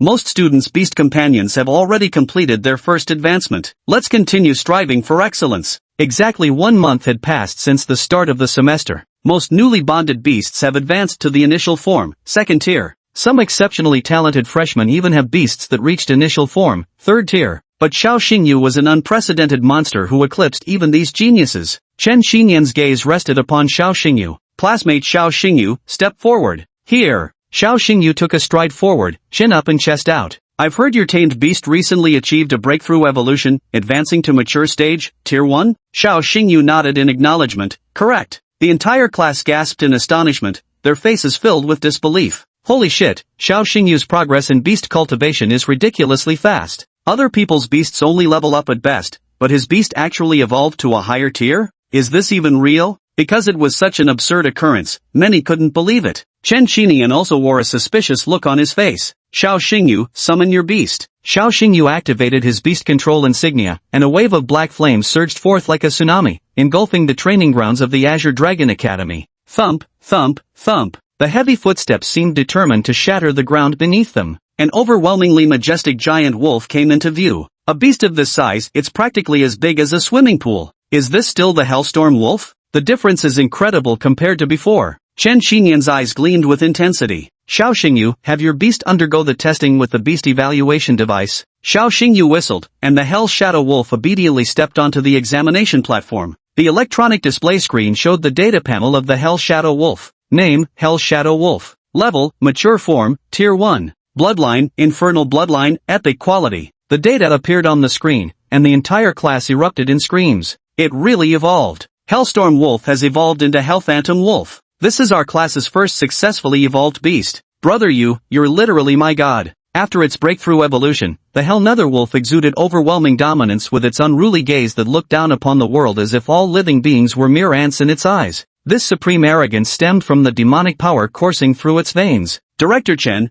what's that crimson-black mist emanating from the Hell Nether Wolf's body? Chen Xinian said gravely, demon power. What is demon power? You really don't know? It's the unique energy possessed by demon-type spirit beasts. They say demonic powers can not only boost attack and defense stats, but also have a life-stealing effect. In other words, this royal beast has awakened a fourth attribute. The entire class couldn't remain calm, and even Chen Xinian's heart was stirred by waves of uncontainable turbulence. Chen Xinian glanced at the Hell Nether Wolf, then at Xiao Xingyu, murmuring doubts in his heart. The first evolutionary breakthrough not only succeeded, but actually awakened a demonic attribute. A beast tamed with 4 fused attributes, such specimens are rare even across the entire Dragon Kingdom. This kid is an absolute monster. A tamed beast's talent manifestation ultimately depends on the cultivation methods of its beastmaster. The awakening of the demonic power in the Netherworld Hellwolf owes much to Xiao Xingyu's efforts. It's worth noting that the Netherworld Hellwolf was originally nothing more than a despised and worthless galehound. Transforming trash into treasure is the true measure of a beastmaster's skill.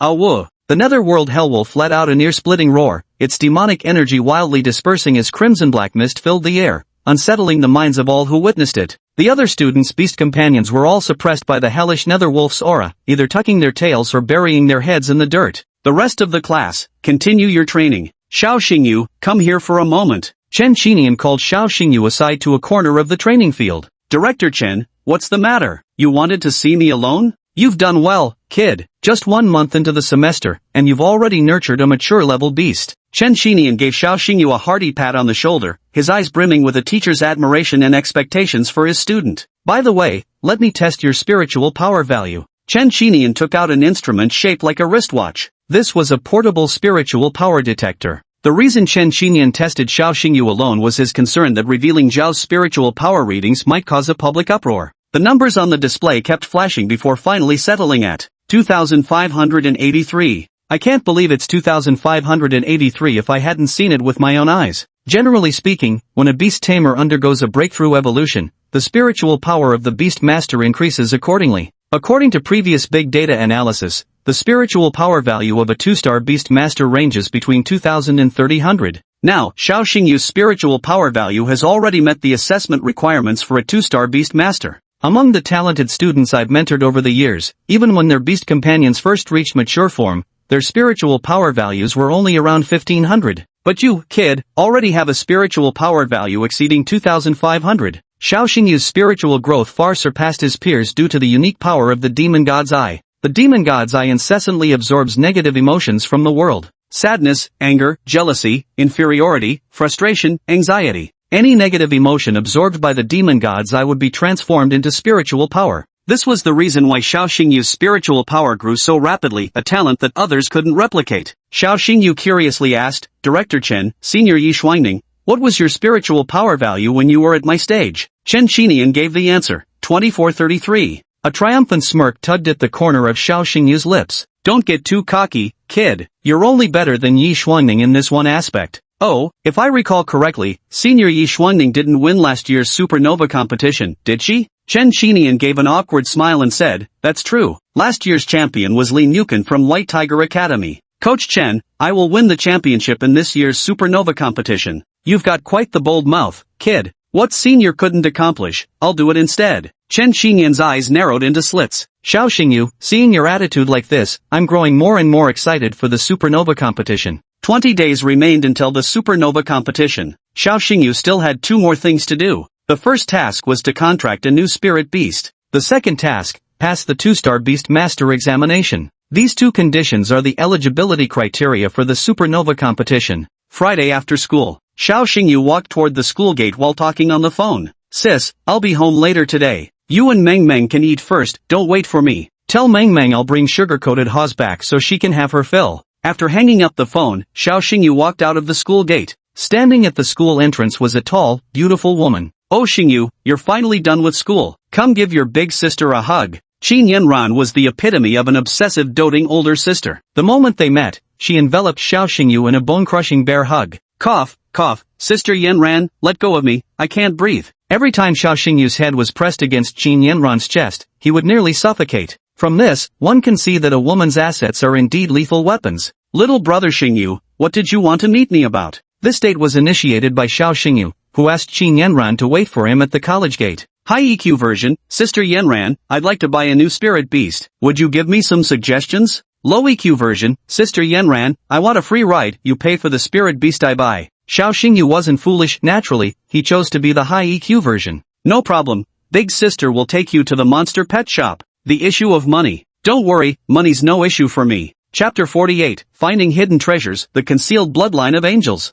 Meow Meow Beast Store. Night had fallen, and the store was pitifully empty of customers. The owner, Luo San Yang, lay sprawled across the counter, wielding a cat teaser to play with a month-old firetail kitten. Boom! Outside the window, thunder rumbled and rolled. After the lightning and thunder, the rain poured down like madness. Suddenly, it was as if a veil hung between heaven and earth, blurring everything as the rain grew heavier and heavier. Damn this weather, another sudden downpour without warning. Looks like we won't have any customers tonight. With a sigh, Madame Luo-san prepared to close up shop. At this moment, an attractive couple entered the store. Oh hello, Miss Qin. Welcome, welcome. Qin Yanran was the daughter of the Azure Sky Guild leader and a VIP customer at Meow Meow Pet Store. Boss Luo had always treated her like royalty. Miss Qin, are you here to buy Thunder Attribute Nutrient Serum or Thunder Attribute Monster Crystals today? I'm not buying anything, I'm just helping Xingyu pick out a royal beast. Only then did Luo Sanyang notice the handsome young man standing behind Qin Yanran. Hey handsome, it's you. Luo Sanyang had a deep impression of Xiao Xingyu. A month apart, this was her second time meeting him. Aunt San, it's been a while. You're as beautiful as ever, your skin even smoother than before. Oh my, listen to that sweet talk of yours. No woman dislikes praise from men, especially handsome ones. Luo Sanyang was no exception either. Covering her mouth with a delicate laugh, then she spoke with bold magnanimity. Handsome young man, with your sweet talk, anything you buy in my store today will be 30% off. After some conversation, when Luo Sanyang learned that the Hell Wind Wolf had evolved into another Hell Wolf, and Xiao Xingyu's spiritual power had surged to over 2,500, her jaw practically hit the floor. My goodness, young man, you're no genius, you're downright monstrous. I, Luo Sanyang, have run this shop in Dragon Vale City for 20 years and seen plenty of talents from the Azure Dragon Academy. But your talent has redefined my understanding of genius. Qin Yanran stood with her hands on her hips, her face beaming with pride. Third aunt, Xingyu is my little brother, Qin Yanran's. Naturally, his talent is exceptional.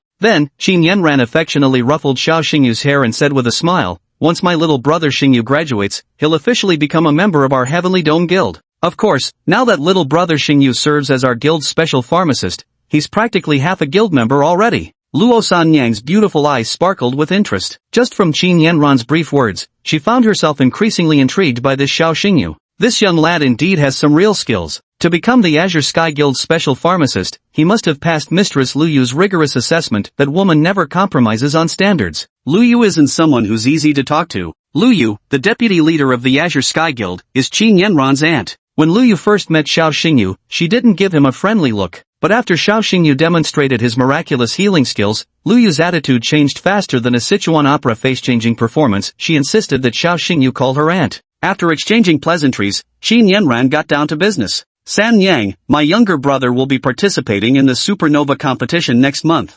Considering he only has a Hell Netherwolf, he might find himself at a disadvantage during the competition. So he needs to contract a second spirit beast. Could you recommend one for him? Luo Sanyang patted her heaving bosom like surging waves. Don't worry, leave this matter to me. The Meow Meow Beast Taming Store might sound adorable by name, but the shop itself was quite impressive with a total of 5 floors. Each floor was fully stocked with tamed beasts of all attributes, levels, and bloodlines. Hey handsome, what type of beast companion do you prefer? I'd recommend this one for you, the evil-eyed Crimson Spider. Its attack power far surpasses other beasts of the same level. This Shadow Stripe Cat is also excellent, incredibly agile in combat and capable of dealing critical hits. And then there's this one. Luo Sanyang was very reliable in her work. She had no intention of swindling money, and the beast companions she recommended to Xiao Xingyu were all very cost-effective. Sanyang, don't recommend these lower-priced beast companions. Miss Qin, the young man is just a student from Qinglong Academy and doesn't have much money, so he may be poor, but I'm wealthy. Go ahead and recommend some high-quality beast companions, I'll cover the expenses. Having a sworn elder sister who always looks out for him and willingly spends money on him, Xiao Xingyu felt fortunate, keeping Qin Yanran's kindness close to his heart.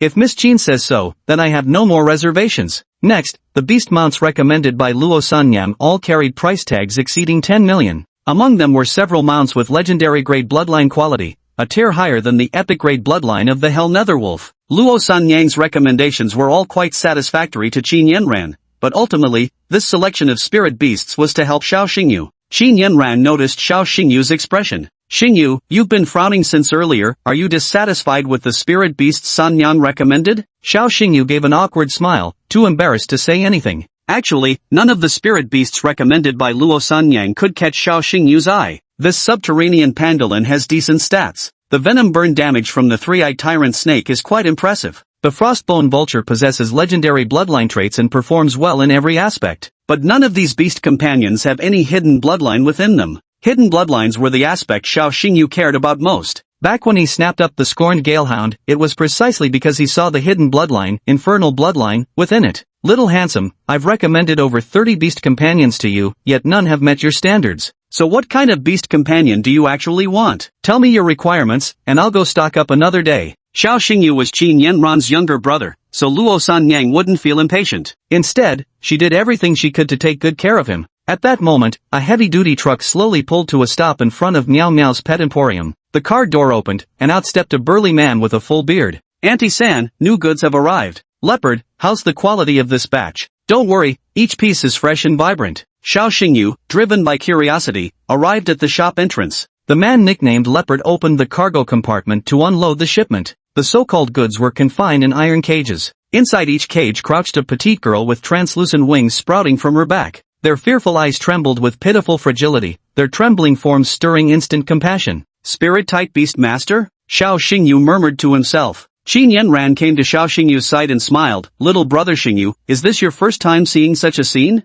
Yanran, yeah, as far as I know, spirit-type beastmasters are also considered trash-tier beastmasters. Because elf-type spirit beasts are naturally not adept at combat, only able to manipulate some simple elements, possessing no attack power and very low defensive capabilities, so this type of spirit beast simply cannot become a battle partner that beastmasters can rely on. Qin Yanran draped her arm over Xiao Xingyu's shoulder. After saying all that, are you actually trying to ask why Luo Sanyang would bring in a batch of elf-type spirit beasts? Xiao Xingyu nodded, he was genuinely curious. After all, the reputation of the elf-type spirit beasts was about the same as that of the Swift-Wind Hound, both considered to have inferior bloodline quality. By all logic, they should be unsellable. To explain it to Xiao Xingyu, Qin Yanran began recounting the details patiently. If you treat these elves as near spirit beasts to purchase, of course they'd be unsellable. But if we sell them as pets, we won't have to worry about finding buyers. After all, among the wealthy and powerful, there's no shortage of perverts with twisted tastes. Xiao Xingyu instantly understood. I see. Putting it nicely, they'd be called pets. To speak plainly, they'd be maids and slaves.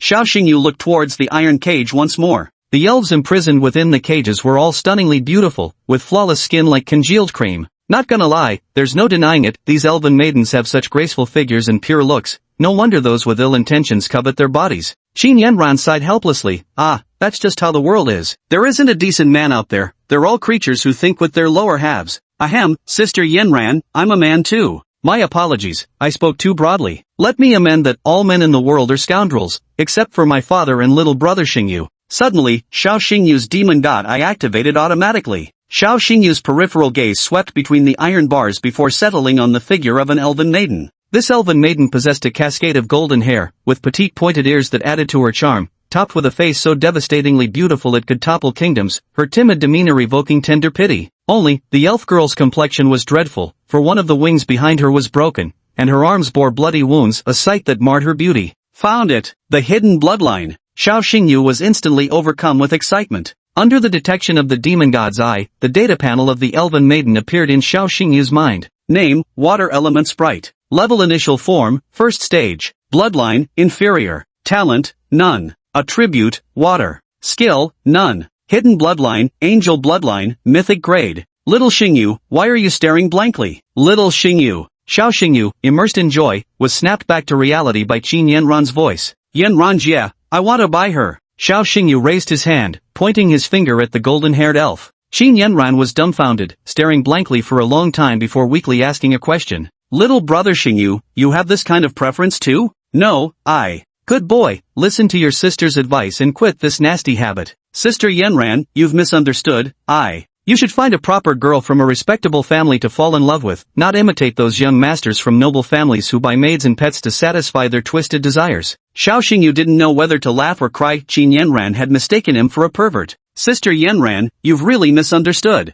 I bought her not as a maid or pet. I intend to form a blood pact with her. She shall be my contracted beast. As soon as Xiao Xingyu said this, Qin Yanran, Luo Sanyang, and Baozi exchanged confused glances, utterly bewildered. After the initial shock, Luo Sanyang asked in disbelief, Young man, are you joking? I'm not joking. Xiao Xingyu's expression was dead serious. He even took out his wallet, determined to buy the golden-haired elf in the iron cage. The leopard, responsible for handling inventory shipments, couldn't help but offer some advice. Kid, elf-type beast companions are practically bottom tier, worthless in combat. Buying one would just be throwing money away. Xiao Xingyu smiled without responding. The golden-haired elf in the iron cage might appear lowborn at first glance, but hidden within its veins was the bloodline of an angel. Angel bloodline is a type of mythical quality bloodline. This time, Xiao Xingyu picked up another bargain. Chapter 49, Bloodline Awakening, Contract the Sacred Light Angel Beast. Xiao Xingyu remained resolute in his attitude, leaving Luo Sanyang with no choice but to turn her gaze towards Qin Yanran standing nearby.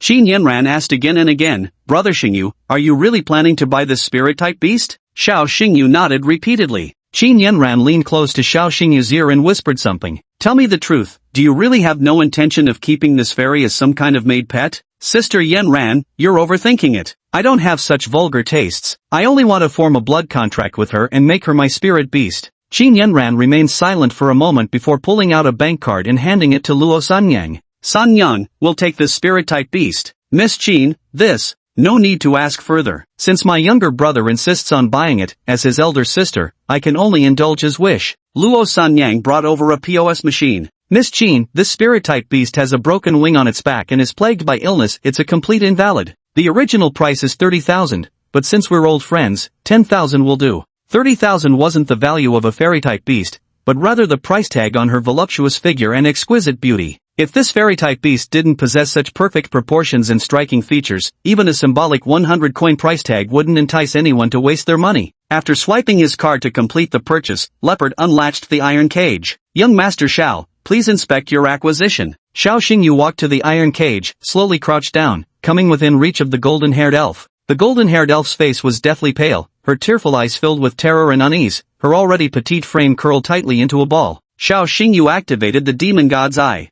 Beast taming status, severely weakened. Injury analysis: broken wings on the back, dislocated left arm, and a 10 cm open wound on the right shoulder. Standard treatment methods: gold silver grass, water attribute nutrient solution, bone blood pill. Special treatment method: activating hidden bloodline. Xiao Xingyu muttered under his breath. That is to say, as long as we awaken this little spirit's hidden bloodline, it can cure all injuries and illnesses. Xiao Xingyu focused his mind and opened the system store. Xiao Xingyu's current account balance was 2,050 vouchers. Originally, Xiao Xingyu had planned to save this money, waiting for small amounts to accumulate into a substantial sum. However, plans can't keep up with changes. Xiao Xingyu urgently needed a Bloodline Awakening Crystal to activate his hidden bloodline. The price for one Bloodline Awakening Crystal is 1,800 points. Can't you give a discount? For this little spirit, I'll just have to bite the bullet and splurge this once. Xiao Xingyu didn't hesitate, making the decisive choice to purchase without delay. Ding! 1,800 vouchers spent. Successfully purchased one Bloodline Awakening Crystal. Current account balance, 250 vouchers. Xiao Xingyu closed the system store interface, redirecting his gaze to the golden-haired elf before him. The golden-haired elf bowed her head, not daring to meet Xiao Xingyu's gaze, her delicate frame trembling with fear. Xiao Xingyu raised his hand and gently touched the golden-haired elf's head. Don't be afraid, I won't hurt you. Little brother Xingyu, what are you saying? I don't understand. The language Xiao Xingyu spoke was the exclusive tongue of the elven race. The blonde elf finally lifted her head, her gaze toward Xiao Xingyu filled with astonishment and confusion. Now I am your master. You can let your guard down and allow me to free you from these chains. The golden-haired elf's neck and feet were bound with heavy chains. Because Xiao Xingyu used the language of the elf race, this made the golden-haired elf lower their guard, and the panic on their face lessened slightly. Luo Sanyang's eyes sparkled with admiration as she praised, "Wow, you're impressive, handsome. You even know the elven language." The eye of the demon god granted Xiao Xingyu full comprehension and extraordinary learning abilities. Xiao Xingyu can effortlessly master the languages of all races in the world. Black blades. Xiao Xingyu activated his Beast Master seal, summoning the Netherworld Hellhound. Crack! Crack! The razor-sharp wolf fangs instantly severed the chains binding the golden-haired elf. With a princess carry, Xiao Xingyu lifted the battered golden-haired elf in his arms. The blonde elf could sense that this man had no intention of harming her. Brother Xingyu, what is this blonde elf babbling about? She's thanking me, expressing her gratitude for saving her. The blonde elf wasn't foolish, she knew Xiao Xingyu was her savior. If not for Xiao Xingyu, her fate would have been to be sold off to some powerful big shot, then becoming the plaything and slave of those vulgar men, enduring both physical and spiritual torment. Late at night after the storm, the cloudy mountains were shrouded in heavy fog, like a fairyland on earth. A few stars peeked through the clouds, their faint light illuminating the lonely mountaintops. By a small pond, Xiao Xingyu tore a piece of cloth from his garment, using it as a makeshift towel soaked in the clear pond water to wipe away the grime and bloodstains from the golden-haired elf's body. Whenever Xiao Xingyu's hand accidentally brushed against one of the elf's wounds, soft whimpers could be heard. Did I hurt you? So sorry. The blonde elf shook her head, indicating it was nothing. In the depths of night, Nan Mountain stood deserted, save for a few restless primordial magical beasts stirring in the darkness. Fortunately, with the hellish netherwolf present, these creatures dared not approach. Xiao Xingyu had brought the blonde elf to the mountain precisely for its secluded tranquility, an ideal place to awaken her dormant bloodline inheritance. Open the system repository and extract the bloodline awakening crystal. Before activating the hidden bloodline of the golden-haired elf, there's one crucial step remaining, signing a blood pact. Under the moonlight, the golden-haired elf's profile was as beautiful as a painting, almost unnaturally so. Xiao Xingyu asked with solemn sincerity, "Will you form a blood pact with me and become my contracted beast?" The golden-haired elf immediately nodded, for in her heart, Xiao Xingyu was both her master and her benefactor. Xiao Xingyu revealed a satisfied smile, bit his fingertip, and smeared a drop of blood on the golden-haired elf's forehead. A scarlet pentagram gradually formed, symbolizing the successful establishment of the blood contract. Strictly speaking, this golden-haired elf was Xiao Xingyu's third contracted beast. However, due to the nine-tailed fox demon Dairu's special status, she couldn't be shown publicly. So from an outsider's perspective, this golden-haired elf appeared to be Xiao Xingyu's second contracted beast. After signing the blood contract, the golden-haired elf's relationship with Xiao Xingyu grew even closer. Xiao Xingyu took out a bloodline awakening crystal and held it to the golden-haired elf's lips. "Swallow it." The golden-haired elf parted her cherry-red lips and swallowed the bloodline awakening crystal, nearly choking on it. Moments later, her entire body burned with fever, her features contorted in pain as cold sweat beaded on her forehead. This was the inevitable agony required to awaken her dormant bloodline. Enduring pain signifies embracing transformation. In the quiet depths of the dense forest, a sacred light shot into the sky, dispelling the dark clouds to connect with the stars. After an unknowable length of time, the holy light dimmed and vanished. At this very moment, hovering before Xiao Xingyu stood a silver-armored beauty. The beauty had golden hair, with a golden headband wrapped around her forehead, and two dazzling light wings spread out from her back. In her left and right hands, she wielded 3-foot-long light swords. Xiao Xingyu's lips curled wildly upward, his eyes gleaming with excitement. Hidden bloodline, awakened. The demon god's eye opened, revealing an entirely new data panel. Name Holy Angeman. Level initial form, first stage. Bloodline, angel bloodline, mythic quality. Talent, Holy Light Guardian, dispels negative effects from enemies and provides holy light shields for allies. Attributes, angel type, flight type, holy light type. Loyalty, 100. Skills, cross-slash of light, wielding dual swords simultaneously to unleash a cross-shaped sword aura, dealing triple critical damage to enemies while stacking layers of the holy light shield for both the wielder and allies. Radiant sword array, flapping twin wings of light to release a holy sword array shaped like feathers consisting of 188 light swords, causing area of effect damage. Evolution path, Holy Light Angel Beast 4-winged Holy Angel 6-winged Archangel Saintess Angel Beast, 8-winged, Holy Queen, 10-winged, 12-winged Seraphim. Habits and preferences, absorbs moonlight, accompanies its master. There was no doubt the Holy Light Angel Beast now suspended midair was the same golden-haired fairy that had been covered in wounds moments ago. After awakening its hidden bloodline, the golden-haired fairy underwent a complete metamorphosis. Not only were its injuries healed, but it had also transformed into one of the rarest angel-type spirit beasts in the world. You must know, the angel bloodline is a mythical quality bloodline, equal to that of the nine-tailed fox. After checking the data panel, Xiao Xingyu found himself daydreaming more about the future. By the time I become a 9-star beast master, she should have evolved into a 12-winged seraph. Right, it's time to give her a name. Xiao Xingyu pinched his chin and fell into deep thought, then suddenly looked up with sparkling eyes. Before awakening your hidden bloodline, you were a water elemental sprite. If that's the case, I'll call you Freya. In Greek mythology, Freya refers precisely to a water elemental sprite. Freya, Xiao Xingyu called out once more. The Seraphimon fluttered its luminous wings and gently descended before Xiao Xingyu. Compared to the blonde elf from before, her features and figure were even more flawless, like painstakingly crafted works of art straight from the hands of God, without a single imperfection. Ice-cold, holy, solemn, noble. These are the unique qualities and traits characteristic of angelic beasts.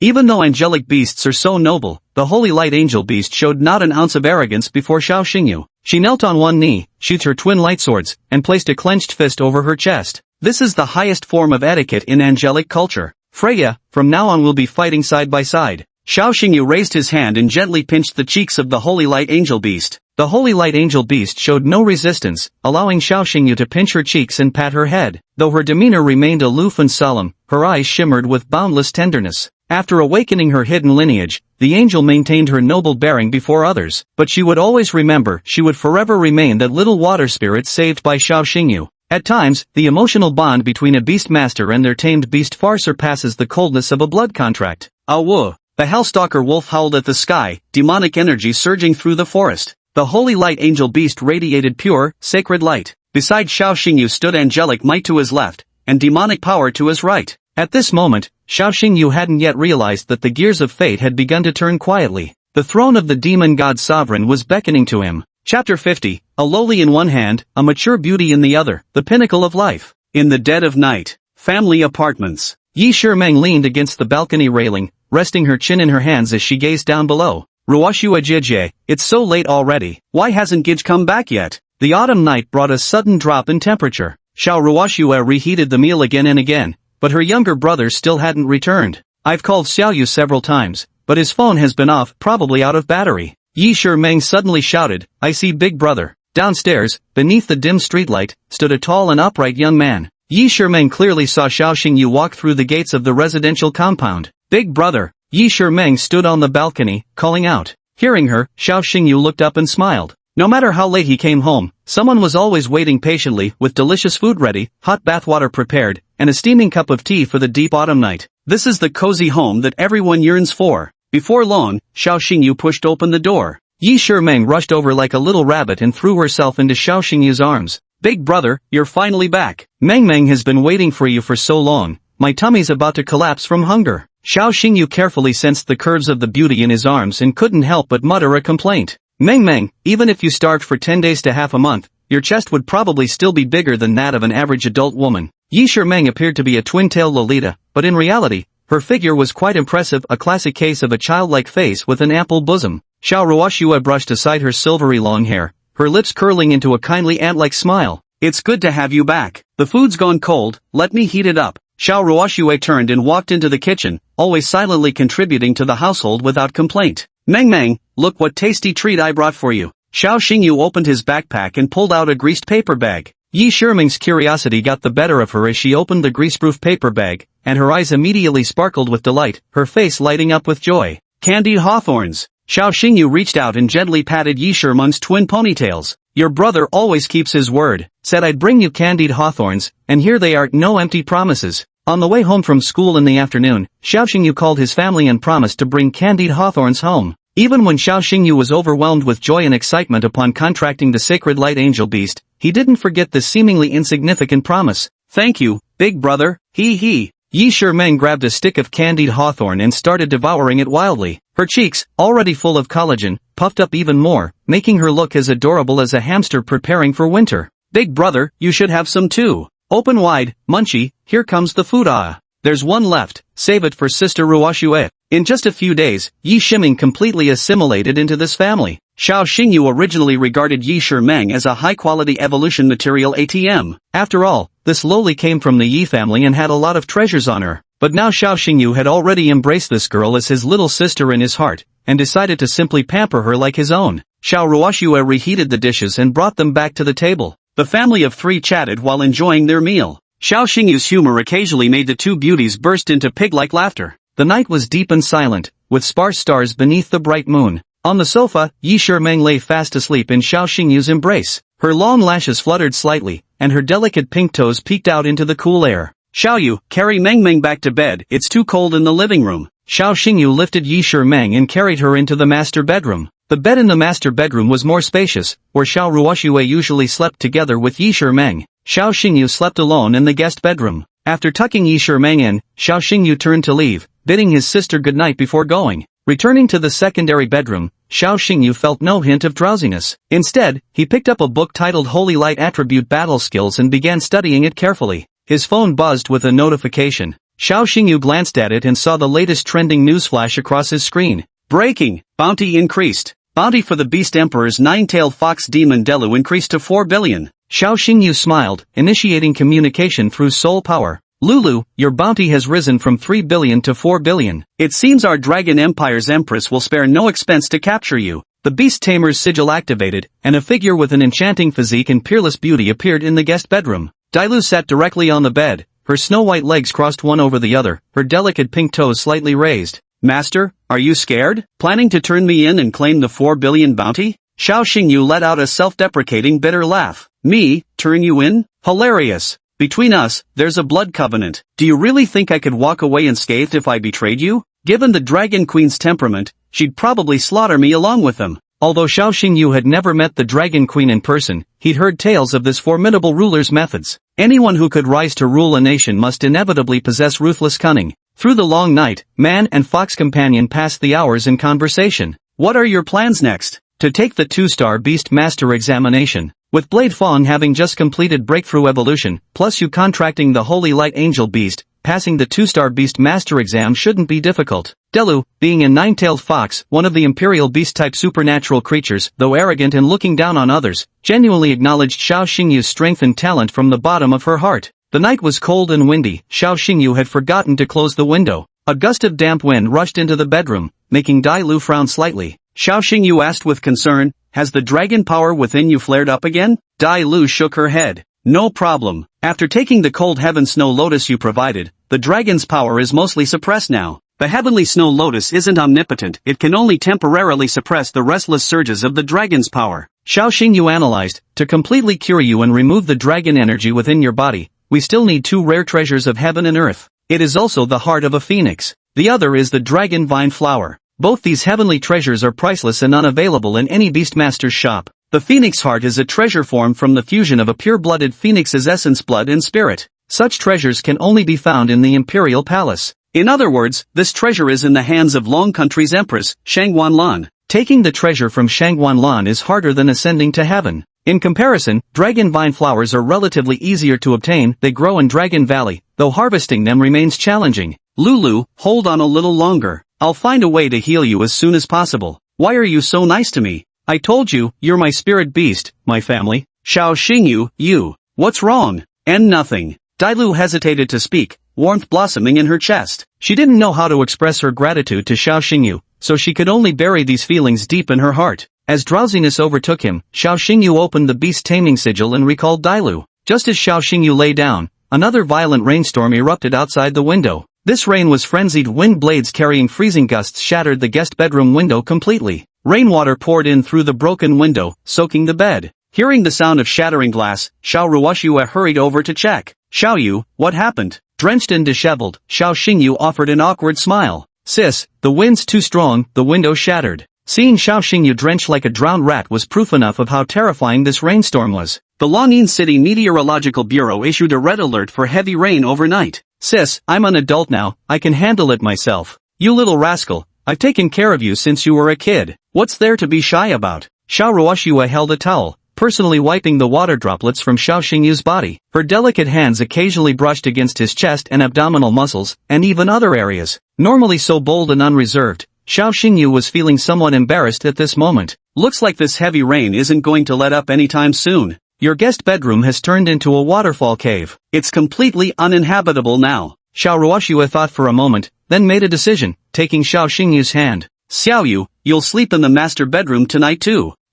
This isn't appropriate, is it? Xiao Ruoxue and Yi Shimeng slept in the master bedroom, where the bed was just the right size. If Xiao Xingyu also slept in the master bedroom, the three of them squeezed together would make the atmosphere quite ambiguous. I'm your sister, what are you shy about? 5 minutes later. The master bedroom's large bed. Xiao Xingyu lay in the middle, with Yi Shimeng nestled against his left side, breathing steadily in sleep. Yi Shimeng's silky hair happened to spill near Xiao Xingyu's neck, sending his thoughts wandering. Xiao Ruoxue slept on Xiao Xingyu's right, her natural fragrance growing more intoxicating by the moment, teasing his senses. A lowly to the left, a mature beauty to the right, is this what they call life at its peak? Xiao Xingyu's cheeks burned as he drifted into dreamland, wrapped in happiness. Xiao Ruoxue and Xiao Xingyu had slept together since childhood, there was nothing unusual about that. But Yi Shimeng was the second young mistress of the Yi family. If the Yi family were to find out about this matter, Xiao Xingyu would likely face the full wrath of the entire Yi clan. Chapter 51, 2-Star Beast Master Assessment. Is this hell mode?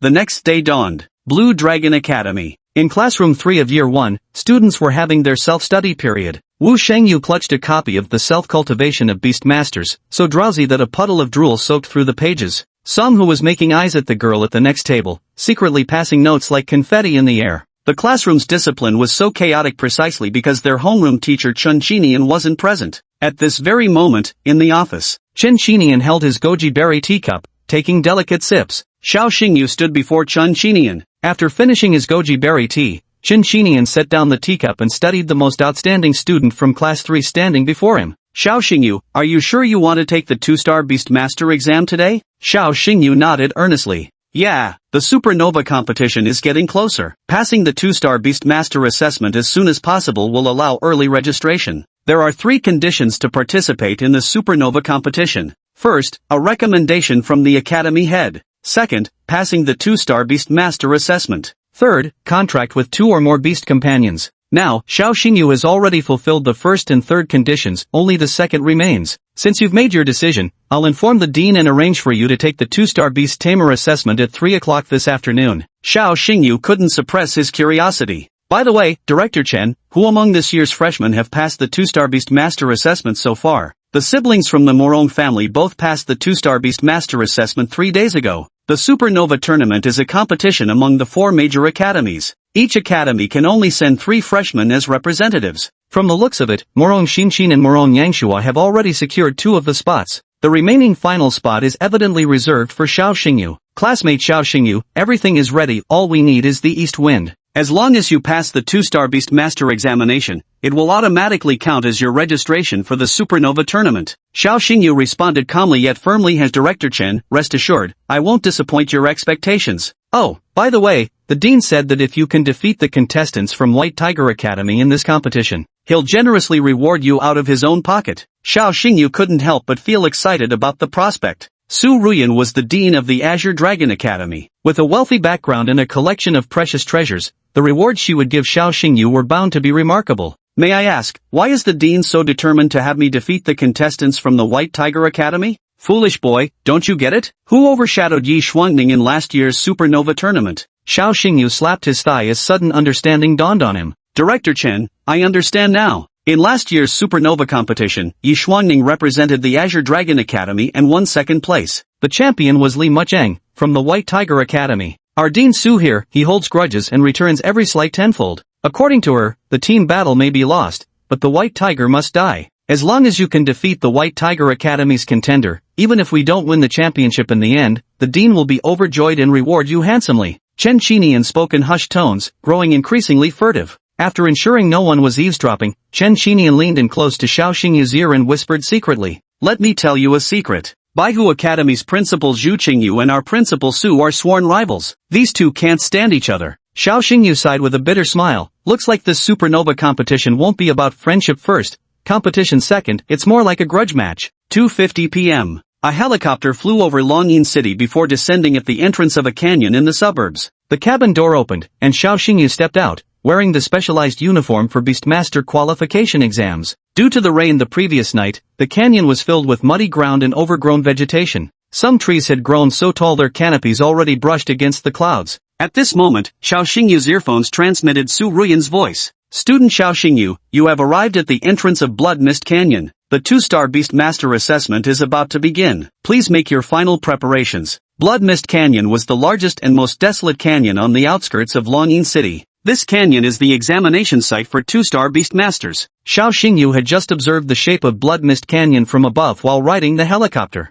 From a high altitude, this canyon resembles a long and narrow coffin. The distance between the entrance and exit is approximately 5 kilometers. The assessment sounds simple enough. Candidates need only to travel safely from one side of the canyon, the entrance, to the other, the exit, to be considered successful. However, this test merely sounds easy, it's actually fraught with hidden dangers. Within the Blood Mist Canyon dwells the Bloodfiend Spider clan. The Bloodfiend Spider is a magical beast of the mature tier level. Among them, a few Bloodfiend Spiders possess doubled combat capabilities, their ranks even reaching mature tier, 3rd stage. It must be noted that mature tier, 3rd stage, is just one step away from entering the complete form. Moreover, Bloodfiend Spiders have an extremely strong territorial instinct. Once humans intrude, they will launch a coordinated swarm attack. Candidates taking the assessment would have to shed a layer of skin, if not lose their lives, to make it through the entire canyon. Xiao Xingyu did some simple warm-up exercises, essentially just a set of middle school calisthenics, twisting his hips and stretching his back. Phew, I'm ready. Taking a deep breath, Xiao Xingyu stood at the starting point, poised and ready to go.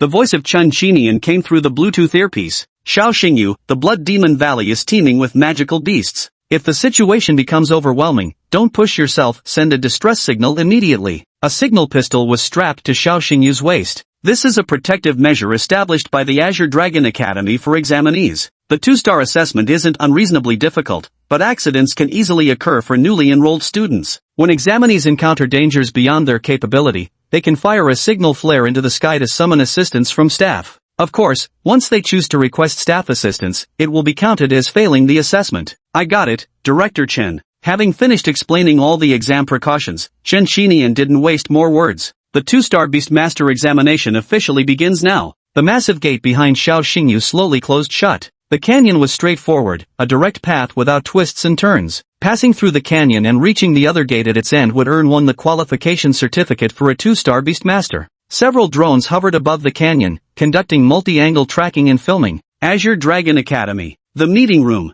Su Ruyan, Lin Song, Chen Xinian, and others were all present, gathered around the projector. The images on the projector were the footage captured by the drone. Chief Instructor Lin Song stared intently at the screen. Dean, student Xiao Xingyu has already entered the Blood Demon Valley. Next, he will pass through the first danger zone, the Crimson Water Marsh. Chen Xinian's expression turned grave as he analyzed. There was heavy rain yesterday, so large numbers of Ironmaw giant crocodiles should be emerging near the Crimson Water Marsh. The Ironmaw giant crocodiles are a demon beast species that inhabits the Crimson Water Marsh region. Most Ironjaw crocodiles are at the initial form, Tier 3, level. As for Bloodfiend Spiders at the mature form level, they reside in the Demon Cave behind Crimson Marsh. To cross the entire canyon, examinees must first battle Ironjaw crocodiles and then escape from swarms of Bloodfiend Spiders. A data detection officer approached Su Ruyan. Principal, according to the data feedback, due to last night's torrential rain, the number of Ironjaw crocodiles in the Redwater Swamp has doubled compared to before. And also, according to the latest investigation,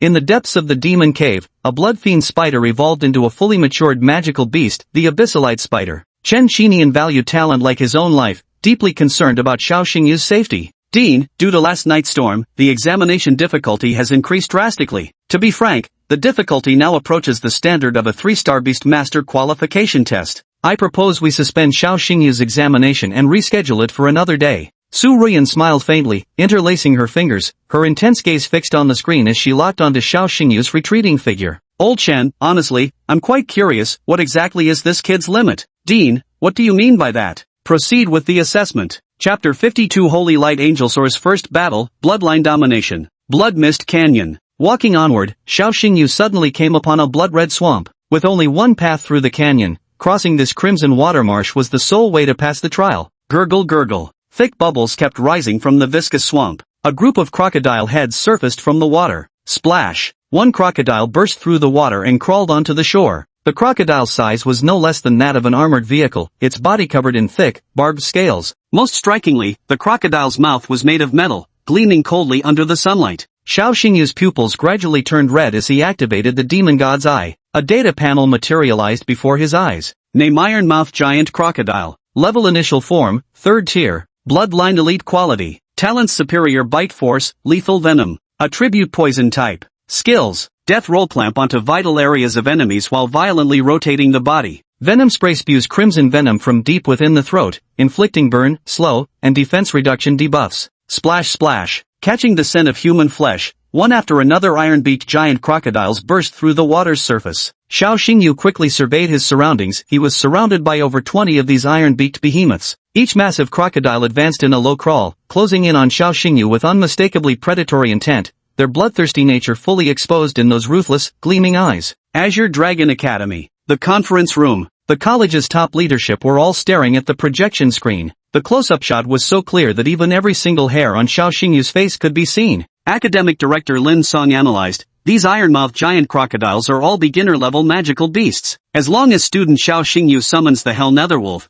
there shouldn't be any danger. Su Ruyan arched her willow leaf eyebrows as she turned to look at Chen Qinian beside her. Old Chen, I heard that student Xiao Xingyu has contracted a second spirit beast. What is his second beast? Chen Qinian froze for a moment before shaking his head with an embarrassed smile. Dean, to be honest, I haven't had the chance to ask Xiao Xingyu yet. Su Ruyan's gaze returned to the projection screen. Perhaps he might summon a second beast to deal with the Iron Jaw crocodile. Everyone was curious about Xiao Xingyu's second contracted beast, especially Su Ruyan, whose face lit up with anticipation. Freya! Xiao Xingyu activated his beast sealing insignia and summoned his contracted beast. This time, no black flames appeared around him. Instead, a radiant holy light burst forth. The light enveloped the entire canyon, dispelling the gloom. As the radiance faded, an angelic beast slowly descended beside Xiao Xingyu. Wings woven from holy light fluttered with each breeze, sending countless firefly-like particles dancing freely through the air. Her graceful, curvaceous figure was clad in a suit of silver armor. Her golden hair shimmered like ocean waves, swaying with grace.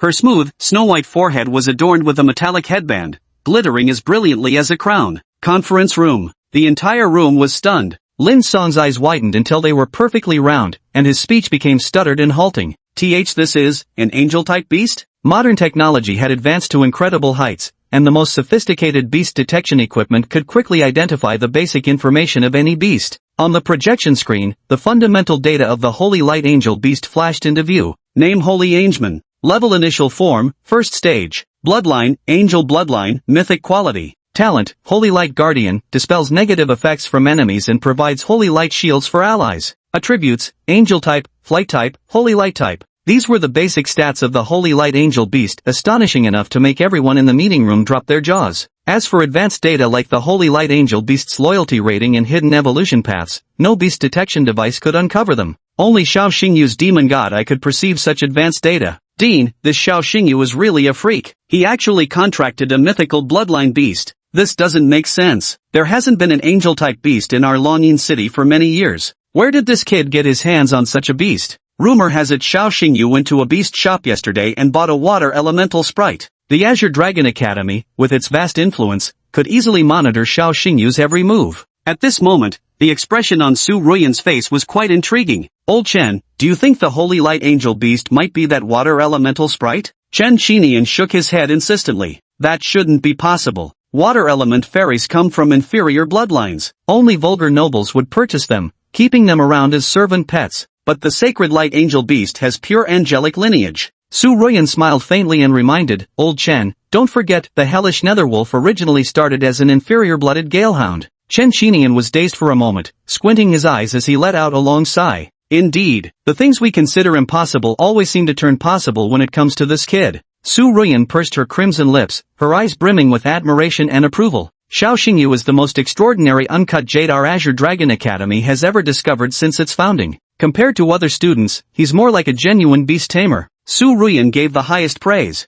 Chen Qinian nodded in agreement. Having strong beast taming talent doesn't necessarily make one a powerful beast tamer. A true beast master can turn trash into treasure, pushing their beasts beyond their limits. Redwater Marsh. An iron-jawed crocodile skimmed across the ground, launching a surprise attack on Xiao Xingyu in the blink of an eye. The crocodile opened its maw, revealing 2 rows of razor-sharp teeth that dripped with copious amounts of venom. Freya, cross-slash. Swish, swish. A glint of cold steel flashed, followed by a sword strike swift as a dragon's lunge. The Holy Angel Digimon wielded twin 3-foot light blades, unleashing a cross-shaped sword beam. Put! The earth was stained crimson with blood. The iron-beaked crocodile lay on its side, unconscious, a cruciform sword wound visible across its belly. Golden light waves still flowed from the depths of the unhealable wound. A single move instantly killed an iron-beaked crocodile. This giant iron-jawed crocodile is supposed to be a Tier 3 initial stage magical beast. How did its defenses become so weak? It's not that the crocodile's defenses are weak, it's phenomenal suppression. The giant iron-jawed crocodile, a Tier 3 initial stage magical beast. The Holy Light Angel beast,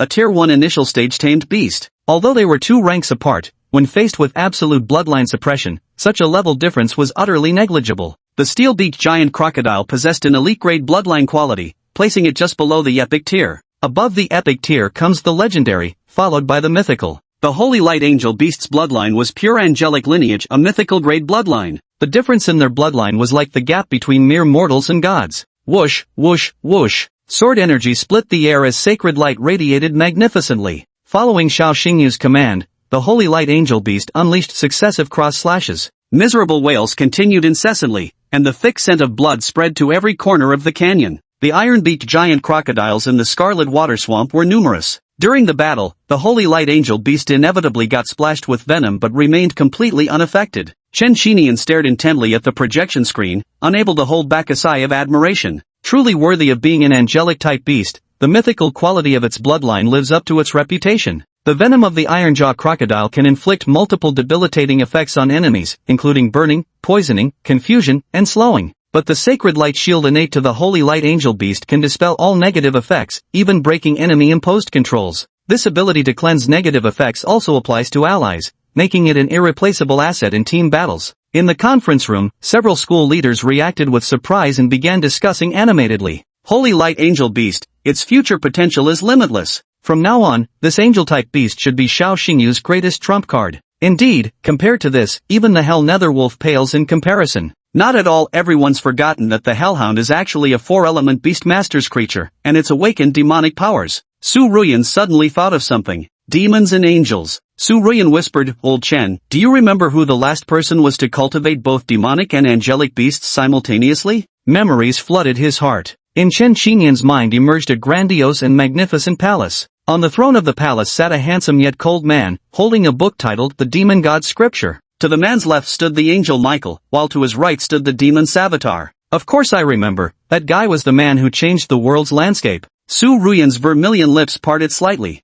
Don't you think Xiao Xingyu resembles that man? Chen Xinian remained silent, which spoke volumes. The discussions among the school leaders were beyond Xiao Xingyu's hearing. Holy Light Angeman flapped its wings, darting among a swarm of iron-beaked giant crocodiles, while brandishing twin swords as if dancing gracefully through the marsh. With each flash of swordlight, one after another, the iron-beaked giant crocodiles sank into the depths of the swamp, leaving only trails of bubbles behind. In less than 10 minutes, dozens of the iron-beaked giant crocodiles had all fallen to the Holy Light Sword Chi, with none surviving. The battle concluded, the Holy Light Angel beast returned to Xiao Xingyu's side, its face bearing nothing but composure and elegance. Freya, well done. Xiao Xingyu patted the Holy Light Angel beast's head and smiled with satisfaction. This swamp is quite deep. I'll have to trouble you to carry me across the river. The Holy Light Angel beast instantly understood its master's intention and promptly scooped Xiao Xingyu up in its arms. This happened to be a bridal carry position. The sight of Xiao Xingyu, a 185 cm tall grown man, being cradled by the Holy Light Angel beast was inherently comical.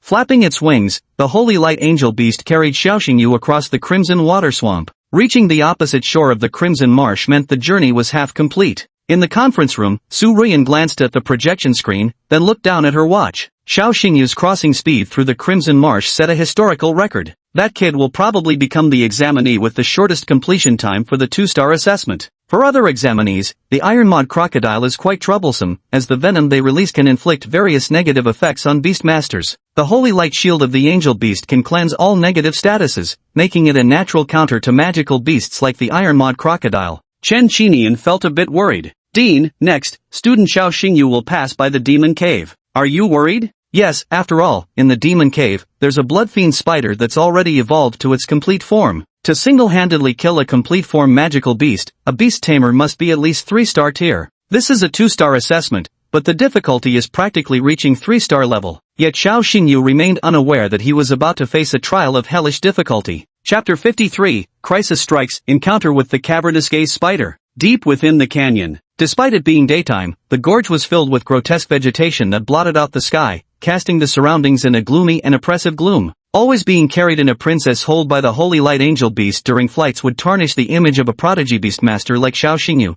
so he chose to walk instead. The holy light angel beast obediently followed behind Xiao Xingyu, its sharp eyes scanning the surroundings with maximum vigilance, staying in constant combat readiness. Such thick demonic energy. Xiao Xingyu halted his steps and raised his gaze to look ahead. Not far on the line of sight, there lies a massive cavern. The thick, pungent demonic aura emanated from this very cave. Outside the cavern, the ground was littered with dark purple spider webs and foul-smelling excrement. This cave holds quite a few blood demon spiders. Xiao Xingyu activated the eyes of the demon god, his originally relaxed expression gradually turning serious. Whoosh, whoosh, whoosh. From within the cave came some peculiar sounds. It was the sound of spider silk weaving webs. Xiao Xingyu sensed impending danger and shouted sharply, Freya. The holy light angel beast suddenly tensed her delicate form and swung her radiant sword. A wave of holy light skated across the ground like a natural barrier pushing forward, forcibly repelling the shadow that had attempted to ambush Xiao Xingyu. Turning his gaze sideways, Xiao Xingyu saw an enormous crimson spider hanging upside down from the crooked tree atop the rocky cliff. Each leg of the crimson spider was like a sharp, elongated spear. From the rear of the crimson spider, dark purple silk shot forth, weaving into a tangled web midair that engulfed Xiao Xingyu's head. The demon god's eye sees through all, revealing every detail on the data panel. Name, Blood Fiend Spider. Level, Mature Form, 3rd Tier. Bloodline Elite Quality. Ability, Super Toughness. The spider silk is impervious to fire and water, and cannot be cut. Attribute Superpower Type. Skill, Web Prison, spins silk into a giant web, ensnaring enemies within and suffocating them to death. The Bloodfang spider, hanging upside down from the cliff wall, bared its fangs with rage burning in its crimson eyes. A shimmering sword wound gleamed across its body. Moments ago, when this Bloodfang spider attempted to ambush Xiao Xingyu, it was struck by the sword chi of the Holy Light Angel beast. The meeting room was filled with stunned expressions. This Holy Light Angel is just a beginner stage, 1st tier, beast. It can actually deal effective damage to a mature stage, 3rd tier, blood demon spider? To disregard such a massive level difference, truly worthy of its angelic bloodline. A rustling sound emanated from within the cave. Blood fiend spiders are communal creatures. There must be at least 20 blood fiend spiders in this cave. Xiao Xingyu activated his beast taming seal, summoning a hell phantom wolf. A black flame soared skyward as a domineering wolf's howl shattered the canyon walls, sending dust flying through the ravine. From the sea of flames emerged a giant wolf, its massive form silhouetted against the faint outline of a slowly opening ghostly gate forming behind it. This spectral gate was none other than the illusory image of the underworld gate, a symbol of demonic power itself. To Xiao Xingyu's left stood a golden-haired angel bathed in holy radiance. On the right side stood a demonic giant wolf from hell. In Western mythology, both angels and demons bow beneath the Lord God. At this moment, the youthful-faced boy might well be what the god looked like in his younger days. The rustling sounds grew closer and closer. A swarm of shadowy figures crawled out from the cave. Xiao Xingyu counted them. 25 bloodfiend spiders in total. Looks like we're in for a tough fight. All 25 bloodfiend spiders were at the mature stage, Tier 3.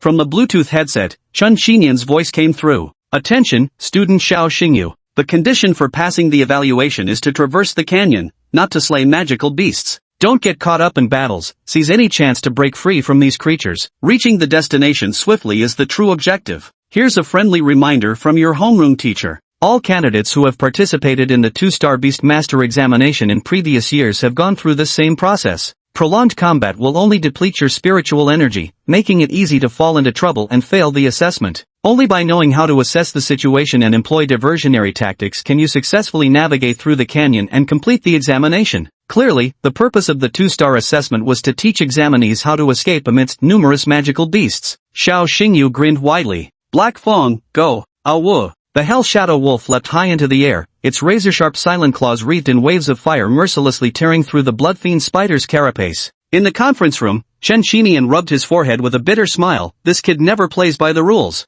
Bang! The crimson demon spider hanging upside down on the cliff wall plummeted straight down, crashing heavily onto the ground. Its carapace was torn apart by wolf claws into a bloody mess, while its bones turned to ashes under the scorching hellfire. Witnessing their companion's death, the remaining crimson demon spiders flew into a frenzied rage. They began discharging dark purple silk threads, weaving an enormous web. The colossal web enveloped the infernal wolf's body. As spider silk accumulated, the web prison thickened, ultimately forming a massive sphere. Over 20 bloodfiend spiders encircled the enormous orb, dancing grotesquely while emitting eerie, piercing shrieks, preparing to feast upon their lavish supper. Break! Xiao Xingyu's voice soared sharply as he roared out a bellow. The sphere trembled violently, with black flames seeping through the gaps between the spider silk strands. The flames grew more and more numerous. Boom! The sphere exploded, the silk strands disintegrating. A massive black fire lotus bloomed at the heart of the canyon. It's the Hellfire Lotus again. This combat technique can only be mastered by complete elemental fire-type spirit beasts. Compared to the freshman ranking competition before, the power of this Hellfire Lotus has at least doubled.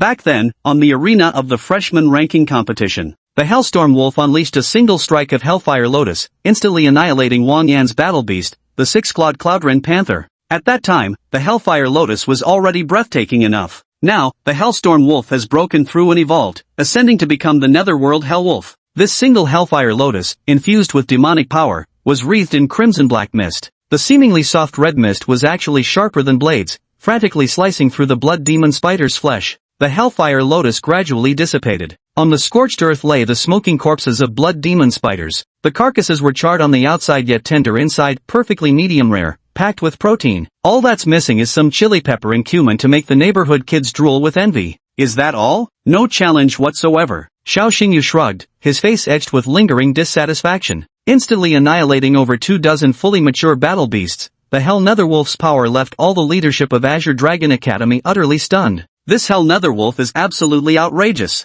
There's really no need for us to be so surprised, after all, it has the power of a demon within it. True, even if we underestimate Xiao Xingyu, we must never underestimate the might of demonic power. Rumble rumble. The earth suddenly began to shake violently. Xiao Xingyu felt as if his heart was about to be shattered by the tremors. Inside the canyon, the ground split apart, with enormous rocks crumbling down from the cliffs. This tremor feels like it's at least a magnitude 7 earthquake. The ground resembled a canvas being ruthlessly shredded by invisible scissors. Cracks expanded into ravines, crisscrossing chaotically as earth and sand churned violently. Xiao Xingyu, supported by the Holy Light Angel Beast, barely managed to stand steadily. This aura. It's the aura of a perfect level magical beast. Xiao Xingyu's face lost some of its usual composure. He could be certain that something was beneath the ground. Just then, the ground ahead of Xiao Xingyu surged upward like a tidal wave. The tension on the ground reached its limit, comparable to a volcanic eruption, as a colossal creature burst forth, scattering countless fragments of rock in its wake. It was a spider even larger than the bloodfiend spider.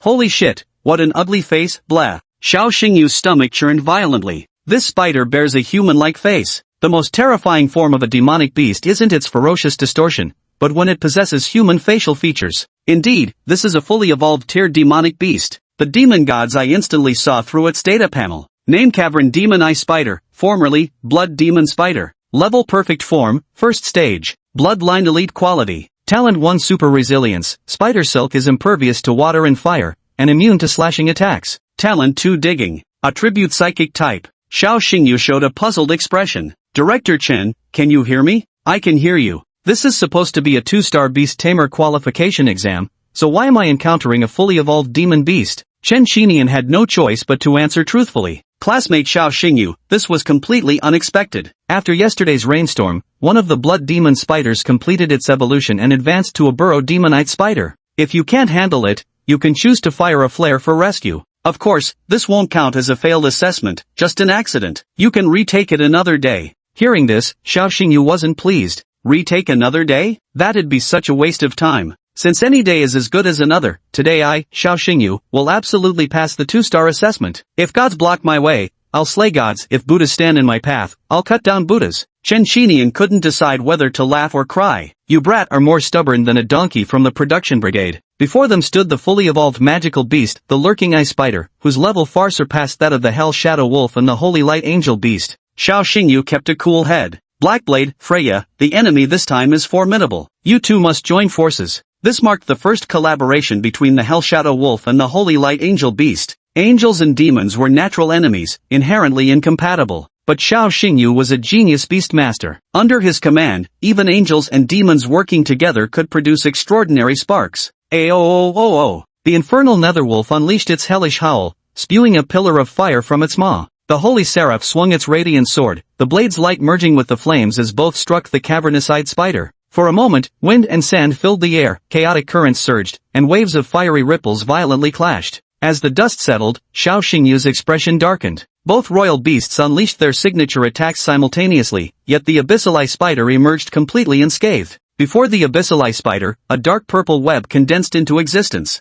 The web's pattern eerily resembled an 8 trigrams formation, utterly indestructible. This was precisely the evolutionary transformation from a bloodfawn spider into an abyssal eye spider. The toughness of the spider silk has further increased, and combined with the level suppression, it can withstand attacks from hellfire and holy light. The pit fiend-eyed spider stretched its crimson mouth wide, revealing a disturbingly human-like smile that sent shivers down Xiao Xingyu's spine. Chen Xingyan's voice crackled through the earpiece once again. "Student Xiao Xingyu, I order you as your homeroom teacher, fire the signal flare and call for backup." Su Ruyan said nothing, curious about what decision Xiao Xingyu would make. Chapter 54, Talent Unveiled, An Unwinnable Battle. Whoosh! This wasn't the sound of torrential rain, but rather a mudslide erupting from the canyon's cliffside. Just a few seconds ago, the dungeon eye spider spat out venom. The Hell Shadow Wolf barely dodged it with its agile movements. The venom splashed onto the rock wall behind, instantly billowing thick smoke. The venom of the dungeon demon eye spider is 3 times more potent than that of the blood fiend spider. Even solid rock and earth layers cannot withstand its corrosive assault, visibly dissolving at an alarming rate, triggering mudslides. Debris tumbled as sediment accumulated. Xiao Xingyu appeared somewhat disheveled in the chaos, relying solely on the radiant shield provided by his holy light angel beast to preserve his life. All of this was captured by drone cameras and transmitted to the projection screen in the conference room of Qinglong Academy. The school administrators' faces turned pale. If a mere 2-star Beastmaster qualification exam resulted in fatalities, none of them would escape accountability. Once again, Chen Xingyan's voice came through the Bluetooth earpiece. "Xiao Xingyu, fire the signal flare immediately and halt the exam." Firing a signal flare would mean forfeiting this examination. Although this accident wasn't Xiao Xingyu's responsibility, and the Azure Dragon Academy would arrange a retest for him on another day, yet at this moment, the magical beast before him had ignited Xiao Xingyu's deepest competitive spirit. The cave-eyed demon spider was a fully evolved magical beast in its eyes. Xiao Xingyu might as well have been an insignificant ant. Its gaze towards Xiao Xingyu was filled with disdain, contempt, and amusement. "Director Chen, I don't want to take the makeup exam. I must pass the 2-star assessment today.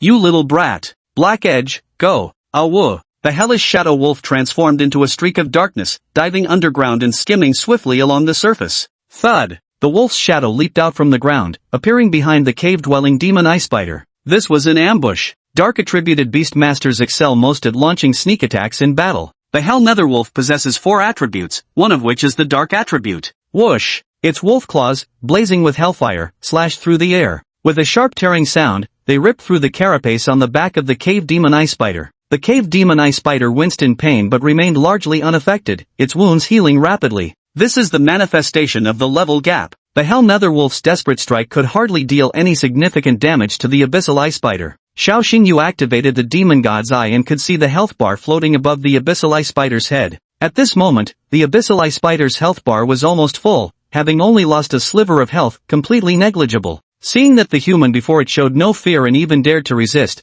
the cave demon eye spider flew into a rage, instantly releasing a dense barrage of silk threads. The limbs of the Hell Netherwolf became entangled and immobilized by the spider silk. The razor-sharp threads cut deep bloody gashes into the wolf's body as venom seeped into its wounds. The Hell Netherwolf let out a howl of agony. Xiao Xingyu swiftly shouted, "Shadow Break." It was a dark attribute combat technique specifically designed to escape enemy control. The massive body of the Hell Shadow Wolf instantly transformed into black mist, seeping into the ground and turning into a shadow. The shadow skimmed along the surface, only leaping out and reverting to its original form after escaping the attack range of the cave demon eye spider. Freya, the sacred light angel beast, understood perfectly and released a holy light that enveloped the Hell Netherwolf completely. Sacred light protection was the innate ability of the sacred light angel beast, capable of cleansing all negative statuses from allies. The wounds on the Hell Netherwolf gradually healed, with poisoned, slowed, and confused states immediately removed. This all happened in just one round of combat. The cave-eye spider was just testing the waters, but Xiao Xingyu was already stretched thin. The gap in their levels was glaringly obvious. Inside Xiao Xingyu's mind, the voice of the nine-tailed fox demon, Dailu, echoed. This cave-eye spider is a fully mature, first-tier, magical beast. With your current strength, it's impossible for you to defeat it. My suggestion is to fire a signal flare, give up on this assessment, and retake it another day. Delu said this for Xia Oxingyu's own good. From a safety perspective, withdrawing from the exam is the best choice, otherwise, you might lose your life. I won't give up this evaluation. Xiao Xingyu's attitude left Dailu puzzled. Little guy, why are you so stubborn? Aren't you afraid? Lulu, I want to test my own limits. Dailu fell silent. The murderous intent in Xiao Xingyu's eyes at this moment sent a chill down her spine. Black Edge, unleash the claws of silence. Freya, provide Black Edge with a holy light shield. Dodge to the left, don't get restrained by the spider web. Do not attack head-on, maneuver around and strike the cave-eyed demon spider's rear abdomen. When facing level discrepancies, a Beastmaster's operational skills are absolutely critical. With the eye of the demon god continuously active, Xiao Xingyu discerned each offensive strategy of the cave-eyed demon spider, allowing him to anticipate and counter every move. Under Xiao Xingyu's command, the Hell Netherwolf and the Holy Light Angel Beast cooperated flawlessly, executing multiple perfect joint attacks. Yet these weak attacks were like trying to extinguish a blazing fire with a cup of water when they landed on the cave terror arachnid. The battle lasted less than 15 minutes before the Hell Abyss Wolf's breathing became labored, and the Holy Light Angel Beast's sword swing slowed noticeably. Xiao Xingyu, affected by the aftermath of the battle, also sustained injuries, his left shoulder bleeding profusely, forehead swollen and red, and his ankle sprained. Azure Dragon Academy. The meeting room. The senior executives were beside themselves with anxiety. That stubborn kid is more mulish than a donkey, he absolutely refuses to fire the signal flare. Wouldn't retaking the exam another day be better? Why insist on making such a mess of himself? Dean, what do you think? Su Ruyan stared at the projection screen, her gaze profound yet crystal clear. Given the current situation, student Xiao Xingyu is at an absolute disadvantage. As a beast tamer, his skills, awareness, and courage far surpass his peers, but that isn't enough to bridge the level gap. Chen Qinian nodded in agreement. My view aligns with the dean's. If this continues, Xiao Xingyu's life will be in danger. Anyone could see that without a miracle, Xiao Xingyu was bound to lose this battle, and might even lose his life because of it. Chen Qinian proposed. Principal, that fool Xiao Xingyu is acting recklessly. We can't just let him have his way. I propose we forcibly initiate rescue protocols and terminate the assessment immediately. This was undoubtedly the optimal decision. Yet Su Ruyan hesitated. Xiao Xingyu, is this truly the limit of your abilities? Enough already. We can't risk your life just to test your limits. After a moment of hesitation, Su Ruyan made her decision. Pass down the order, initiate emergency rescue procedures. Su Ruyan suddenly fell silent, staring fixedly at the projection screen. Is this the blood-sucking effect of demonic power? Deep within the canyon, the Hell Phantom Wolf was enveloped in swirling red-black mist. This is the embodiment of demonic power. The most unique aspect of demonic power is its blood-sucking effect. In battle, half of the attack damage dealt by the Hell Netherwolf converts into its own health points.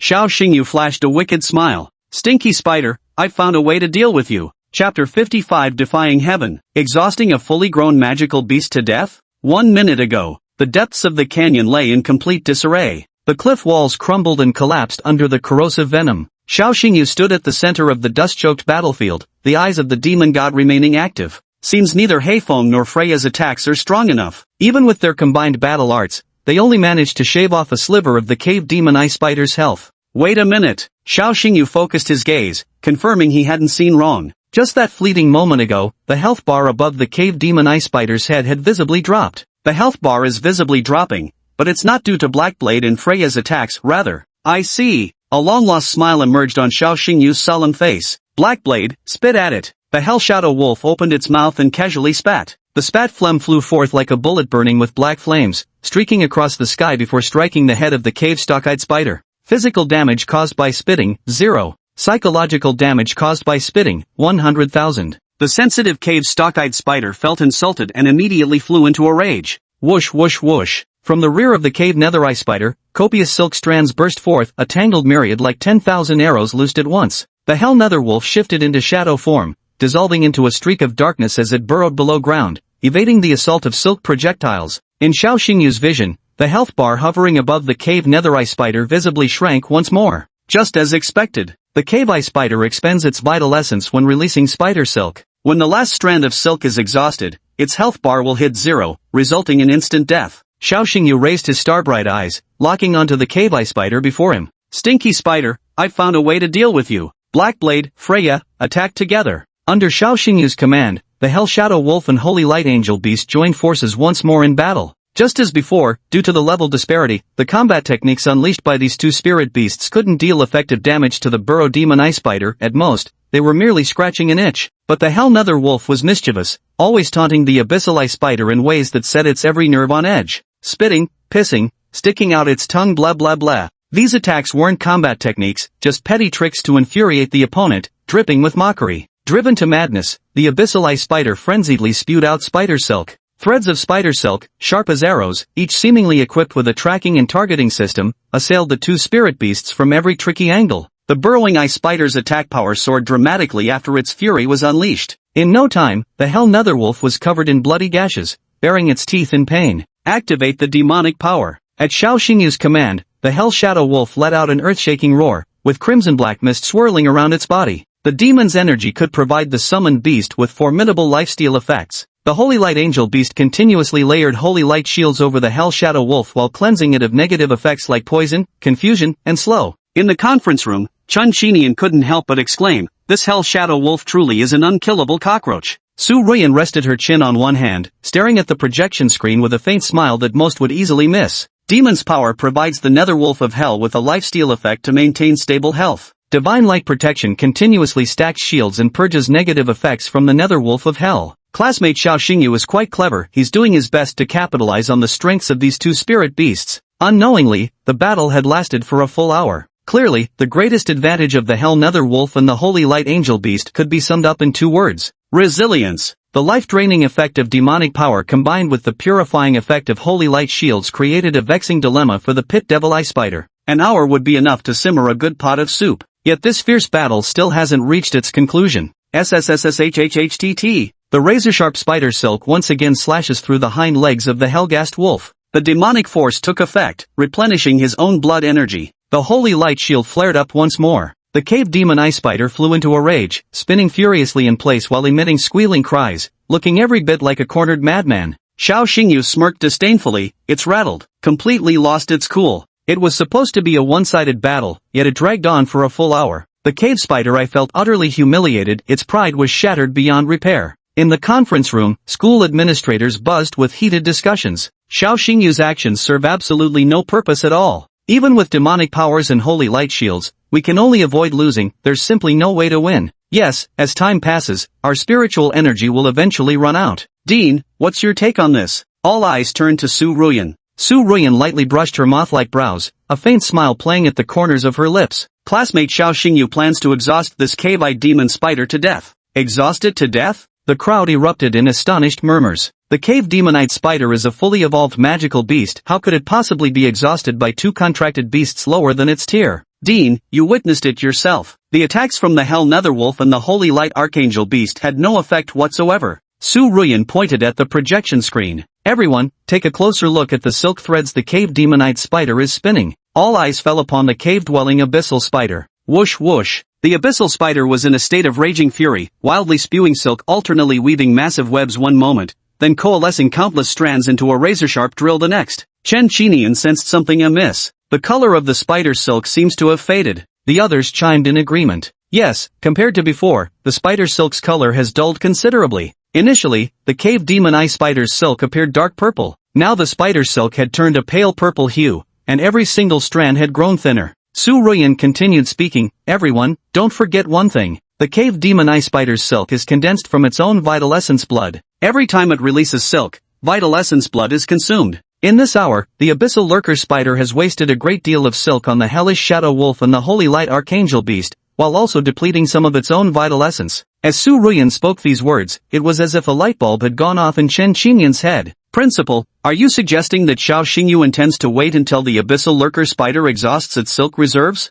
Su Ruyan responded with a knowing smile and a nod. Chen Qinyan couldn't help but take a deep, cold breath. The school administrators stared at each other in dismay. This kid is truly a gambler. Holding out until the spider silk runs out? That means this battle would last at least 7 or 8 hours. This is a crazy gamble. If we lose this bet, it'll cost us our lives. Though intense, this battle was monotonous and tedious. In the time that followed, Xiao Xingyu kept repeating the same thing. Enraged Cave Spider Ice releases silk attacks. Hell Nether Wolf uses demonic power to heal plus Holy Light Angel Beast purges negative effects, adds shields. This cycle repeats itself over and over, unending and perpetual. Time flows freely, like sand slipping through an hourglass. Sunset dusk, moonlit night with crows cawing. The battle lasted from day to night. In the conference room, several school administrators sprawled across their desks, their snores rivaling thunder. Chen Xinian could barely keep his eyes open, bloodshot veins surrounding his pupils. Only Su Ruyan kept her gaze fixed on the projection screen, holding a latte in her hands. The window was wide open, letting a cold gust of wind sweep into the meeting room.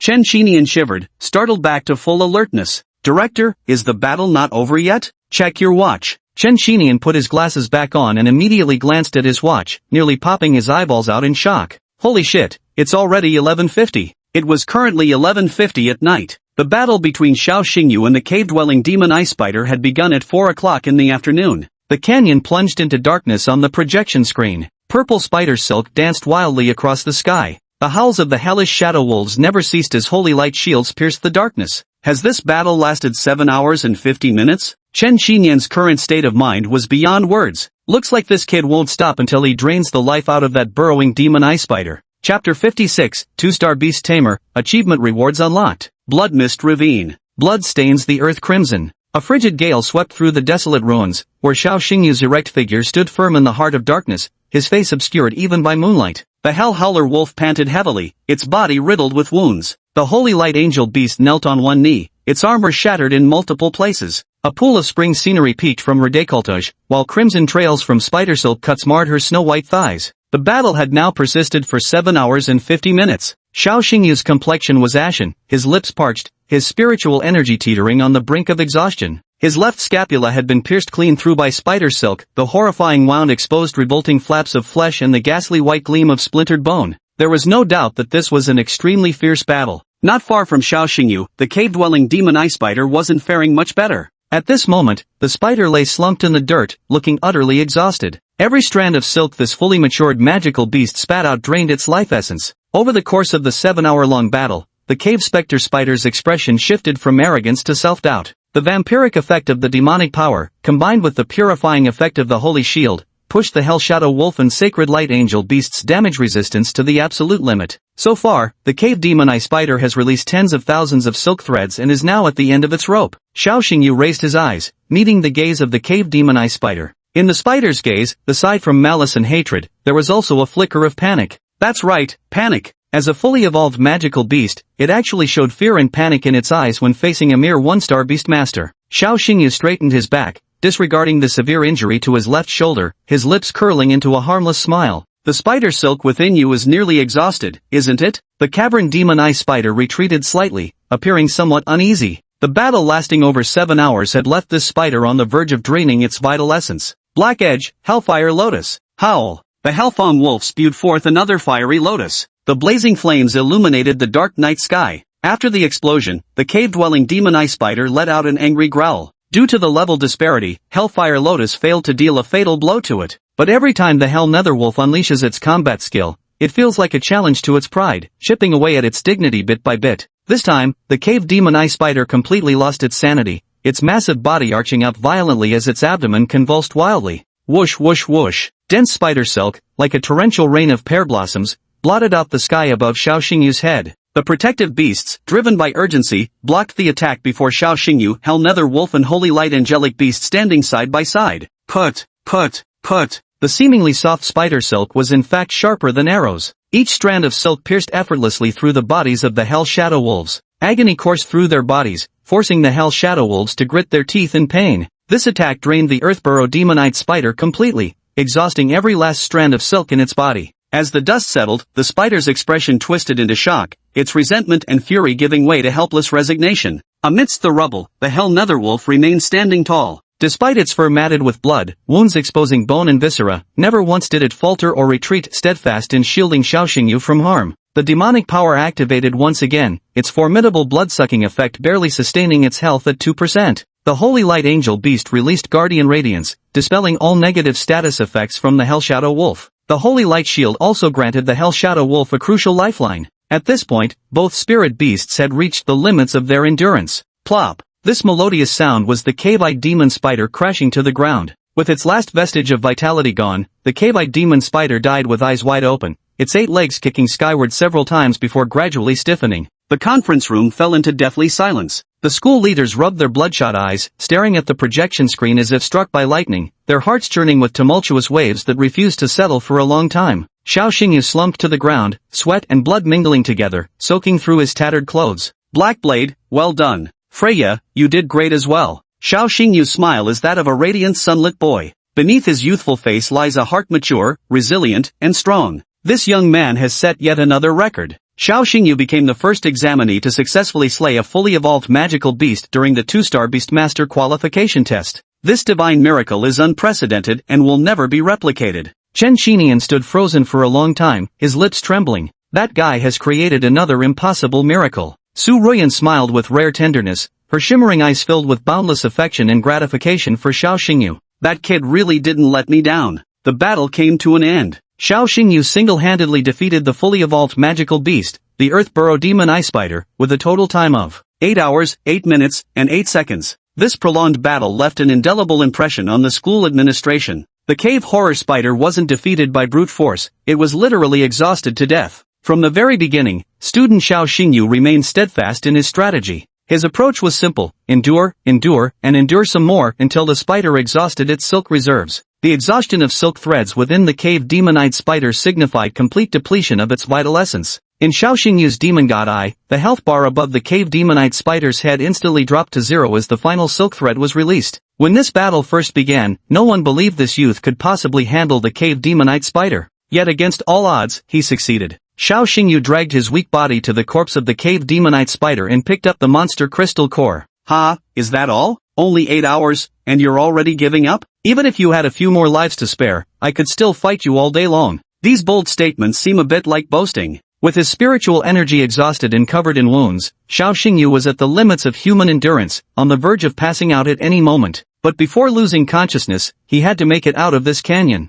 Half an hour later, supported by the Holy Light Angel Beast, Xiao Xingyu finally walked out of the canyon and reached the destination. From the headphones came Chen Xinyan's voice. Congratulations, classmate Xiao Xingyu. The assessment is passed, you are now a 2-star beast tamer. The staff at the finish line presented Xiao Xingyu with the 2nd star emblem, followed by awarding the 2-star beast tamer certificate. Su Ruyan's voice also came through the headphones. Classmate Xiao Xingyu, take a good rest next. I look forward to your performance in the supernova competition. After this battle, Xiao Xingyu once again surged to the top of online searches. Overnight, everyone across the nation, men and women, young and old, learned the name Xiao Xingyu. A candidate taking the 2-star assessment actually managed to single-handedly defeat a fully mature magical beast? This story is as absurd as science fiction, shattering people's perceptions and beliefs. The system notification chime sounded. Ding! Congratulations, host. Achievement unlocked. 2-star beast tamer title. Achievement rewards, light attribute combat skill, flash of light, plus, celestial vine beast seed.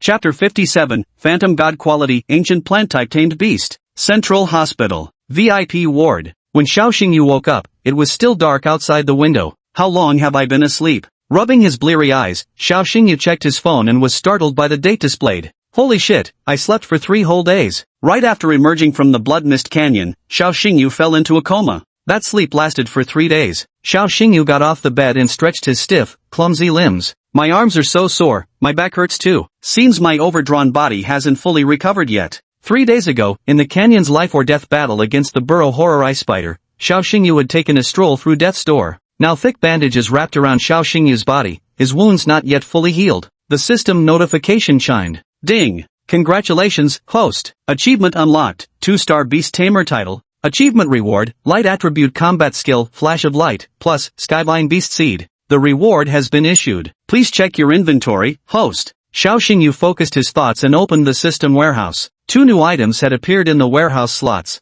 A combat technique manual, a sparkling seed. This light attribute combat skill came just in time, it suits Freya perfectly. There are still 2 weeks left before participating in the supernova competition. 2 weeks is enough time for the Holy Light Angel Beast to master this light attribute combat skill. Xiao Xingyu acted on a whim and retrieved a seed from the warehouse inventory. It was a smooth, silvery seed emitting a faint fragrance, the embryonic form of the plant-type beast, the celestial vine beast. Pure-blood dragons originate from dragon eggs. Likewise, the predecessor of plant-type beasts is the seed. This is the first plant-type beast I've obtained, judging by the data panel. Excellent, truly excellent. Even though the celestial vine beast was currently just an inconspicuous seed, Xiao Xingyu could still see its fully formed data panel. The celestial vine beast wasn't an ordinary plant-type beast, but rather a plant-type beast with ancient bloodline. Ancient bloodline, with phantom god quality. The phantom god quality is one grade higher than the mythical quality. Such a powerful bloodline determines the cultivation difficulty of this seed. The demon gods I can retrieve the steps and methods for cultivating the seed.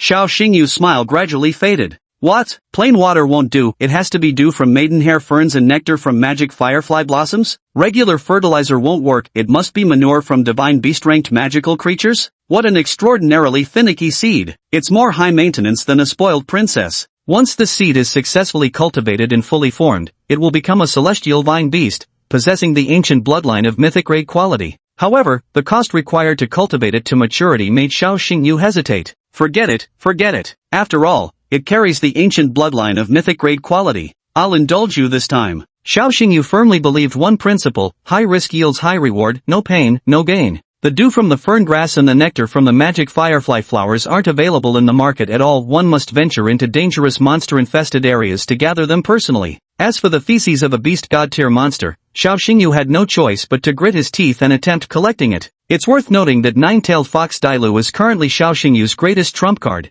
and even her level barely reaches the beast emperor tier. Even at her peak, Dailu would only be able to flee for her life if she encountered a beast god-tier monster. Growing the seed can't be rushed, it has to happen step by step. If we want to fertilize it, we must get the dung of a divine beast's magical creature. Xiao Xingyu had a sudden idea. He opened his taming seal and summoned the nine-tailed fox demon. A dazzling light shimmered, and an exotic beauty appeared beside the hospital bed. The pair of fox ears twitched slightly, lending the sexy queenly figure a touch of playful cuteness that only human girls possess. What did you summon me for? Dailu still wore that icy expression, but beneath the cold exterior lay a warm heart. Her gaze lingered on Xiao Xingyu's bandage-wrapped body. After the silence, let me ask you, does the wound still hurt? Don't worry, Lulu. I'm physically strong, it doesn't hurt anymore. Ow. Xiao Xingyu, trying to show off, did a few push-ups but accidentally aggravated his wound. Grinning through clenched teeth from the pain, cold sweat dripped down his face. Dailu frowned, supporting Xiao Xingyu as he lay back down, and scolded him reproachfully. You're already hurt like this, yet you still try to act tough? Just stay lying down properly and rest. The greater the love, the sharper the rebuke. Dailu's attitude toward Xiao Xingyu was gradually leaning this way. Lulu, thank you. Dailu handed Xiao Xingyu a cup of warm water and asked seriously, alright, tell me, what exactly did you summon me for? Lulu, you were after all a beast emperor-level magical beast, one that made the Dragon Kingdom's empress grit her teeth with hatred. A big shot like you, a real tough character, must know quite a few impressive magical beasts, right? For example, beast god-level magical beasts? Dailu was taken aback, asking puzzled, why do you ask about that? Come on, just tell me, do you know them or not? Memories flooded back, carrying his thoughts to the battlefields engulfed in flames of war. I do know some magical beasts even more powerful than me, but why are you asking? Xiao Xingyu slapped his thigh in excitement. That's good you recognize it. Kid, you're acting weird. What kind of trouble are you brewing? Xiao Xingyu suddenly grabbed Dailu's delicate hand and asked with utmost seriousness. Lulu, can you help me get some excrement from a divine beast-level magical creature? You're insane, Xiao Xingyu. I'm serious. You're definitely crazy. Dailu's eyes flashed with disdain as she transformed into a streak of light that vanished into Xiao Xingyu's beast-taming seal. Xiao Xingyu didn't know whether to laugh or cry as he forcefully slapped the beast-taming sigil. Lulu, don't get me wrong, I'm not sick, and I'm not a pervert either. I need the dung of a beast god-level magical beast for official purposes, not to eat it. Lulu. No matter how Xiao Xingyu explained, Dairu refused to listen and mistakenly believed that Xiao Xingyu enjoyed eating feces. Time flew by, and 2 weeks had passed. The annual supernova competition was being held on this very day. Early in the morning, Xiao Xingyu put on his competition attire, boarded the school bus, and arrived at Longyin City Airport. The venue for the supernova competition is located in the city of Xiling. The name Xiling refers to the 4 divine beasts, the azure dragon, the white tiger, the vermilion bird, and the black tortoise, which also represent the 4 major academies. Each academy will send 3 competitors. Xiao Xingyu is one of the contestants representing the Azure Dragon Academy. When Xiao Xingyu stepped into the departure lounge, his eyes immediately landed on a pair of white-haired youths, a boy and a girl.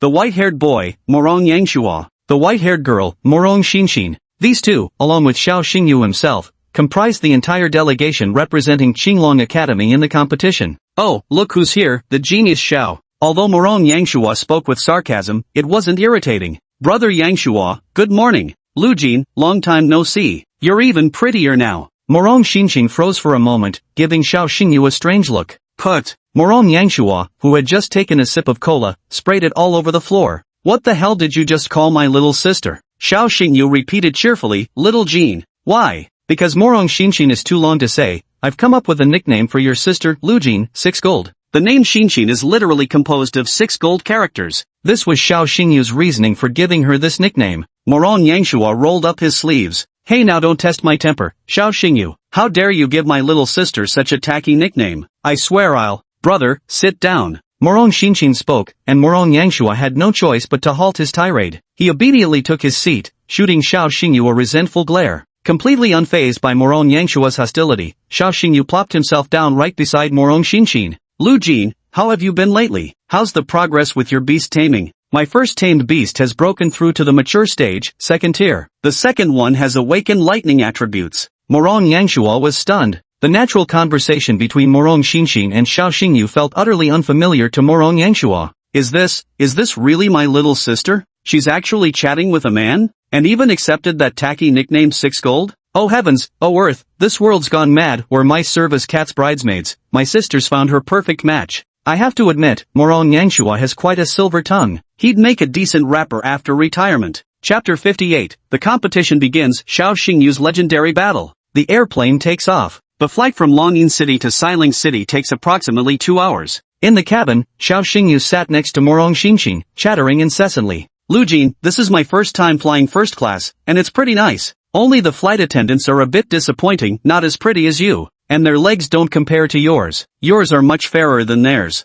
Several flight attendants couldn't help but roll their eyes at Xiao Xingyu, who remained completely unfazed. Morong Yangshua finally lost his patience and snapped viciously, Xiao Xingyu, can't you shut up for once? Instead of blabbering, you'd better focus on how to win the upcoming matches. Brother Yangshua, if I recall correctly, the match order in the supernova competition is also determined by drawing lots, right? Morong Yangshua gave a slight nod while crossing his arms, explaining in a completely emotionless tone. Before the official start of the competition, the 4 deans of the 4 major academies will conduct the draw ceremony. Today is the first day of the competition. After the draw, the 4 academies will compete against each other in pairs. After this round, 2 academies will advance to the next round to battle tomorrow and determine the champion. Xiao Xingyu gazed at the clouds and the endless mountain ranges outside the porthole, a playful smile curling at the corners of his mouth. I'm already looking forward to today's showdown. Morong Yangshua snorted coldly, pouring cold water on the enthusiasm. Xiao Xingyu, I admit you're the dark horse of this year's 4 great academies.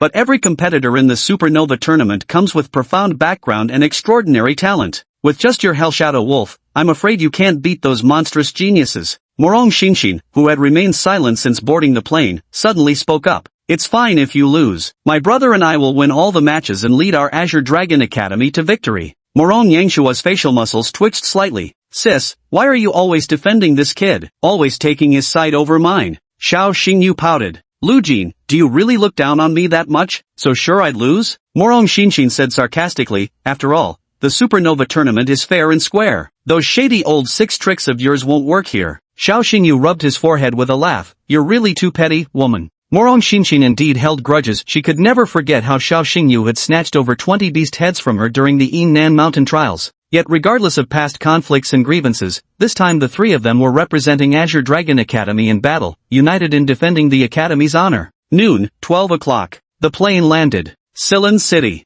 This is a prosperous and bustling city near the imperial capital, teeming with talent. The nation's top-ranked beast tamer guild, Sky Pillar Guild, has its headquarters stationed here. Moreover, this city boasts the highest number of 8-star beast tamers in the country, including several venerated 9-star practitioners. For Spirits Coliseum. As the nation's largest stadium, it never hosts conventional sporting events, serving exclusively as an arena for Beastmaster tournaments. The Supernova Grand Prix jointly organized by the 4 great academies is also held here. The stands were already packed to capacity even before the official start of the competition. A full 100,000 spectators watched live, making the competing players inevitably nervous, afraid of making mistakes and embarrassing themselves before this sea of faces. The host shouted loudly, "Next, let's welcome the delegation of players from the 4 great academies. First to take the stage is the Vermilion Bird Academy delegation. Now welcoming the Black Tortoise Academy delegation. Now stepping onto the stage is the delegation from White Tiger Academy." Every delegation that took the stage received cheers and screams from the entire arena. Because every child who walked onto the stage represented a pillar of Dragon Nation's future. Xiao Xingyu and his team were scheduled to make the final entrance. The host's voice remained as resonant as ever. Next, let's welcome the final delegation to take the stage. Please give a round of applause as we welcome the delegation from Azure Dragon Academy. As the Dean of Azure Dragon Academy, Su Ruyan was the first to ascend the platform, her crimson hair rippling like fiery waves in the wind, a striking figure of heroic bearing. Behind Su Ruyan stood Chun Chinian from Class 3, Grade 1. This time, Chen Chinian served as the coach. Following that, Xiao Xingyu, Morong Yangshuo, and Morong Xinshin stepped onto the arena platform, standing shoulder to shoulder. The Morong siblings both had long white hair, a genetic hallmark of the Morong family. Xiao Xingyu stood between the siblings, looking utterly out of place. In the audience stands, the murmurs grew noticeably louder. See that handsome guy? He's this year's strongest dark horse, Xiao Xingyu. That kid's insane. He got pushed off a cliff by a molten rock tiger lion during the trials and actually survived. I also heard that when Xiao Xingyu took the 2-star assessment, he single-handedly killed a fully matured magical beast. For real? That's absolutely unbelievable. The competition hadn't even begun yet, but legends of Xiao Xingyu's miraculous feats had already spread to every corner of Silin City. Xiao Xingyu was the only grassroots contestant in this event, no background, no influence, just a poor kid from a remote border town. It was precisely this ordinary-born youth who created one miracle after another, compelling everyone to turn their gaze upon him. Morong Yangshuo nudged Xiao Xingyu's waist with his elbow. You've got quite the fanbase, kid. There are plenty of your fangirls in the audience. Brother Yangshuo, stay low-key. Actually, this is my worst performance. Hey, don't let the compliment go to your head. The host raised the microphone again. Let's welcome the 4 deans to participate in the drawing ceremony. The deans of the 4 great academies came one after another to the center of the arena. In the center of the ring stood a table with an opaque lottery box placed on top. So, Dean Su, long time no see. Before Su Ruyan walked a stunningly beautiful woman. The woman had delicate features, though the traces of time were faintly visible on her face. She exuded the charm of a mature woman, with a slender cigarette dangling from the corner of her lips. Dean Zhu, it's indeed been quite some time since we last met. Xu Qingyu, the Dean of the White Tiger Academy. Su Ruyan and Xu Qingyu have been rivals since their student days. Since they respectively assumed the positions of Dean at the Green Dragon Academy and White Tiger Academy, their rivalry has only intensified. Every year's supernova competition is the perfect opportunity for 2 women to compete against each other. Last year at the supernova competition, even though Su Ruyan held the trump card of Yi Xuanning, she still lost the final match by a narrow margin. Xu Qingyu blew smoke rings toward Su Ruyan, her smile laced with hidden malice. Dean Su, our White Tiger Academy won last year, and this year will be no different. Your Azure Dragon Academy doesn't stand a chance this time. Su Ruyan let out a string of cold laughs and countered, Young Master Zhu, don't be too overconfident. This year, I hold an ace of aces in my hand. Ace? Last year you had that genius freak Yi Xuanning, didn't you still lose? Su Ruyan's gaze lingered on Xiao Xingyu in the distance. My trump card is no less impressive than Yi Xuanning's. In Su Ruyan's eyes, Xiao Xingyu occupied a special place. She was confident that he would once again perform impossible miracles on the arena stage. Chapter 59, Empress Shangguanlan, the Aura of Dragon Power? The drawing of lots has concluded. The lottery results are announced. Vermilion Bird Academy vs Black Tortoise Academy. Azure Dragon Academy vs White Tiger Academy. After the lottery results were announced, they sparked heated discussions among everyone. You should know, Xinglong Academy and Baihu Academy met in the finals of the second round last year, and the deans of the 2 academies had deep-seated grudges against each other. Perhaps it was the arrangement of the heavens. This year's Supernova tournament saw Xinglong Academy and Baihu Academy facing off in the very first round. Dean Su, it seems we're fated to meet again sooner than expected. I'll make sure Xinglong Academy loses in the most humiliating way possible. Xu Qingyu puffed lightly on her slender cigarette, a confident smile playing on her lips. Su Ruyan cast a disdainful glance at Xu Qingyu and said coldly, we'll see. At that very moment, a rainbow-hued auspicious cloud appeared in the sky. An overwhelming aura enveloped the entire open-air stadium. A tear opened in the clouds, and a multicolored qilin descended from the heavens. Look, it's the 7-colored holy qilin. The Empress has arrived. Truly the most beautiful woman in our dragon kingdom, such grace, such figure. After the 7-colored holy qilin landed, the auspicious clouds beneath its feet dissipated. Upon the qilin's head stood a woman adorned with a phoenix crown and rainbow robes. The woman possessed peerless beauty and a graceful figure, her age impossible to discern with human eyes. This woman was none other than the ruler of Dragon Kingdom, Empress Shangguanlan of Dragon Nation. Shangguanlan's presence alone eclipsed the entire world in brilliance. Xiao Xingyu couldn't help but take another look, murmuring to himself, that's the strongest beast master of Dragon Country, this terrifying aura. Before today, Xiao Xingyu had only seen Shangguanlan on television and in newspapers. This was the first time Xiao Xingyu had ever laid eyes on Shangguanlan in person. Shangguanlan was even more beautiful in person than on television screens, with every smile and frown outshining all other beauties. Xiao Xingyu had to admit that this woman was the most beautiful in the entire Dragon Kingdom, without exception. In fact, her beauty seemed almost supernatural, as if she weren't quite human at all. The audience bowed respectfully, welcoming the Empress with the highest forms of reverential tribute. Every year at the Supernova competition, Shangguan Lan would descend upon the spectator stands to watch the contestants compete, and this year was no exception. Xiao Xingyu's gaze froze on Shangguan Lan's chest. He wasn't lusting after Shangguan Lan's body, he was merely looking at the constellation of star badges pinned to Shangguan Lan's chest. There were exactly 11 star badges in total. It's well known that the number of star badges corresponds to a beast tamer's rank. Generally speaking, beast tamers are divided into 9 ranks, from 1 star to 9 star. 10-star beast tamers are exceptionally rare, personally authorized by Shangguan Lan and granted special titles. Above 10-star beast tamers, they are not called 11-star beast tamers, but rather beast tamer emperors. In the vast Dragon Empire, a land of outstanding talents, several 10-star beast masters have emerged over the past 3 centuries, but there's only one beast emperor. That person is Shangguan Lan, the supreme leader of Dragon Empire. She rules the entire nation, standing atop the pyramid of power. Xiao Xingyu activated his demon god's eye, locking his gaze onto the myriad-hued holy Qilin under Shangguan Lan's command. Name, myriad-hued holy Qilin. Level deicide physique, 3rd tier. Bloodline pure Qilin bloodline, creation grade. Talent. Attributes. Loyalty. Skills. Xiao Xingyu bit his lower lip, his brows furrowed tightly. The reason the demon god's eye couldn't detect the complete attribute panel was due to the vast difference in levels. Currently, Xiao Xingyu was only a 2-star beast master, while Shangguan Lan stands supreme above countless beast masters as a beast emperor. When the disparity between beast master ranks is too vast, the demon god's eye cannot fully detect the opposing beast master's complete data. These continuous question marks are symbols of the rank disparity. Lulu, you were ordered by this woman to be hunted and killed. By all reasoning, there should be no chance of survival. So you're pretty lucky to have met me. If it weren't for me, you'd have died 800 times already. Through the blood pact, Xiao Xingyu could communicate soul to soul with the 9-tailed fox demon Dailu. Xiao Xingyu heard Dailu's voice whispering in his ear. Though you've got a foul mouth, I can't help but admit you're right. True, if I hadn't met you, I'd already be captured by this woman. Xiao Xingyu looked at Shangguan Lan again. This woman seemed shrouded in a mysterious veil,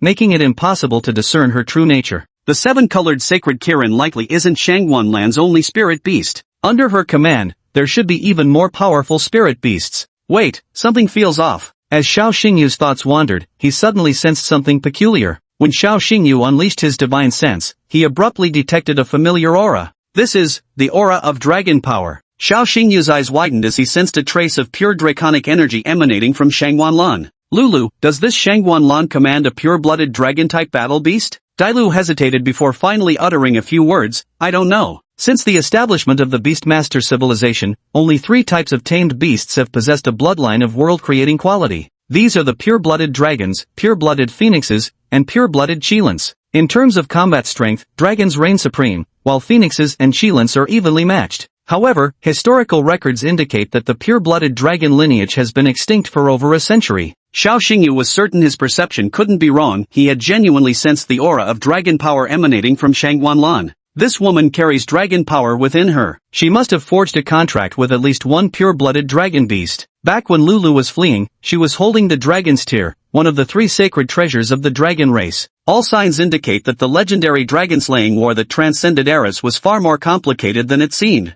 Xiao Xingyu's thoughts were racing when Chen Qinian suddenly tapped him on the head. Student Xiao Xingyu, the competition is about to begin. Why are you spacing out? Coach Chen, my apologies. I was lost in thought just now. The host announced, first round match, Azure Dragon Academy versus White Tiger Academy. First, we'll have the individual matches. Each academy will send out one contestant. Chen Qiming's gaze shifted between Xiao Xingyu, Morong Xinxin, and Morong Yangshua. The first battle is crucial. Who will take the lead? Morong Yangshua was about to raise his hand when Xiao Xingyu pushed him aside. Director Chen, let me take the first battle. Xiao Xingyu, you seem quite confident. Chen Qinian smiled approvingly and patted Xiao Xingyu on the shoulder. Morong Xinxin nodded in agreement. Letting him take the first match isn't bad. Even if he loses, my brother and I will handle the aftermath. Gold 6, aren't you looking down on me a bit too much with those words? Su Ruyan walked over and personally adjusted Xiao Xingyu's collar. Dean, you're suddenly treating me so well, it's quite overwhelming. Su Ruyan said with a smile, you know that Zhu Qingyu, the dean of White Tiger Academy, is my sworn enemy, right? I know.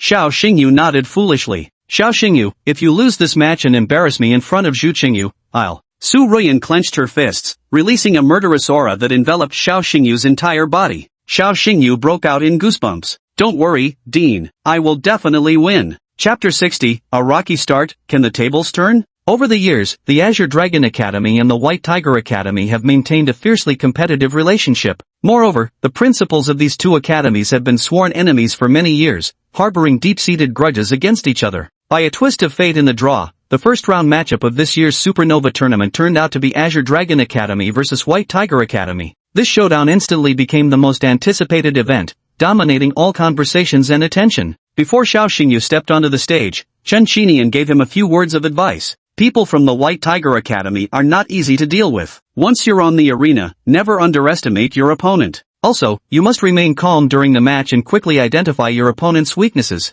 Lastly, I must remind you, Her Majesty the Empress is watching live today. Make sure to showcase your talents and leave her with a good impression. Chen Qinian's final reminder was of utmost importance. The Supernova tournament isn't merely a competition among the four major academies, it's even more an exceptional opportunity for contestants to showcase themselves before the Empress Shangguan Lan. Any contestant who could catch Shangguan Lan's eye and further gain her attention would obtain more resources, paving the way for an unimaginably bright future. Xiao Xingyu stole a glance at Shangguan Lan sitting in the spectator stands. He secretly thought to himself, the notorious criminal known nationwide as the nine-tailed demon fox, Dailu, is now my tamed beast. If this secret were discovered by Shangguan Lan, Xiao Xingyu shivered and let out a heavy sigh. Until I have sufficient ability to protect myself, I'd better avoid getting involved with that dangerous woman as much as possible. From the spectator stands, Shangguan Lan's peripheral gaze casually swept past, locking onto Xiao Xingyu's retreating figure, her brows furrowing slightly. She then gave the multicolored Holy Qilin's head a gentle pat. Sniff that young man's scent. The multicolored Holy Qilin flared its nostrils, sampling Xiao Xingyu's distinctive aroma across the distance. How about that? The multicolored Holy Kirin raised its gaze to Shangguan Lan and shook its head. The ripples in the depths of Shangguan Lan's eyes gradually stilled. It seems I was mistaken. No one could fathom what thoughts lay within the mind of this Dragon Empire's female sovereign. The bell rang, signaling the imminent start of the first match of the first round. Xiao Xingyu stepped onto the spotlighted arena, draped in a two-star Beastmaster robe adorned with a coiling dragon design. The announcer proclaimed loudly, the first competitor representing Azure Dragon Academy is hailed as this year's biggest dark horse among the younger generation. He came from no notable family background, just an unremarkable young man from a small, obscure town. But he once set multiple records and was a beloved grassroots genius adored by the masses. He is none other than Xiao Xingyu. From the audience seats, 100,000 people erupted in applause, their ovation mingled with heated discussions and astonished gasps. When it comes to trending topics and popularity, Xiao Xingyu is the true king of traffic. At this moment, a buzzcut man stepped onto the opposite side of the arena. The buzzcut man had a fierce gaze, exuding an arrogant demeanor, while chewing gum nonchalantly. The first contender sent by the White Tiger Academy is the son of Jianhu Guild's leader, Lin Xiang.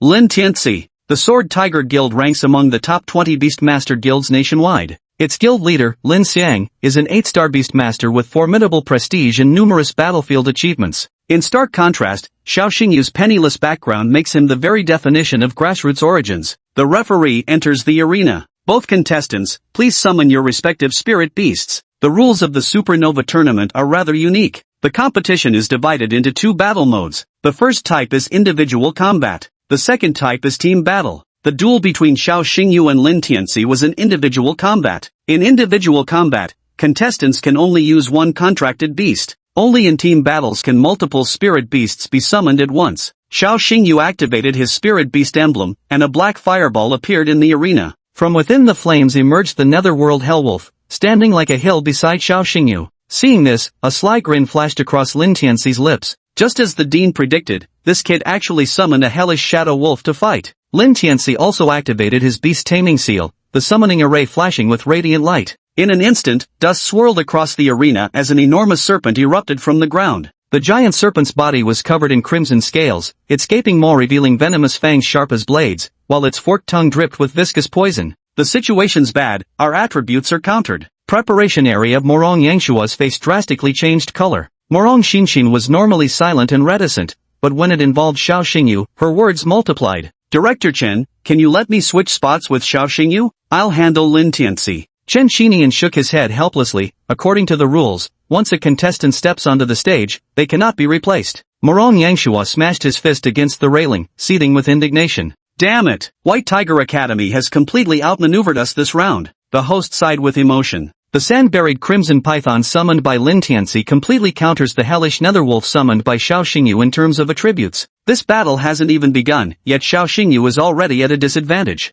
In the audience, people chattered endlessly, with most holding an unfavorable opinion of Xiao Xingyu's chances. A sand-type beast inherently counters a fire-type beast. This round, Xiao Xingyu is probably in deep trouble. Exactly. In duels of equal level, elemental advantage matters more than bloodline suppression. Both contestants have stepped onto the stage, there's no room for compromise in this match. The referee promptly declares the bout commenced. When the whistle sounds, battle erupts instantly. Lin Tianxi chose to strike first, controlling the Sand Burial Scarlet Python to launch a surprise attack. The Sand Burial Scarlet Python spat out a mouthful of yellow sand. The grains of sand, wrapped in wind blades, formed a sand whirlwind that surged toward Xiao Xingyu. Black Edge, Hell Roar, Awu. The Netherworld Hellwolf raised its neck, flames gathering deep in its throat before spewing forth a robust column of black fire. The pillar of fire violently collided with the yellow sand, intertwining in a deafening duet as the surrounding airflow twisted relentlessly. Boom! After an explosive boom, scalding hot sand rained down upon the Hellwolf's body.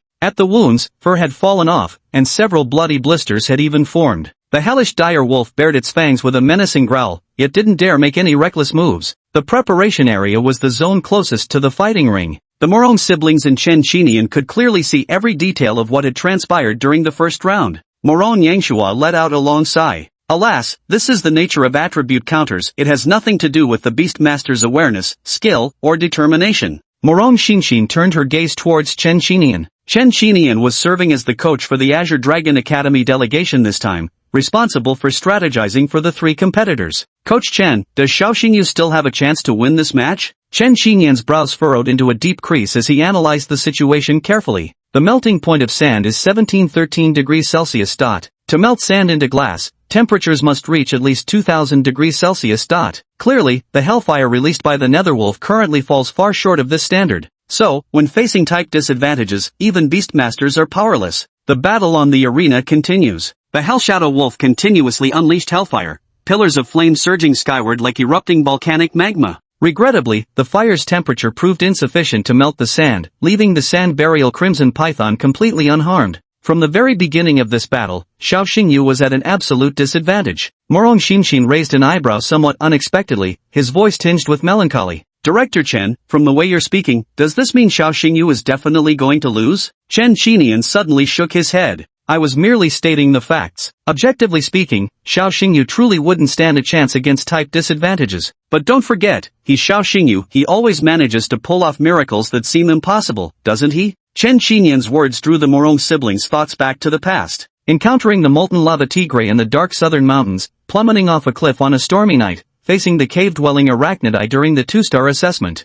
Xiao Xingyu wasn't facing a hopeless situation for the first time. Every time he found himself in such dire straits, he would defy conventions, overturn people's expectations, and perform miraculous comebacks. On the arena, Lin Tianxi wore a smug smile. Classmate Xiao, your beast is completely suppressed by mine. If you surrender now, I might go easy on you. Xiao Xingyu countered with a smile. The battle has just begun. That was merely the warm-up. Now I'm getting serious. When this man gets serious, who the opponent is no longer matters. Chapter 61, Divine Maneuvers that Amaze the Entire Arena. Although the situation appears one-sided, the battle continues. I wonder how Xiao Xingyu will counter Lin Tianxi's frenzied attacks next. Wait, this is... The host looked excited, his voice rising and becoming resonant. We almost forgot. The Hell Nether Wolf also possesses a layer of dark attribute. Taking advantage of the Sand Burial Crimson Python's moment of releasing its battle skill, the Hell Nether Wolf transformed into a shadow, diving beneath the surface and gliding along the ground. In the blink of an eye, the shadow stealthily moved behind the sand-buried Crimson Python. Wolf Shadow appeared, razor claws swung. The true form of the Hell Nether Wolf leaped from the ground, and a massive black claw mark materialized midair. Silence Claw. The Hell Nether Wolf unleashed its Silence Claw. As is well known, the Silent Claw is a dark elemental combat technique with a silencing effect. This technique doesn't have particularly strong offensive power, but it can silence enemies for 3 seconds. During the silence duration, enemy spirit beasts cannot release any combat techniques. Lin Tianxi's complexion changed slightly as he hastily issued an order. Fight back. Alas, the sand-buried Crimson Python had just been marked by the Silent Claw and was in a 3-second silence period, unable to counter with its combat skills. Whoosh! In an instant, the Hell Nether Wolf struck again with its Silent Claw, landing firmly on the python's head. The sand-buried crimson python let out a pained hiss, with the wolf's claw marks clearly visible on its face, leaving it in an especially sorry state. Now was Xiao Xingyu's moment to shine. With surging spiritual energy coursing through him, he commanded the Hell Netherwolf to unleash a relentless barrage of silent claws. 1, 2, 3, 18. Friends in the audience, just now, the infernal Netherwolf executed consecutive silent claw strikes, landing a combo of 18 hits. Each of these 18 strikes was perfectly timed at the 3-second limit. In other words, the sand burial crimson python foolishly sprawled on the arena, remaining silent for a full 54 seconds. These 54 seconds were absolute agony for the sand burial crimson python, as it could only endure the attacks helplessly, unable to use any combat skills to counter. Boom! A violent explosion erupted on the arena, sending dust swirling and fierce winds howling. The host shouted excitedly, the final silent claw landed a critical hit. On the spectator stand, Shang Wanlan's lazy gaze once again fell upon Xiao Xingyu. The tide of battle began to turn, and the entire crowd erupted in cheers. Lin Tianxi was drenched in sweat as he shouted, "Retreat!" On the arena battlefield, ordering one's tamed beast to retreat is considered a deeply humiliating act. Yet at this moment, Lin Tianxi had no alternative but to command the Crimson Sandstalker Serpent to pull back, creating distance to evade the Silent Claw attack. Silent Claw is a close combat technique, maintaining separation became the only viable defense. The Crimson Sandstalker obeyed its master's order, its massive serpentine body coiling in reluctant retreat as it shamefully slithered to the arena's edge. Xiao Xingyu tilted his head and smiled, "Is this all your beast master's skills amount to?" Mockery, this was sheer, unadulterated mockery. Lin Tianxi swallowed his wrath, grinding his teeth in frustration. "Xiao Xingyu, I'll show you what real attribute suppression looks like." Fearing the silent claws of the Netherworld Hellwolf, Lin Tianxi dared not be careless and decided to play his trump card to end the battle in one move. Quicksand Burial! Lin Tianxi shouted loudly, furiously channeling the spiritual energy within his body. The quicksand crimson python let out a piercing hiss as it spewed forth an unending stream of yellow sand. For a moment, yellow sand filled the sky. The entire stadium seemed submerged in a sandstorm. The host's voice grew muffled, accompanied by constant spitting, clearly having gotten a mouthful of grit. In the preparation area, Chen Xinyan's expression gradually turned grave. Quicksand Burial, this is the strongest combat technique of the Sand Burial Crimson Python.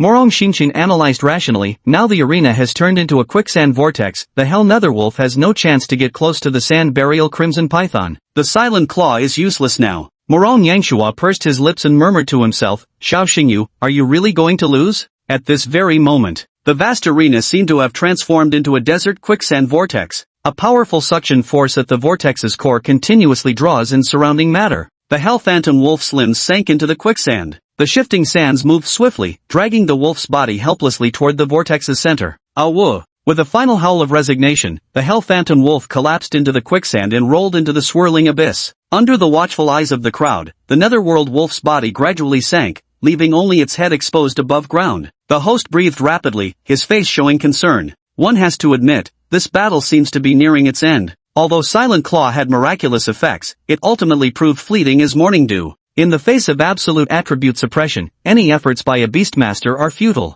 If Xiao Xingyu cannot find a way to turn the tide, Tianxi Lin will claim victory in this match. As the Hell Phantom Wolf's head was completely buried beneath the quicksand, the scales of victory seemed to tilt entirely toward Tianxi Lin. Tianxi Lin raised his head arrogantly, casting a disdainful glance at Xiao Xingyu. "Xiao, you've lost. The outcome is settled, and the referee is about to blow the final whistle." But at this moment, there was no trace of panic on Xiao Xingyu's face. As his demon god eyes activated, the data panel of the Burying Sand Crimson Python came into view. Mature form, first rank, epic bloodline. Aside from elemental advantage, the Crimson Sand Serpent has no other strengths compared to my Black Fang. So as long as we resolve the elemental disadvantage, turning the tables will be easy. Xiao Xingyu always maintained terrifying composure during every battle. He looked up at the sky as inspiration struck. Black Blade, Hell Scream. At its master's command, a pillar of black flame suddenly erupted from the swirling sands vortex. The fiery column grew mightier, akin to the Monkey King's golden staff, expanding and stretching straight through the heavens. The entire audience erupted in bewildered murmurs. No one could decipher Xiao Xingyu's baffling move. The host also wore a perplexed expression. "Dear audience, I believe you're just as confused as I am about Xiao Xingyu's move, aren't you?" At this critical moment, having the Hell Netherwolf unleash its infernal howl and directing it skyward at that serves absolutely no purpose. Preparation area. Morong Yangshua sneered and shook his head. "Heh, I thought this kid had some trump card up his sleeve. Turns out he's at his wit's end." Chen Xinyan's eyes lit up. "No, you underestimate him. This kid is attempting an unprecedented combat style. Flames blazed toward the heavens, and suddenly, the skies above the stadium churned with wind and clouds. Is it getting dark? No, it's just dark clouds. Looks like it's overcast. But I remember the weather forecast didn't mention rain. The air grew moist and heavy. Swallows skimmed low as dark clouds churned overhead. Rumble, rumble. Deep within the clouds, lightning flashed while thunder rolled like drumbeats from a beacon tower. Morong Xinshin's expression turned to surprise as she transformed from a taciturn girl into a chatterbox, analyzing the situation aloud to herself. Shot infernal flames skyward, causing the air to expand from heat and form updrafts within atmospheric circulation. The rising hot air cools at cloud level, forming tiny water droplets that subsequently trigger localized rainfall. Water happens to be sand's natural nemesis. Tick-tock, tick-tock, tick-tock. Sparse raindrops began appearing on the ground. The raindrops grew increasingly dense. A torrential downpour was coming. On the arena, the sand-buried crimson python became sluggish and listless. Sand elemental spirit beasts fear water above all else. Under the torrential downpour, the sand-burial crimson python grew weary, the light in its eyes dimming noticeably. At the center of the arena, the quicksand vortex collapsed into a pool of muddy water. The hell netherwolf emerged from the mire, its flames burning fiercer than before. The host was visibly moved, his voice nearly hoarse from shouting. Xiao Xingyu breaks through the predicament. He utilized the laws of physics to create rainfall that reverses elemental disadvantages. Under the torrential downpour, the sand-buried crimson python has entered a weakened state. The thunder in the sky sounded the horn for Xiao Xingyu's counterattack. Raindrops fell on the audience, giving everyone goosebumps. Xiao Xingyu's godlike moves elevated the spectacle of this battle to new heights. Chapter 62, Securing the First Victory, the Empress's Recognition. The torrential rain began to rage fiercely in the heart of the city. Rain columns danced wildly through the air, like thousands of sharp arrows swiftly piercing the already faltering arena. How despicable. Rain poured down Lin Tianxi's face as panic took root in his heart at this sudden turn of events. Shazang Qimeng, who had held an absolute advantage, saw all the gains from earlier battles vanish completely because of this sudden downpour. Snap out of it! Lin Tianxi shouted at his beast. Yet no matter how hard the crimson sand burial python exerted itself, it couldn't conjure the swirling sands. The grains turned to muddy sludge in the torrential rain, posing no threat whatsoever to the netherhell direwolf. Xiao Xingyu smiled faintly. Classmate Lin, this battle is over. Black Blade, Hellfire Lotus. Xiao Xingyu's gaze suddenly turned sharp as he decisively issued the command. Aoo. The hell wolf howled furiously, spewing a lotus of flames from its maw. The lotus hovered in midair, its size swelling wildly until it enveloped the entire arena. In the spectator stands, everyone's eyes widened, their faces filled with shock and amazement. They had never seen a fire lotus so immense. The black fire lotus, like a plummeting meteor, crashed fiercely onto the body of the sand burial crimson python. The host screamed hoarsely. This is the hell netherwolf's ultimate technique, the infernal fire lotus. In my 20 years of commentating on Master Beast Tamer tournaments, I've never witnessed such a magnificent flame lotus before. The explosive shockwave of flames rapidly expanded in all directions. The entire stadium trembled as electrical systems collapsed across 10 city blocks. After an unknown length of time, the smoke on the fighting stage finally dissipated, and the broadcast footage on the giant electronic screen regained clarity. Center of the stage. Scorching Viper lay curled on the ground, its eyes rolled back, foam frothing from its mouth, its massive body charred by searing flames. Lin Tianxi knelt on the ground, his mind in chaos, trembling hands propping him up as he seemed unable to accept the reality of defeat. The hell nether wolf returned to Xiao Xingyu's side, holding its head high with an air of majesty that radiated the formidable presence of a wolf king. The entire arena fell into a momentary silence. The audience was still deeply immersed in the shock of what they had just witnessed, unable to snap out of it. The referee blew the whistle, signaling the end of the match.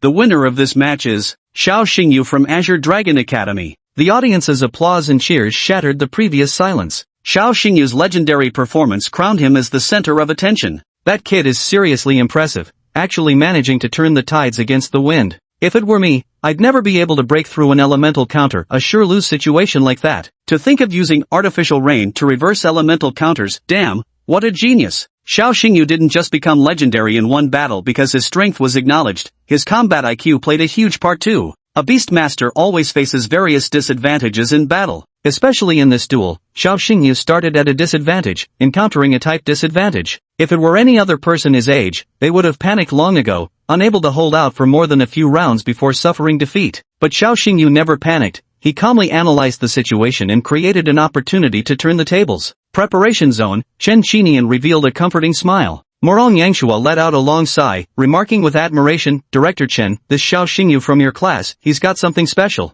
Of course, that kid is the Academy Dean's most cherished genius. His combat IQ even makes people feel what? It's frightening to an alarming degree. Chen Qinian's words sent a shiver down Morong Yangshua's spine. Honestly, it really is somewhat terrifying. From the high spectator stands, Long Nation's Empress Shangguanlan witnessed the entire duel unfold, observing every minute detail with piercing clarity. There was a female attendant accompanying Shangguanlan. Though seemingly insignificant, this attendant was actually a 9-star beast tamer. Investigate this youth's background and identity. The attendant handed over a report. Your Majesty, we've completed the investigation. The report listed every detail of Xiao Xingyu's life since birth. Even the scandal of him peeking at the widow next door bathing at age 6 was meticulously recorded. His background is relatively clean, worthy of cultivation. A sharp glint flashed in Shangguanlan's eyes as her gaze locked onto Xiao Xingyu on the arena once more. For a fleeting moment, her pupils transformed into vertical slits. Vertical pupils, the distinguishing trait of pure-blooded dragons.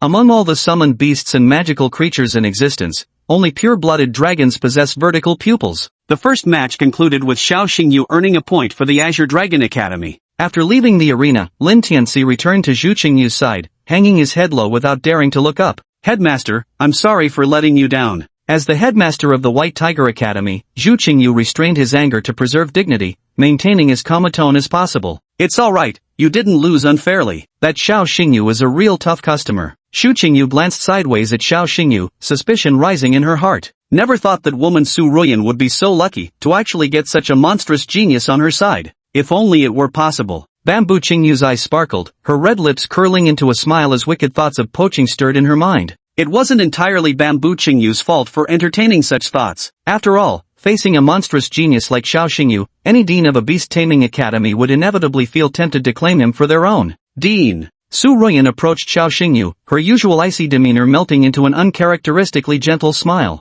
Xiao Xingyu, your performance was excellent. That artificial rainfall in particular fully demonstrated your combat intelligence. After all the matches are over, I'll reward you properly. Su Ruyan raised her delicate hand and patted Xiao Xingyu's shoulder. Chen Qinian got back to business. Next, which of you siblings will take the stage first? Xiao Xingyu actually felt some pressure coming into the second match after winning the first one. The White Tiger Academy would surely send their best fighter to reverse their disadvantage. Coach Chen, let me take this one. Morong Xinxin volunteered himself for the match. Chen Qinian nodded. Very well, I have full confidence in you taking the second match. The second match held significant importance. With 3 fighters each from Azure Dragon Academy and White Tiger Academy, the individual competition should have consisted of 3 matches in principle. But now Xiao Xingyu has secured the first victory. If Morong Xinxin wins another battle, the individual competition would be over. Even if Morong Yangshua loses the third match, the total score would still be 2-1, a victory for the Azure Dragon Academy. Precisely because this match is crucial, Chen Qinian has decided to send Morong Xinxin.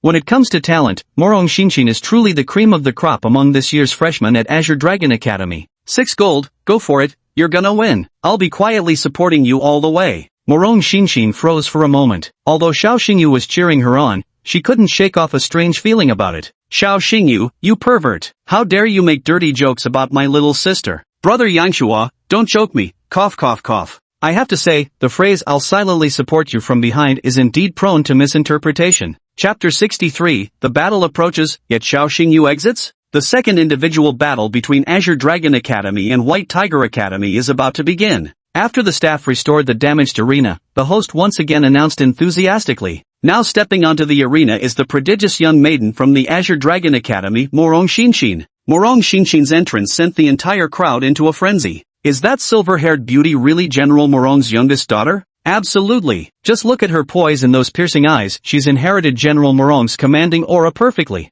With her bloodline genes, her future will be bright. The Morong family is one of the 4 great beast tamer clans in the Dragon Kingdom. The head of the Morong family, Morong Jin, is a 9-star beast tamer who serves as a naval general in the Dragon Kingdom's military. In the entire Dragon Kingdom, the Royal Armed Forces are divided into 3 branches: Army, Navy, and Air Force. The Army and Air Force also have their own leaders: Army General Bai Yu and Air Force General Lu Mingxiao. Morong Jin, Bai Yu, and Lu Mingxiao are collectively known as the 3 great generals of Dragon Kingdom. They are heroes in the eyes of the kingdom's people and trusted loyalists entrusted with heavy responsibilities by Empress Shangguanlan. On the viewing platform, Shangguanlan took a sip of hot tea, casting a sidelong glance at Morong Xinxin on the fighting stage. Is this girl the youngest daughter of Morong Jin? The attendant beside her nodded in agreement. Indeed, she is General Morong's only daughter, endowed with extraordinary talent. Keep an eye on that girl, Shang Wanlan ordered. For Morong Jin's sake, prepare an invitation to the Imperial Soul Training Camp for her as well. The waitress froze for a moment.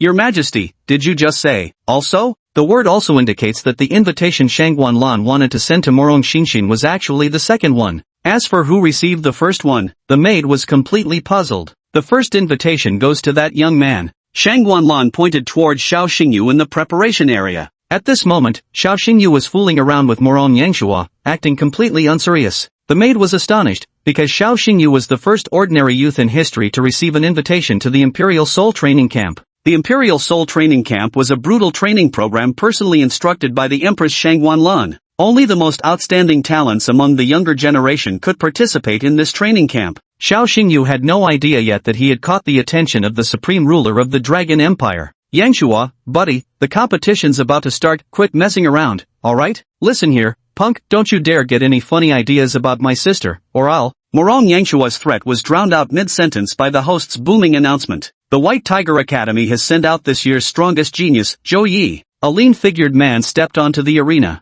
With handsome features and a teardrop mole accentuating the corner of his eye, the man possessed a beauty that even surpassed that of many women. Facing the cheers of 100,000 spectators, the man remained composed, not a hint of emotion flickering across his face. Judging by his demeanor, there's no doubt this is a formidable character. Brother Yangshua, do you know anything about this opponent of Liu Jin's? Zhou Yi? Of course I know him. His father is the city lord of Huangyan City. They say his talents are extraordinary. He excels at controlling psychic-type spirit beasts. Xiao Xingyu nodded, gaining some understanding of this handsome young man on the stage. The Dragon Kingdom had 4 guardian cities geographically positioned at its eastern, western, southern, and northern borders. Huangyan City, situated at the westernmost edge of the Dragon Kingdom, stood tall upon the desert sands. A solitary smoke plume rises straight in the vast desert, while the setting sun sinks round into the long river. These poetic lines perfectly captured the essence of Huangyan City. Zhou Ye's father was none other than the city lord of Huangyan City, essentially a great general guarding the frontier. For decades, he had silently dedicated his youth and sacrificed for the entire nation. As the descendant of a hero, Zhou Ye's face bore none of the viciousness of a petty villain, yet he possessed an aura that instilled dread in others. Xiao Xingyu muttered under his breath. Zhou Ye's aura seems formidable indeed, no wonder he's the son of Huangyan City's lord. The next second, Xiao Xingyu found himself in a chokehold once again. Brother Yangshua, why are you choking me again? Because you're boosting the enemy's morale while dampening our own. My sister can definitely beat him. Xiao Xingyu hastily corrected himself. Lu Jin will win, Lu Jin will win. Is that better now? Morong Yangshua released his grip and turned his gaze toward the arena, his expression tinged with slight concern. Xiao Xingyu let out a sigh, silently lamenting in his heart.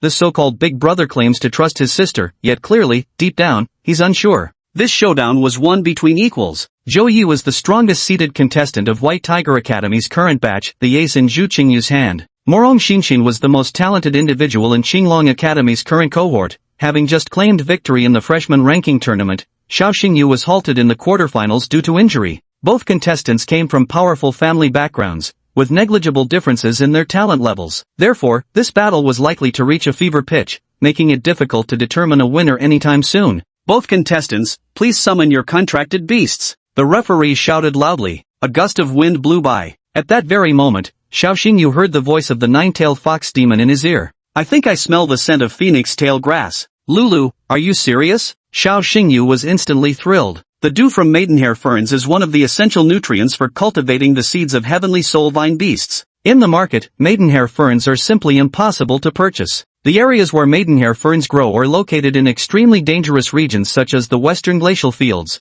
With Xiao Xingyu's current strength, he wouldn't dare venture into those hazardous zones. I can confirm, it's the scent of bracken fern. This smell is coming from the southeast direction, and it's only 2 blocks away from us. The nine-tailed fox clan is born with a sense of smell far surpassing that of other magical beasts. Xiao Xingyu wouldn't question Dailu's olfactory abilities. He turned and walked over to Chun Chinian, putting on an act, clutching his stomach with both hands, his face twisted in pain. Director Chen, I need to use the bathroom. Hurry back. Xiao Xingyu stepped away from the crowd and exited the venue. Lulu, are you sure this is the right direction? Confirmed, the smell is getting stronger. On the arena, Zhou Yi activated his beast taming seal. From the magic circle emerged a massive snow-white wolf. Atop the wolf's head stood a sharp, solitary horn. The beast's eyes burned with a sinister crimson glow. The host announced loudly, Zhou Yi has summoned the evil-eyed Grey Wolf, an extraordinary ability-type beast with a mature, second-level, evolution. Morong Xinshin instinctively glanced at the preparation area, only spotting Morong Yangshua cheering her on and their coach, Chun Xinian.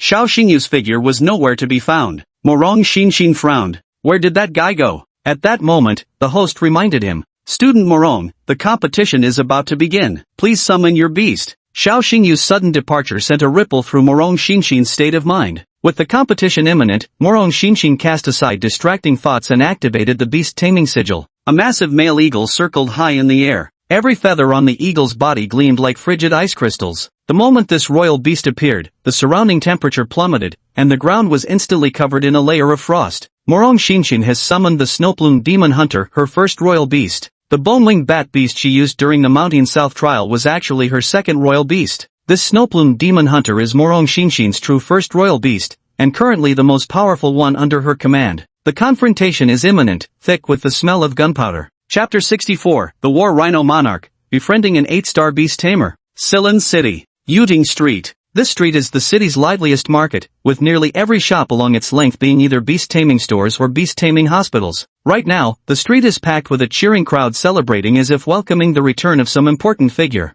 Coming through. Hey, you stepped on my foot. Excuse me, let me through. Xiao Xingyu's figure darted like a ghost through the bustling crowd, emerging at the front. In the middle of the street, a tamer's troop was passing through. Leading the troop was a bearded man in his 40s, with rugged features and weather-beaten skin. That rough face clearly bore the marks of enduring wind and sand. Judging by their clothing and each person's skin color, this is an army from the western border of Dragon Country. Beside the man followed an enormous royal beast. It was an ash-blue rhinoceros, its massive frame equivalent to the size of 2 adult Asian elephants. The single horn on the rhinoceros's head shimmered with dazzling golden light. Its body was covered with thick, hard blue scales. Xiao Xingyu instinctively activated the Devil's Eye, and a data panel materialized before his vision. Name, War Rhinoceros Emperor. Level Beast Emperor Body, 2nd Stage. Bloodline, War Behemoth Clan, Mythic Grade Bloodline. Talent War Roar. The roar can boost allies' morale, increasing their attack and defense while weakening enemy armor. Attribute, Superpower, Super Strength, Destruction.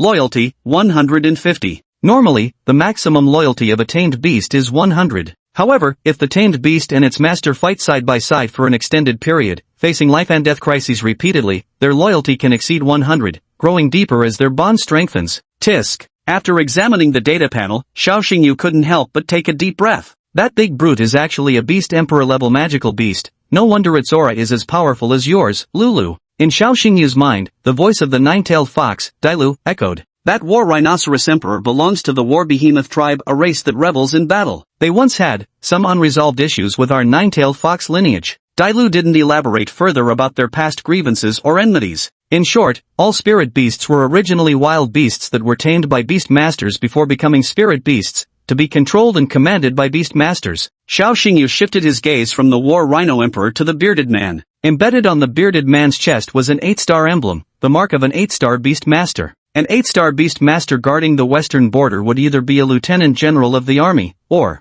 Xiao Xingyu was still silently speculating when he heard the surrounding crowd erupt in loud shouts. Welcome home, City Lord Zhou. City Lord Zhou, you've guarded our frontiers day and night, truly thankless labor. These are fresh eggs laid by my family's old hen, please accept them. You mustn't refuse our kindness, you're our Dragon Kingdom's great hero who brings glory to our four-spirit city. Xiao Xingyu froze momentarily, murmuring to himself. City Lord Zhou? Only 4 city lords across the entire Dragon Kingdom are addressed as such, those guarding the 4 strategic border cities in the east, west, north and south. This Lord Zhou comes from the western border, so the city he guards must naturally be Yellow Smoke City. His surname is Zhou. Xiao Xingyu suddenly had a flash of realization. So he's Zhou Ye's dad, Zhou Xiong, Lord of Yellow Smoke City. Day after day, year after year, he stands guard at the western border, devoted to protecting the Dragon Nation's territory and fending off invading magical beasts from beyond. The weathering on the man's face and the battle scars covering the War Rhino Emperor speak volumes about the blood, sweat, and tears this master-servant pair has poured into defending their nation.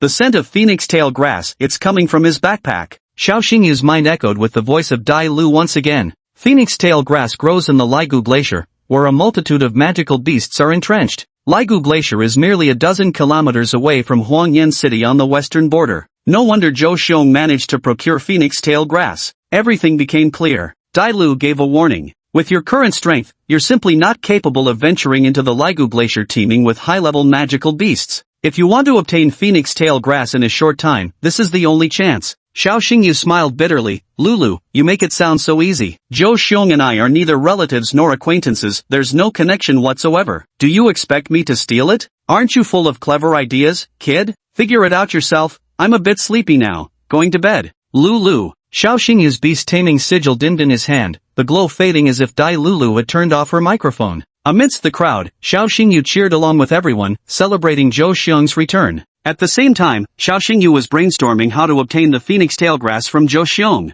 Could stealing really be the only option? Ha! A 2-star beast master like me trying to steal from an 8-star beast master? Must have a death wish. Got to figure out a smarter approach. As Dallo said, Xiao Xingyu didn't have much conscience, but he was full of cunning ideas. At this moment, Xiao Xingyu noticed a subtle detail. Beside Zhou Xiong, the war rhinoceros emperor seemed restless, continuously emitting pained whimpers. Xiao Xingyu activated his demon god's eye, his vision enhanced dramatically, pupils glowing red like optical microscopes. What the human eye cannot see, Xiao Xingyu can perceive. In the ear canals, beneath the armpit skin, deep within the fur of the war rhino emperor, these areas teem with brownish insect eggs. Each pulsating egg feeds on the subcutaneous fat and blood of the war rhino emperor. Some of the insect eggs had already matured, transforming into ant-like creatures that gnawed at the war behemoth emperor's skin. These tiny insects, unknown to ordinary people, were the root cause of the war behemoth emperor's discomfort. Under the demon god's eye, no anomaly could hide. I've got an idea. Xiao Xingyu came up with a plan. Little brat, what's with the shoving? Ouch. Xiao Xingyu staggered and tumbled out of the crowd. Just as Xiao Xingyu was about to fall, a powerfully muscular hand steadied his shoulder. Young man, are you alright? Zhou Xiong's voice, much like his name, carried an imposing and commanding presence. Thank you, City Lord Zhou. Xiao Xingyu's attire caught Zhou Xiong's attention. Are you a student at Azure Dragon Academy? Xiao Xingyu nodded. Zhou Xiong gave an approving look and patted Xiao Xingyu on the shoulder. Since ancient times, heroes have emerged from among the youth. To gain admission to the 4 great academies, your talents must be exceptional. May you become a pillar of our dragon kingdom in the future. Zhou Xiong sized up Xiao Xingyu once more, and the tough man's gaze softened considerably. You're about the same age as my son. My son also got accepted into one of the 4 great academies, not the Azure Dragon Academy, but the White Tiger Academy. That son of Zhou Xiong's was Zhou Yi. Meanwhile, on the arena of the Supernova competition, Zhou Yi was facing off against Morong Xinxin. Having successfully captured Zhou Xiong's attention, Xiao Xingyu struck while the iron was hot and cut straight to the chase. City Lord Zhou, your war rhino beast king seems to have fallen ill, doesn't it? Zhou Xiong frowned. What makes you say that? It looked very distressed, with red-rimmed eyes, clearly suffering from neurasthenia. Its fur was dull, a sign of chronic poor diet and sleeplessness. If I'm not mistaken, whenever it rains, it breaks out in red patches all over its body, even to the point of skin ulceration. Xiao Xingyu's words left Zhou Xiong momentarily stunned, quickly followed by an expression of utter disbelief. How do you know all this? Because I am a beast master's physician. Chapter 65, Defying Heaven's Will Medicine, One Dose Cures All. What did you say? You're a beast-taming veterinarian. Zhou Xiong scratched his ear, wondering if he'd misheard. Xiao Xingyu reached into his pocket and pulled out a business card, handing it over. Zhou Xiong took the business card and glanced at it before raising his eyes to scrutinize the young man before him anew. Are you the specially hired alchemist for the Celestial Dome Guild? The business card has our guild's exclusive embossing. It can't be fake. The Azure Sky Guild ranks second in Longyin City and even makes it into the top 50 across the entire Dragon Kingdom. At this level of prestige, a specially appointed pharmacist is usually a master-tier beast doctor with extraordinary medical skills, highly sought after by influential figures. Young man, I know the guild's imprint can't be forged, but at your age, City Lord Zhou, didn't you just say that since ancient times, young heroes emerge from the youths? Xiao Xingyu's rhetorical question drew a wry smile from Zhou Xiong. After a brief silence, Zhou Xiong inquired, since young man, you're a professional beast doctor, why don't you examine my war beast? Xiao Xingyu approached the war rhino emperor. With the microscopic vision granted by his demon god's eye, he precisely located and plucked out a grain-sized insect from its fur. The insect resembled a brownish ant, its mouth lined with a circle of sharp serrated teeth. Lord Zhou, having guarded the frontier borders for many years, you must be quite accustomed to these insects by now. The Sandman's Curse. Exactly, the Sandman's Curse. Next, Xiao Xingyu's eyes sparkled with wisdom as he spoke eloquently before Zhou Xiong. The Sandman worm is an utterly ordinary insect-type magical beast, with low-quality bloodline, no elemental attributes, and zero combat capability.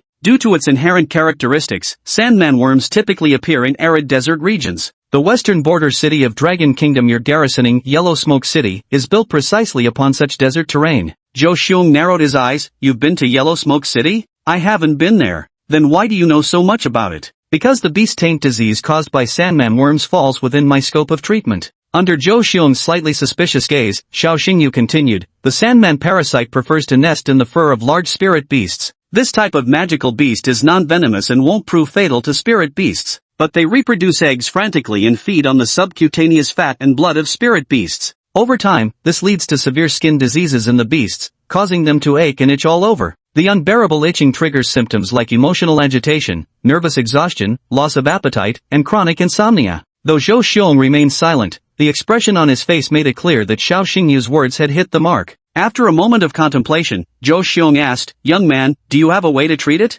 Xiao Xingyu nodded calmly. If you have the time. I have time right now. To obtain the fern, Xiao Xingyu couldn't help but jump the gun with his answer. Come with me for a while, Dr. Xiao. Zhou Xiong glanced at the business card once more, altering his form of address for Xiao Xingyu. The title Dr. Xiao represents Zhou Xiong's recognition of Xiao Xingyu. 20 minutes later, Zhou residence. For meritorious officials like Zhou Xiong who served the nation tirelessly for decades guarding the borderlands, a luxurious villa compound was naturally provided. The courtyard was vast, resembling royal gardens. In addition to the main residence, there are also multifunctional areas such as recreational rooms and rehabilitation chambers. Xiao Xingyu was brought by Zhou Xiong to the beast rehabilitation chamber. Dr. Xiao, to be honest with you, this San Mantang thing has been making beastmasters in Huangyan City suffer terribly. For example, my battle rhinoceros emperor, whenever it rains, red patches appear all over its body, unbearable itching. It can't eat or sleep well, and its combat condition keeps deteriorating. This is the vile nature of the sandworm parasite. It doesn't pose a life-threatening danger to battle beasts,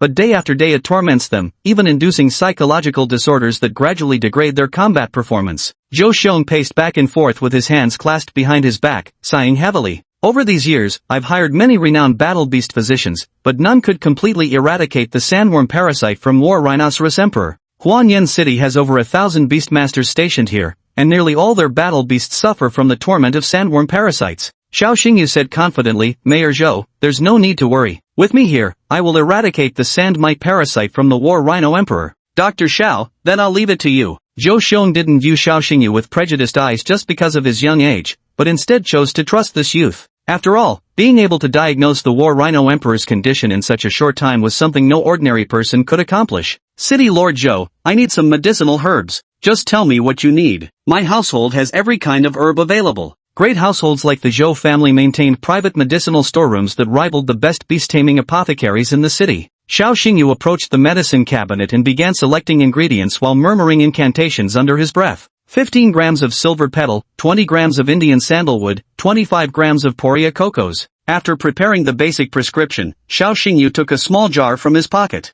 Inside was his proprietary secret formula, painstakingly prepared the previous week. He poured all the herbs, along with his secret concoction, into an earthenware pot for a half-hour decoction process. Finally, Xiao Xingyu extracted approximately 50 milliliters of a purple concentrated medicinal liquid. City Lord Zhou, this is purple spirit elixir, specially formulated to treat San Mantang poison. Simply administer it to the War Rhinoceros Emperor, it will take effect rapidly. Zhou Xiong cautiously inquired, will there be any side effects after consumption? They say all medicine is 3 parts poison, but the violet spirit elixir I've developed is completely non-toxic and harmless. Your tamed beasts can consume it with confidence, no side effects whatsoever. As the saying goes, if you suspect someone, don't employ them. If you employ someone, don't suspect them. Since Zhou Xiong chose to trust Xiao Xingyu, he would trust him wholeheartedly. Be good now, drink it up. Zhou Xiong stroked the fur of the War Rhino Emperor while pouring the violet spirit essence into its mouth. After consumption. In the first minute, the War Rhino Emperor's bloodshot eyes regained their moisture, and the redness diminished.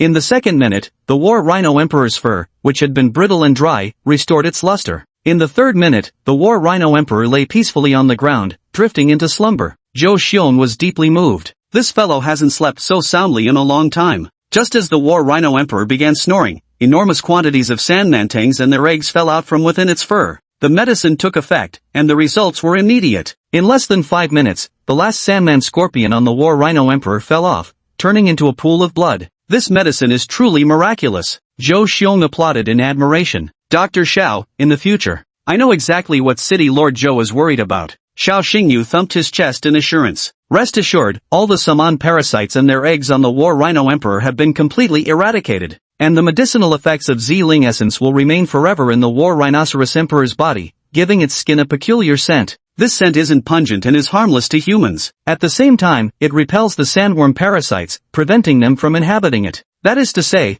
by the time you return to Huangyan City, the War Rhinoceros Emperor will no longer suffer under the torment of Shaman Tian. Xiao Xingyu never acts unless absolutely necessary, but once he does, the disease is eradicated for good. You kid, you're truly a miracle doctor. Zhou Xiong was overjoyed. Xiao Xingyu had done him a huge favor, making him owe an enormous debt of gratitude. Without lifting a finger, Xiao Xingyu had gained himself another valuable connection.